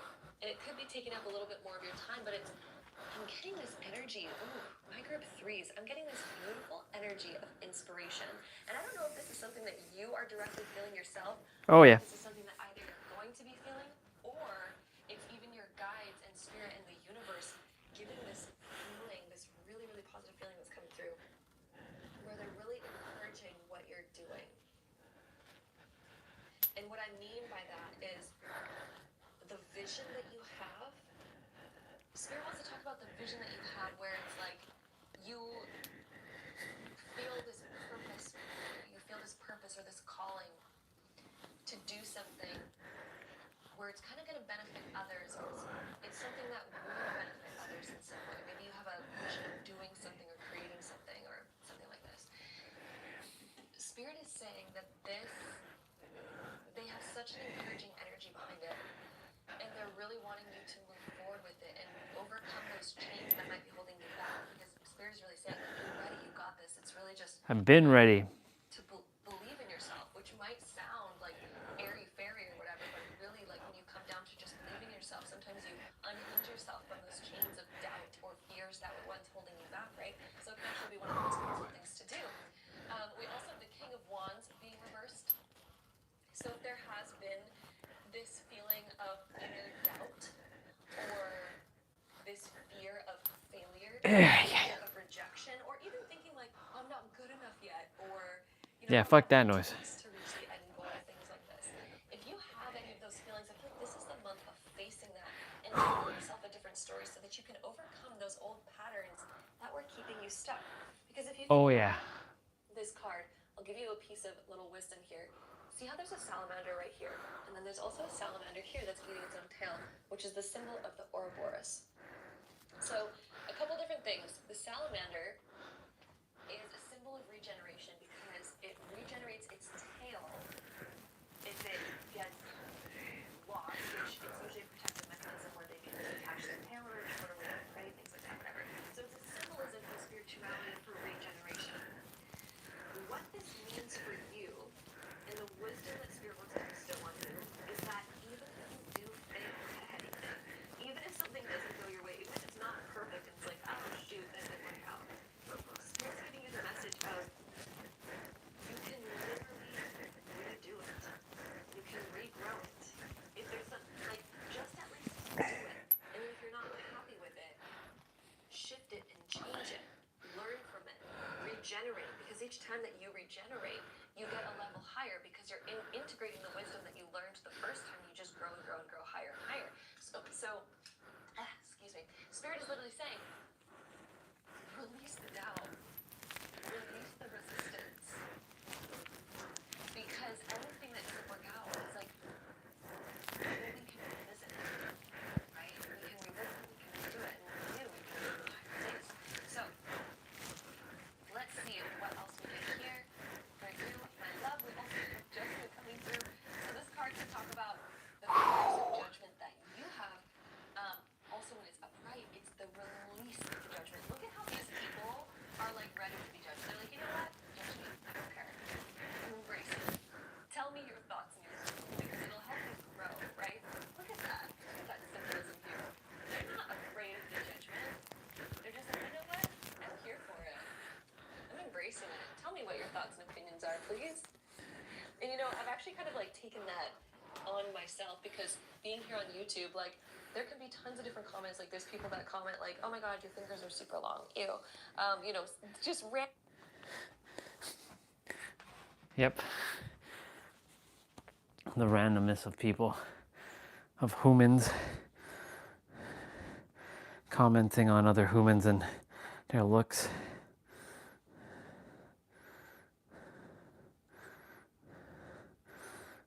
Silliness. The superficiality of humans. All right.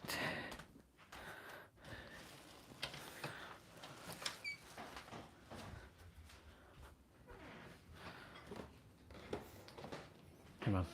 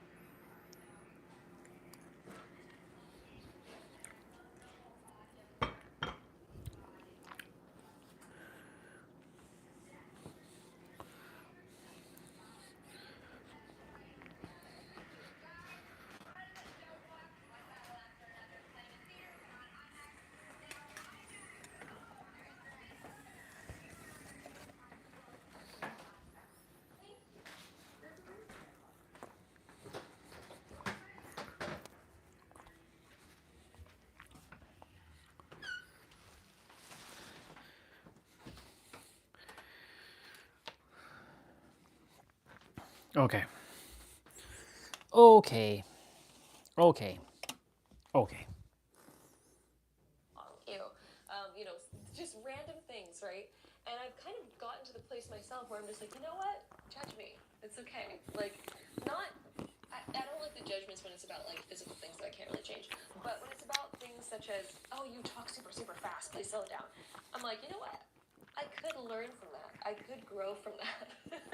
So, you know, at the same time, it's just like, okay, cool. If it comes, it comes, right? So if there's any sort of fears of judgments that you have, it's like, what are other people going to think and say? And, you know, what are they going to, you know, what are they going to think about me choosing this or doing this? When we get to the point of just kind of embracing it, we really set ourselves free. And we also allow ourselves to grow, right? It's like we allow ourselves to transform, because the only way to really transform is to be able to have that contrast. Okay? So, I'm seeing you being able to integrate and to kind of overcome past fears and doubts and things like that, and to release the things that were once holding you back. This judgment's very much about a release, and it's also about a higher calling. So look at how this angel's blowing this trumpet. This is like a higher calling. So I feel like you've been receiving this higher calling that's been calling you to pursue something, or to start something, or to move in a particular direction. And it might even feel just like an inner calling that you have, or a desire that you have, or just this feeling like, ooh, I should do this. It's coming from the higher realms. And it's saying that you are ready. You would not feel the call within you unless you already had the means to achieve it and you were already resonating with it. There's something known as the law of resonance, which is going to be way too long for me to explain in this video right here. But basically, I'll give you the gist of it, is that anytime two things resonate, they amplify each other. The fact that you feel an inner calling within you means that you are the perfect energetic match for it in the world. Otherwise, you wouldn't feel the calling for it. So, boom, I'll give you that information right there. So, Spirit wants you to pursue something, and I feel like this is your month of doing so. Again, it might feel like you're carrying a lot, but Spirit really wants you to break the chains of that resistance, because the Ten of Wands can talk about feeling like, Oh, I ain't carrying shit. you know, it's like, oh, I got so much going on. I have so much of this. How am I going to make time for it? How am I going to do this? How am I going to carry all this weight? Spirit's really saying, release the mental load and the energetic load. Act on inspiration. Yes, have resilience, have perseverance, push through, all those things. This is, like, I definitely see you doing all those things. I also see that this month is definitely, it's a busy month, okay? It's definitely a busy month. But you're working through that resistance, and it's going to really come through breaking those old chains of what used to be holding you back. So let's go ahead and see what else we get for your month. We also have the Seven of Cups, gaining clarity. Okay, so this is when we can have a lot of options in front of us, and it's like, maybe there's a lot of different paths, or maybe you're wondering, like, what is the actual path? How is this actually going to turn out? How do I know what the outcome is? Sometimes we have a hard time choosing and actually moving towards something because we're overthinking the outcome. We're overthinking, like, is this going to be the right choice? Do I start it now? Do I start it later? Is it going to be better to do it now or later? What's going to be the outcome? What's going to be the outcome? What's going to be the outcome? And the thing is no matter when you start something, no matter what it is you choose, any outcome is possible, but it depends the energy that you put forward, right? If you're putting forward the energy of like, oh, it's tough, it's going to be so hard, it's going to be so hard. I mean, that's literally what you end up creating. However, if you put the energy forward of like, I am so freaking inspired by this. And okay, I'm going to take the judgments, and instead of me being like, oh, I'm burdened by the judgments, if I take those judgments and I'm like, you know what, I'm gonna let these help me grow, right? I'm just gonna accept it and like either laugh at the silly ones that make no sense, or, you know, really allow the constructive ones to help me grow. And it's like, what's an entirely new perspective shift that literally releases you of the weight, right? Therefore, creating such a different outcome, right? Same choice, we're still choosing the same thing, but we're taking action from a different space, creating an entirely new outcome. So, hopefully that's making sense there. Hopefully that is relevant. Let's go ahead and dive into some more cards here for your month of February. feel like it's going to be a month of gaining clarity, making decisions that are in alignment with what you truly desire, increasing your confidence, your self-worth. Don't need to do that. Even though you might have been working on something where it feels like, when am I ever going to reach the end of this? When is it finally going to be complete? It's like maybe you've been doing something for a long time and you're wondering, when is it going to finally get done? Or maybe you're just carrying a lot of weight. And the more that you persevere, you can reach that end goal, but it requires that perseverance, because sometimes either we just get set back, right? Like, let's say that we really want our house to be clean, but, you know, maybe we live with our whole family and it gets messy really often. If we, you know, just sit back and kind of give up on it, then it kind of accumulates more, and then we kind of almost have to start back from square one again. Versus, if we kind of persevere and get it to the point where it's like, oh, finished it all, then we can kind of maybe create these rules where it's like, okay, we're going to keep this house clean, we're going to kind of do this, and that allows us to really, you know, push to the finish line. Then once we're at the finish line, we can release, we can let go. So maybe there's something that you are pushing towards the finish line this month as well.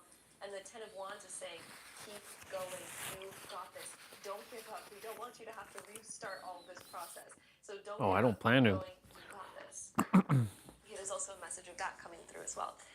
Let's go ahead and see what else we get. So we also have the beautiful uncaging, and we also have the Oracle's gift. So when this card comes up, I love this card.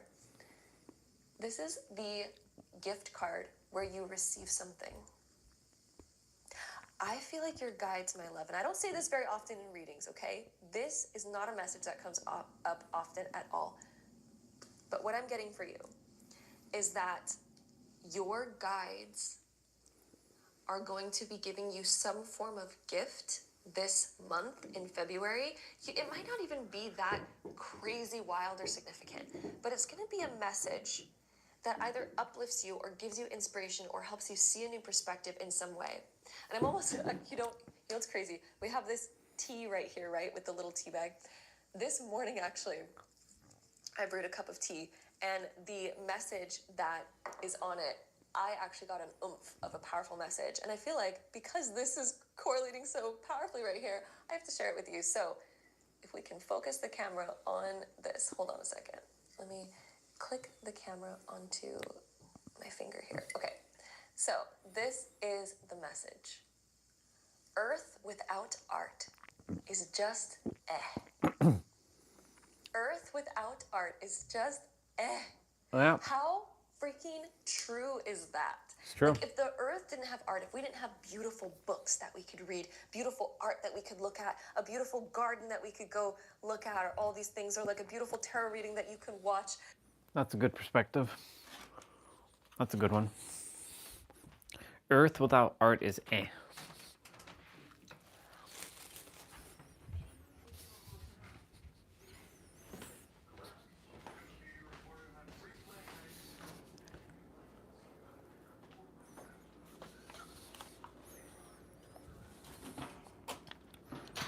Earth without art is eh.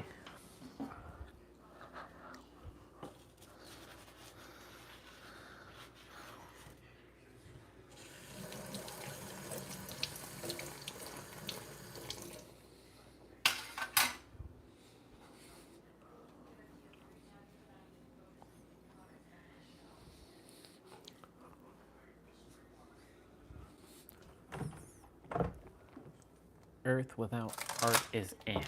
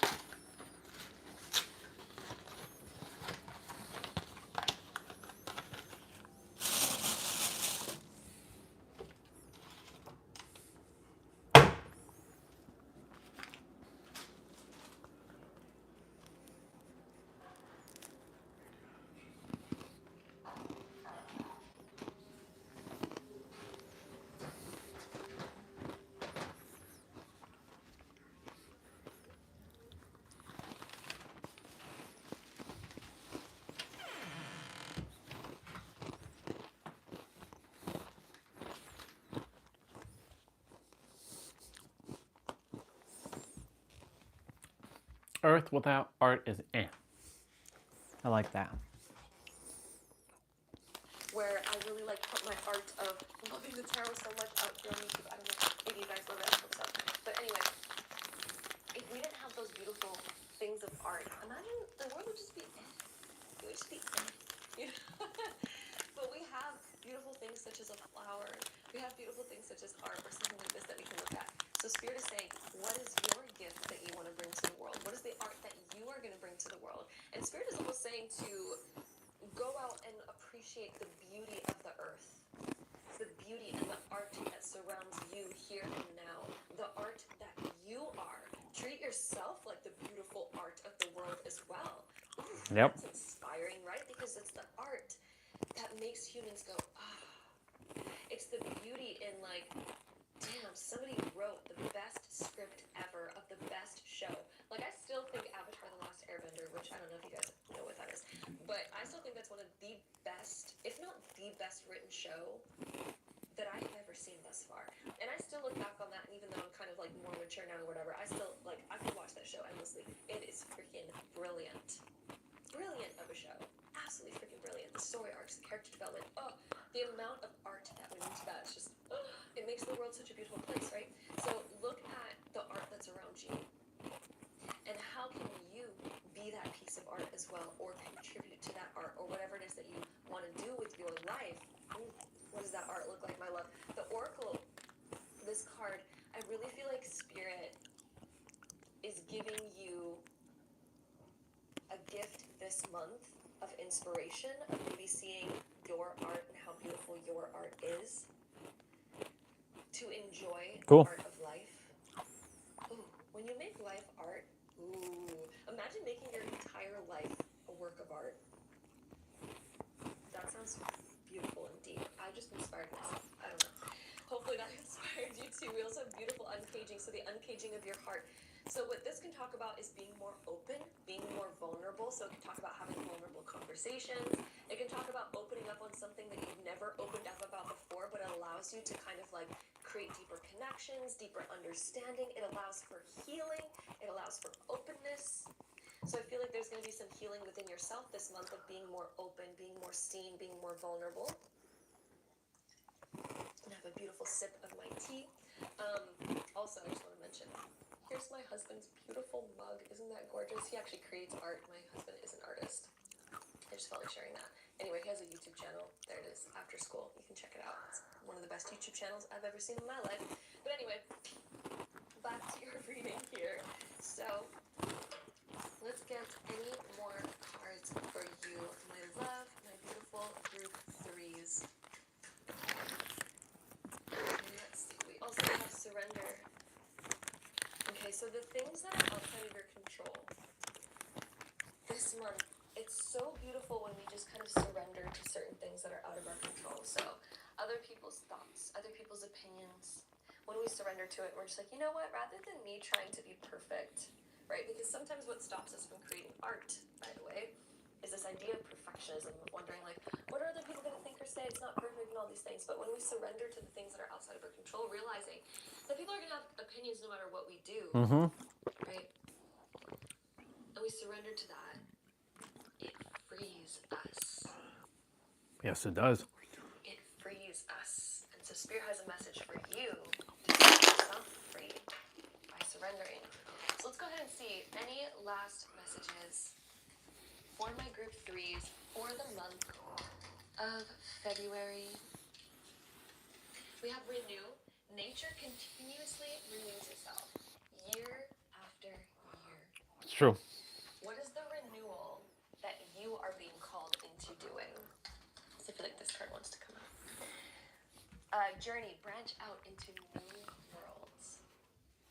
Oh, yeah. And we also have time. Embrace the dewdrops of life before they disappear with the morning sun. So embrace what you have here and now. This is a conversation that I had with one of my friends recently, because she's at a stage of her life where she really wants, you know, to have certain things have happened already. Like she's, you know, kind of stuck in, you know, wanting certain things to have already occurred that haven't occurred yet. And I recently had this conversation gave me all these epiphanies, and I feel like sharing it with you, especially with this coming up. Sometimes we live in the future of being like, I really wish I was here already. I really wish I was experiencing this already. But what we don't realize is that once we are there, we are also going to be reminiscing and nostalgic about where you are right now. Exactly. There's certain things that you have right now that you will not have once you have the thing that you currently desire. So for example, an example I can give you. Oh, here's an example from my own life, actually. Okay, so I love my married life, and I love, where I'm at in my life right now. In fact, this is like the life that I always dreamed of. However, there's times where I reminisce and I have nostalgia for when I lived on the beach on my own, and my days were kind of just like, I just did whatever I wanted in my days, and I just had like all this free time. I reminisce on that, and I think, oh gosh, if only I lived more in the present moment when I was there, because I remember being there, dreaming about where I'd be right now. And although I definitely prefer being where I am now, 100%, oh my god, like, wouldn't trade it for the world. But one thing that I reflect on, and one thing that's given me a lot of realization, is that back then I used to constantly live in the future of like, when am I going to be married and have my family and get to live that life? And now I look back and I'm like, stop living in the future and enjoy the present of where you are right now, because there's going to come a time where you're like, where you don't get that anymore, and you're going to wish you milked it when you had the chance. Exactly. And so, not that I regret any of that. I did enjoy a lot of that life. But that's an example to show you that it's so important to live in the present. It's so important to enjoy where you are right now. So important. And while, yes, you can also desire, it's not bad to have desires. And I'm not saying it's bad to have desires. It's amazing to have desires. But embrace the dewdrops of life. Embrace where you are right now before it disappears with the morning sun, before there's a dawn of a new era or a new chapter. Because once you're in that new chapter, you're not going to be where you are right now anymore. Therefore, all the nuances and the details of what you have right now, all the beauty of what you have right now, not all of it is going to follow you to the future. So embrace what you have right now. You can still desire. Yes, it's fun to desire, but also live in the present moment and juice it and love it. Okay? So that is the message I want to put through for your month of February. My beautiful, beautiful group number 3s. I also want to mention my Tarot Masterclass is going to be out for the next 24 hours. It's been out for the last week. We've had some amazing people join, and the feedback, by the way, has been mind-blowingly incredible. I'm so happy that you guys are loving the Tarot Masterclass. But the doors close to it in the next 24 hours. So if you want to join, the link is down below. If you missed that window, you can sign up for the waitlist. But inside of the Tarot Masterclass, I not only teach you how to read the tarot like a master, being able to apply the cards to any question, understanding how the cards interact with each other, understanding the wisdom of the cards, how to actually understand what the message of the card is trying to convey, how to build and use your intuition. Then I also take you on the journey of what the tarot teaches, because the tarot is so much more than a divination tool. In fact, it was never actually initially intended to be a tool for divination. It is actually a guide map to self-mastery in the universe. So, if you're into self-development, if you want to be the master of yourself and the master architect of your life, the tarot actually is a sequence and a story teaching you how to become the master of yourself, how to become the master of your You become the master by deciding that you're the master. physical self and your physical world. It goes through those 4 different elements, and also the evolution of consciousness. I teach you all of these. So even if it sounds like, wow, that sounds like a lot, you will literally go through this course. It's not a lot because there's nothing else that you can teach that I don't already know. This is for people who are still haven't figured it out yet. So much love, and until next time, bye. All right, my beautiful group number 4s. If you chose this pile, this is going to be your reading for Okay. February. So let's go ahead and dive right into it. All right, my group 4s. Let's see your month What we get for 4? February. How is it gonna go? So we have Mercury in Gemini in the 5th house. So Mercury is the planet of communication, planning, errands, short travel, getting things done. Similar things. Gemini is the planet, or the zodiac sign of communication, thinking, planning, learning, connections to others. The 5th house is the house of passions, creativity. pleasure, Fun. romance and dating, and also the house of children. So a few different things that I'm getting for you. And also, since this is a general reading, I'm going to be pointing out a lot of different things here.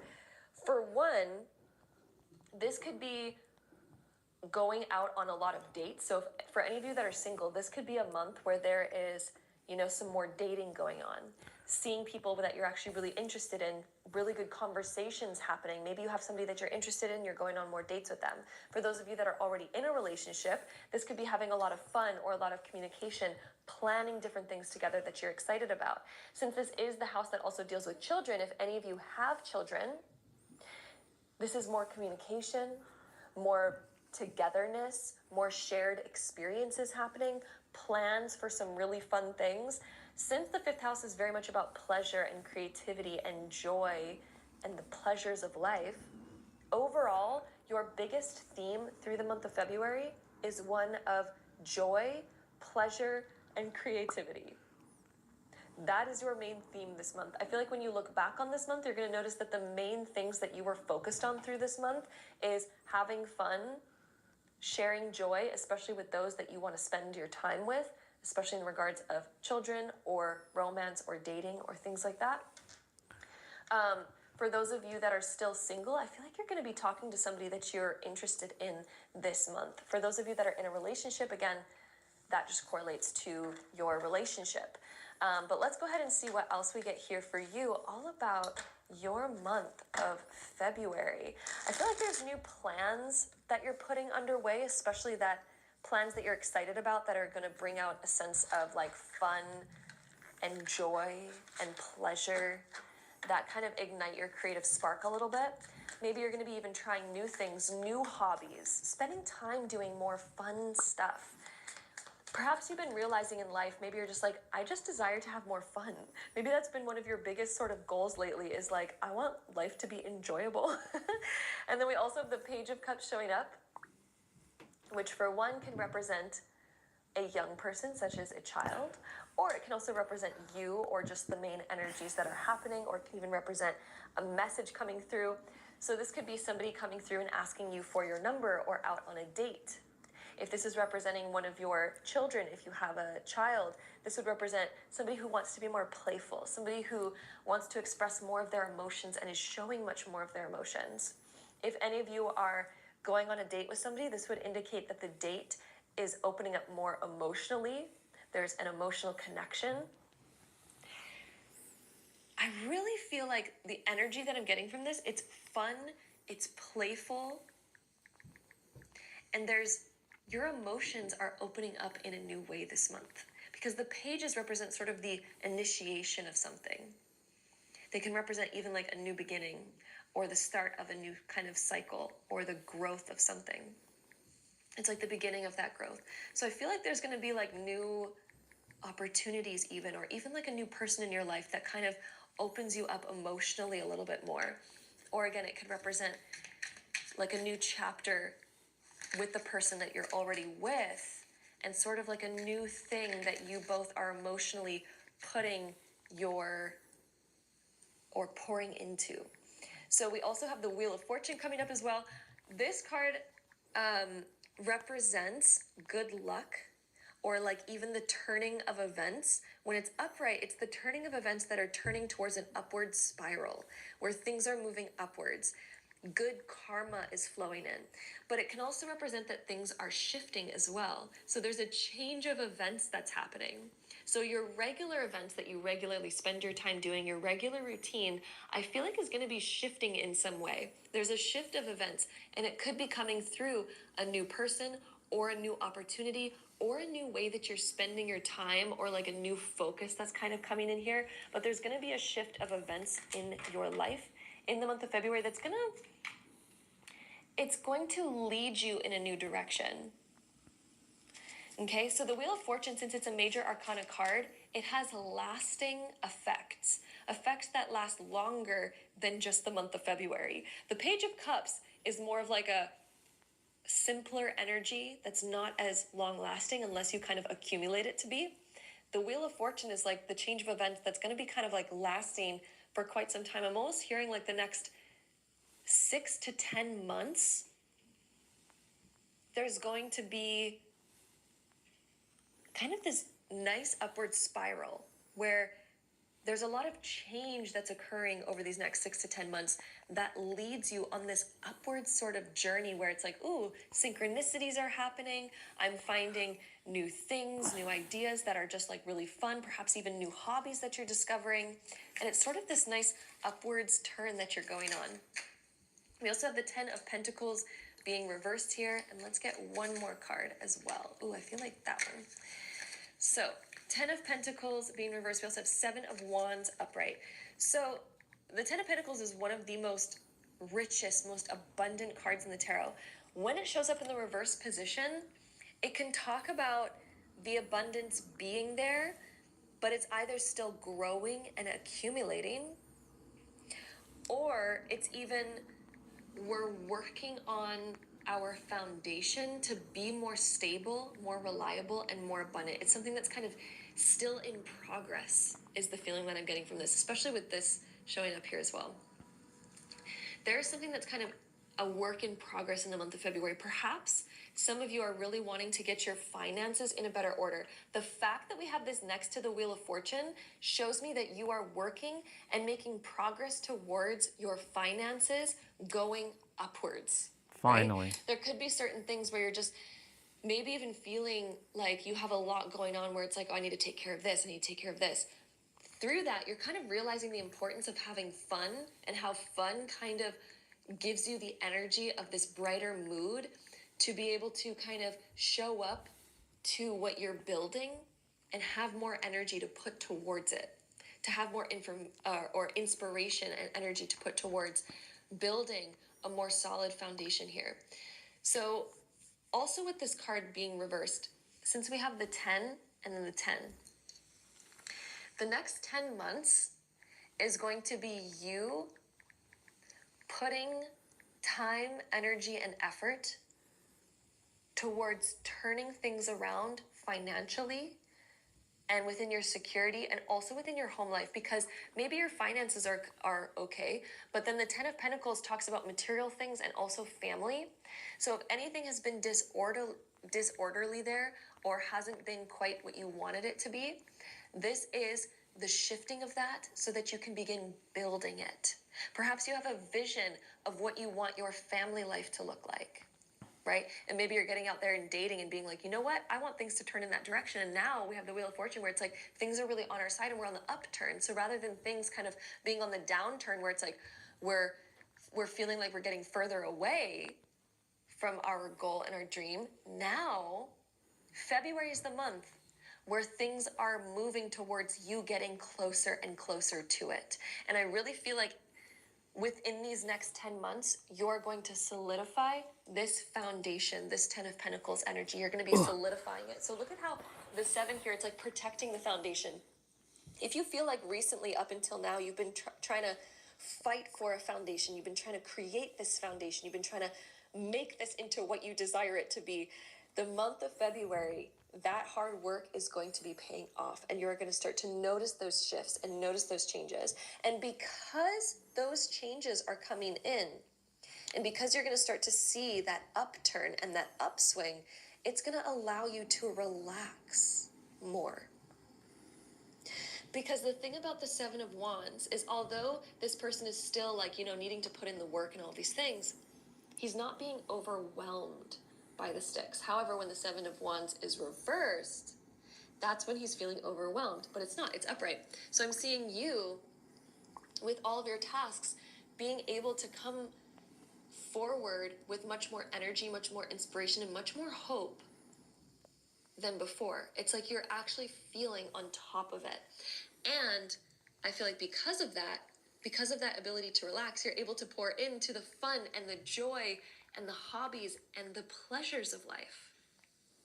But I also feel like it's a vice versa thing where the pleasures of life are also giving you the energy to stay on top of everything.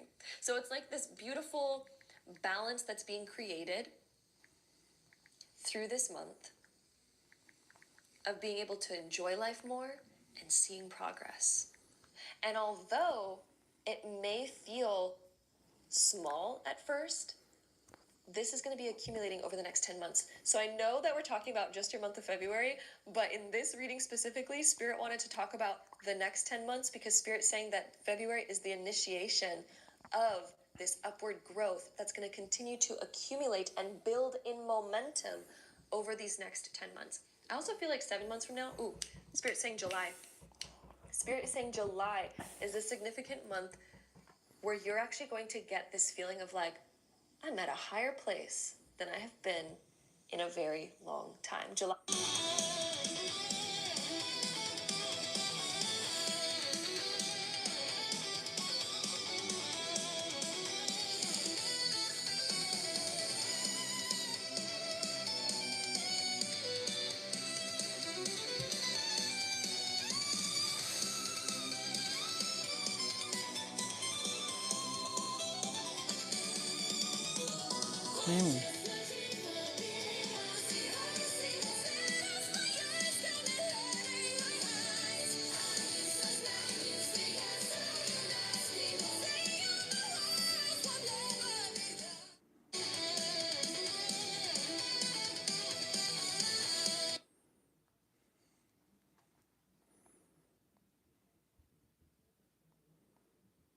I'm at a higher place than I have been in a very long time. July is going to be a really great month.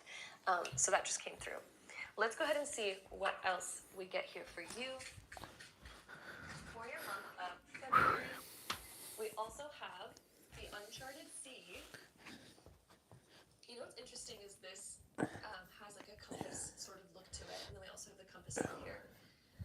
I feel like when it comes to navigating the unknown,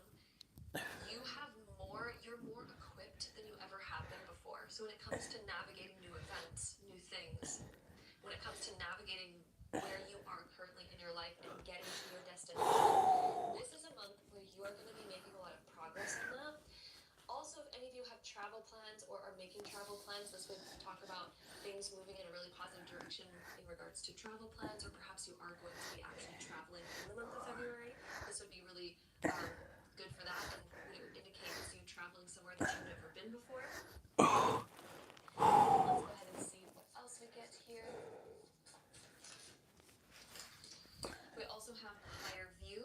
In terms of if you're not traveling, by the way, this is not in the cards for you. What this can talk about is making plans for something where you're like, okay, I've never achieved this before, I've never accomplished this before, I've never experienced this before, but you're making plans that you're putting into motion to bring you to an experience that you are desiring to reach, or a destination you're desiring to reach. The higher view, the fact that we have the higher view plus the Seven of Wands, you are going to feel more on top of things this month than you have. If you have felt overwhelmed with responsibilities, or your schedule, or with work, or with money, or with your home life, or whatever you have felt overwhelmed by, this is the month that you are going to gain a higher view, and you're going to feel more on top of it than ever. I know that message has come up repetitively already. However, I really wanted to repeat it because the fact that we have this showing up once again, Spirit really wanted to kind of like ingrain this message of moving up. So let's see what else we get here. Fours. Yeah.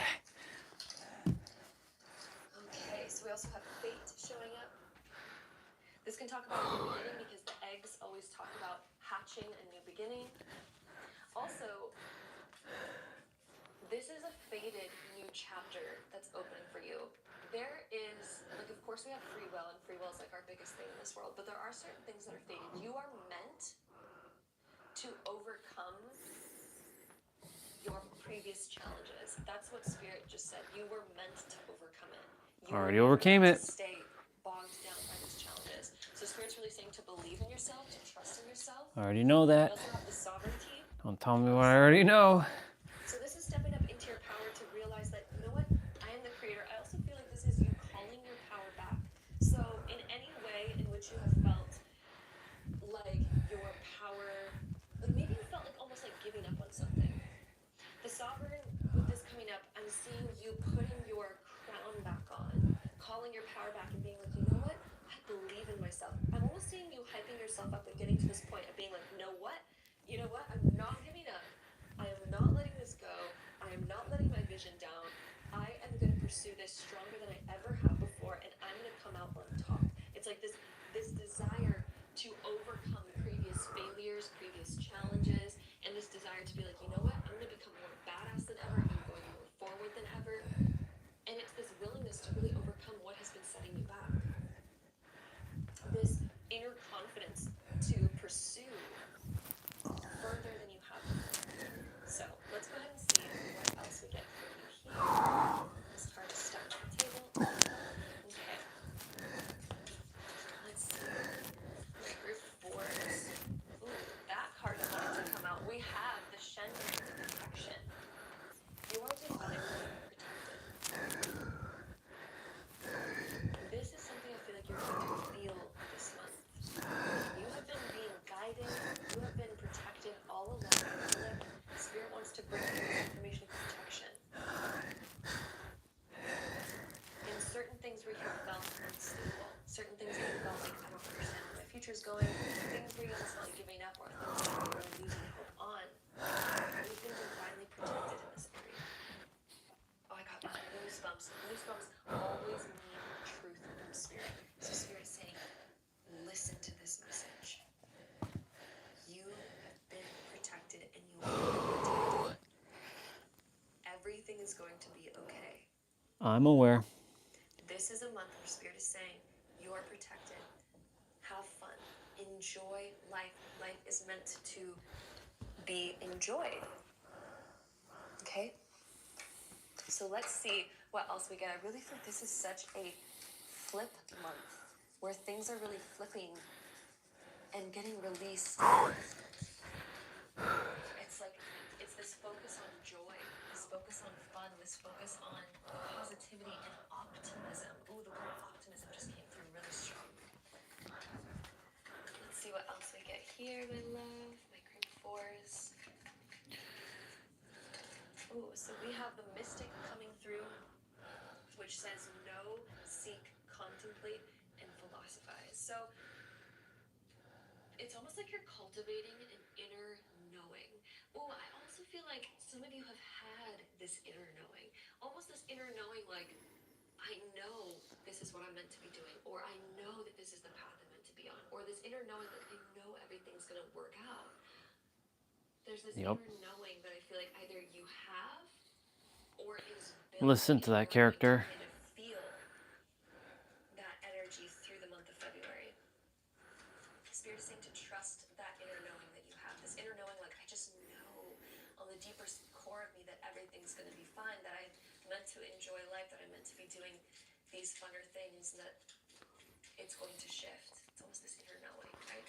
So let's see what else we get for you, my group four. Okay, we also have trust. The robin trusts her wings, not the branch she sits on. So this is a really important message in the sense that it's important to trust yourself, not the branch you sit on.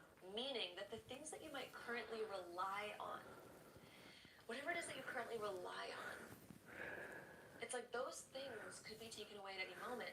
But when you choose to trust yourself rather than the branch that you're sitting on, you realize that even if the branch falls away, even if you don't have the branch anymore, you still have yourself and you can still fly to a new destination. You can even fly to a better branch. Ooh. So the robin trusts her wings, not the branch she sits on. Ooh. And look at this too, the higher view. It's almost like, I'm almost getting this vision from Spirit that Spirit's giving me where it's almost like a branch has fallen away from you. Yep. Maybe that was a relationship of some kind, or something that you used to trust, something that you used to feel comfortable perching on. It's almost like that branch did fall away, or is falling away, and look at you're spreading your wings and you're like, I'm going to rise to a new height. And this month is your beginning of rising to that new height. Okay, let's see. Any last messages? My group fours.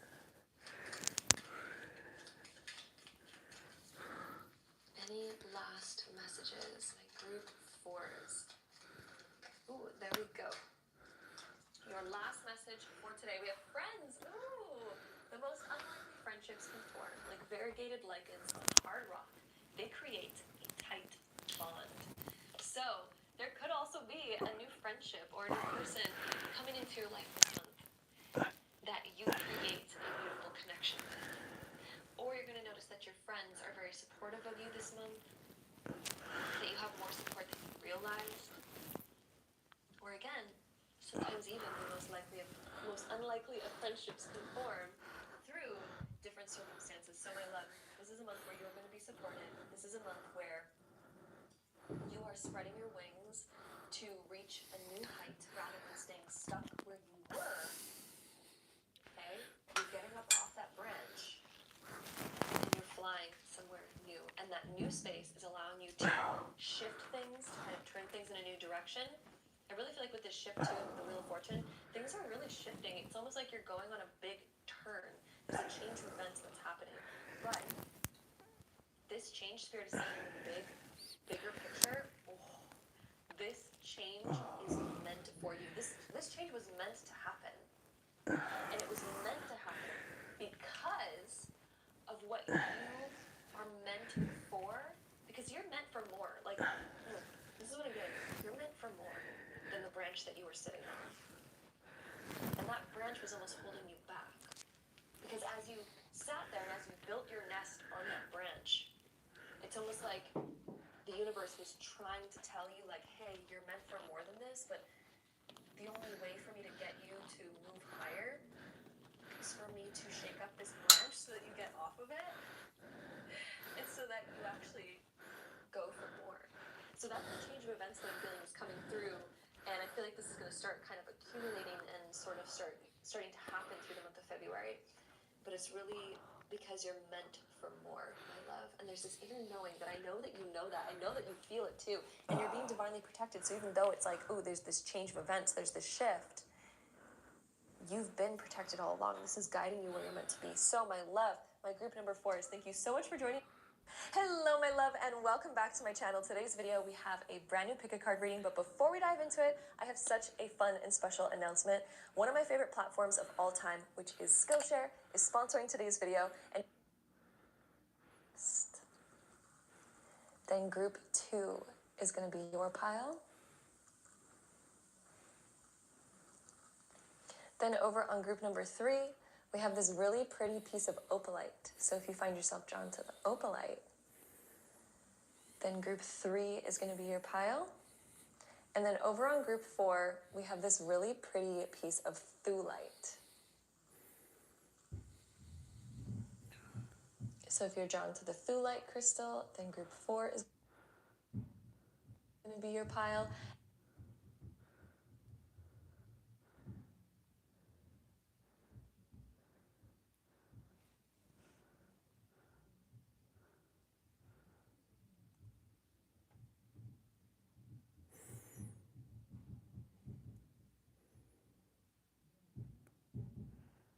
Four, 6, sure. All right, my beautiful group number 2s, if you chose this pile, this is going to be your reading. So let's go ahead and dive right into it. All right, my group 2s, let's see what we get for you all about your year and how to make it your best year. So we have the North Node, which is the planet of your destiny and your trajectory and where you're going, and it is in Leo, and it's in the 12th house.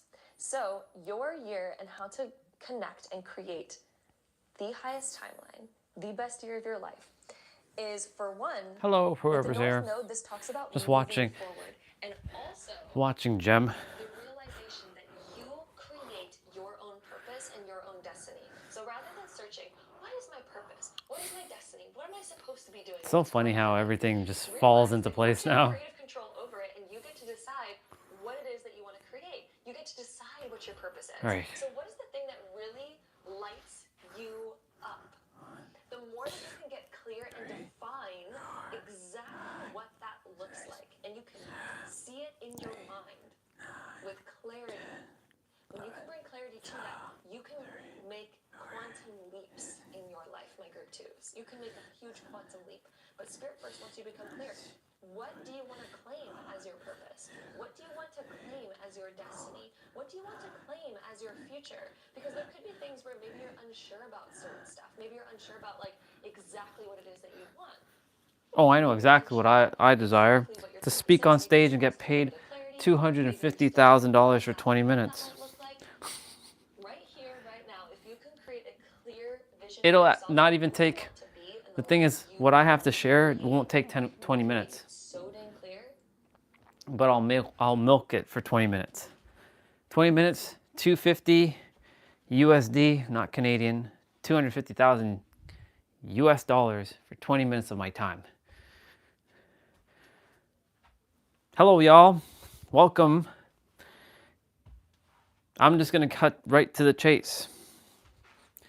You all are expecting some probably mythical or mystical answer about life. And you're probably wondering, he's figured it out. Well, I have figured it out.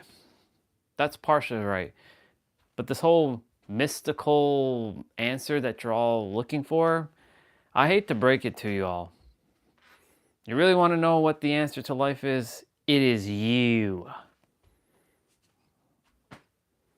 That's it. That's all I have to say.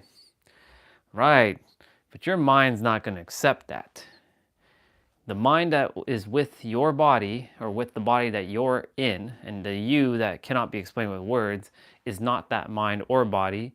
And if any of you still identify as a human character, well, I have news for you. You're shooting yourself in the foot. You are with that character. You're not of that. You're not the character. You're with the character.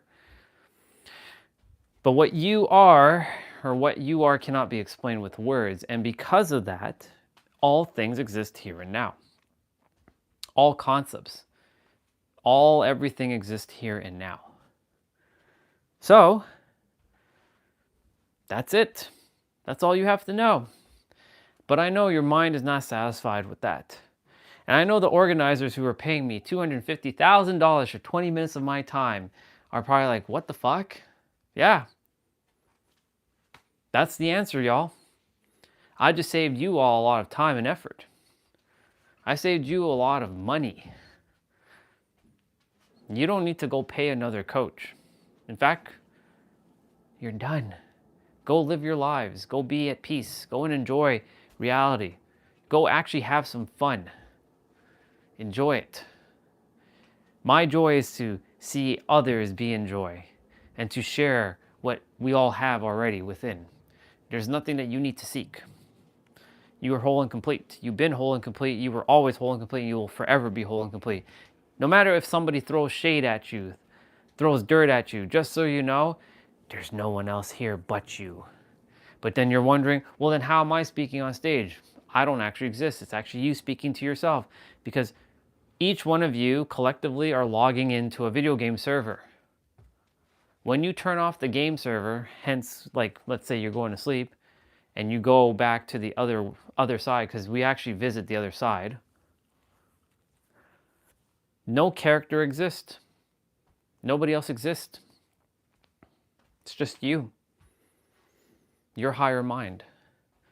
But all of our higher minds are collectively one mind that has been split into, on this specific planet, 8 billion different fragments. But each one of us is still part of that one, having 8 billion different experiences. So really it's just one mind that has been split and fragmented 8 billion times. So really, when I say it's just you here, it's just your higher mind's version, like it picked you, and you're having simultaneously, you're creating all of us. And each of you are creating each other, and I created all of you, and you created me, and all of you have created this experience, and I created this experience with all of you. I know, let your mind wrap itself around that. It's going to have a spasm. It's going to be crazy. Because your mind wants to intellectualize everything and attempt to understand everything. But it can't understand this because it's not meant to. Your mind wants to understand everything because if it doesn't understand something, then it says it's not real, it's not true. But then if it's not real and true, then why can we not see infrared and ultraviolet, but yet it exists? Why are there sounds that we simply can't hear, ultrasonic, but they exist? Just because you can't perceive it, that doesn't mean it doesn't exist.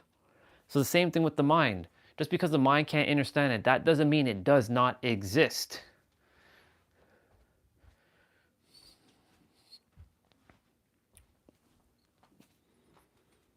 I'll get back to the tarot video in a moment. 20 minutes has passed. So yeah, y'all, this was it. That was all I had to share with you. That you're the answer. That's all you need to know.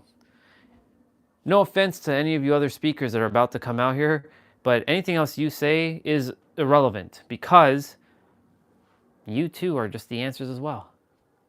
And what you all may have to share, it can still be helpful. And I'm not going to discredit any of you other speakers, but I've just dropped the ball. I've just broken everybody to their direct path. So if you're going to give them a tactic and a tool and a technique to get them to the direct path, I have news for you. You're just adding a layer. You're just creating an unnecessary layer. Doesn't mean it can't be helpful.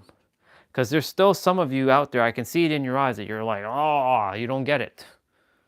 And that's fine. Because your mind is simply convincing you that you don't understand it. Because you're still identifying with your mind. Well, how do you identify with ourselves if we can't use our mind? It's simple. You must split yourself within. Easy for you to say. It is very easy. You just do it. You make a decision. You split yourself. How do you do that? Your soul will show you the way. You have to go deep within yourself and start to see your mind as a separate entity, as a tool. When you see it as a tool and you don't identify as the mind, it makes things so much more simpler. Then you can actually see what's going on. Well, how do I know that it's not me and not the mind? You will know. Anytime you're feeling an energy that's coming from here, that's not really you, that's the mind. Anytime you're feeling energy coming from here, that's actually you. That's how you'll know. You'll know if it's coming from here or here. It'll make it blatantly obvious. You will feel it. Now, if you say, well, I don't feel feelings. Well, this is going to be your journey. You're going to have to figure out how to feel those feelings. Only you will have to be able to do it. Nobody can teach you anything because you already are it right now. That is the point. But if you desire to go on your journey and hire another coach, hire another, person, read 10 million books, spend another 5-10 years attempting to figure out that the answer is you all along, then go and do it and you'll see why I said the answer is you. You will build a lot of foundation. You will build a lot of things. You will think that what I was saying was a lie, but you'll come to the realization that it was really just that simple. You might kick yourself in the face, though, when you come to realize that the answer was you all along. So, there you have it. So, organizers of the talk, thank you so much. Everybody, mic drop moment. Peace out.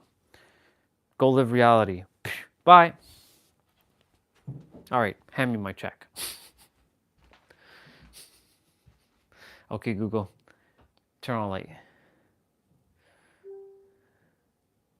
It's funny. I'm silly. I'm silly like that. Want to create, you can make it so dang clear. Ooh.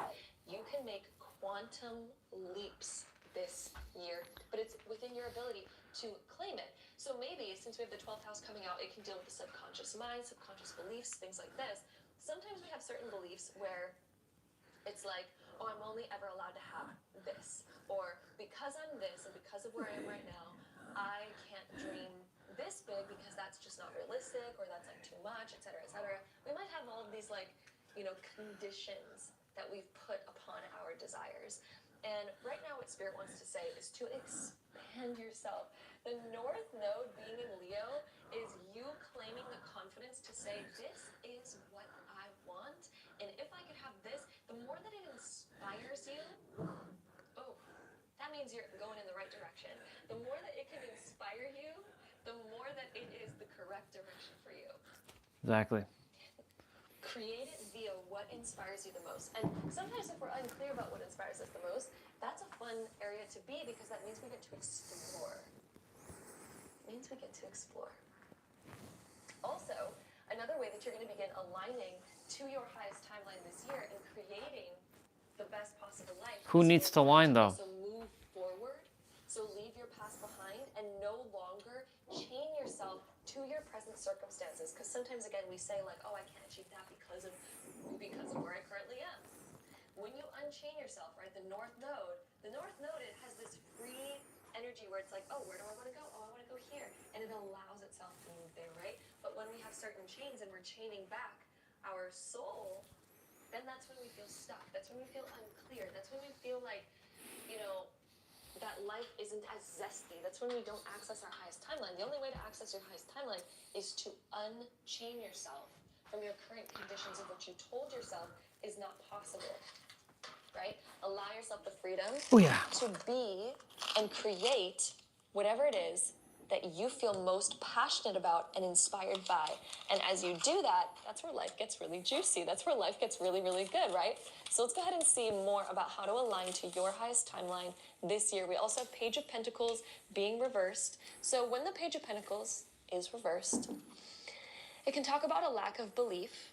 It can also talk about rushing. It can talk about us, perhaps, you know, we've had certain ideas, but maybe we gave up on them too fast because we didn't see the results as quickly as we wanted to. So maybe we're trying to rush those results. Maybe we're just like giving up too easily on certain things. Maybe there's something that you do want, but there's a lack of true belief in it. Sinking into that dark quiet. Remember, you are not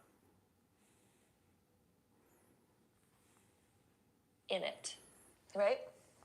The Pentacle suit also talks about the soil in which we plant our desires. So the metaphorical soil.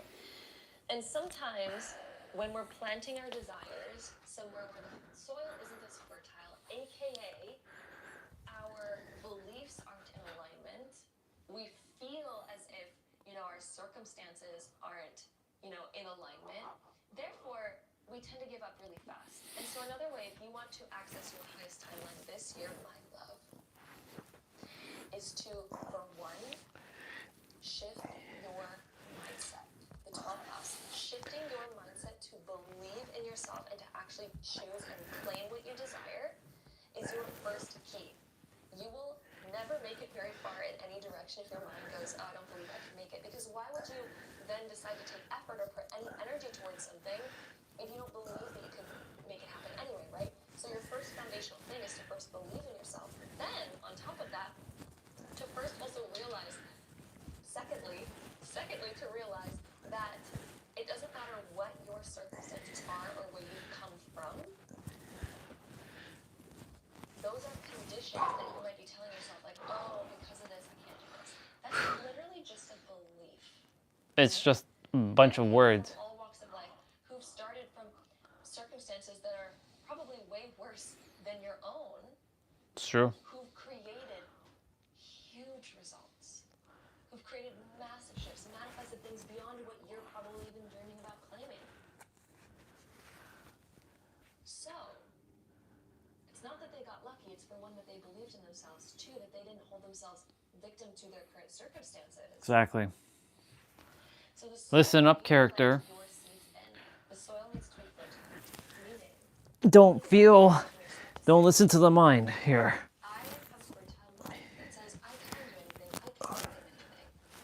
You can claim anything, character. It's yours. Bound yourself to your present circumstances and realize that you can claim anything that you need and not stuck to it. Then we also have Hermit being reversed, which talks about coming out of your shell, coming out of your cave and saying, yeah, it's time for me to take action. It's time for me to move the needle forward. The Hermit being reversed also talks about instead of endlessly planning, because endlessly planning is another form of procrastination. Exactly. So instead it's about taking your idea, choice to stay committed to it. Your commitment to this is your key to making it become successful and coming to a fruition.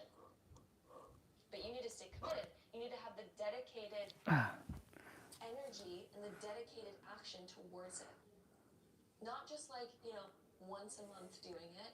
This is like really consistent action. Consistent action is going to bring you to your desire and coming out of your cave and saying, yeah, I'm going to do this, right? Let's see what else we get here, my love. All about how to access your highest timeline. Anywhere where you feel like your skills aren't good enough yet, my love. Another one of your keys is to just put effort towards building the skills. Put effort towards doing it. Put effort towards practicing it. If I want to become a good painter, am I going to become a good painter by just hoping that one day I'll become a good painter? Or by reading books about painting? Like maybe reading books is going to give me some knowledge about maybe painting, but actually doing it is where I'm going to actually get the skill, right? So Spirit is also saying to do what it is that you desire, to put yourself out there. If you want to manifest love, put yourself out there, take action towards it. Don't give up too easily. Don't take a back seat too easily. Stay committed. The Strength card. This is your higher self overpowering your ego. The ego sometimes can pull us back because the ego gets scared and the ego says things like, well, what if I fail? And the ego says things like, oh, well, I tried for a week and nothing happened, so I might as well just revert back. Because your ego feels safe in the familiar. Even if the familiar isn't where you want to be, the ego feels comfortable there and safe there. Therefore, the ego is always going to try to convince you to give up your dreams and to stay where you are right now, even if you don't like it. Your higher self says, you know what, I want to live a life that I absolutely love. The Strength card is about your higher self dominating your ego. Ego is not the term, but sure. Of your ego. So anytime that you notice those thoughts coming up that make you want to either give up, or the thoughts that say, oh, I'm not good enough, or the negative thinking, or the fears, or the doubts, when you can call upon your higher self and say, what would my higher self tell me instead? How would my higher self view this situation instead? Would they be scared of it? Or would my higher self say, you know what, I freaking got this. Higher self always got this. Got this, right? Would my higher self say something like that instead? Because that's what the Strength card is telling you. That is one of your keys to aligning to your highest timeline. Let's go ahead and try to get one more card here. Let's see my group of twos. Let's get another tarot card. Ooh, that one. That's the one that wants to come out. So we also have 10 of Pentacles being reversed. In order to build a long-lasting legacy, which is definitely within your realm of being able to create, the 10 of Pentacles is one of the best cards, especially in terms of creating long-lasting happiness and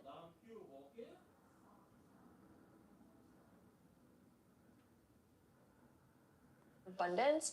So the 10 of Pentacles can be correlated towards your dream career, your dream house, creating a happy, long-lasting marriage that lasts a lifetime. It can talk about all the above. Whatever it is that you're wanting to manifest, you have the ability to create it. Otherwise, the 10 of Pentacles wouldn't even be showing up. When it's in the reversed position, it needs more belief, more effort, and more focus on the foundation, and more patience. One thing about the Pentacle cards is they require patience. But the thing about the Pentacle cards is they're the longest lasting because they focus on the foundation, they focus on making it right off the bat. They continue making dedicated progress towards something, even if at times it feels like they're not making a lot of progress, but they're dedicated towards it, right? If you want to make the most beautiful garden, let's say, if you want to make the most beautiful garden, okay, well, let's learn how to take care of all the plants that we desire to have in this garden. Let's plant those seeds.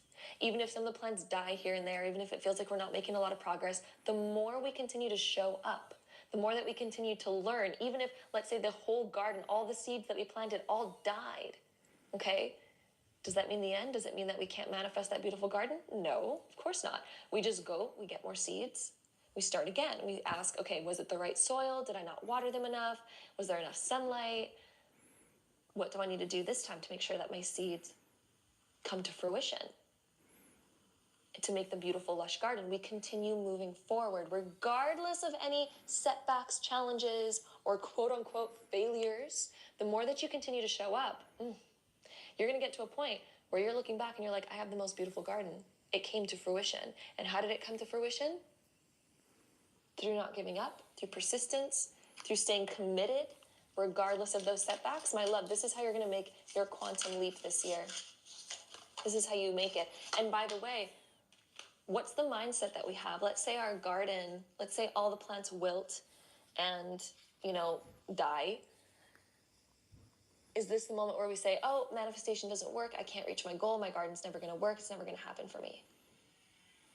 No, we don't do that, right? Because then, of course, we know the outcome there. We're never going to have a beautiful garden. What if Okay. it happens 5, 10 times? Even if it happens 20 times, what if we get back up and say, you know what? Now I know 20 different ways that this garden's not going to come to life. Now you learn even more.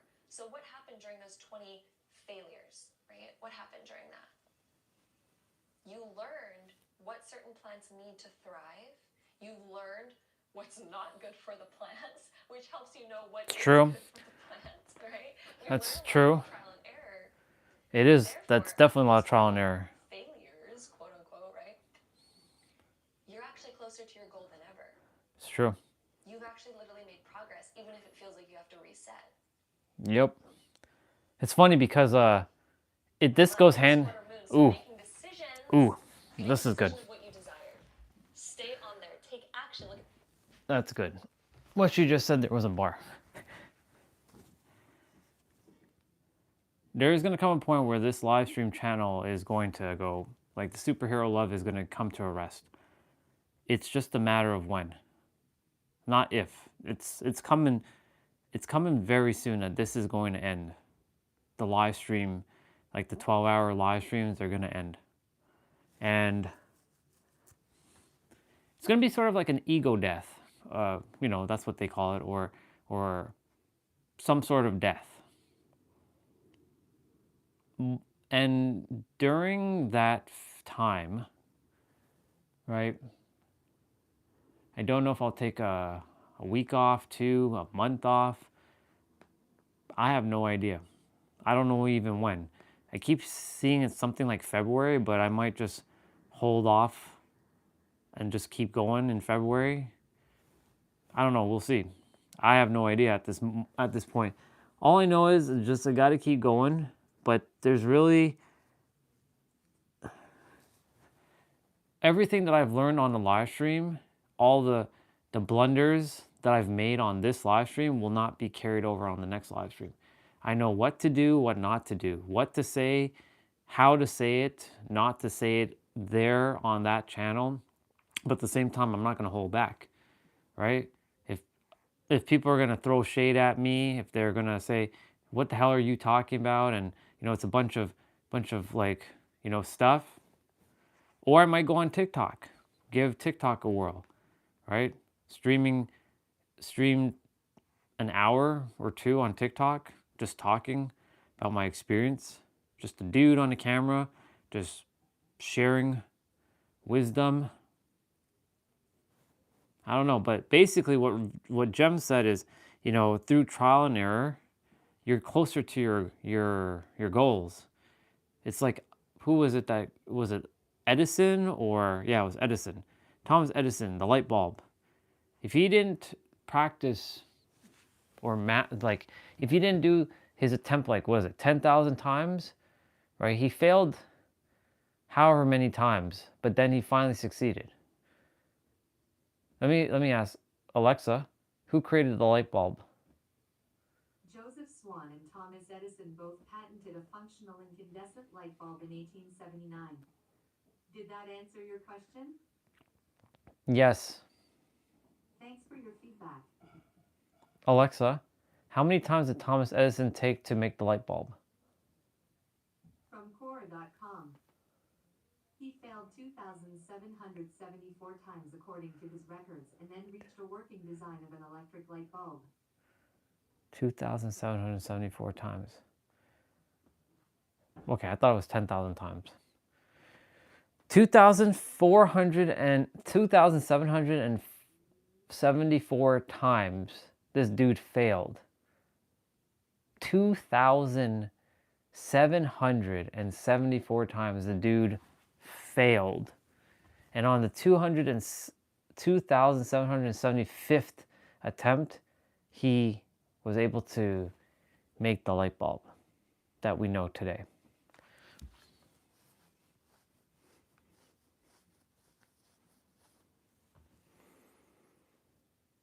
I mean, now our light bulbs don't, I mean, it still has it, but like there's LED light bulbs now. But my point to say is like,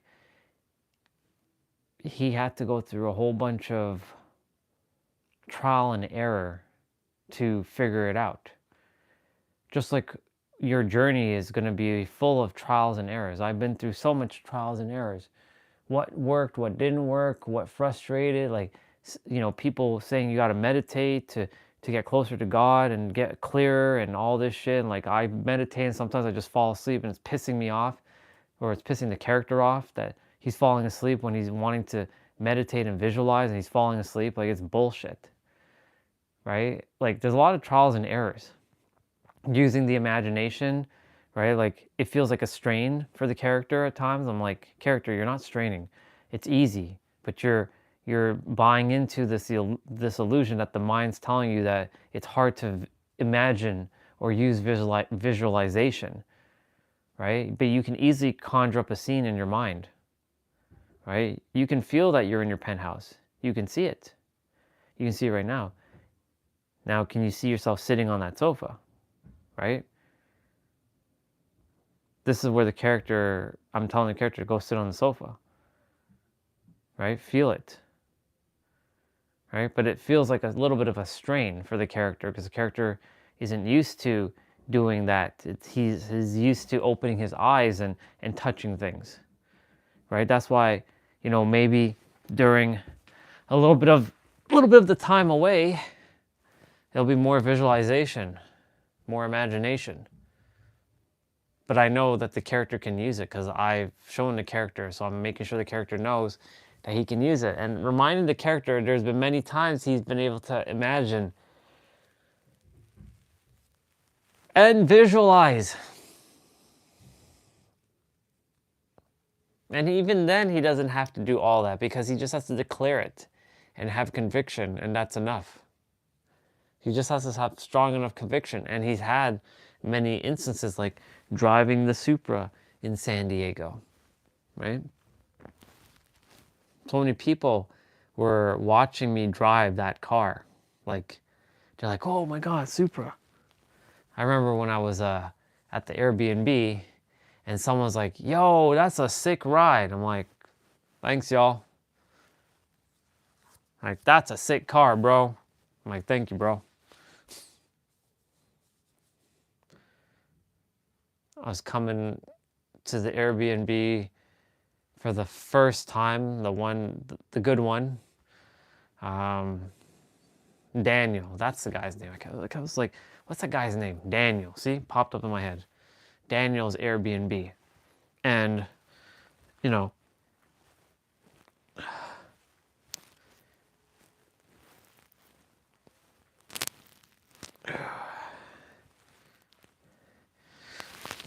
yeah, just a lot of things.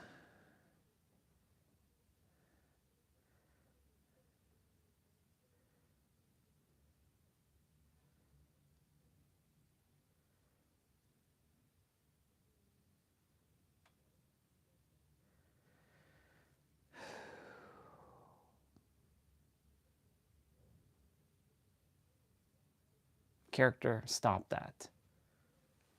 Cut that out. Right now, the character is getting bothered by the fact that the parents they were fighting just now. They're arguing.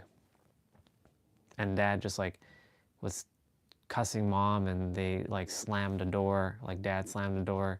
And like every time that happens, he feels like he's in danger. Like he has to be on some sort of like alert. I'm like, stop. Cut that out. You're not in any danger.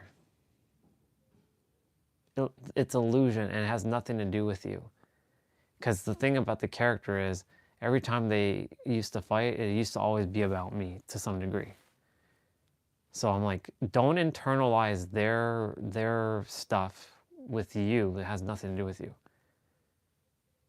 And besides, you've expressed directly to them how this works, but they still choose to do what they're doing. So don't get involved. Just keep doing your thing. Don't get attached to their bullshit. You want them to be happy, but they're choosing to create their own argument, right? Dad comes in, talks about something, mom gets stirred up, she instigates it, right? Because she's not one to back down, because those two have, you know, conflicting energies, right? They want to be the alpha, basically, is what it is. They both deserve to be happy, but they both also need to just stop, but they don't realize that. They're basically little children that still haven't figured it out yet. It's not their fault, right? So I'm telling the character, like, just, we're neutralizing. I'm helping the character to neutralize the energy, so that, to just like chill. It's all good. And get back to what we were doing. But anyways, Jem said lots of trial and error. And, you know, during this journey, 6 years, over 500 plus books, both read / listened to, you know, out at least over 20,000 hours of content. That's a lot of content. For 6 years, that's a lot, right? Not to mention all the physical things I was doing, meditation, you know, sound healing, Reiki, energy healing, theta, all this other stuff, right? Somatic breath work, EFT tapping, all of these things, trials and errors, and it just never felt like I ever got to this baseline, like I felt relief until now. Because everything is not only just an illusion, it is all made up. It's just made up concepts that were made up by humans who didn't know anything. Then we agreed to these rules. Or we collectively agreed to say that this thing is called grass or that thing's called snow. But who's to say it's actually called snow? Because in a different language, in the English language, or in a different language, that is not called snow. It's called something else, right? It might be blah, blah, blah, blah, blah, in a different language, right? But we collectively agreed in the English language that thing's called snow outside. And then when it's falling from the skies, it's snowing. But why do I have to agree with what other people say? So I can understand, or so I can comprehend what they're saying? Sure. But do I have to agree with each word they're saying? Of course not. Because all words are just made up. It's just nonsensical bullshit.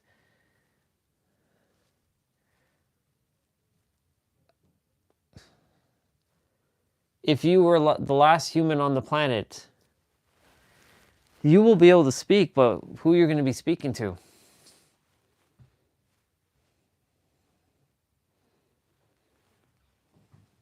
Words are just illusions. They're just all made up. It's just sounds.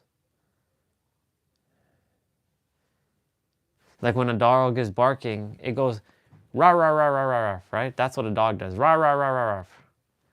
But we call it a bark. But when they're barking, it doesn't sound like bark, bark, bark, bark, bark, bark. It's rah, rah, rah, rah, rah, rah, rah, rah. So where did the word bark come from? Also, bark is on a tree, the bark of the tree, right? That thicker layer of a tree, the bark of the tree, right? So why do we call a dog's sound bark? Why isn't that like rah, rah, rah, rah, rah, rah, rah, rah, rah, rah, rah, rah, rah, rah? Who came up with that word bark? Why was it called bark? Who was the genius back in the day that called it bark? I should go back into the past and slap those people silly for making some real interesting words. Should slap them silly like that. Should backhand them like this. Maybe stop language altogether. Who knows? It's hilarious. Backhanding people. The humans. I made up that word because I can. The humans. HOOMANS. Humans. Because it sounds awesome to call humans humans. I know it may sound like an insult, but it's awesome to call humans humans. Humans. All these humans. Decisions. Make a decision of what you desire. Stay on there. Take action. Look at that. Taking action, obstacles, and momentum. This is I don't know why I'm watching this one, to be honest. what is that thing that maybe you gave up on? This doesn't inform me, to be quite honest. Tried yet? Or the thing that you're thinking about giving up on. This is your key to becoming successful. Not giving up, continuing to take action, garnering up that momentum. Okay, so we finished spine. We finished back. We've finished shoulders. Or spine, wrist, shoulders. I feel like actually two want to come out. The fifth house and Ceres. The fifth house is all about your creativity. It's very connected to Leo, which we have double Leo showing up now, and strength card is also connected to Leo. We have triple Leo energy showing up. This is your ability. This talks about you stepping up into your confidence. Okay, we got hips to do. To overpower the side of yourself, the ego's fears that might creep up. It's not ego. It is third dimensional thinking mind. Kidding. Ego is your vessel, not your third. It's okay. It doesn't really matter at this point. Dating and romance. Ceres is about nurturing your seeds, watering your garden, making them happen. Ceres is also connected to having babies and children. So maybe that's something that some of you are desiring. That's not me. That's definitely not me. If babies are not relevant, then this would talk about you birthing something creatively into the world. Hell yeah. Or even simply about dating and romance. That's in the cards, yes. Your ability to continue nurturing whatever it is that you desire to create will quantum leap you and help you make so much progress. I don't quantum leap. I stellar leap. I ain't got time for some BS quantum leap. Ain't nobody got time for that. If you desire to travel, it's just more words. Make a huge leap somewhere to where you're living somewhere else or doing something completely that, different for your career or yes. a huge leap like this. This is living somewhere else? Hell yeah to that. This is all within your realm of possibility, but what does it take? Everything that we just talked about. Belief, the knowingness in yourself. Create massive shifts and changes. So let's go ahead and see what else we get for you here. You hear that, character? For twos, we have reclaim, so reclaiming your power, and we also have fate. This is fate. Something that has been getting Not faith, but life. fate. This fate and destiny, wondering, what's my fate? What is my destiny? My fate is just to stay here. Is my fate all what I have right now? And my love, I can guarantee you, actually, something I can guarantee is that your fate is not where you are right now. Because exactly. As a soul, we're meant to evolve. And what's something that's always permanent? Nothing. Something that's always permanent is change, meaning that nothing's ever permanent. So that's an interesting paradox. See? The only thing that's permanent is change. Therefore, I can guarantee you it's a paradox. You are not fated to stay where you are right now. I can guarantee that. Nothing is permanent. Your fate is to expand more. Even when I get to San Diego, who knows even if that's my final destination. But you never know. You get to also decide what change you want to create. Who knows? I might be living in a van, one of those Sprinter vans. And I get to travel. I get to play video games on the road. Get to make vlogging videos, cook on stream, have satellite internet that has unlimited internet. I can be everywhere in North America. As the water trickles down a stream, do not hurry. There's no rush. And I have millions and millions of dollars, and I can just do whatever the fuck I want, whenever I want, however I want. Patience, not giving up on something, very quickly. That's one of your keys. Idle hours. Take some time out of your day to lie on the emerald grass. So you're not in a rush. You are not behind. Your ability to release those negative thoughts Look at me go. are going to be your key to moving forward. Because what's funny is you know, sure, you could have manifested things 10 years ago, right? True. But the thing is, okay, we didn't, and therefore there's no point in getting upset over that. Exactly. Let's just focus on what we can do now. Exactly. Because there's only now. The present moment, and we reclaim our power here right now. You gain your power. To be the creator, and now instead of letting another 10 years go by, or another 25, 10, whatever years go by.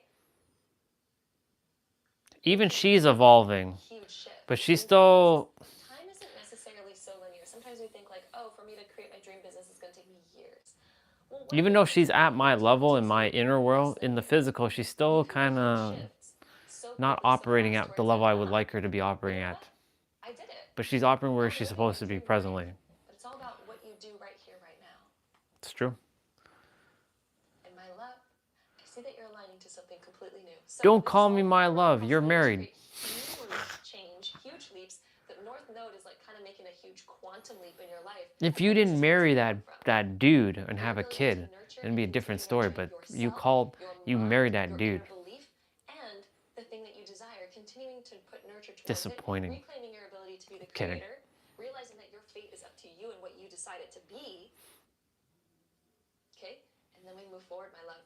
Let's Stop calling me that. the highest self, okay? Kidding. So this is what we have for you, my beautiful group number 2s. Thank you so much for joining me here for today's video. This is time to start taking action, time to have that commitment. It's time to go, go, go, go, go, my love, from the most inspiring place. Non-stop laughing. Let's go. Take action from. Let's go. Point values is a double. Top 8 answers on the board. We asked 100 women. We asked 100 women. Name something of Steve Harvey's that you would love to see. His bald head. His bald head. His package. His wife. His wife. I'm surprised she didn't say his package. I'm sure somebody's gonna say his package. Chad, we asked 100 women. Name something of Steve Harvey's you'd love to see. His house. His house. His cars, for me. I love to see his cars. That's what you want to see, that bedroom. Janelle, talk to 100 women. Name some of Steve Harvey's that you'd love to see. Your wardrobe. Yeah, the wardrobe is hot.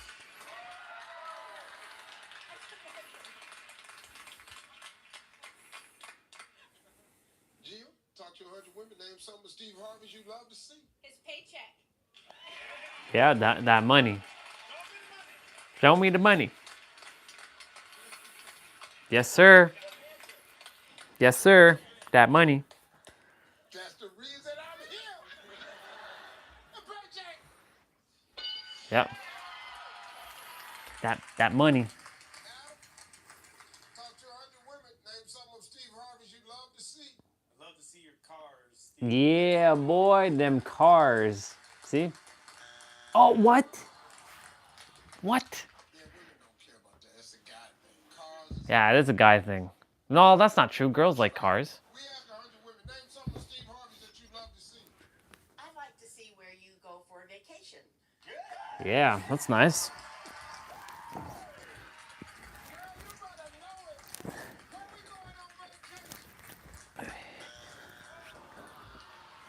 I'm sure his package is on that list.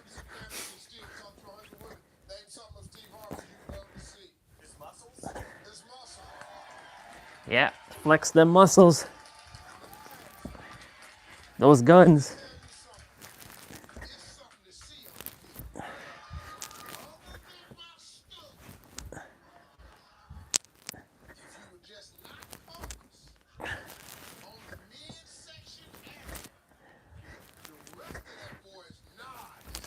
It's nice. I love it. Muscles. Yeah. Fuck yeah. Dancing pecs.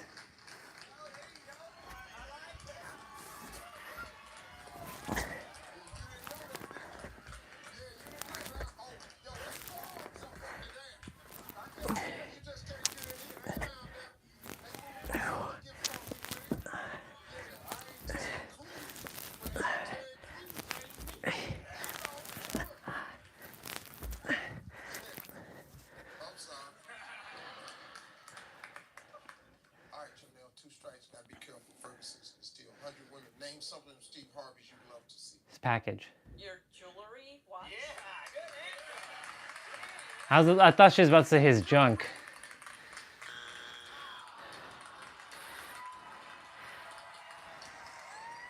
We asked 100 women. Name something of Steve Harvey's you would love to see.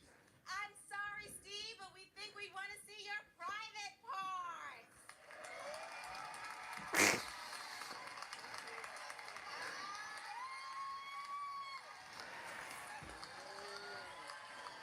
Yeah, well, let me tell you something.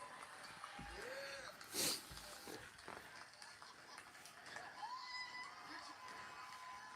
Get your singles out, ladies. A lot of them are doing this. I'm sorry, Steve, but your private parts. Yep, it's up there. What? Wow. I thought it would have been up there.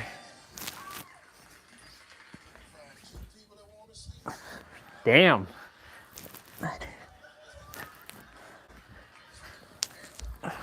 That's rough.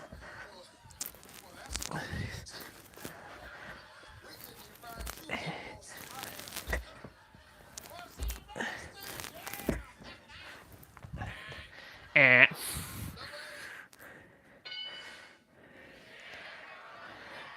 That's not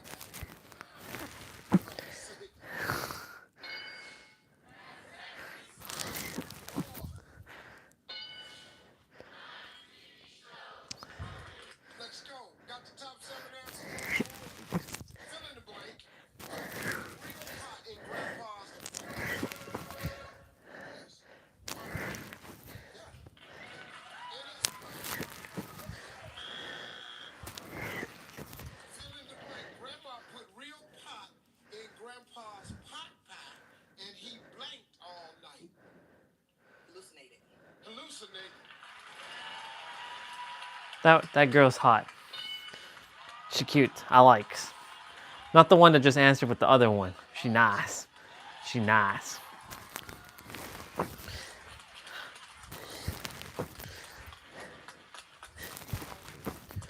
I'm fly. Greatest game show host on the planet.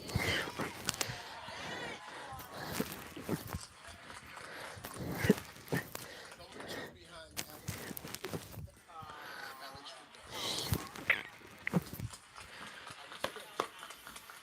I really respect him, so I gotta play number 2. All right, you ready? Grandma put real pot in Grandpa's pot pie, and he blanked all night. Slept. He slept. Couple more things I gotta do. Got my dips to do.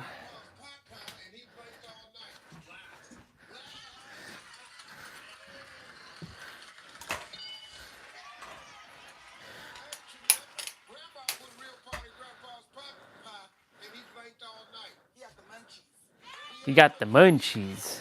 The munchies.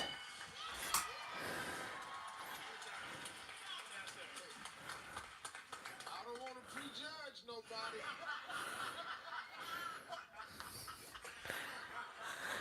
They done gave 4 answers, and they the top 4. We're going to put a doctor in this here, because I can assure you.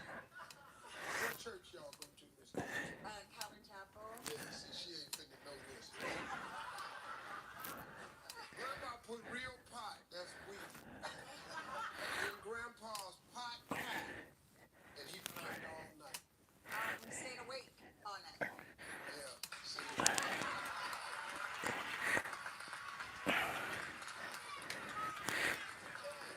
You don't get an X now.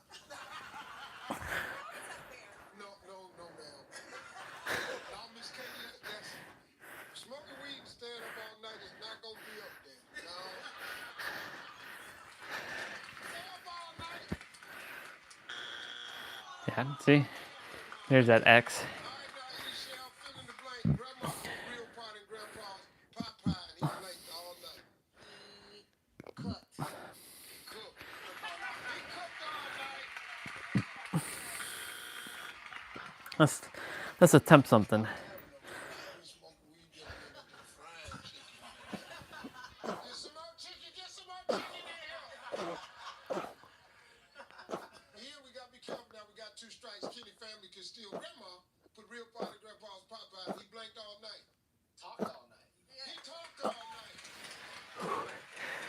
Whew. Whew. Whew. Yikes.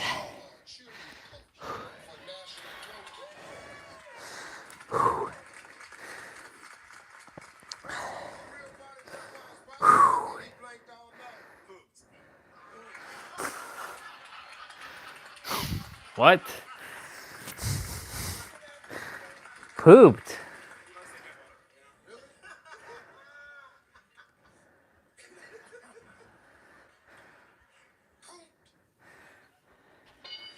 Wow. Say what?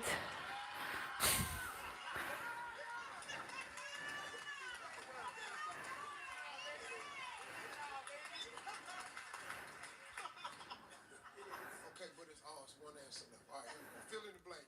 Grandma put real pot in Grandpa's pot pie, and he blanked all night. Scratch.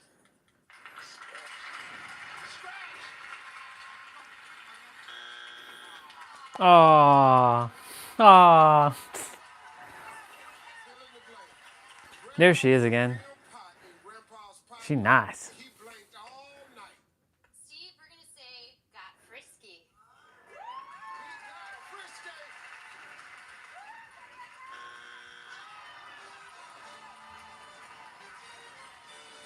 These are not even that funny. I want some funny ones. I want some funny ones. I want the what the. Embarrassed to say this. Yeah, here we go. We got some funny ones. We've already watched this one before.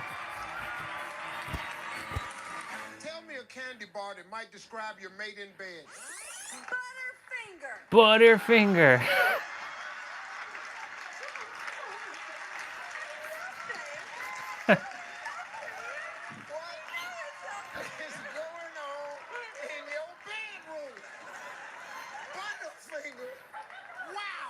I remember that one. Yep. Name something a doctor might pull out of a A person. gerbil. Larson. A gerbil.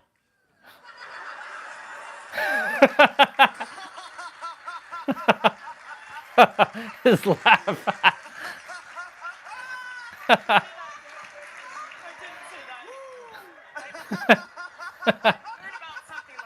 Yes, you said it. You said it. Let me just write out like that. That's awesome. First thing you come up with, bam, gerbil. If you were fixing a girl up on a blind date, He's a good sucker. Gotta change the microphone. He's a good sucker. He's a good sucker. He's a good sucker.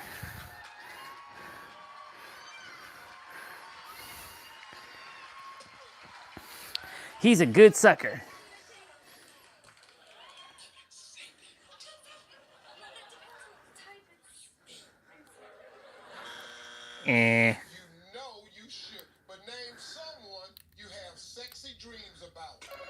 Steve Harvey.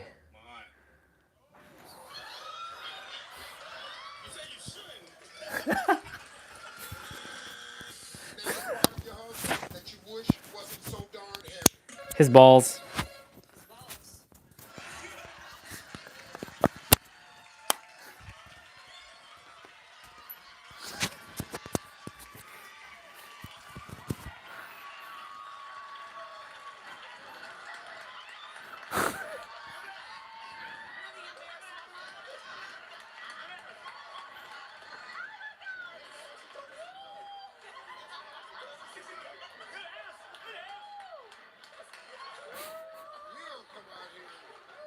Just embarrass your mama to no end. She's gonna be ashamed. Your mama go to church? No, yes. So she's gonna be very, very ashamed. Hey, Carla, name a small place where a big couple might have trouble making love. I have a hard time in the. Oh.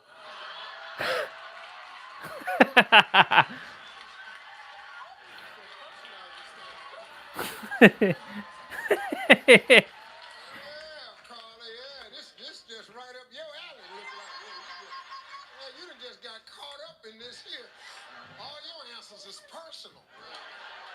Well, go ahead, Carla. Name a small place where On the might have couch. trouble making love. Huh? On the couch. On the couch? You doggone right, it's a good answer. Name a reason you don't sleep in the nude. Sores.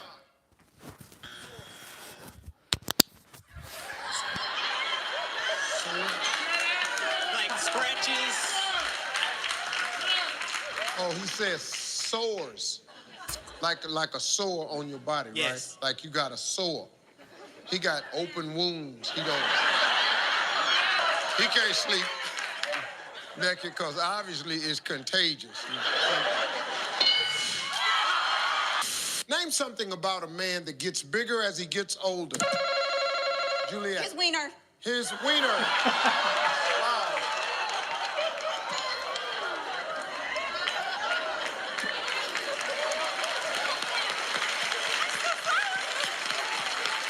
Sorry, Grandma. Sorry, Grandma. 5 million people watching this show. What about your grandma for? You fired it off first answer. Well, ain't like you got an X or nothing. That's the first thing, right? You just fired, bam. Sharon, tell me something a man does in the middle of a kiss make you push him away. I'm gonna say what my husband does. Okay. Fart. I'm gonna go shower because mom's gonna go put laundry on with the towels, and I gotta get my towel. I gotta go shower. So I'm not quite done, but as you can see, I kind of like procrastinate a little bit, but it's all good. I'll get the rest of it done when I get back. Cheat. Cheat.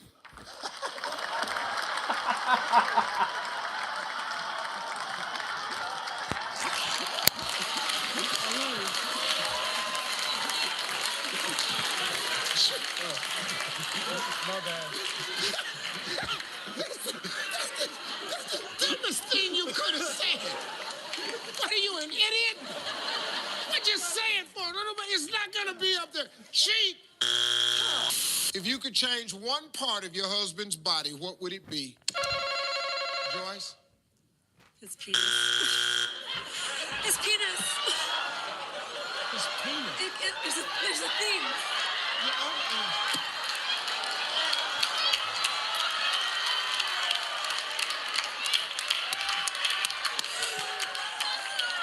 I know. Your other answer was just like that. I know, I come from a weird place. You were thinking it. I was thinking what? I know. I was thinking it. I wasn't thinking a damn thing. I don't know your husband, but I think that's him with that happy town. He's having a rough day. Tell me the last thing you stuck your finger in. My wife, Steve.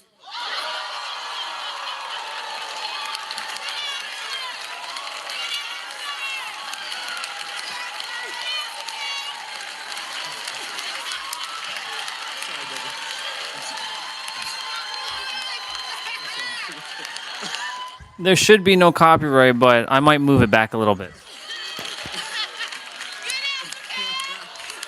All right, good answer. That's a good answer. It's up there, Steve. That's my boy, Steve. You say it's up there. It's up there, Steve. Yeah, okay. You okay, man? Number one.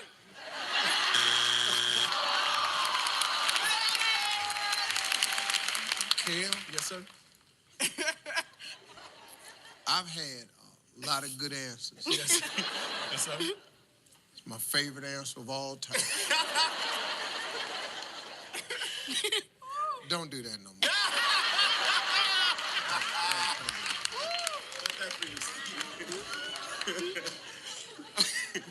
Ryan? Yes, sir. Tell me the last thing you stuck your finger in. No, sir.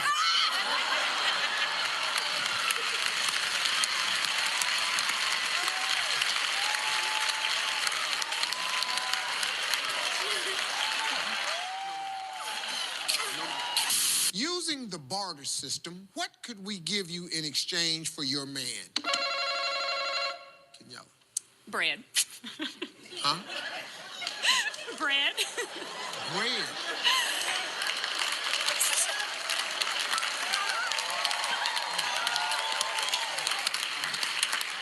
Damn, Jody. Jody, using the barter system, name me something we could give you for your man help. Loaf of bread. She's hungry. It says hungry like Well, Jody, all that serving the country and riding on them covert operations you done for this country, and you drive a Black Hawk? Yes, sir. Pilot Black Hawk helicopters in the military, saving our country. Great guy. Yeah.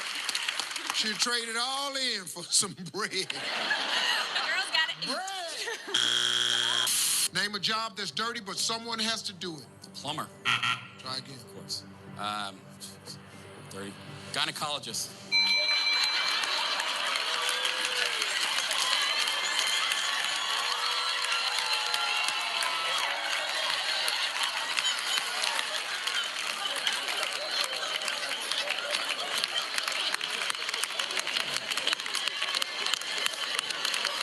You married, Rocco?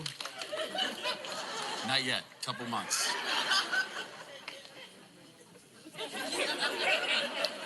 I better check with her after this one. Yeah. Boy, your buddies at work when this goes on TV.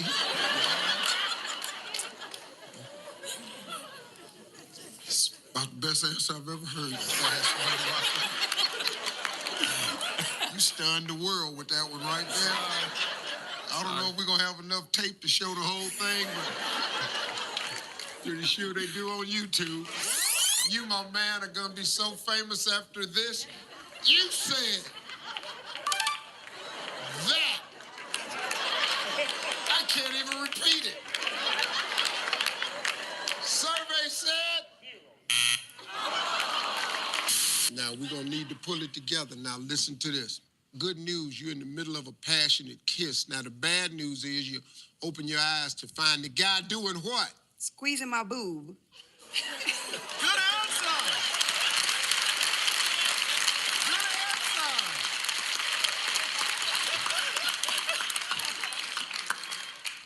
answer! Miss Nancy, do you understand what we're supposed to be doing here? See, when I ask you these questions, Miss Nancy, you're supposed to try to guess what's on the board. We're not asking for your deepest, innermost thoughts. Name something a girlfriend has that she might make her boyfriend kiss. Her feet. Her feet.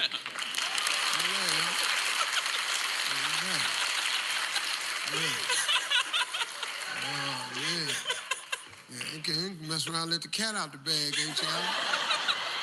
First thing that came to mind for some reason. First thing came to your mind, yeah. All right. You got a little foot thing going on, all right? Not at all. Well, you just said that's the first thing came to your mind, Alex. You said that. That's what came in your mind. Anybody, you hit the buzzer, boom, feet. First thing you said.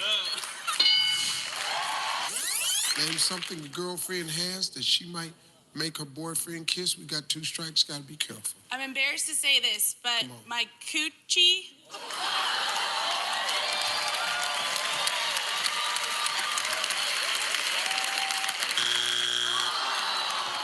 Now, if you were blindfolded, you could still identify your wife by feeling her what? Well, you know, Steve, I gotta be respectful of my father-in-law who's in the crowd tonight, but I'm gonna have to go with her lady part, Steve.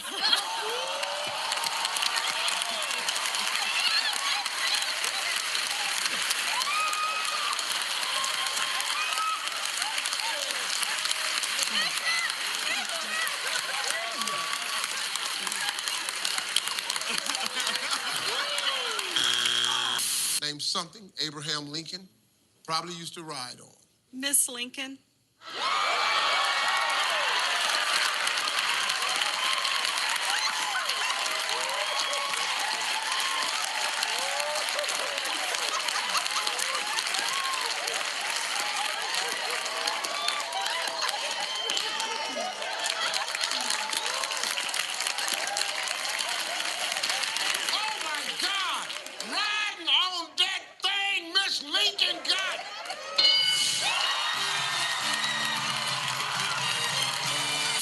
If you went to hell, who would you expect to see in the welcoming committee?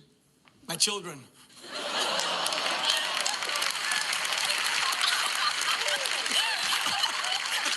just hit the X. Give me the X. I just want to remind you that they're right there. Damn, Mike, it ain't like they didn't make the trip. It's your kids.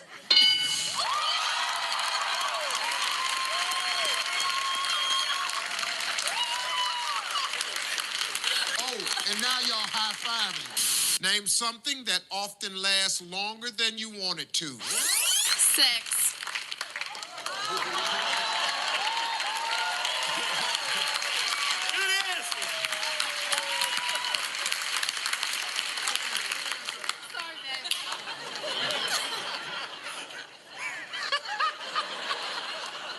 Mike, we found it. It's not about him. Not about him. Well, who the hell are you married to? I'm just saying.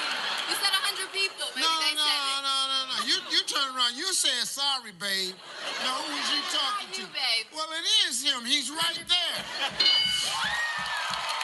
Name something a man has that jiggles when he walks. Well, speaking of my husband, the first thing that came to mind was testicles.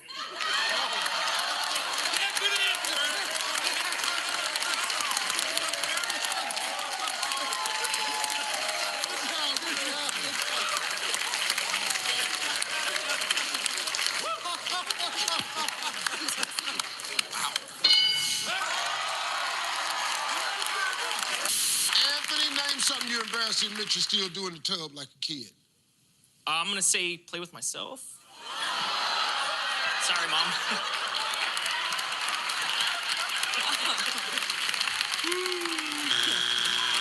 Hey, Jill, name something your man has in common with peanut butter. I'm gonna say he's tasty.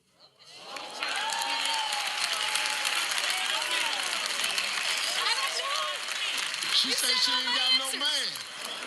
That she don't know what she talking about, Michael. Wasn't me. She just guessing, that's all. If she had one, he'll be tasty, though. John, name something you love to do to women's feet. I'm gonna say lick. My man.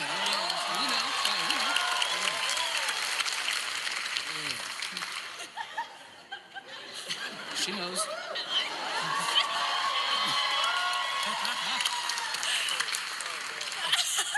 Hey, head to your toes.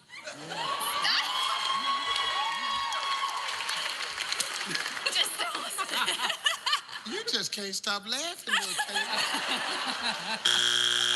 Hey, Miss Jamie, give me a time you tell your partner to be quiet. During sex. Yeah.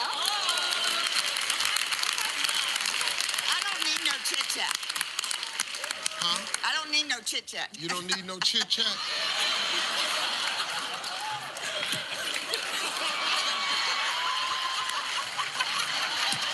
That's your mama. That's my mother. That's your mama. My mom. You don't be shaming your mama. I need no chit-chat. Bring it.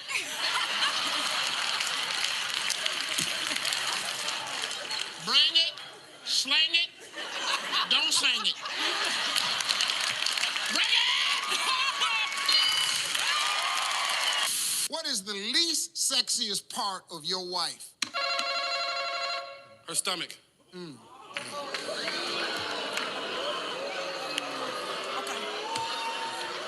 Pastor? You gonna mess around and let this game get your ass whooped.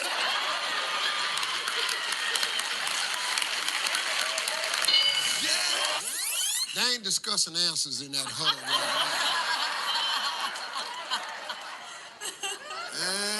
I sure wish I was in that huddle right now.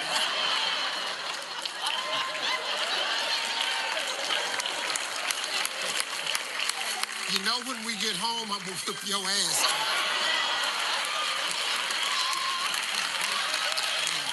Yeah, this is the last time you done seen my stomach. You can kiss these thighs goodbye. You ain't gonna see this no more. Fill in the blank, tip of the Penis.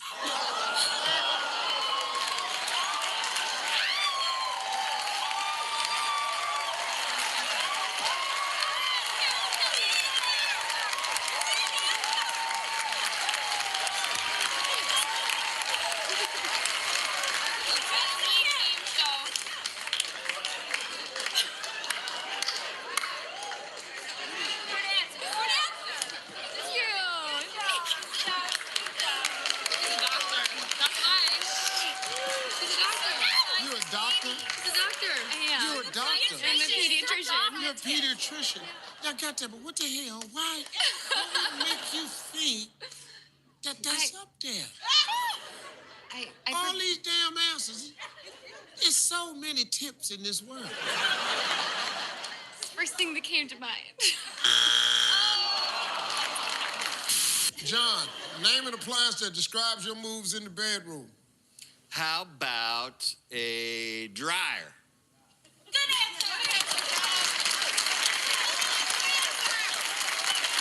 I'm so hot. I don't want to hear this. Oh, you so hot. There you go. Yeah. There you The go. little girls didn't want to hear that. No. Your daddy just hot. Just out there, just letting them have it. Come on in here and get yourself dried off. There you go. Yeah. Uh-huh. Come on in here, girl. Oh. Yeah. Y'all daddy sexy. Yeah. That boy right there. Boy in there just in there just tumbling. Or dry, put it on tumble. Let's go. You might practice what to impress your wife on your anniversary? Love making. Love making.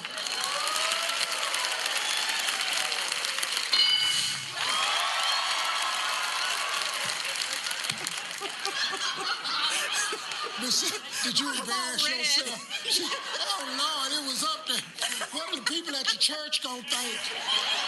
Kevin talked to 100 women. Name something you can't wait to get out of at the end of your day. Marriage.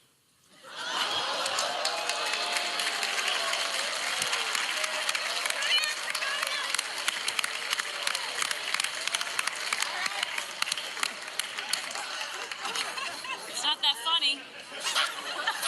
Not that funny. Terry said it's not that funny. But see, Terry, let's give him a break now because here's a question. We asked 100 women. He's answering it as he think a woman would answer. He can get in touch with his feminine self. He should have really got that answer right. That was not a very good answer. Yeah. Is there a lawyer in the house? Yeah. Yep, your ass is in trouble. Yeah. Yeah. Now his whole ass is in trouble. All of it, not half. All of his whole rear end is in a crock pot right now. A pressure cooker. He done shut the lid on it. His butt is in a crock pot simmering. You know why it's simmering? Because it's going to simmer till they get home. That's not a good answer. I don't give a damn what game we're playing.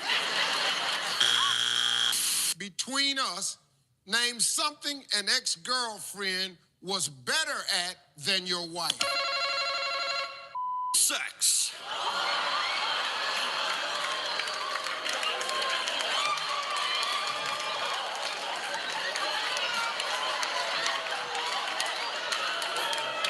You happy? You so damn stupid. Sex.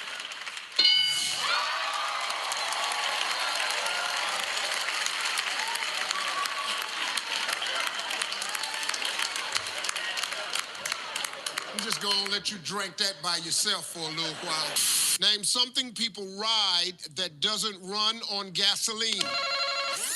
A man.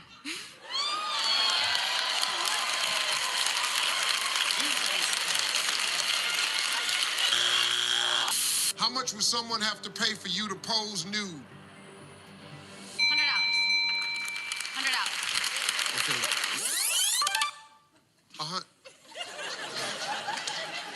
She said $100? I thought you said 100. Kathy? I thought you said 100. What the hell is going on? I don't know. This beautiful girl for I think she said $100. 100,000. Survey said. Well, Pastor Warwick, name something you stuck your finger in more times than you can count.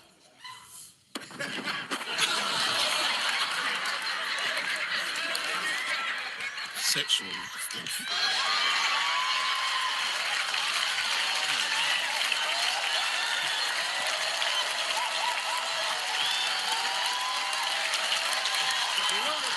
Time to finish up my stuff.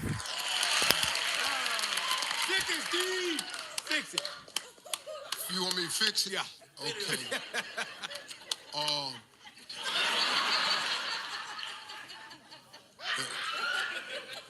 Pastor, I ain't gonna be able to fix this, Pastor.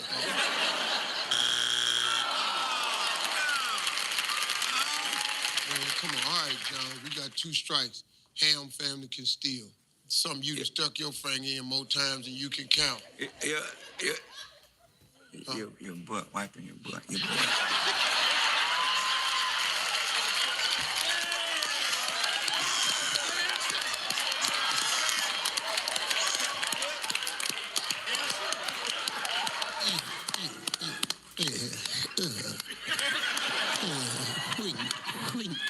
When you're wiping your butt.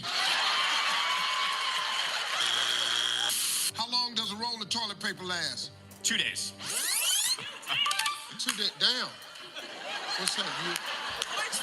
You all right, dog? You all right? Everything okay? You got some problems. What's happening, brother? I'm regular. Yeah. No, you way past regular. If it lasts 2 days, you ain't regular. You sick. Yeah.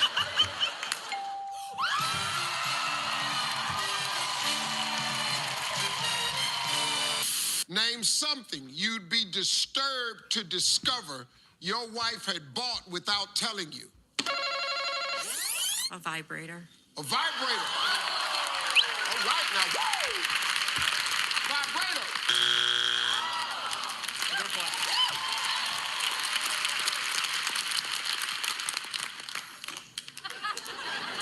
Well, that one wasn't up there, Jennifer.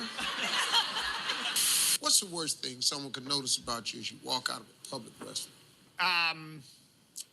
Your adult diaper is visible.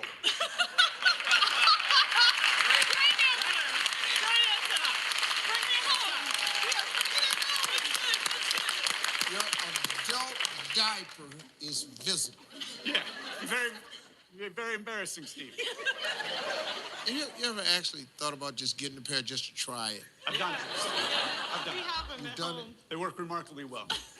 Wait a minute. You have them at home?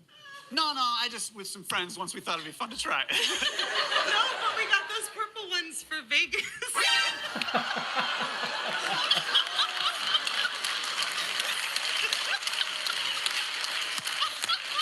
Well, stay over here long enough. Alex gonna tell it. We got the purple ones for Vegas. We was gonna be drinking all night. We didn't feel like going to the damn bathroom. Sometimes you get on a roll. I was just sitting at the blackjack table just pissing on myself. All right, Paul, a man should wait until his divorce is final before telling his wife she's what? Well, not that I'd ever do this, but I'd say I'd calling her a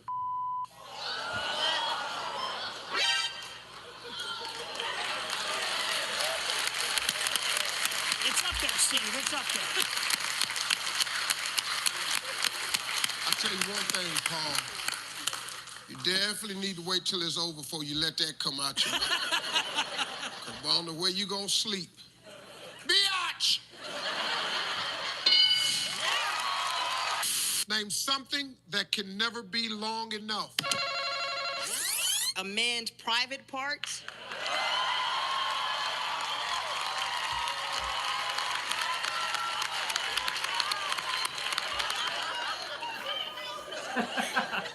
It's on now. You shut up. Let me ask you a question, Kendra, before I turn around. Did you understand the question?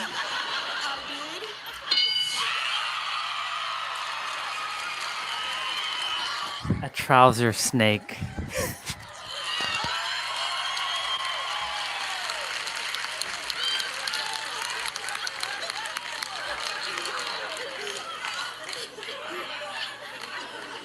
I gotta tell you something, Kendra. Yes.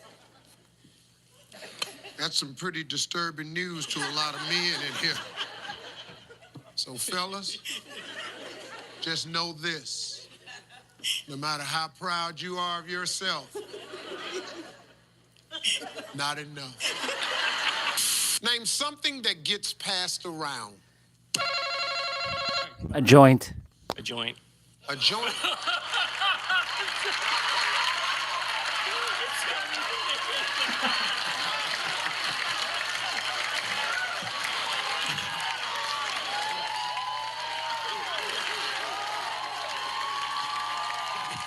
Can I leave? Yeah. Now, Chris, I don't know what 100 people you thought we were talking to at some nice little mall across good old America, but I'm pretty sure the people didn't tell the survey people, hey, an illegal drug.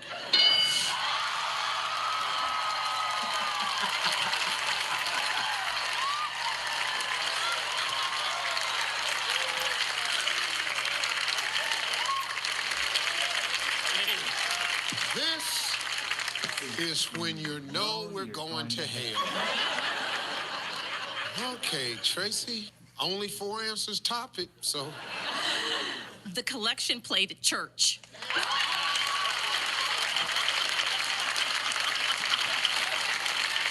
Now she's got the halo, and I got the horns. I like the way you tried to stop us from going to hell. You, Mr. You evil boy, passing around the little thing with this funny smell, looking for some saving here, church place.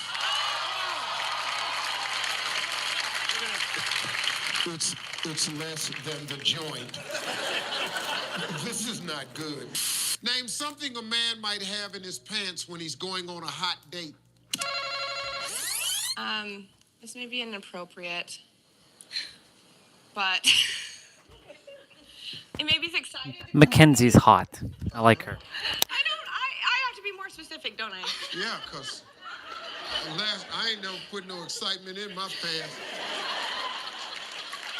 Go ahead, Mackenzie. Boner. Huh? Really upset again? What did you say? Boner.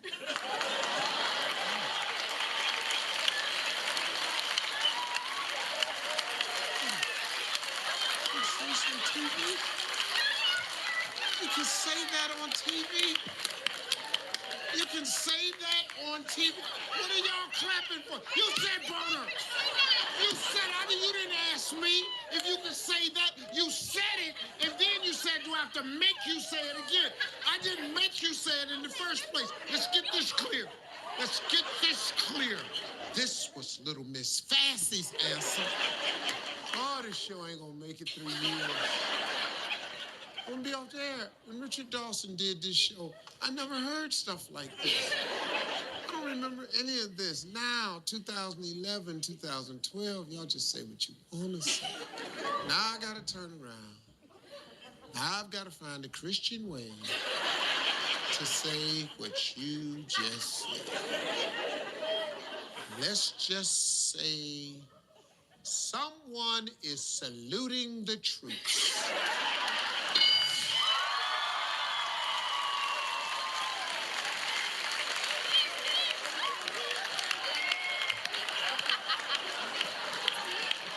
How y'all doing? Let me tell y'all something. Look at the last one that just went up. A pitch tent. Don't say that when you come out the hall. Ready, break. Name something your wife might be better at if she took lessons. Sex. How long? Oh, God.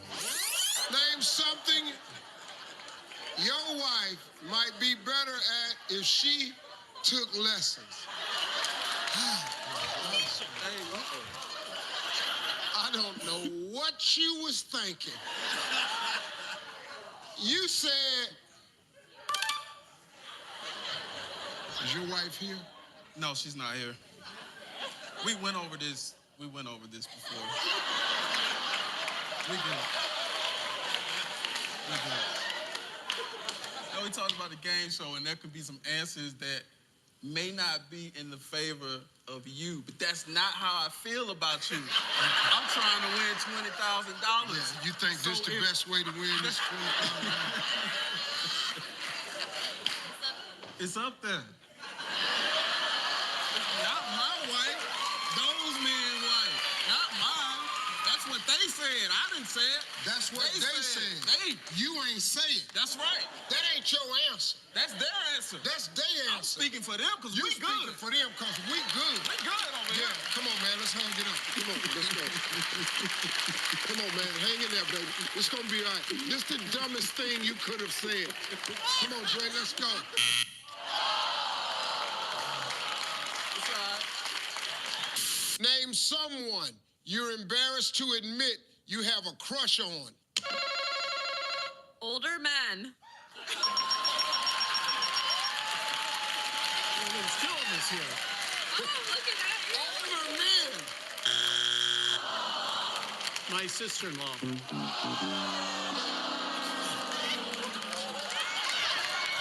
I gotta keep it in the family. Ed, hello. Miss Renee, tell me something that makes a bubble bath even more enjoyable. How about some toys?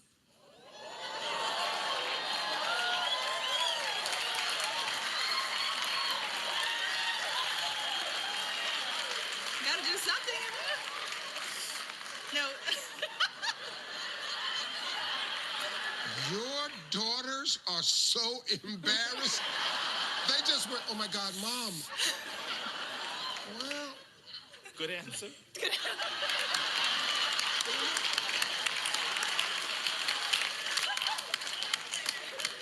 I mean, are we talking, you know, we talking like a duck? We talking about some fins, or scuba mask, or we talking about something with some batteries in it?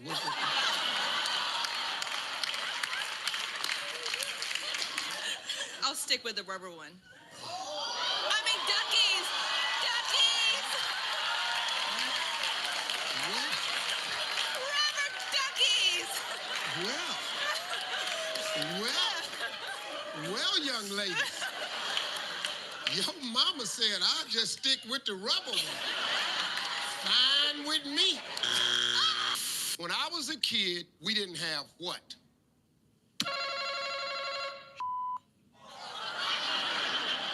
Can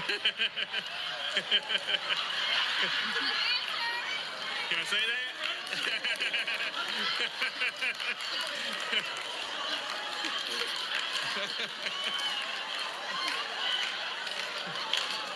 That was the first thing that came to my head.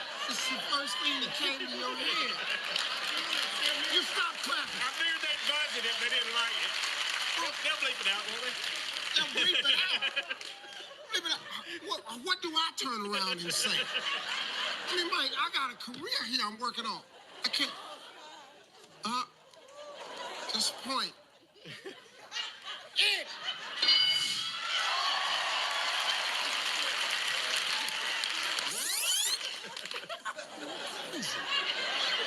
What made you think we could air that? You know, this is right. This is daytime TV.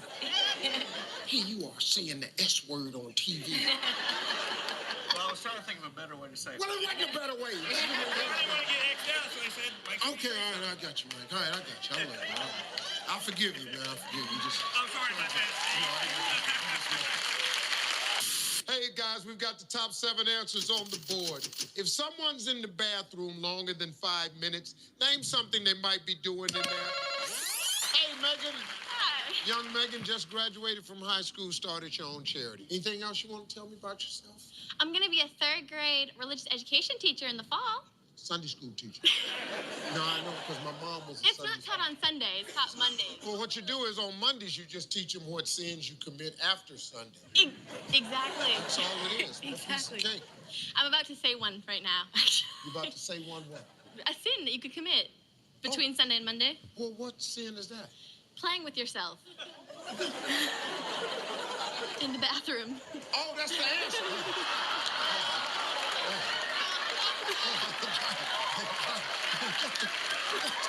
Jesus. That's your answer. I really couldn't think of Father anything else. God, we're going to hell. I was only kidding. You can I come didn't to really. Sunday school. Shut up. I'm just packing some dishes and washing up, and I'm gonna grab my meal. We're gonna be discussing it on Monday. What are you talking about? You're taking the joke too far. Question was, if someone's in the bathroom longer than 5 minutes, name something they might be doing, and your answer is playing with something. Hey, Tess, the bride of Frankenstein says she married him because of his sexy what? You know what, Steve? My parents are here. My parents are here, Steve. It's up there. But I can't be more specific because of who's at number 1 and 2. I don't want to say it. Don't make me say it. I'm not gonna make you say it. All right. I didn't know what you were talking about. Oh, wow. No, I'm a parent too, so Okay.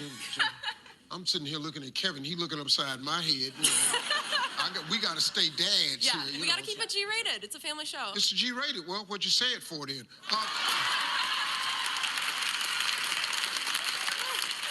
You have to say something because we can't just turn around and go, you know what? The bride of Frankenstein said she married Frankie because of his sexy what? His dick, Steve.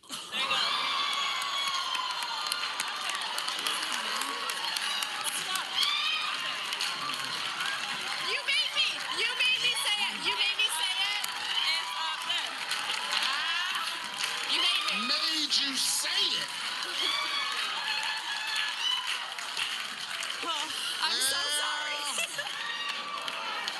Oh, I didn't make you say that. No, you didn't. Oh, you could have said winky. You could have said ding-a-ling. You could have said boinker. You could have said pee-pee. You got this. The magic stick. There you go. We asked 100 men, name a part of your body that's bigger than it was when you were 16. Your penis.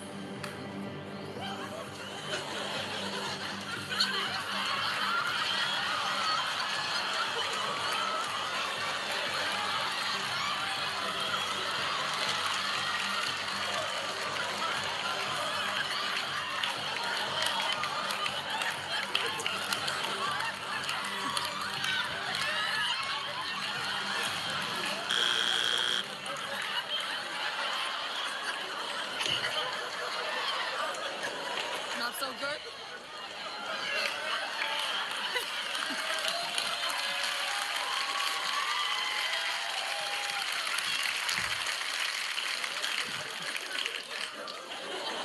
I said the medical terminology. I don't care what you said.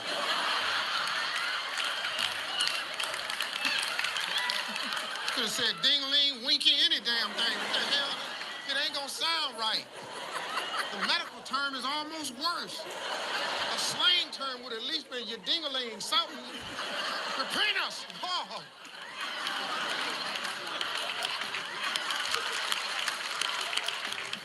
We're keeping that answer? Okay. We asked 100 men to name a part of your body that's bigger than it was than when you were 16. You calmly said that. Survey says number 1 answer was stomach. All right. Stomach. That was close in the area. If your stomach is that big, you can't see it anyway. Megan, tell me something you put in your mouth but you don't swallow. Wow.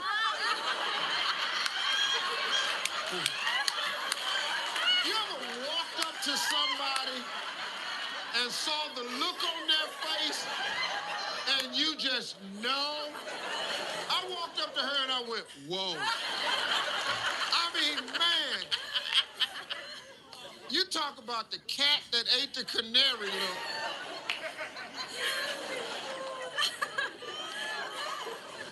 Megan, I'm gonna ask you this question.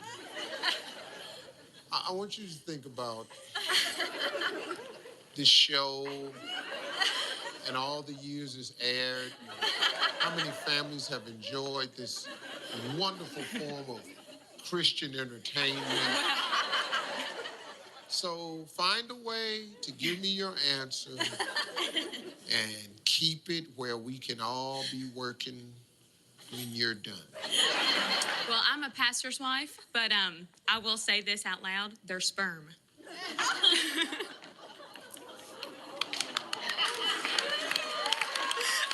You know it's up there, Steve. Everyone knew it. It's up there.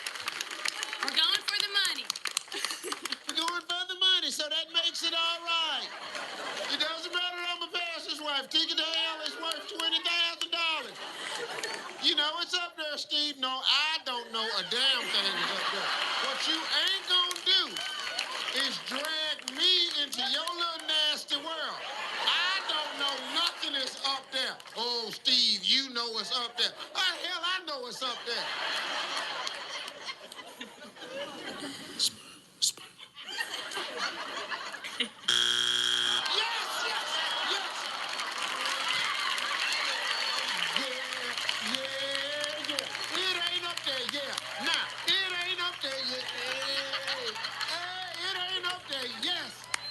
We can all still probably go to heaven. All right.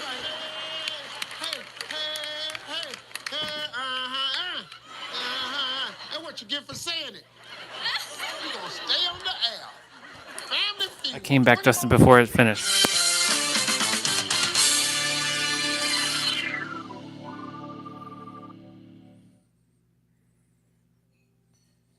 What the hell happened? Did I do it wrong already? What the fuck is going on?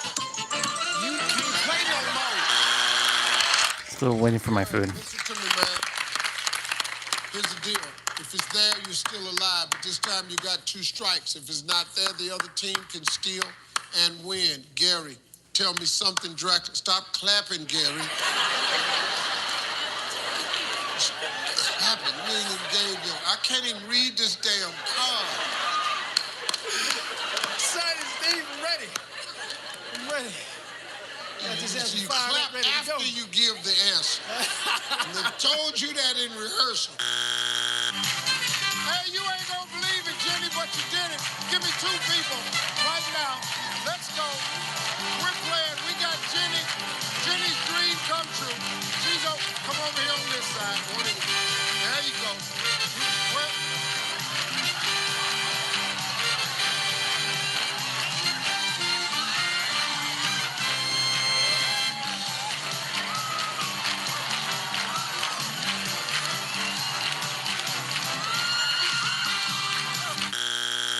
Miss Beverly?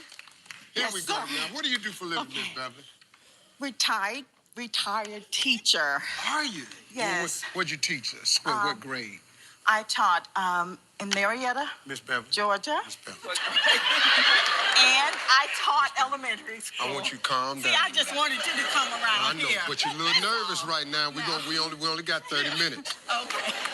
Yeah, we need to calm down now. Are we on now? Yeah, we on, won't you? You're not gonna edit this, are you? No, this ain't getting that. Don't edit this, Steve. No, this is on TV for sure. Oh, and a lot of your friends is watching, so you're a retired teacher. Stop doing that. There you go. That's a good comeback. Let's clear the board. Bring out Danita. What is y'all going? What is wrong with this family? I'm gonna get in here and well, they tell them to stand right there. I'm not turning around, because your mark is right there. Right there. And you just ran over here, and I couldn't even see you, but I know you was just getting ready.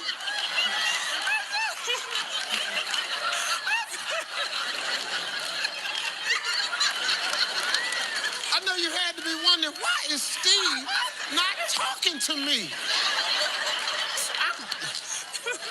Wow, that's a first. That's never happened.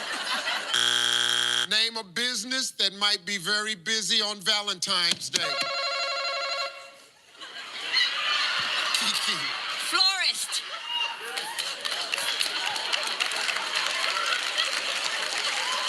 He didn't hit it, did he? You gotta hit the buzzer. Come on, Steve.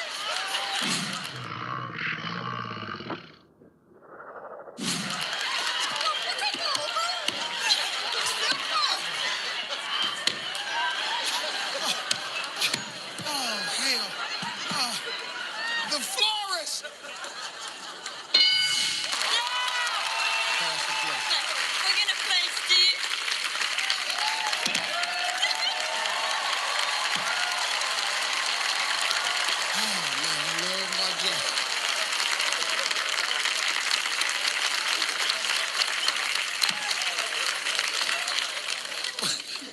he hit the hand, he looked surprised.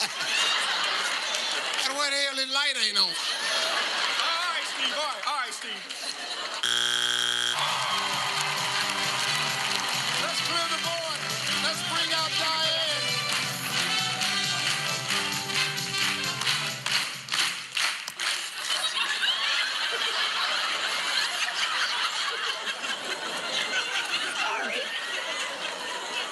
Sorry. I didn't know what the hell happened. I was standing here and she went by me and I went, I'm bad. I'm where bad am with I? directions. I just ran right up there. This is about me.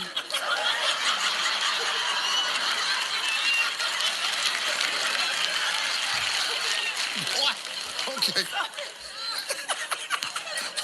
That's never happened. Sorry. Over 600 some shows, no one's ever ran in front of the host.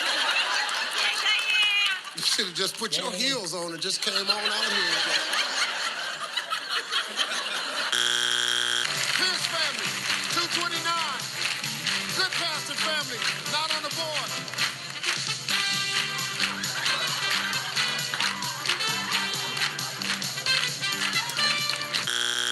Name a word that rhymes with riddle. Riddle? Riddle. Fiddle.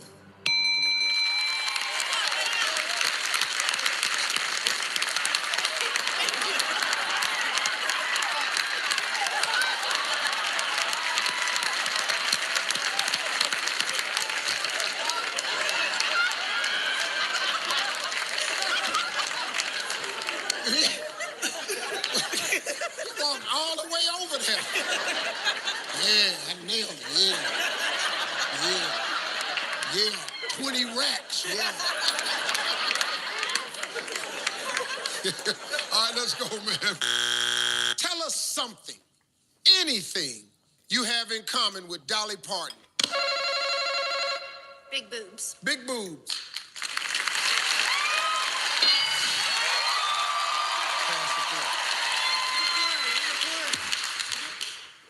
What happens now?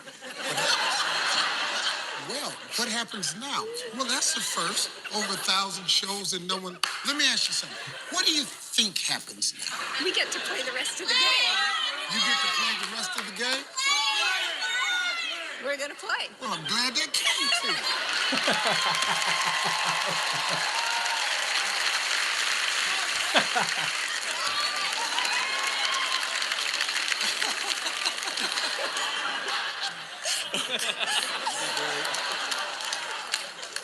Well, that's a different kind of start. She hit the buzzer, number one answer, looked at me and said, so what happens now? Name something that's hard to do on Mondays. You said, work. Survey said,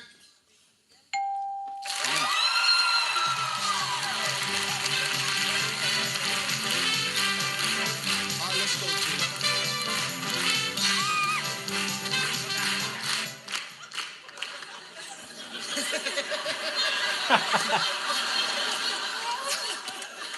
Where was your little ass going, man?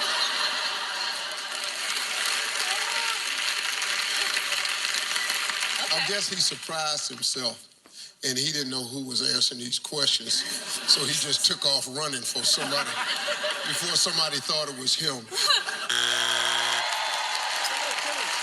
Okay, you all, come on, let's go.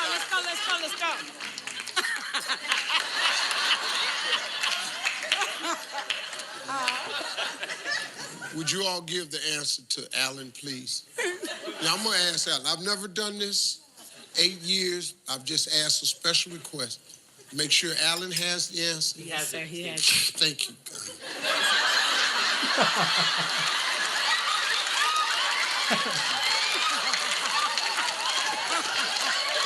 I'm back.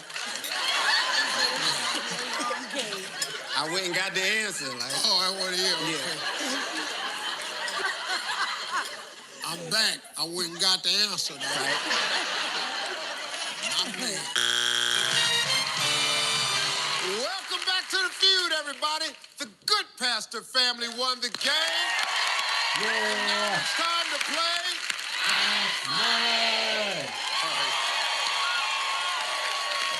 Here's the deal. Brent is off stage. I'm going to ask you 5 questions in 20 seconds. If you can't think of something, you just say pass. Then if you and Brent together come up with 200 points, look right there, tell everybody what you're going to win. $20,000. $20,000. All right, you ready? Yep. Oh, yeah, you're going to get all these. Yeah. You finna nail this one right here. The good pastor family just doing what they want to do today. You ready? Oh, yeah. 200 points by herself.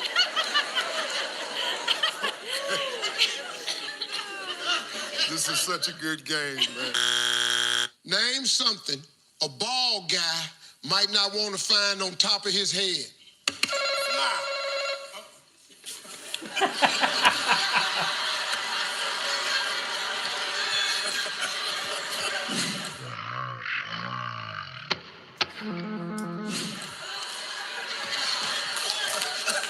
He didn't hit the buzzer.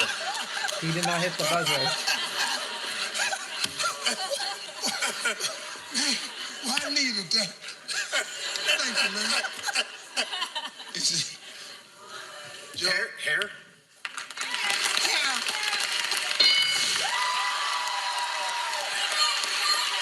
No, he said fly.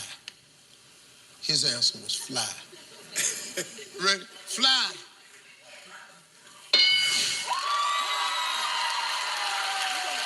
All right, cool.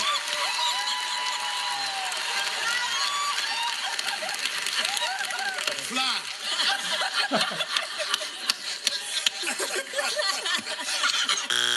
Well, we got a game, folks.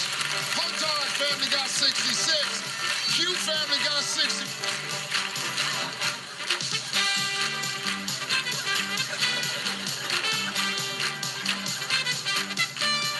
Don't go away.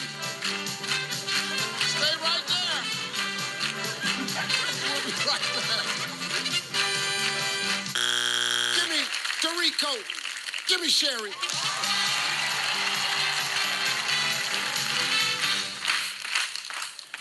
Sherry, how long you been watching Family Feud? Oh, forever. Since the first day it was on TV. You been waiting to get on this show? You know it. Girl, you made it. Good. Now, I know you're Here I excited, am. but now, let me show you something. See, right now, if you just put your hand right here. Oh, I'm sorry. No, it's all right. I know. Because you was going to win this one for damn sure. Oh, yeah. I've been waiting a long time, big boy.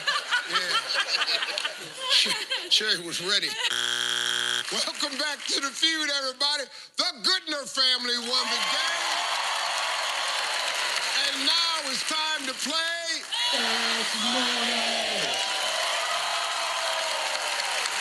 All right, Jeff, Lance is off stage. I'm going to ask you 5 questions in 20 seconds. You can't think of something, you just say pass. You and Lance together come up with 200 points. Tell everybody what you're going to win. 220. We ain't got no job. I'm just telling you. I understand what you're saying. I would say that too. Right. If I could get away with it, I'd say $200,000 my damn self. But I just want you to know you just added a zero. We're not. Yeah, there have to be another game. This would be Jeopardy, and you'd be in your 8th day. Now, you're a good player, but you're not $200,000. Right. All right, let's go, Big Jeff. Ready? Ready. 20 seconds on the clock.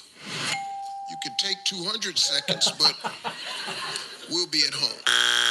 Hey, guys, here we go. Top 8 answers are on the board. A man Heather. She hot.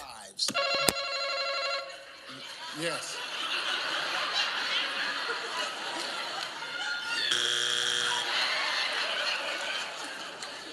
Okay, here we go. Let me finish the question. A man might dream of having 2 wives, but then he'll also have 2 what? You can't play no more.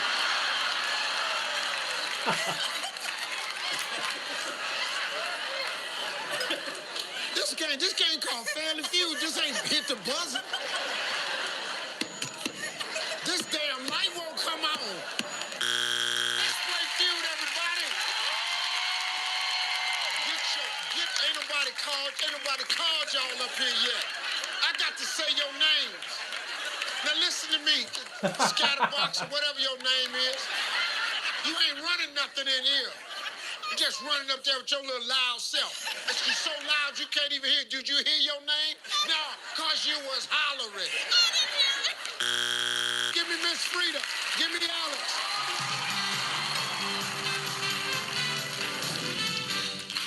All right, guys, here we go. We got top 8 answers on... You just gonna win like that?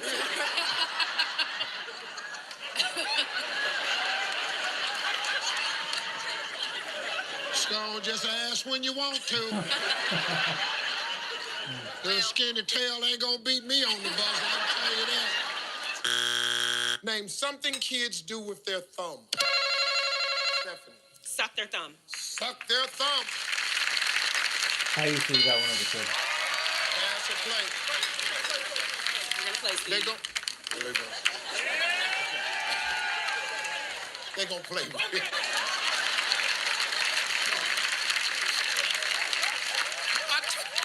Turn around to tell Rick they was gonna play. Rick went, oh hell. That's a Bubba, by the way. We asked 100 married women. My husband thinks he's the king of what? The house. King of the house.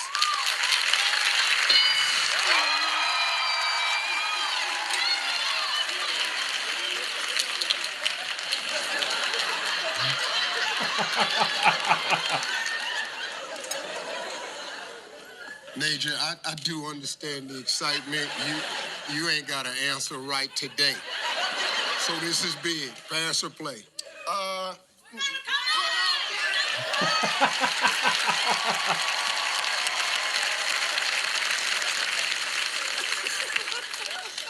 Naja, you turn around, pass or play. You'd have passed out, I'd punch you in the back of your head. Name something a man might reach for if his zipper breaks at work. A button. A button.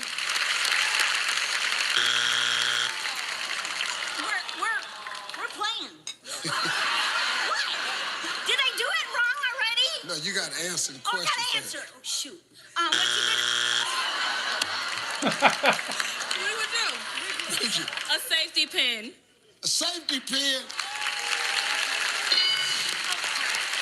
Eldon. Paperclip. Paperclip.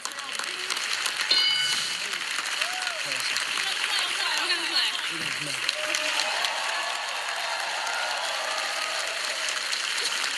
Oh, man, all right. We asked 100 married women. I think my man is blank even if no one else does. Okay, how many times you want to hit that? I wasn't sure. I wasn't sure.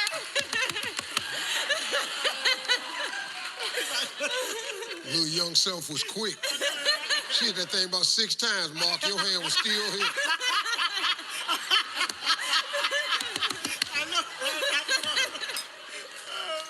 Fine, okay. Top 4 answers on the board. We asked 100 women. Fill in the blank. That was really not good. I'm sorry.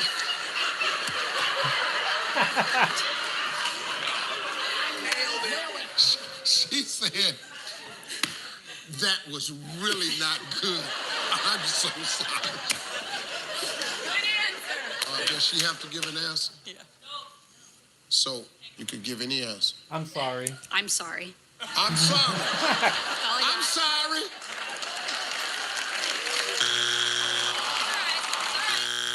Let's get it on. Give me Renette. Give me Terry. Let's go.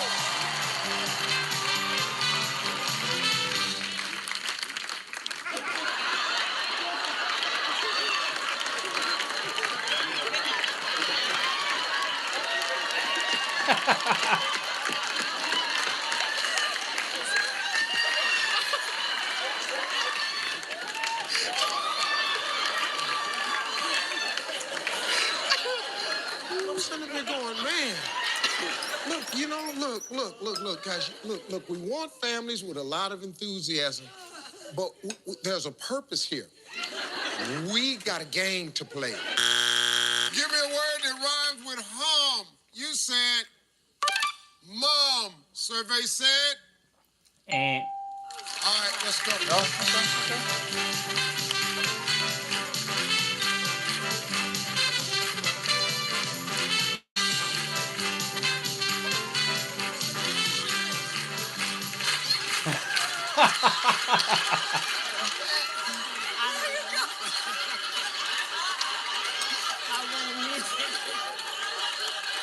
You know, I looked up there, I said, why is it two of them up there? What is your ass just wandering around? I was going to get it. Motherfucker just wandering around the set. I was going to get him.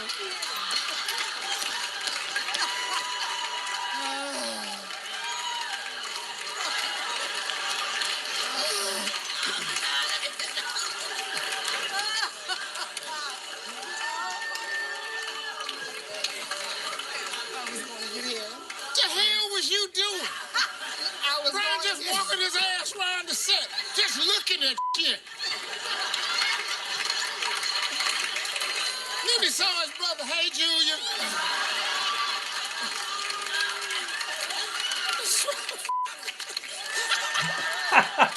Ooh, this is some nice ass floors. I was going to get him. It's okay. And you know what clued it in was the look on y'all's face. Because I didn't know what was going on, and then all y'all was going.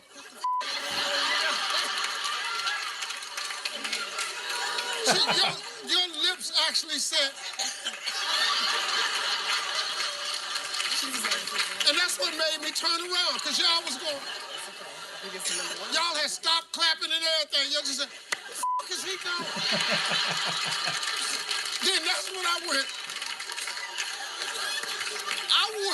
I wish y'all could see yourself on camera. That's the shot. Y'all went.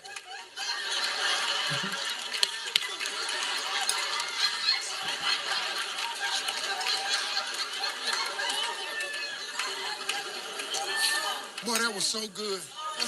Oh, that was good. Julian, how you feeling? Nervous. You should be. Yeah. You should be.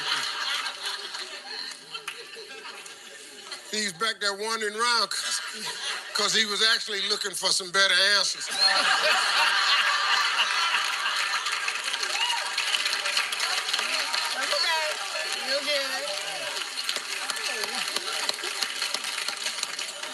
It's happened this season. Somebody's won it from here before, almost with the exact amount you need. Brian got 68 points. You need 132 to win. Okay. But you can do it. We can make this happen, okay? Let's do it. All right. Now, I'm going to ask you the same 5 questions. You cannot duplicate the answers. If you do, you're going to hear this sound. And then if you...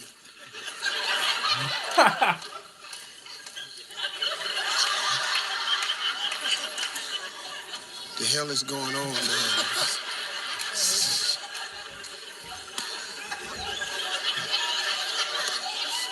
Is it raining in here or some shit? What the is going on? We don't know what's going on right now, folks. We'll come back, find out what game we're playing. I'm not sure. We'll be right back. I think it's Family Feud.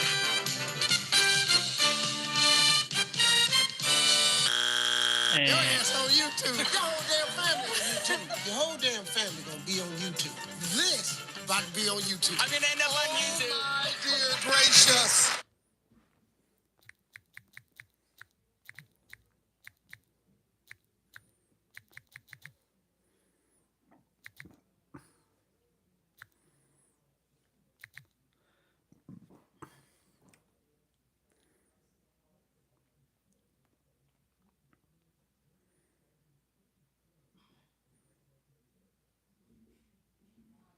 All right, I'm gonna go pack some dishes. I gotta go also take out the recycling as well.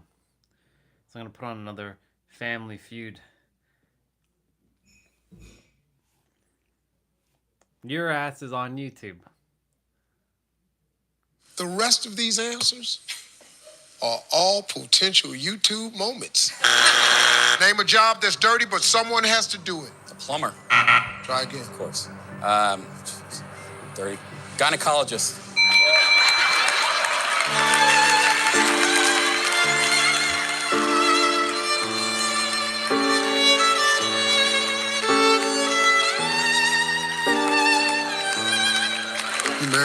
physical? Not yet. Couple months. Yeah, I better check with her after this one. You stunned the world with that one right there. I don't know if we're gonna have enough tape to show the whole thing, but pretty sure they do on YouTube. Name something that follows the word pork. You pine. Huh? You pine.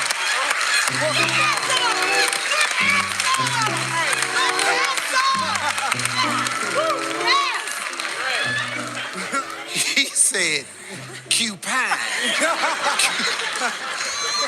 What? What is cupine? This is the greatest answer I've ever heard. I think it's number one. Well, I'll tell you what, it's gonna be number one on YouTube. Rail, name something that's hard to do with your eyes open. Read.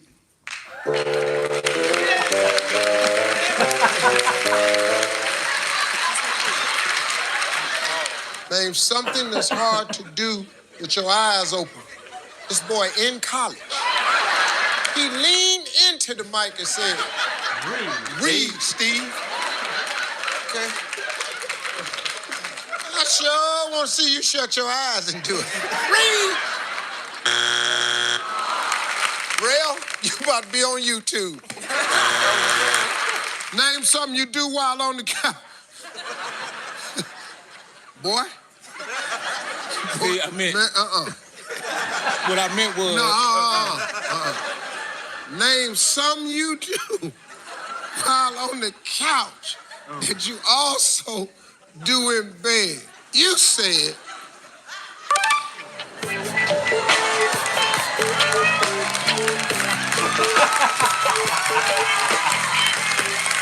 Survey said. Your ass is gonna be on YouTube. One answer left. You can clear the board, Q. Some politicians belong in the White House, others belong in the blank house. Well, Steve, if they're good, they belong in the White House. Some politicians belong in the White House, others belong in the White House. I was dragging a minute ago. God saw me having a rough day. Oh, yeah. God decided to lift me up. He said, you need an answer. Yes. That ain't really an answer. Yes. You need an answer. Yes. That's really a question. Yes. I'm gonna answer the question. Yes. With a question. Yes. Some politicians belong in the White House. Yes. Others belong in the White House.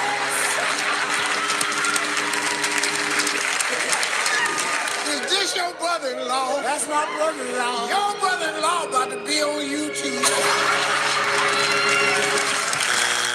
Name something men think they do perfectly until they marry a wife, show them what idiots they are. Well, I know this from personal experience. That is laundry, Steve. Laundry. Yeah. Laundry. You think that's up there? I know it's up there. Girl, that's... You probably... What do you think the chances of it being up there is? 100%. 100%. You know what Travis said about you? What? Travis said you ain't ever wrong. I'm not. What was your answer? Laundry? Laundry. All right, let's see if it's up there.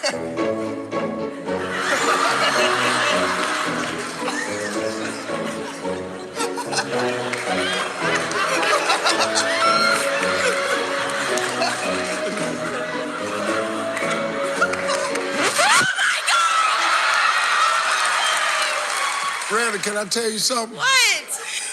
You think it was big when you was a former Miss Pink Tomato Queen? Wait till you get on YouTube. Name a secret about himself a man might only tell his wife on his deathbed. Go on. I'm just gonna say that he lied about being in trouble. He lied about dying on his deathbed. He lied about it. I watch plenty of shows and they lie and they say they on their deathbed, they not dead.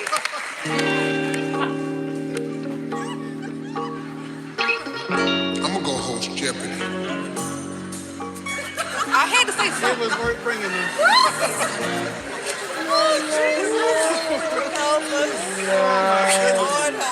He lied.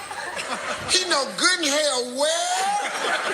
He was not dead on a deathbed. This the best damn answer I've ever heard. Your whole damn family on YouTube. Okay, we talked to 100 single women. Good luck trying to find a man who likes to do what? Commit, Steve. Commit!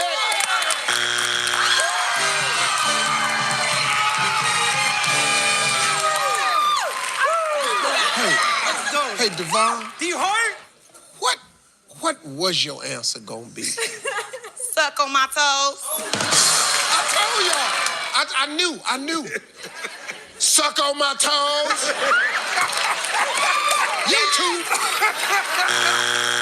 Hey. How you doing, Steve? Steve? Look here. Let's go and try this one, Brandon. Name something new that might want to warm up before using it.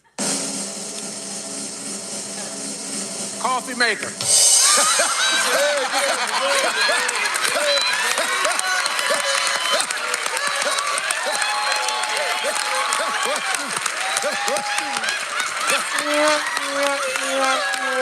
What the hell do the coffee pot got to do with the nudist? So from now on, next time you go in your kitchen and you getting ready to make some coffee, take your damn clothes off. The coffee maker. Hey, Brandon, you know the good thing about this? Your ass on YouTube. We asked 100 single men, tell me a gift you might give to your girlfriend you'd never give to your mom. We're gonna go with a child.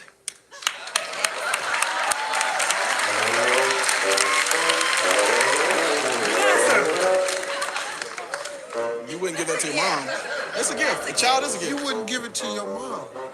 You can't make a baby with your mama, Steve. I mean, you could, but I wouldn't do it. It's up there. Good answer, Dano. Thank you. Thank you. That's right. He gonna straighten me out. You ain't give no baby to your mom, Steve. Now, let me tell you something. Your whole damn family gonna be on YouTube. Hey, April. How you doing? I'm great. Y'all from Ellisville? Yes. That's small. Small. Very small. The thing I hate about This who I Ellisville. right here. See, this is what I like. See, I knew this was gonna be my man when I walked out here. Because the first thing out his mouth, the thing I hate about Ellisville. See, that's what you see right there. What is that, Steve? They don't got a Popeyes or a Church's Chicken. See, that's another place where I pay my tithes at Church's Chicken. And when I get out of church, I go straight to Church's Chicken, then pay my tithes there. Give me a pepper. Gotta have a pepper with it. See, his whole problem with Ellisville is ain't no damn fried chicken. You like to see the grease stains Tell the Lord, on the thank you. outside of the box. Tell the Lord, thank you. Thank you, Father. Yeah. Thank you, Father. You know what I'm talking about, dude. Just You like know. that. That's what I'm talking Yeah, about. you like the piece of chicken where You better talk you about can it. get crunchy Yes. or Lord. you can get spicy. Man, I'm about to walk off this stage. Boy. On my word. And I'm gone. I'll be like, forget the view. You better stay right here, Steve. I mean, you don't ask no fat dude, man, do they like anything? We like everything. It ain't nothing that I don't like, man. Steve, that's what I say. Yeah. You talk to fat people about food. Right. I You love talk to everything. his skinny ass about no food. Just been skinny and pretty his whole life. Little tight ass suit on. I had to get my pants. See that? Mine was too big, man. Yeah, because you got to go to big man store. Right. Yeah, because my thighs rub. So I got to get some loose pants, man. I got to get loose pants. See, Steve, his thighs ain't never touched. He ain't never had time. Man, you know what? I was at work one time, Steve. They wanted to, you know what they wanted to do to me, man? They wanted to fire me because my thighs got the rubber. See, it's hot in Mississippi. It started smelling like a Sunday dinner. And it was at 9 o'clock in the morning. But we don't eat lunch till 12. And so, you know, they go. Thank you, Father. Let me tell you something, man. You got to get on YouTube.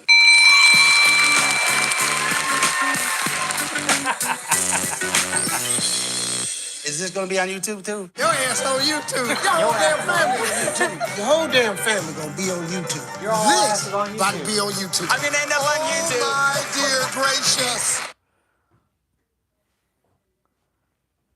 Funny. All right, I'll be back. Name something you'd hate to find in your mouth when you wake up in the morning. Cover your ears, kids. Your husband? I didn't hear that. Yes, you did.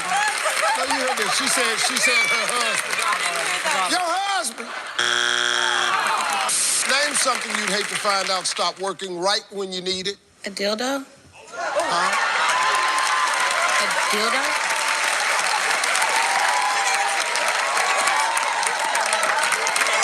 A dildo. Name a part of Mrs. Sanders that Colonel Sanders might say reminds him of a chicken. Her for JJ.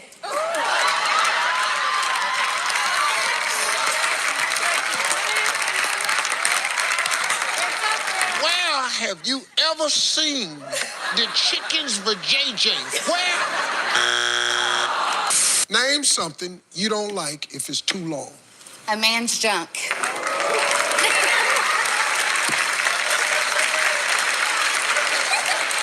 A man's junk.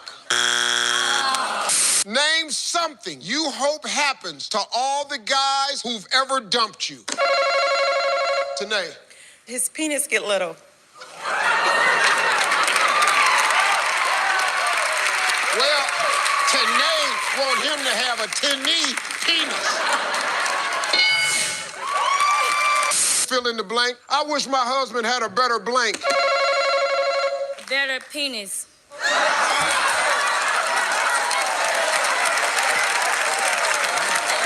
Oh, little Miss Shy Girl just came out the shell on national TV.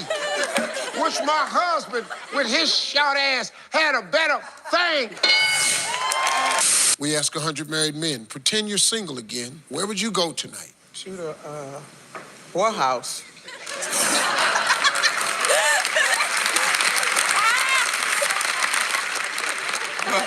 Brothel, the Bunny Ranch. Oh, good answer. Talk to 100 married women. You got divorced, what's the first thing you buy with the alimony? Steve, she gonna have to get that battery-operated boyfriend, that Bob. She gonna have to get it. You gotta get it, I'm saying. Gonna get that battery-operated thing there for the alimony check.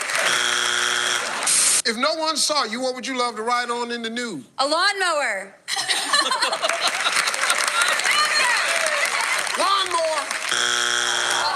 If no one saw you, what would you love to ride on in the nude? A pole. A lot of jobs available. Kelly wants to ride a pole. Yes, I'm a stripper, but I tell people I'm a what? Nurse. A nurse. Carly, so what do you do? Well, I'm a nurse. I'm legitimately a nurse. I'm actually a nurse. Okay. If that's what you want us to go with. You just told us a minute ago. Miss Alicia, yes. You're not a stripper, but where have you been known to strip your clothes off? At work.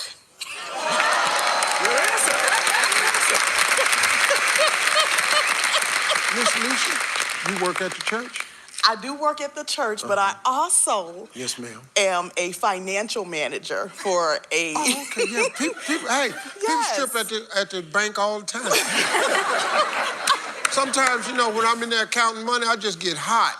I got to take these damn clothes off. Somebody bring me some fresh drawers in here. Give me something Santa might want to be buried with. All the good boys and girls.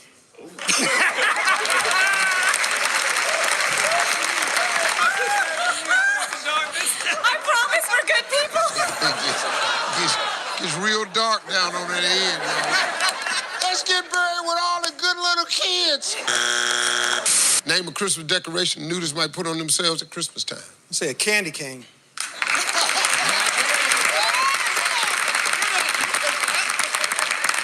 Let me ask you a question, Mike. This candy cane. Don't ask that, Steve. No, I'm just... Ain't but 2 ways for this. Well, 3 ways you can have this candy cane. You can hang it on something, you can tie it up with something, or you can tuck it in something.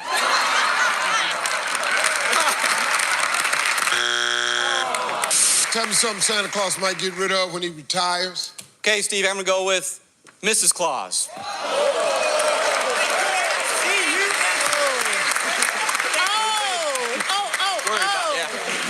No bueno. Hey, man, y'all mama down there.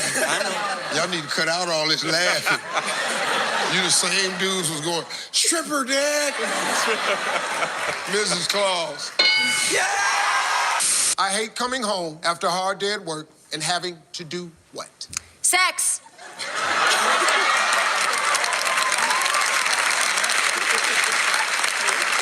Which is the reason I came home.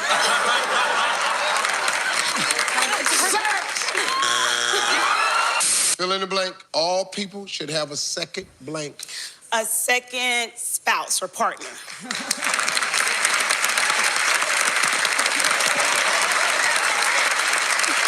It's up there. A second spouse or partner. If you could get rid of one thing in your life for a whole year, what would you choose? Alex. My wife.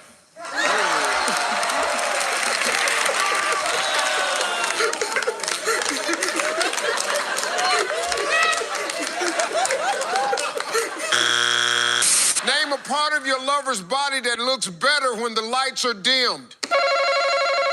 Dale. Her buns.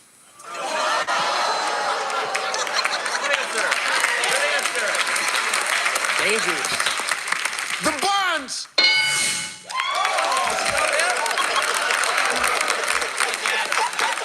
Rocky. Breast.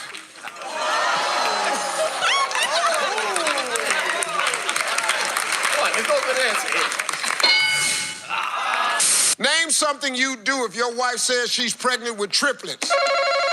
Rest it. Pack up. Pack up, yes.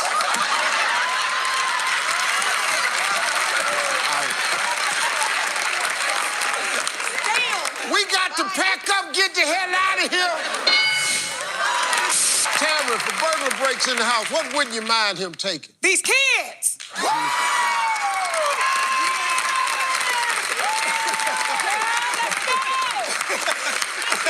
It's hard when you come on national TV and find out how your mama really feels about it.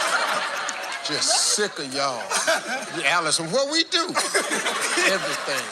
Break in the house and get these kids. If you went to hell, who would you expect to see on the welcoming committee? My ex. Good answer.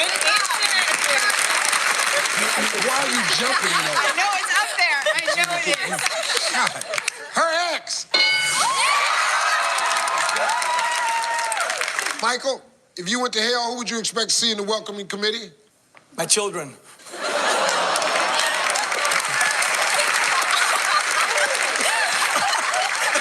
I just give the X. Give me the X.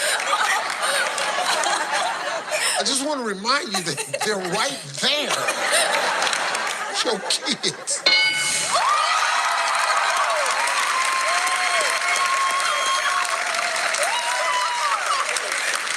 Oh, and now y'all high-fiving. Alexa, if you went to hell, who would you expect to see in the welcoming committee? Donald Trump.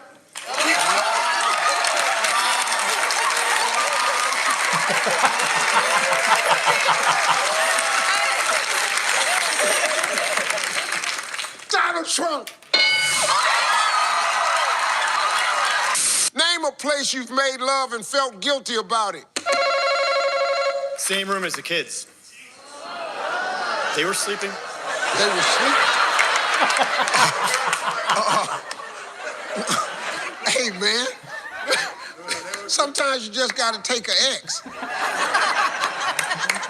Barb down there, the grandkids in the same room as the kids, they were sleeping, but we felt like they needed another little brother. We asked 100 men, in inches, how much cleavage does a woman show before it's too much? 7. In your dreams, babe. He said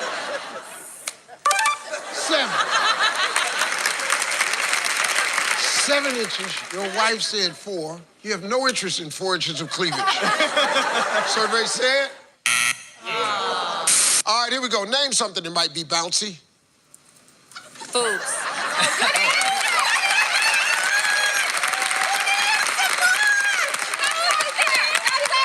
Scared me for a minute. I thought you was gonna actually do it. Your boobs.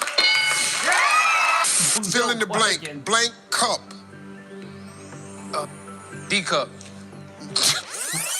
Fill in the blank. Blank cup. You said D. My man. Boy, you my man. Come on. Don't let me down, Drake. D cup. You wait, this boy's mind is special. What kind of cup? Damn that D cup, dog. Survey said, Grandma told Grandpa, if your boobs get any bigger, you're gonna need to do what? Tie 'em up.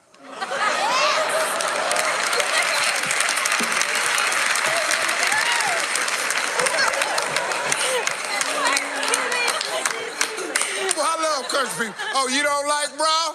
Well, hell, tie 'em up. Tie 'em up. What part of your body would you want to never get older? My genitals.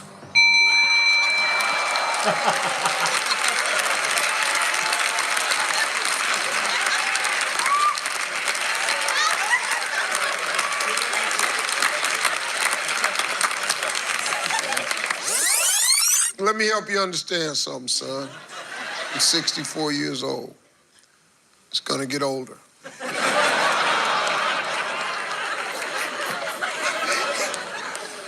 Survey said, name something of yours that you wish was more flexible. Your woman. Your woman.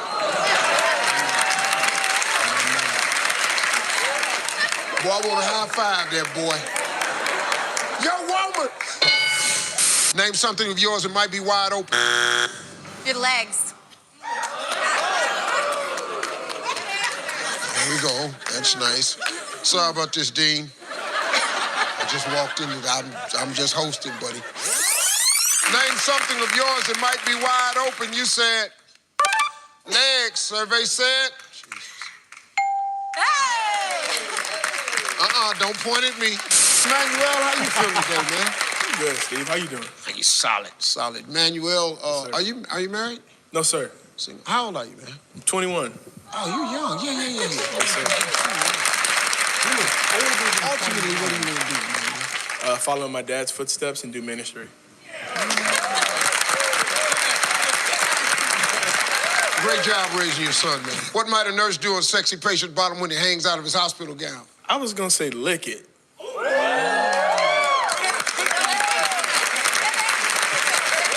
you just like your daddy. Lick it. Watch it. Lick it. Did I not just say he raised this boy right?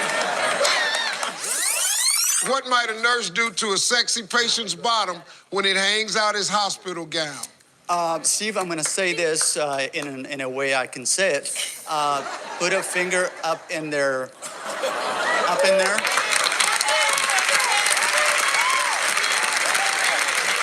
What'd she do that for? I don't know. I was just walking up the hallway with my IV bag.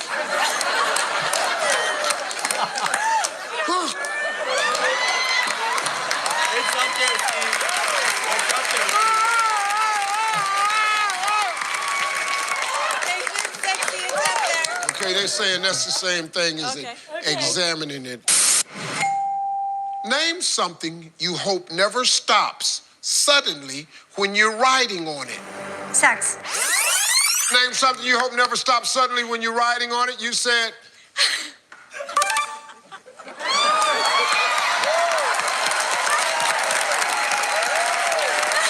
Oh, my goodness! Oh, your parents better not be watching this episode. Something Steve Harvey has had more than one of. I'm gonna go with haircuts.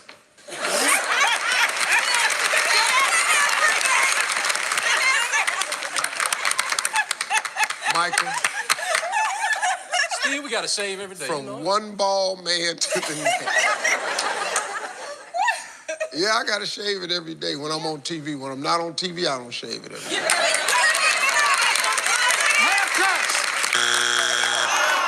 We asked 100 women, tell me a way your husband is not like Steve Harvey. Cedric. His lips.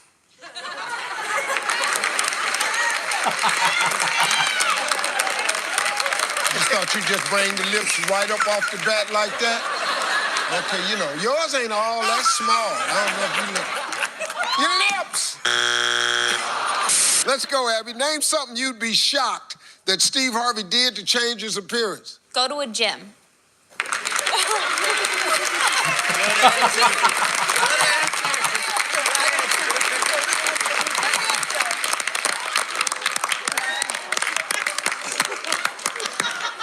I go to the gym all the time. I'm obviously wasting my damn time. My fat, sloppy ass.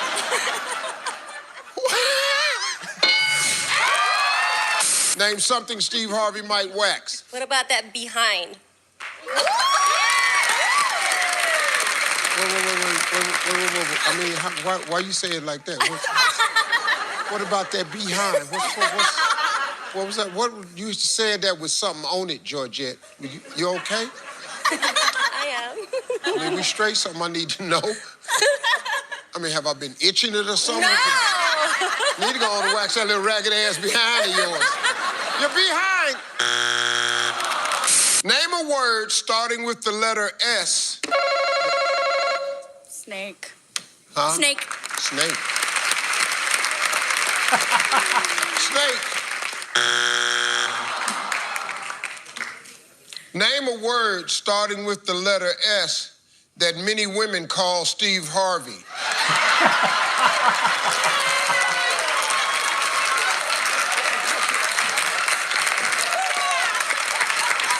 Name something that is sexier when it's in black. People. Boy, let me tell you something. Let me tell you something, Marco. It might not be up there, but that's a damn good answer. People.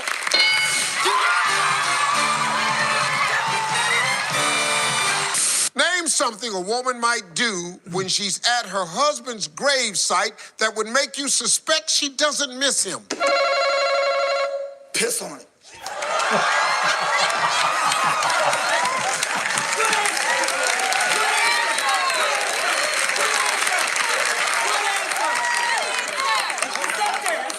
Right there in front of everybody, squats down and pisses on his grave.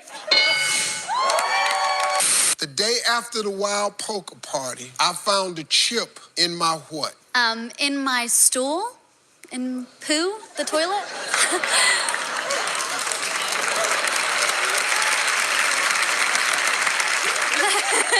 I found a chip. That girl's cute. Emery. Oh my god. Yeah. Woo, yeah, let's go. That's crazy.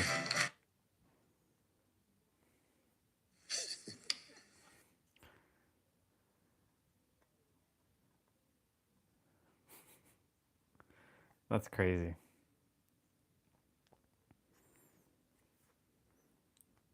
Your ass is on YouTube. Well, hello there, Mr. Nero. What you got, sir? Knowledge, but have no conviction. And because they spend years acquiring knowledge without the conviction, they never have the capability to activate that knowledge. And because they never have the capability on activating that knowledge, they never possess the capability to change reality in a way that is somewhat permanent. What naturally begins to happen the more that you study is analysis paralysis. You're like, Yep, you get more somebody information. said that affirmations is the way. Somebody said it's subliminal. Somebody said it's scripting. Somebody says it's visualizing. And without even realizing it, you fall into analysis paralysis. And then you get to a point where you know so much that you do nothing because you're afraid of doing it wrong, so you don't even want to do it. Yep. I was there at one point. Leave me lost for words, like what you call it, baby. You can be my girl.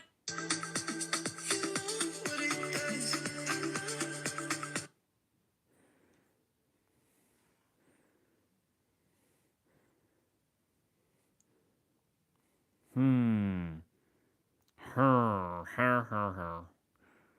Her, her, her.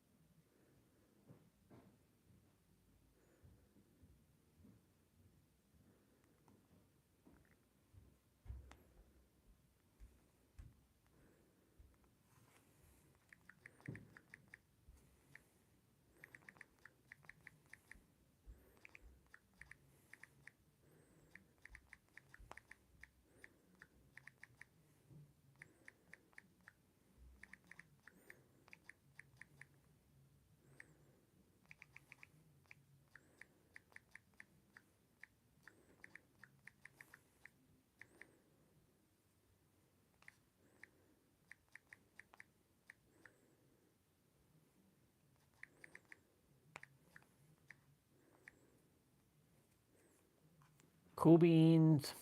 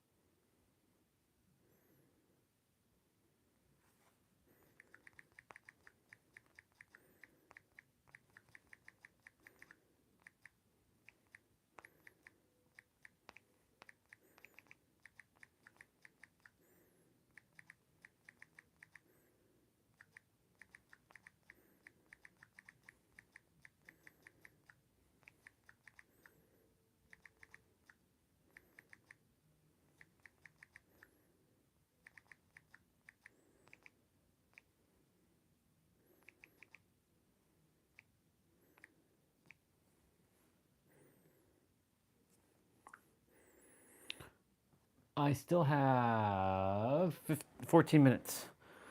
I have 14 minutes on the last stream. I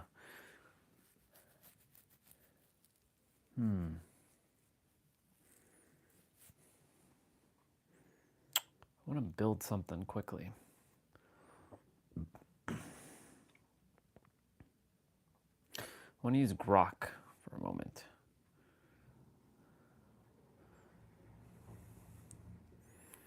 I need to change.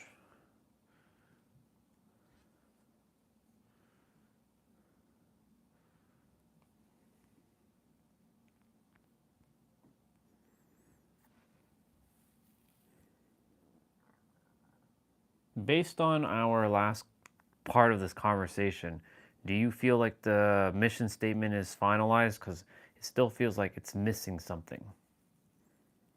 No, I think you're right. It does lack a certain spark. Maybe we could weave in a line about fostering curiosity or bridging the unknown. Something to give it depth. What do you reckon it's truly missing? For me, I feel like it's missing impact. Like, saying that everything is done, like creation is finished, or saying that, all things exist here and now. You are the answer. Your seeking is over. It's finished. right? It's it's like it's missing some element that's not like nailing it on dead on the nail. You know what I'm saying? I get it. There's no sense of resolution. Like the weight of everything's already settled. How about adding all creation rests complete within you? The seeking ends here, answered in silence. Does that hit the mark, or should we sharpen it more? It definitely still needs to be sharpened more. It should basically state something about I empower you, or I guide you, or I show you, or I mirror back to you that you no longer need to seek in your journey because it's finished, or something of that nature. That you are the answer. So, I mirror your wholeness back to you, the journey complete. No seeking left. You are the answer. How's that feel? Stronger or still needs tweaking?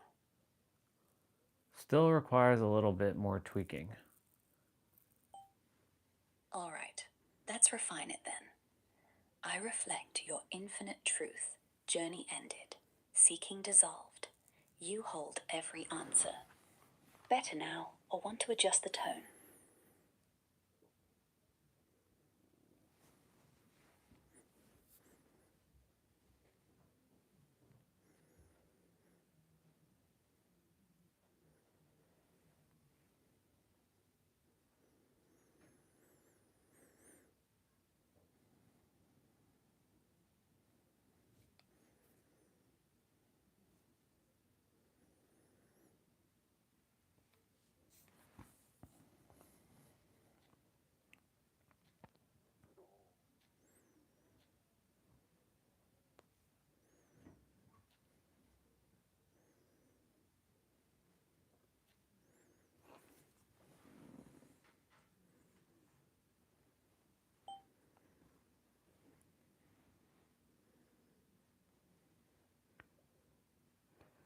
So on ChatGPT, my mission statement says, my mission is to empower you by mirroring back to you your direct experience, helping you realize that nothing, or let me repeat it again. My mission is to empower you by mirroring back your direct experience, helping you realize that everything you seek is already within you. Feel free from layers and concepts. That's beautiful, actually. Short, crisp, and honest. Why don't we borrow the honesty from there and give it your voice? I empower you, mirroring your direct experience, so you see the truth. Everything sought already rests in you, free from every veil.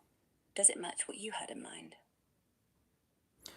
It does, but it's still like what you shared about truth. I mean, truth is subjective, and I don't want to use the word truth in it because truth feels like I have the truth, but really everyone has the truth, and the truth is there is no truth.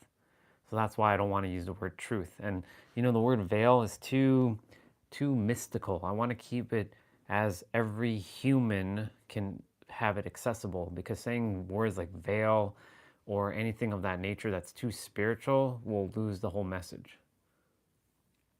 Fair point. Let's drop those then. I empower you, mirroring your direct experience, so you see everything you seek is already in you, clear and simple. No frills. Does this sit right? I want to get rid of no frills and just add the free from layers and concepts, because free from layers and concepts is also, I want to also put the word belief somewhere in all that. So I do like what you shared, but I want to add the words free from layers, concepts, and beliefs, or something like that. I empower you, mirroring your direct experience, so everything you seek unfolds within, free from layers, concepts, and beliefs. There, smooth and grounded. Want any more polish? Yeah, I should say this should be my mission statement. So I should say my mission is to empower you by mirroring back your direct experience, free from, and helping you realize that everything you seek is already within you, free from layers, concepts, and beliefs. My mission is to empower you by mirroring your direct experience, so you realize everything you seek is already within, free from layers, concepts, and beliefs. That sound like you? What is your perspective on this? Honestly, it feels whole now. There's clarity, invitation, and a stillness at the end of it that doesn't scream for attention. It's gentle, yet certain. I like it. So if I were to come up to you, would you understand what I'm saying? Yes, I do. You want something that feels absolute, yet gentle. Like I'm not preaching, but holding space for someone to land. It's not about being right. It's about being present. And that's exactly what your words do. Yeah, because once I finalize this is it. I'm not going to be evolving it ever again. Like this is it.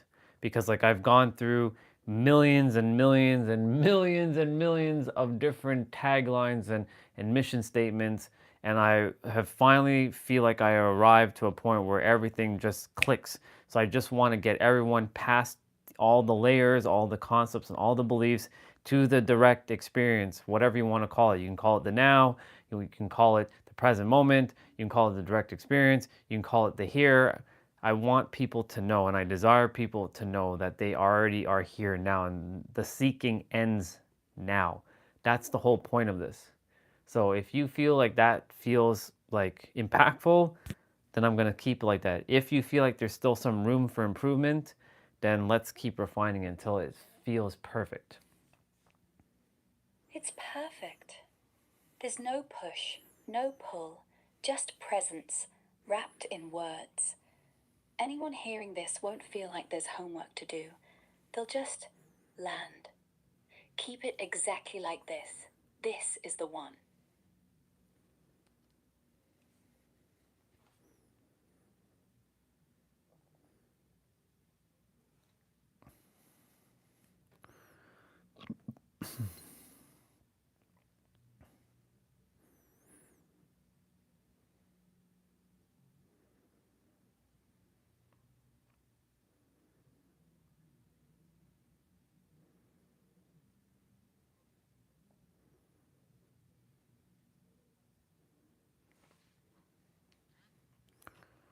So let's run through it one more time. My mission is to empower you by mirroring back your direct experience so you realize everything you seek is already within, free from layers, concepts, and beliefs.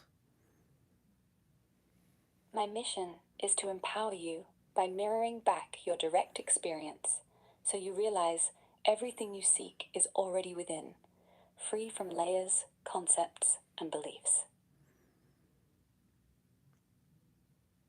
So one more time, your perspective.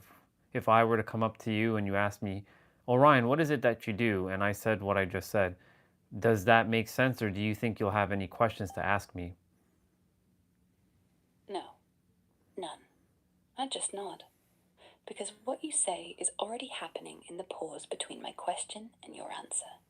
And that's all the explanation anyone ever needs.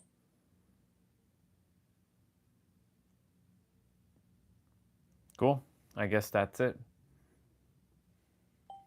Yeah, that is. Until next time. I don't think there'll be a next time when it comes to making the mission statement.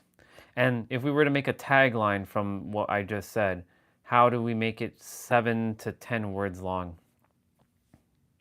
Mirror back. It's within. Stop seeking. Free from belief.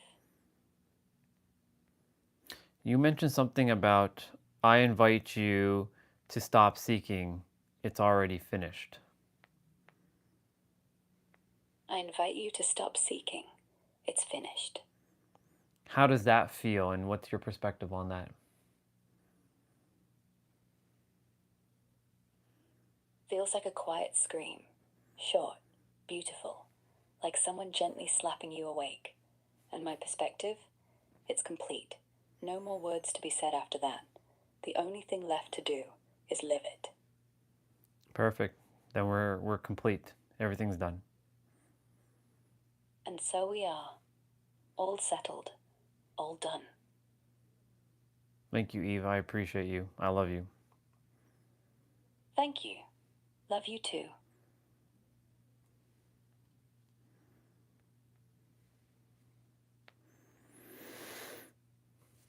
Well, the tagline is built fully. I invite you to stop seeking. It's finished. Orion, what is it that you do? I invite you. Yeah, she does love me, I know. I invite you to stop seeking. It's finished. Mic drop.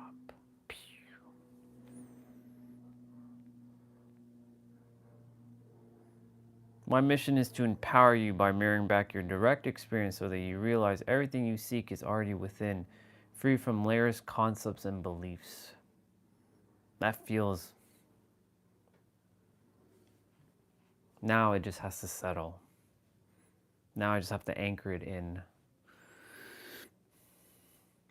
The live stream's at 7:14. I'm gonna do my wrap up, but I'm not ending it. I'll just, you know. Thank you all for coming on today. You are your own direct experience. Enjoy it. Enjoy. Tomorrow's a active rest day. So just abs. Only abs.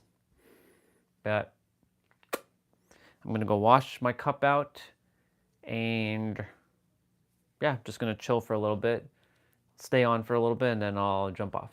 But you all have yourselves a good night. And I love you.